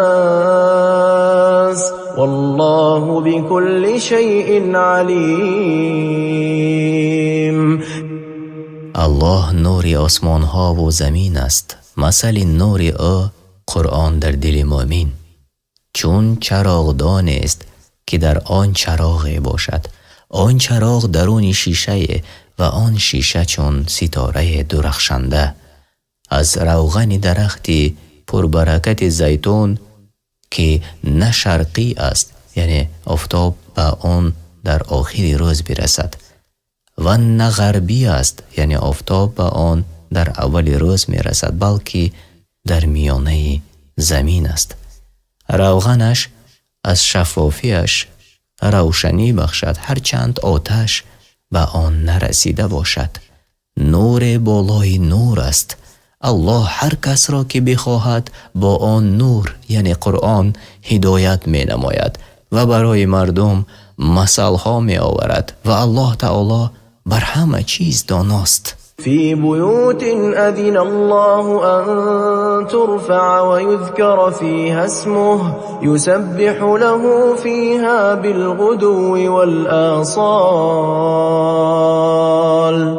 آن نور فروزان است در مسجدهایی که الله رخصت داد ارجمندش دارند و نامش در آنجا با نماز و تلاوت قرآن تسبیح و تهلیل یاد شود و او را هر بامداد و شبانگاه تسبیح گویند. رجال لا تلهيهم تجارة ولا بيع عن ذكر الله وإقام الصلاة وإيتاء الزكاة يخافون يوما تتقلب فيه القلوب والأبصار. مردانی که هیچ تجارت و خرید و فروش از یاد الله و نماز گذاریدن و زکات دادن بازشان ندارد، از روز قیامت که دلها و دیدگان از ترس دیگرگون می شوند می ترسند. لیجزیهم الله احسن ما عملوا و یزیدهم من فضله والله یرزق من یشاء بغیر حساب. تا الله به نیکوتر از آنچه کرده‌اند جزایشان دهد و از بزرگی خود بر آن بیفزاید و الله هر کی را خواهد به حساب رزق دهد. والذین كفروا اعمالهم كسراب بقيعة يحسبه الظمآن ماء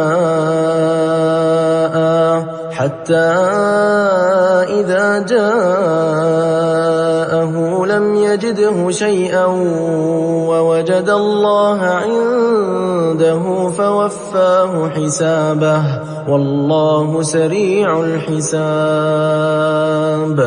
اعمال کافران چون سراب است در بیابان، شخصی تشنه آبش پندارد و چون به آن نزدیک شود هیچ آب نیابد و الله را نزد خود یابد، پس جزای او را به پرگی بدهد و الله زود حساب گیرنده است. او كظلمات في بحر اللجي يغشاه موج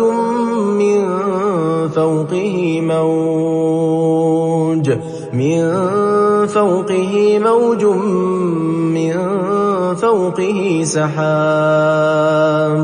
ظلمات بعضها فوق بعض إذا أخرج يده لم يكد يراها ومن لم يجعل الله له نورا فما له من نور. یا که عمل کافران به مانند تاریکی های است در دریای چقور که می پوشد. این کافر را موج و بر بالای آن موج دیگر است و بر بالای آن موج ابر خیره است. تاریکی های بر بالای یکدیگر آن طور که اگر دست خود بیرون آرد آن را نتواند دید و هر کی را الله نور از قرآن و سنت نداد که به آن راه یابد پس او را هیچ نور نیست. ألم تر أن الله يسبح له من في السماوات والأرض والطير صافات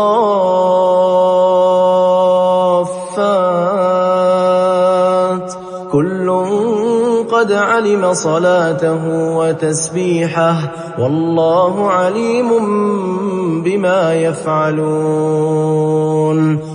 آیا ندیده ای که هرچی در آسمان ها و زمین است و نیز مرغانی که بال کشاده در پروازند تسبیحگوی الله هستند. همه مخلوقات را الله تعالی دانانده است چگونه او را نماز و تسبیح گویند و الله به هر کاری که میکنند آگاه است. ولله ملك السماوات والأرض وإلى الله المصير. و خاص برای الله است پادشاهی آسمان ها و زمین و بازگشت همگان نزد اوست. ألم تر أن الله يزجي سحابا ثم يؤلف بينه ثم يجعله ركاما فترى الودق يخرج من خلاله وينزل من السماء من جبال فيها من برد فيصيب به من يشاء ويصرفه عن من يشاء يكاد سنا برقه يذهب بالأبصار. آیا ندیده ای که الله ابرهای را به آهستگی می راند، آنگاه آنها را به هم می پیوندد، باز می سازدش رو به رو بالای هم. پس می بینی باران را که خارج می شود از میان آن ابر و فرود می آورد از جانب بالا از کوههای ابری که آن جای است ژاله را. پس هر کی را خواهد با آن آسیب می رساند و از هر کی می خواهد بازش می دارد. رعد و برقی که در آن ابر بوده قریب است که ببرد نور چشمها را. يقلب الله الليل والنهار إن في ذلك لعبرة لأولي الأبصار. یکی از نشانه های قدرت الله تعالی این است که او شب و روز را می گرداند. بیگمان خیرتمندان را در این عبرت است. والله خلق كل دابة من ماء فمنهم من يمشي على بطنه ومنهم من يمشي على رجلين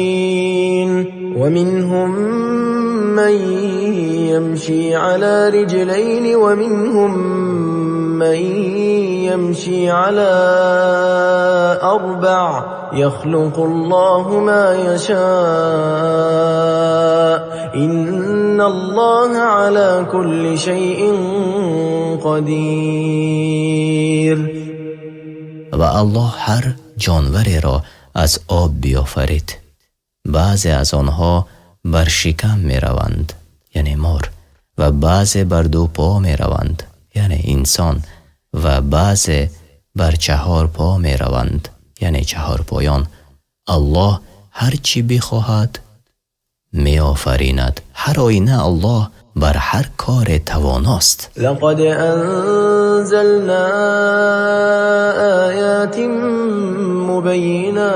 مبينات والله يهدي من يشاء إلى صراط مستقيم.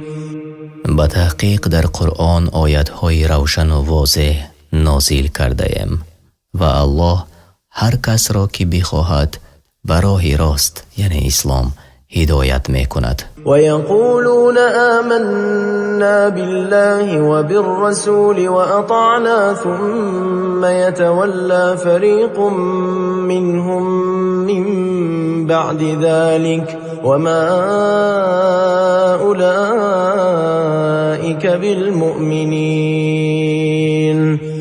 و منافقان می گویند به الله و پیامبرش ایمان آورده ایم و اطاعت می کنیم. پس از آن گروه از آنان باز می گردند و حکم پیامبر را قبول نمی کنند و اینها ایمان نیاوردند. وإذا دعوا إلى الله ورسوله ليحكم بينهم إذا فريق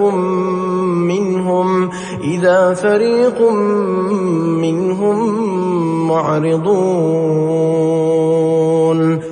چون آنها را در خصومت‌هایشان به سوی الله و پیامبرش دعوت کنند تا میانشان حکم کند، بینی که گروه روی میگردانند. وإن يكن لهم الحق يأتوا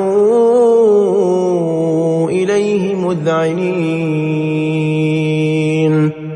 و اگر حق به طرف آنها باشد، در حال می آیند پیش پیامبر صلی الله علیه و سلم گردن نهاده. أفي قلوبهم مرض أم ارتابوا أم يخافون أن يحيف الله عليهم ورسوله بل أولئك هم الظالمون. آیا در دلهایشان بیماری است، یعنی بیماری نفاق؟ یا در شک هستند از پیامبری بر حق بودن محمد صلی الله علیه و سلم، یا بیمی آن دارند که الله و پیامبرش بر آنها ستم کنند؟ نه، بلکه آنان خود ظالمانند. إنما كان قول المؤمنين إذا دعوا إلى الله ورسوله ليحكم بينهم أن يقولوا سمعنا وأطعنا وأولئك هم المفلحون. چون مؤمنان حقیقی را در خصومت‌هایشان به سوی کتاب الله و پیامبرش دعوت کنند تا میانشان حکم کند، این که میگویند شنیده ایم و اطاعت کردیم، اینها نجات یافتگانند و از اهل جنتند. ومن يطع الله ورسوله ويخشى الله ويتقه فأولئك هم الفائزون. و کسانی که فرمانبرداری الله و پیامبرش می کنند، در امر و نهی و از الله می ترسند و حذر می کنند از عذاب الله، پس اینها کامیابند به نعمتهای جنت. وأقسموا بالله جهد أيمانهم لئن أمرتهم ليخرجن قل لا تقسموا طاعة معروفة إن الله خبير بما تعملون. و منافقان به الله قسم خورند، قسمهای سخت، که اگر به آنها فرمان دهی ای پیامبر برآمدنی به جهاد را، البته همراه تو به جهاد روند، بگو قسمی دروغ مخورد. طاعت شما معلوم است که فقط با زبان است. الله به کارهایی که میکنید هر آینه کاملا آگاه است. قل أطيعوا الله وأطيعوا الرسول فإن تولوا فإنما عليه ما حمل وعليكم ما حملتم وإن تطيعوه تهتدوا وما على الرسول إلا البلاغ المبين. بگو ای پیامبر به مردم، الله را اطاعت کنید و پیامبر را اطاعت کنید.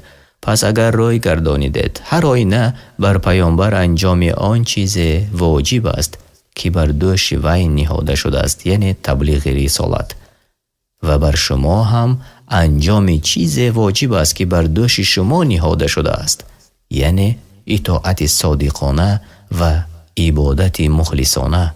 و اگر با او اطاعت کنید هدایت یابید، و بر پیامبر جز رسانیدن پیغام پروردگارش چیزی دیگر نیست. وعد الله الذين آمنوا منكم وعملوا الصالحات ليستخلفنهم في الأرض كما استخلف الذين من قبلهم وليمكنن لهم دينهم الذي ارتضى لهم وليبدلنهم من بعد خوفهم أمنا يعبدونني لا يشركون بي شيئا ومن كفر بعد ذلك فأولئك هم الفاسقون.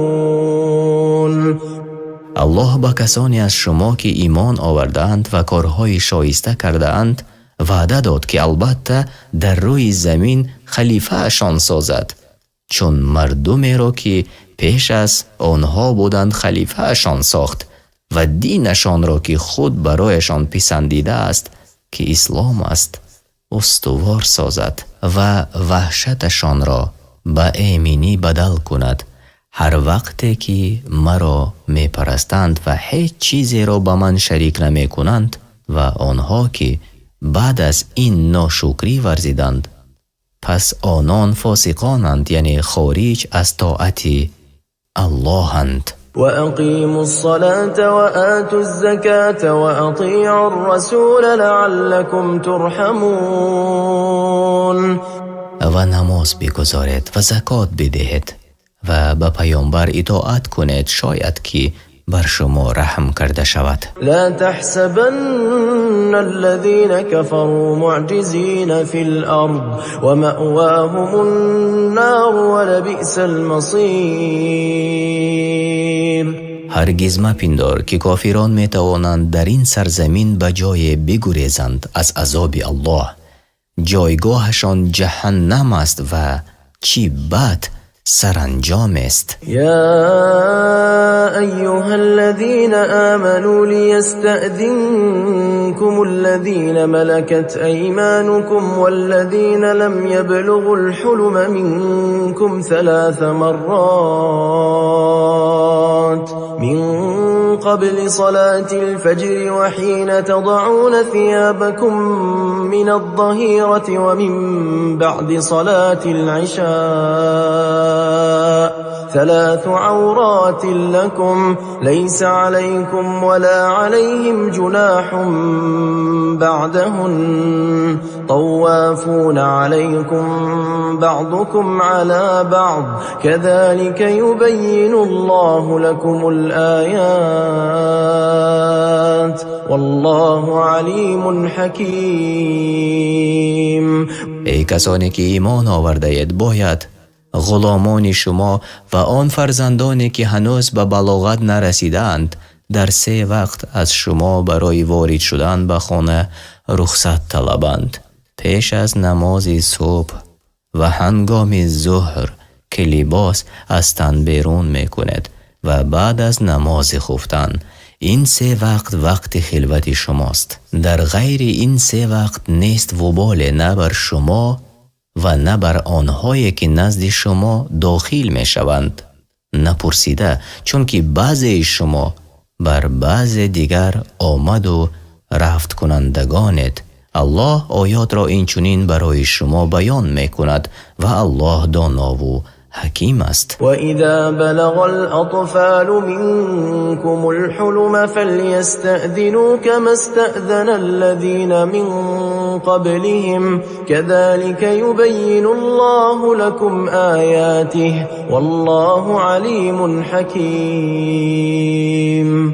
و چون کودکان شما به سن بلاغت رسیدند در همه وقتها برای در آمدن به مکانی که پدر و مادر در آنجا استراحت می کنند باید مانند کسانی که ذکرشان گذشت، یعنی مثل به بلاغت رسیدگان رخصت طلبند. الله تعالی آیات و احکام شریعت خود را اینچنین روشن و ساده برای شما بیان می کند و الله دانا و حکیم است در قانون گذاری برای بندگانش. والقواعد من النساء اللاتي لا يرجون نكاحا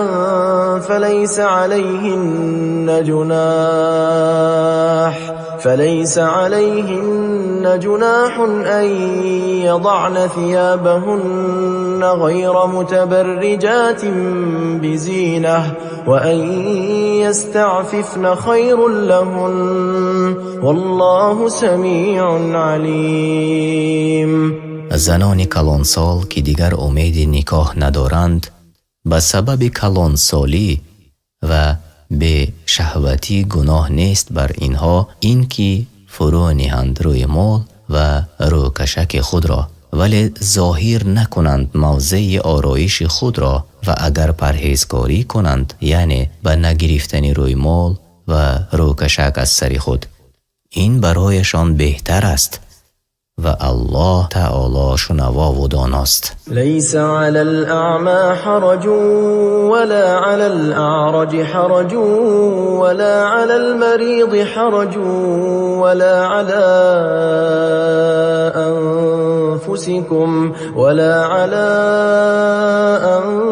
أنفسكم أن تأكلوا من بيوتكم أو بيوت آبائكم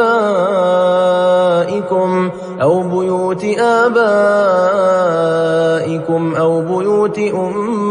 أمهاتكم أو بيوت إخوانكم أو بيوت أخواتكم أو بيوت أعمامكم أو بيوت عماتكم أو بيوت أخوالكم أو بيوت خالاتكم أو ما ملكتم مفاتحه أو صديقكم. ليس عليكم جناح أن تأكلوا جميعا أو أشتاتا فإذا دخلتم بيوتا فسلموا على أنفسكم تحية من عند الله مباركة طيبة كذلك يبين الله لكم الآيات لعلكم تعقلون.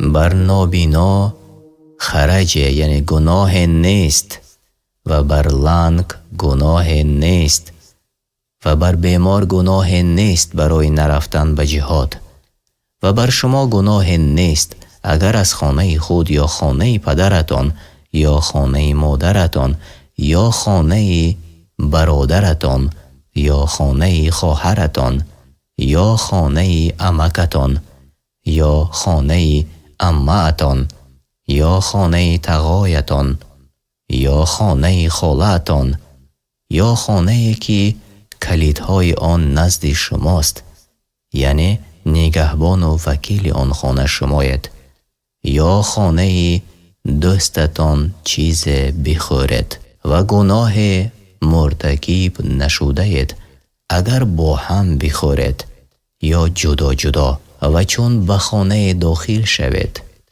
بر یکدیگر سلام کنید با لفظ السلام علیکم و رحمت الله و برکاته.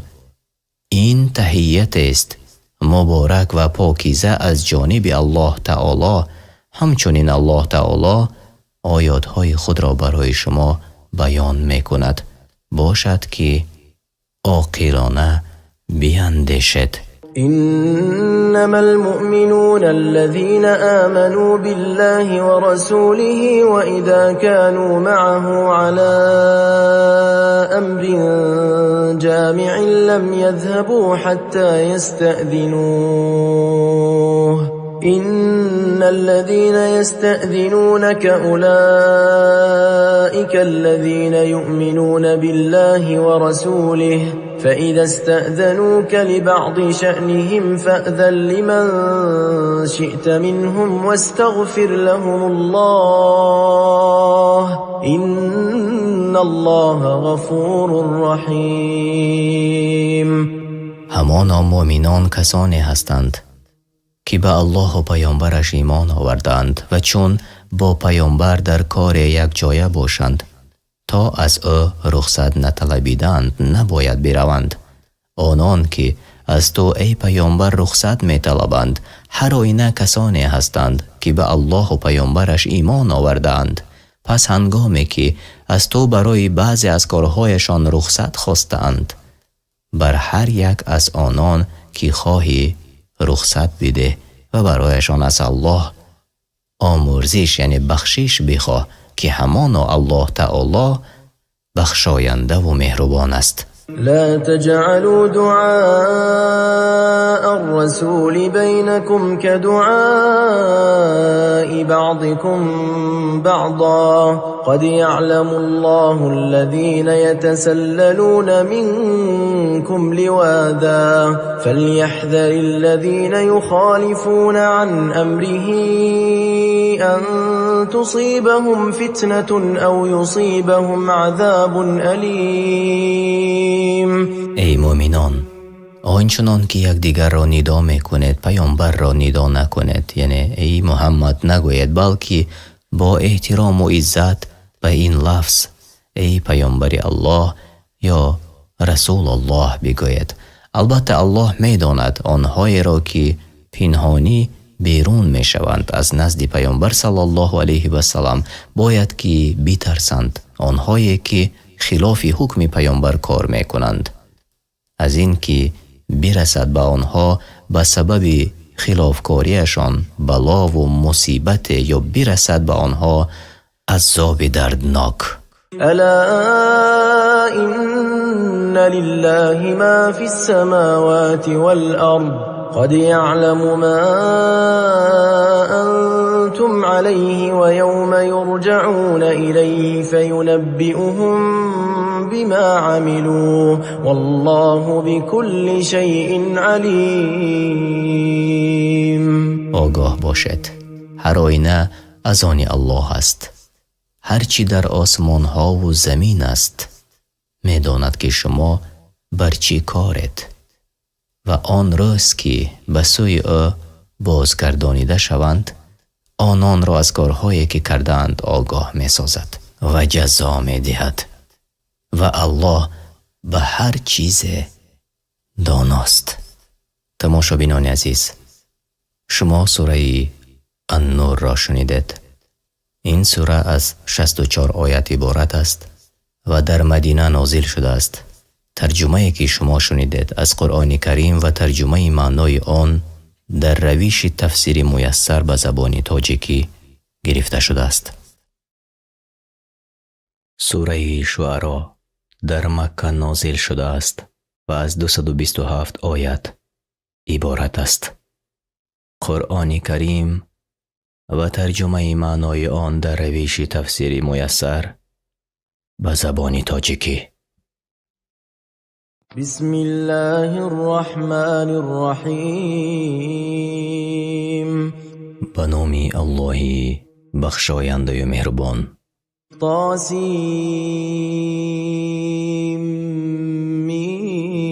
میم. تا سین میم. تلك آیات الكتاب المبین.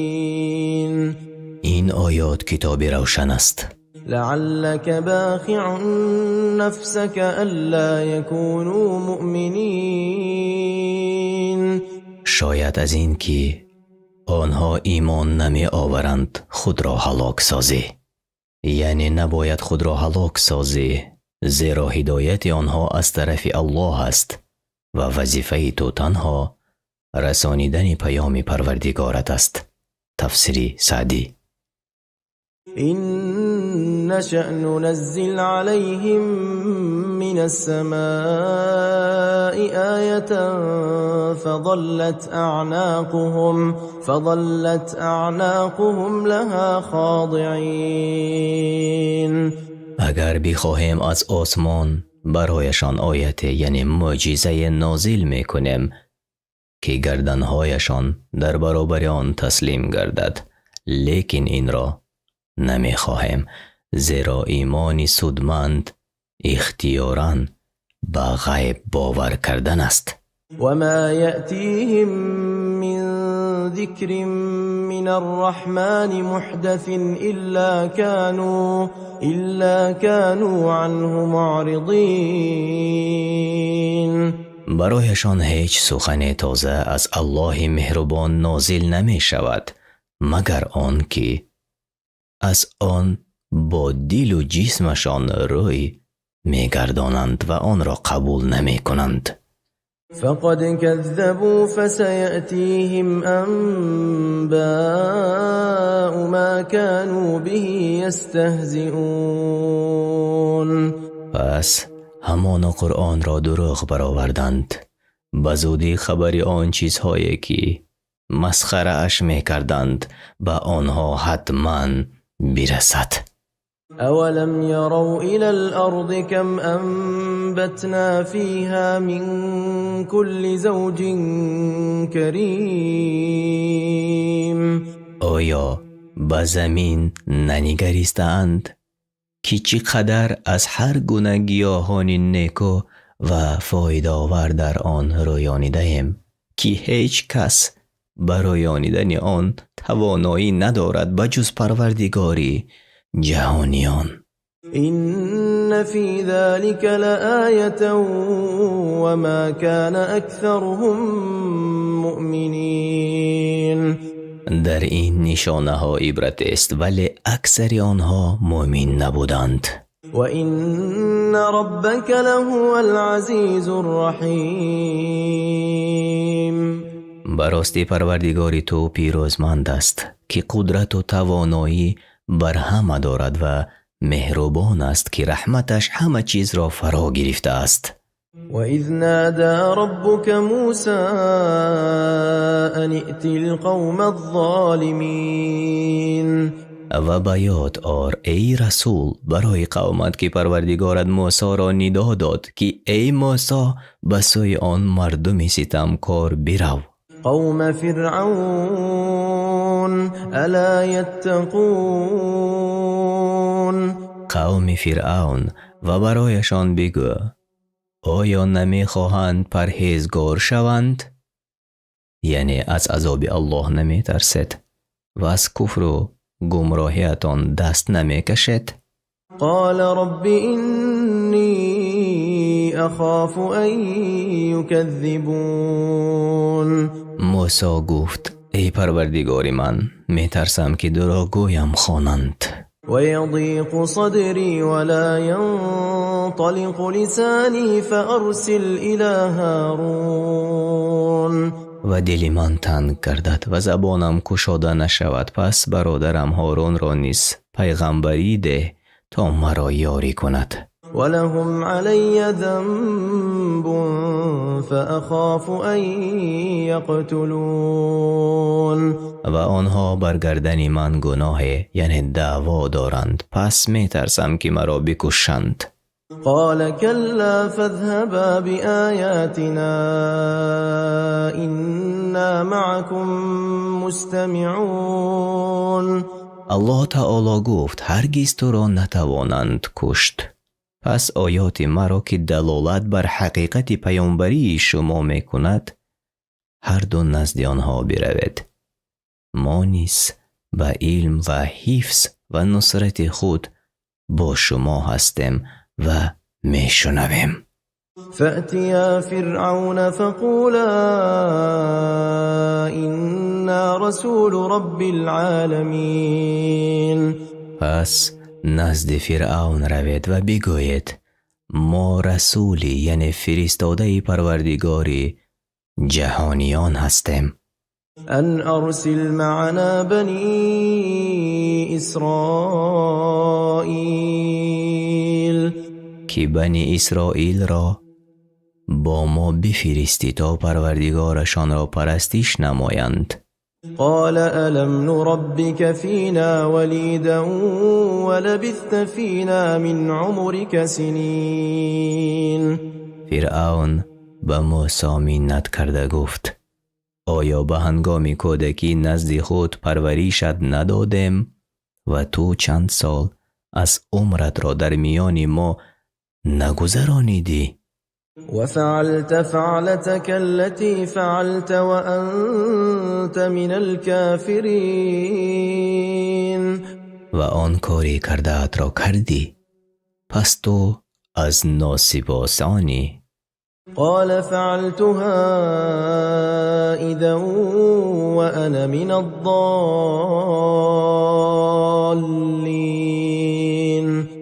موسی گفت آن وقت که چنان کردم از سرگشتگان بودم و آن کار از روی نادانی و اشتباه بود، نه قصداً. ففررت منكم لما خفتكم فوهب لي ربي حكما وجعلني من المرسلين. و چون از شما ترسیدم به طرف مدین گریختم، ولی پروردگار من به من پیغمبری داد و مرا در شمار پیامبران آورد. وتلك نعمة تمنها علي أن عبدت بني إسرائيل. و منت این نعمت را بر من مینهی حال آن که بنی اسرائیل را غلام خود ساخته ای. قال فرعون وما رب العالمین. فرعون گفت پروردگار جهانیان کیست که تو دعوای پیامبری میکنی؟ قال رب السماوات والأرض وما بينهما إن كنتم موقنين. موسی گفت اگر اهل یقین هستید پس ایمان آورید که او پروردگاری آسمان ها و زمین و هرچی میان آنهاست. قال لمن حوله الا تستمعون. فرعون به آنان که در اطرافش بودند گفت آیا نمیشنوید که این مرد چی میگوید؟ قال ربكم ورب آبائكم الأولين. موسی گفت پروردگاری که من شما را به سوی آن دعوت می نمایم، پروردگاری شما و پروردگاری نیاگان شماست. قال إن رسولكم الذي أرسل إليكم لمجنون. فرعون گفت به درستی که این پیامبری که بر شما فرستاده شده دیوانه است. قال رب المشرق والمغرب وما بينهما إن كنتم تعقلون. موسی گفت اوست پروردگار مشرق و مغرب و هرچی میان آن دو است اگر عاقلانه بیندیشید. قال لئن اتخذت إلها غيري لأجعلنك من المسجونين. فرعون به موسی تهدید کرده گفت اگر جز من کسی دیگری را به معبودی گیری به زندانت می افکنم. قال اولو جئتك بشيء مبين. موسی گفت حتی اگر معجزه روشنی برای تو آورده باشم که دلالت کند بر صحتی آنچه آوردم، باز هم مرا زندانی میکنی؟ قال فأت به إن كنت من الصادقين. فرعون گفت پس اگر از راستگویانی آن را بیاور. فألقى عصاه فإذا هي ثعبان مبين. پس موسی عصای خود را بیانداخت که ناگهان وی اژدهای آشکارا شد. ونزع يده فإذا هي بيضاء للناظرين. و دستش را بیرون آورد که ناگهان در نظر بینندگان سفید و روشن می نمود. قال للملأ حوله إن هذا لساحر عليم. فرعون از ترس که قومش ایمان نآورند به بزرگان قومش که در اطراف او بودند گفت بیگمان این مرد جادوگری دانایی است. يريد أن يخرجكم من أرضكم بسحره فماذا تأمرون. که می خواهد به جادوی خود شما را از سرزمینتان بیرون کند، پس مرا چی می فرماید؟ قالوا أرجه وأخاه وابعث في المدائن حاشرين. قومش به او گفتند او و برادرش را مهلت بده و جمع کنندگان را در شهرها بفرست. يأتوك بكل سحار عليم تا هر جادوگر ماهر و دانایی را که هست نزد تو بیارند. فجمع السحرة لميقات يوم معلوم پس جادوگران را در روز معین به وعدگاه آوردند، یعنی و آن روز روزی زینت و خوشی و شادی بود که همه به وقت چاشتگاه حاضر شدند. وقيل للناس هل أنتم مجتمعون و به مردم گفته شد آیا شما نیز جمع می شوید؟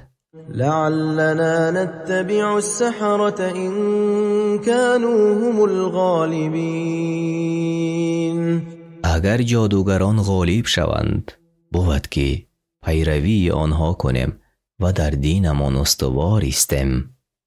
فلما جاء السحرة قالوا لفرعون أئن لنا لأجرا إن كنا نحن الغالبين چون جادوگران آمدند به فرعون گفتند آیا اگر ما بر موسی پیروز شویم برای ما مزد هست؟ قال نعم وإنكم إذا لمن المقربين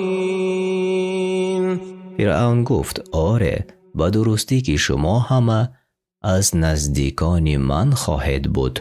قال لهم موسى ألقوا ما أنتم ملقون موسی برای باطل ساختن جادوی آنها به آنها گفت هرچی میخواهید از جادوی خود بیفکنید. فألقوا حبالهم وعصيهم وقالوا بعزة فرعون إنا لنحن الغالبون آنان ریسمانها و عصاهای خود را بیفکندند و گفتند به عزت فرعون که ما البته غالبیم. فألقى موسى عصاه فإذا هي تلقف ما يأفكون پس موسی عصایش را افکند ناگاه به صورت اژدهای گشت و همه آن دروغ‌های را که ساخته بودند فرا برد. فألقي السحرة ساجدين جادوگران حق را دیده و دانستند که این از عملیات جادوگران نیست، پس سجده کنان به زمین افتادند. قالوا آمنا برب العالمین گفتند به پروردگار جهانیان ایمان آوردیم. رب موسی و هارون پروردگار موسی و هارون. قال آمنتم له قبل أن آذن لكم إنه لكبيركم الذي علمكم السحر فلسوف تعلمون لأقطعن أيديكم وأرجلكم من خلاف ولأصلبنكم أجمعين. فرعون گفت آیا پیش از آن که شما را رخصت دهم به موسی ایمان آوردید؟ البته این مرد یعنی موسی بزرگی شماست که شما را جادو آموخته است، حتما عذاب مرا خواهد دید. اکنون دستها و پایهایتان را از چپ و راست خواهم برید و البته همه‌تان را بردار خواهم کرد. قالوا لا ضير إنا إلى ربنا منقلبون. جادوگران به فرعون گفتند از آنچه که ما را میترسانی باکی نیست، به درستی که ما نزد پروردگارمان باز میگردیم. إنا نطمع أن يغفر لنا ربنا خطايانا أن كنا أول المؤمنين. ما ما امید داریم که پروردگارمان خطاهای ما را از کفر و جادوگری ببخشد که ما نخستین کسانی هستیم که ایمان آوردیم. و اوحینا الى موسی ان اسر بعبادی انکم متبعون. و به موسی وحی کردیم که هنگام شب بندگان مرا از مصر بیرون ببر به درستی که از پی شما بیایند. فأرسل فرعون في المدائن حاشرین. پس فرعون از بیرون رفتن آنها آگاه گردیده گرد آورندگان سپاه را به شهرها فرستاد. این هؤلاء لشرذمة قلیلون.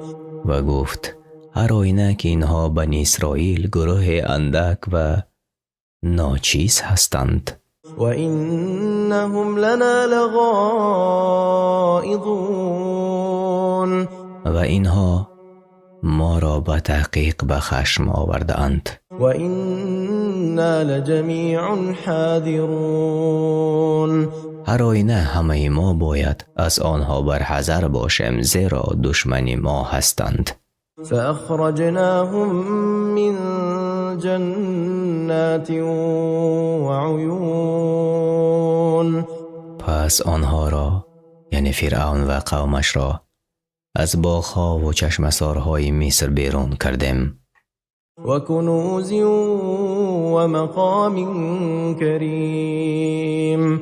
و نیز از گنج‌ها و خانه‌های نیکو و قصرهای بزرگ بیرون راندیم.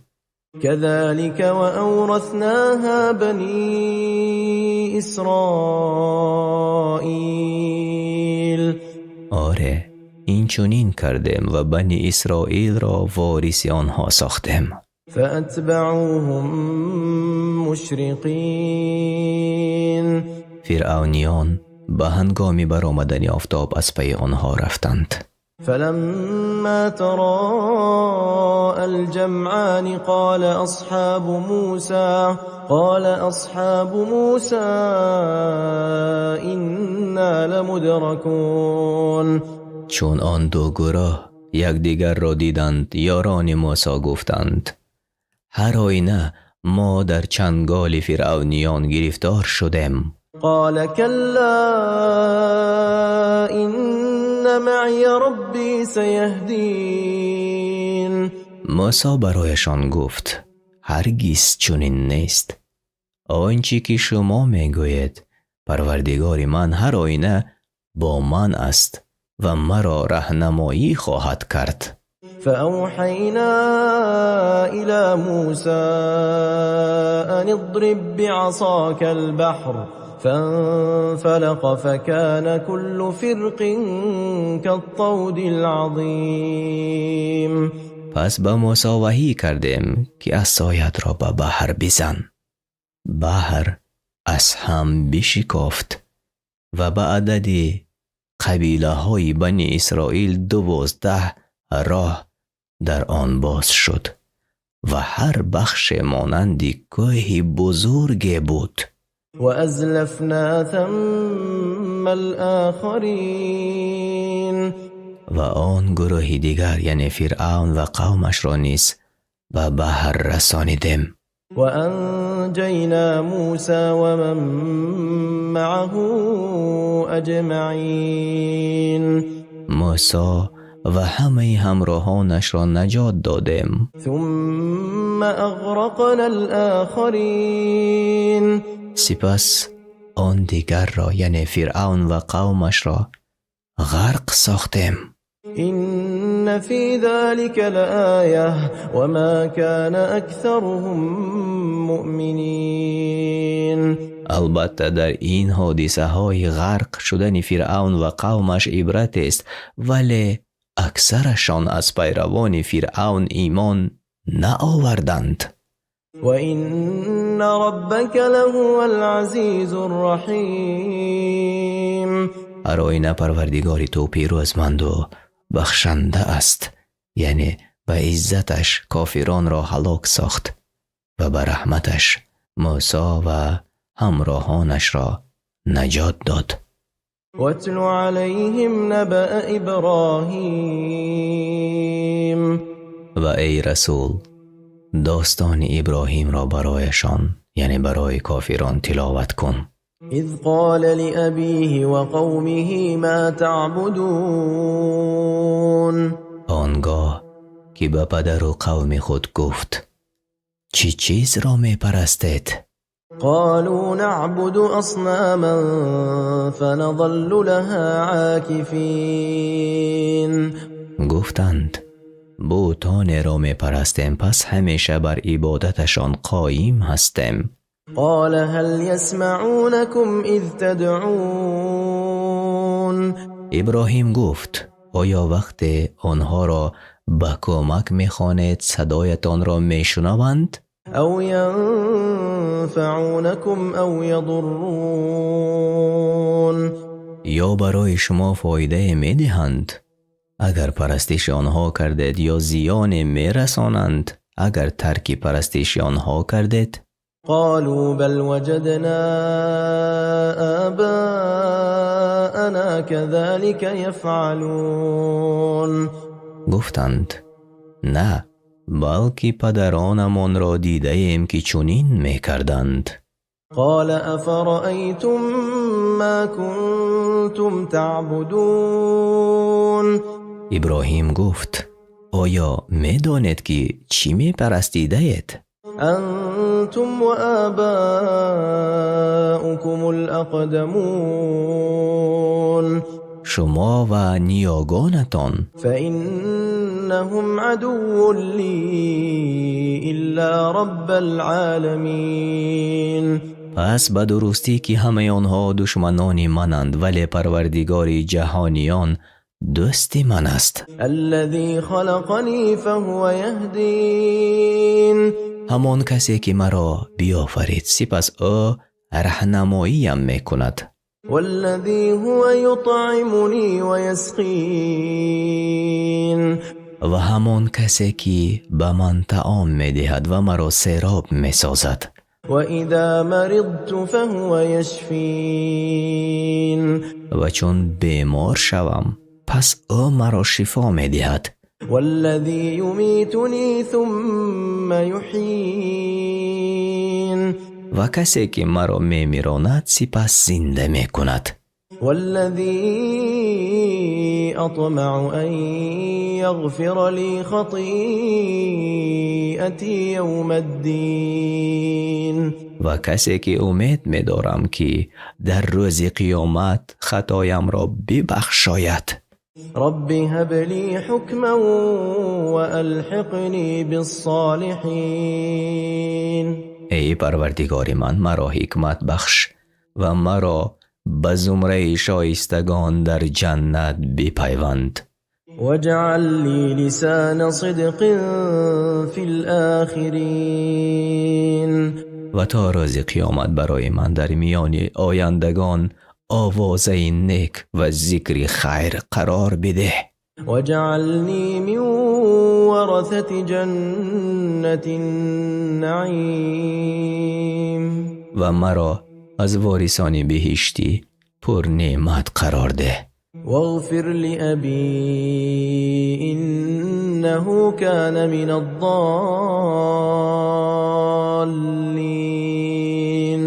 و پدرم را بیامرز که همانا او از گمراهان است. این دعای ابراهیم برای پدرش بود وقتی معلوم گشت که تا دم مرگش به کفر و شرکش دوامت می کند. پس از او بیزاری جست. ولا تخزني يوم يبعثون و در روز قیامت که مردم از قبرهایشان برای حساب و جزا برمیخیزند مرا رسوا مساز. يوم لا ينفع مال ولا بنون روزی که نه مال فایده میدهد و نه فرزندان. إلا من أتى الله بقلب سلیم، مگر آن کس که با قلب سالم یعنی خالی از شرک، کفر و نفاق به نزد الله بیاید.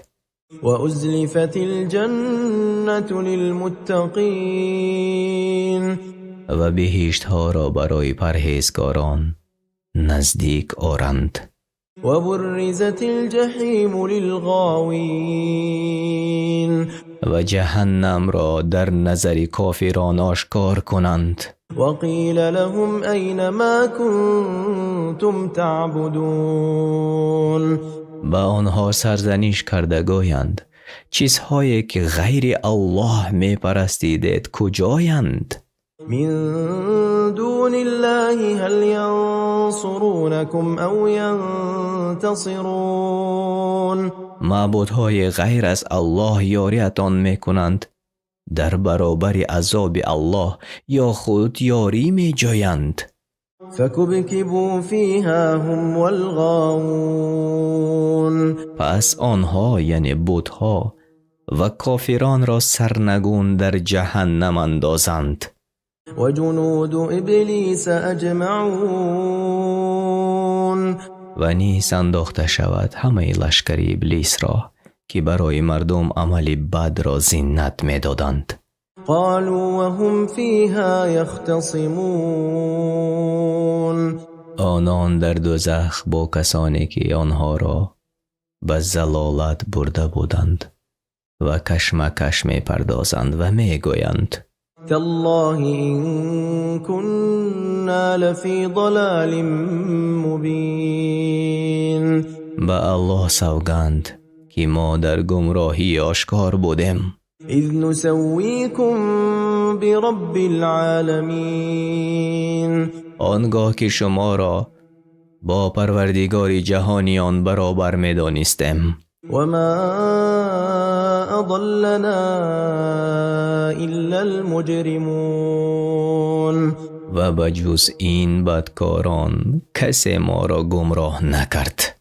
فما لنا من شافعین، پس اکنون ما را هیچ شفاعت کننده نیست ولا صدیق حمیم، و ما را دوستی مهربان نیست.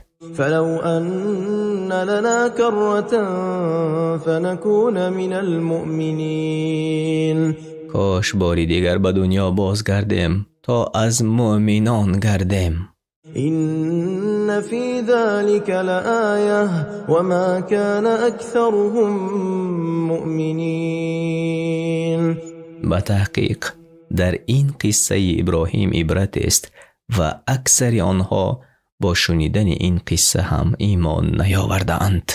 وإن ربك لهو العزيز الرحيم، البته پروردگار تو پیروزمند و مهربان است. كذبت قوم نوح المرسلين، قوم نوح همه پیامبران را دروغگو برآوردند. اذ قال لهم اخوهم نوح الا تتقون، آنگاه که برادرشان نوح به آنها گفت مگر پرهیزگاری نمی کنید یعنی نمی ترسید. اینی لکم رسول امین، به تحقیق من برای شما پیامبر امین هستم. فاتقوا الله و اطیعون، از الله بترسید در آنچه شما را به آن فرمان می دهد و یا از آن نهی می کند و به من اطاعت کنید. و ما اسألكم علیه من اجر ان اجری الا علی رب العالمین، من از شما در مقابل دعوت خود مزد نمی طلبم. مزد من تنها بر عهده پروردگار جهانیان است. فاتقوا الله و اطیعون، پس از الله بترسید و مرا با بجا آوردن فرموده هایش و با پرهیز کردن از من کرده شده هایش اطاعت کنید. قالوا أنؤمن لك واتبعك الأرذلون. گفتند آیا به تو ایمان بیاوریم و حال آن که بی نوایان یعنی بی چیز و بی مقام پیروی تو هستند؟ قال وما علمی بما كانوا يعملون. نوح گفت من چی میدانم آنها چی کار کرده اند، ولی وظیفه‌دار هستم که آنها را به سوی ایمان دعوت نمایم. إن حسابهم إلا على ربي لو تشعرون. اگر بدانید حسابشان به جز بر پروردگار من بر کسی نیست. وما أنا بطارد المؤمنين. و من هرگز مؤمنان را به دعوت خود دور نخواهم کرد. إن أنا إلا نذير مبين. من به جز بیم دهنده آشکارا کسی دیگر نیستم. قالوا لئن لم تنته يا نوح لتكونن من المرجومين. گفتند ای نوح اگر از دعوت خود بس نکنی البته سنگسار می شوی. قال رب إن قومي كذبون. نوح دعا کرده گفت ای پروردگاری من قوم من مرا دروغگو می برارند. فافتح بيني وبينهم فتحا ونجني ومن معي من المؤمنين. پس میانی من و میانی آنها قطعی حکم کن و مرا و آنان را از مؤمنان که همراه منند نجات ده. فأنجيناه ومن معه في الفلك المشحون.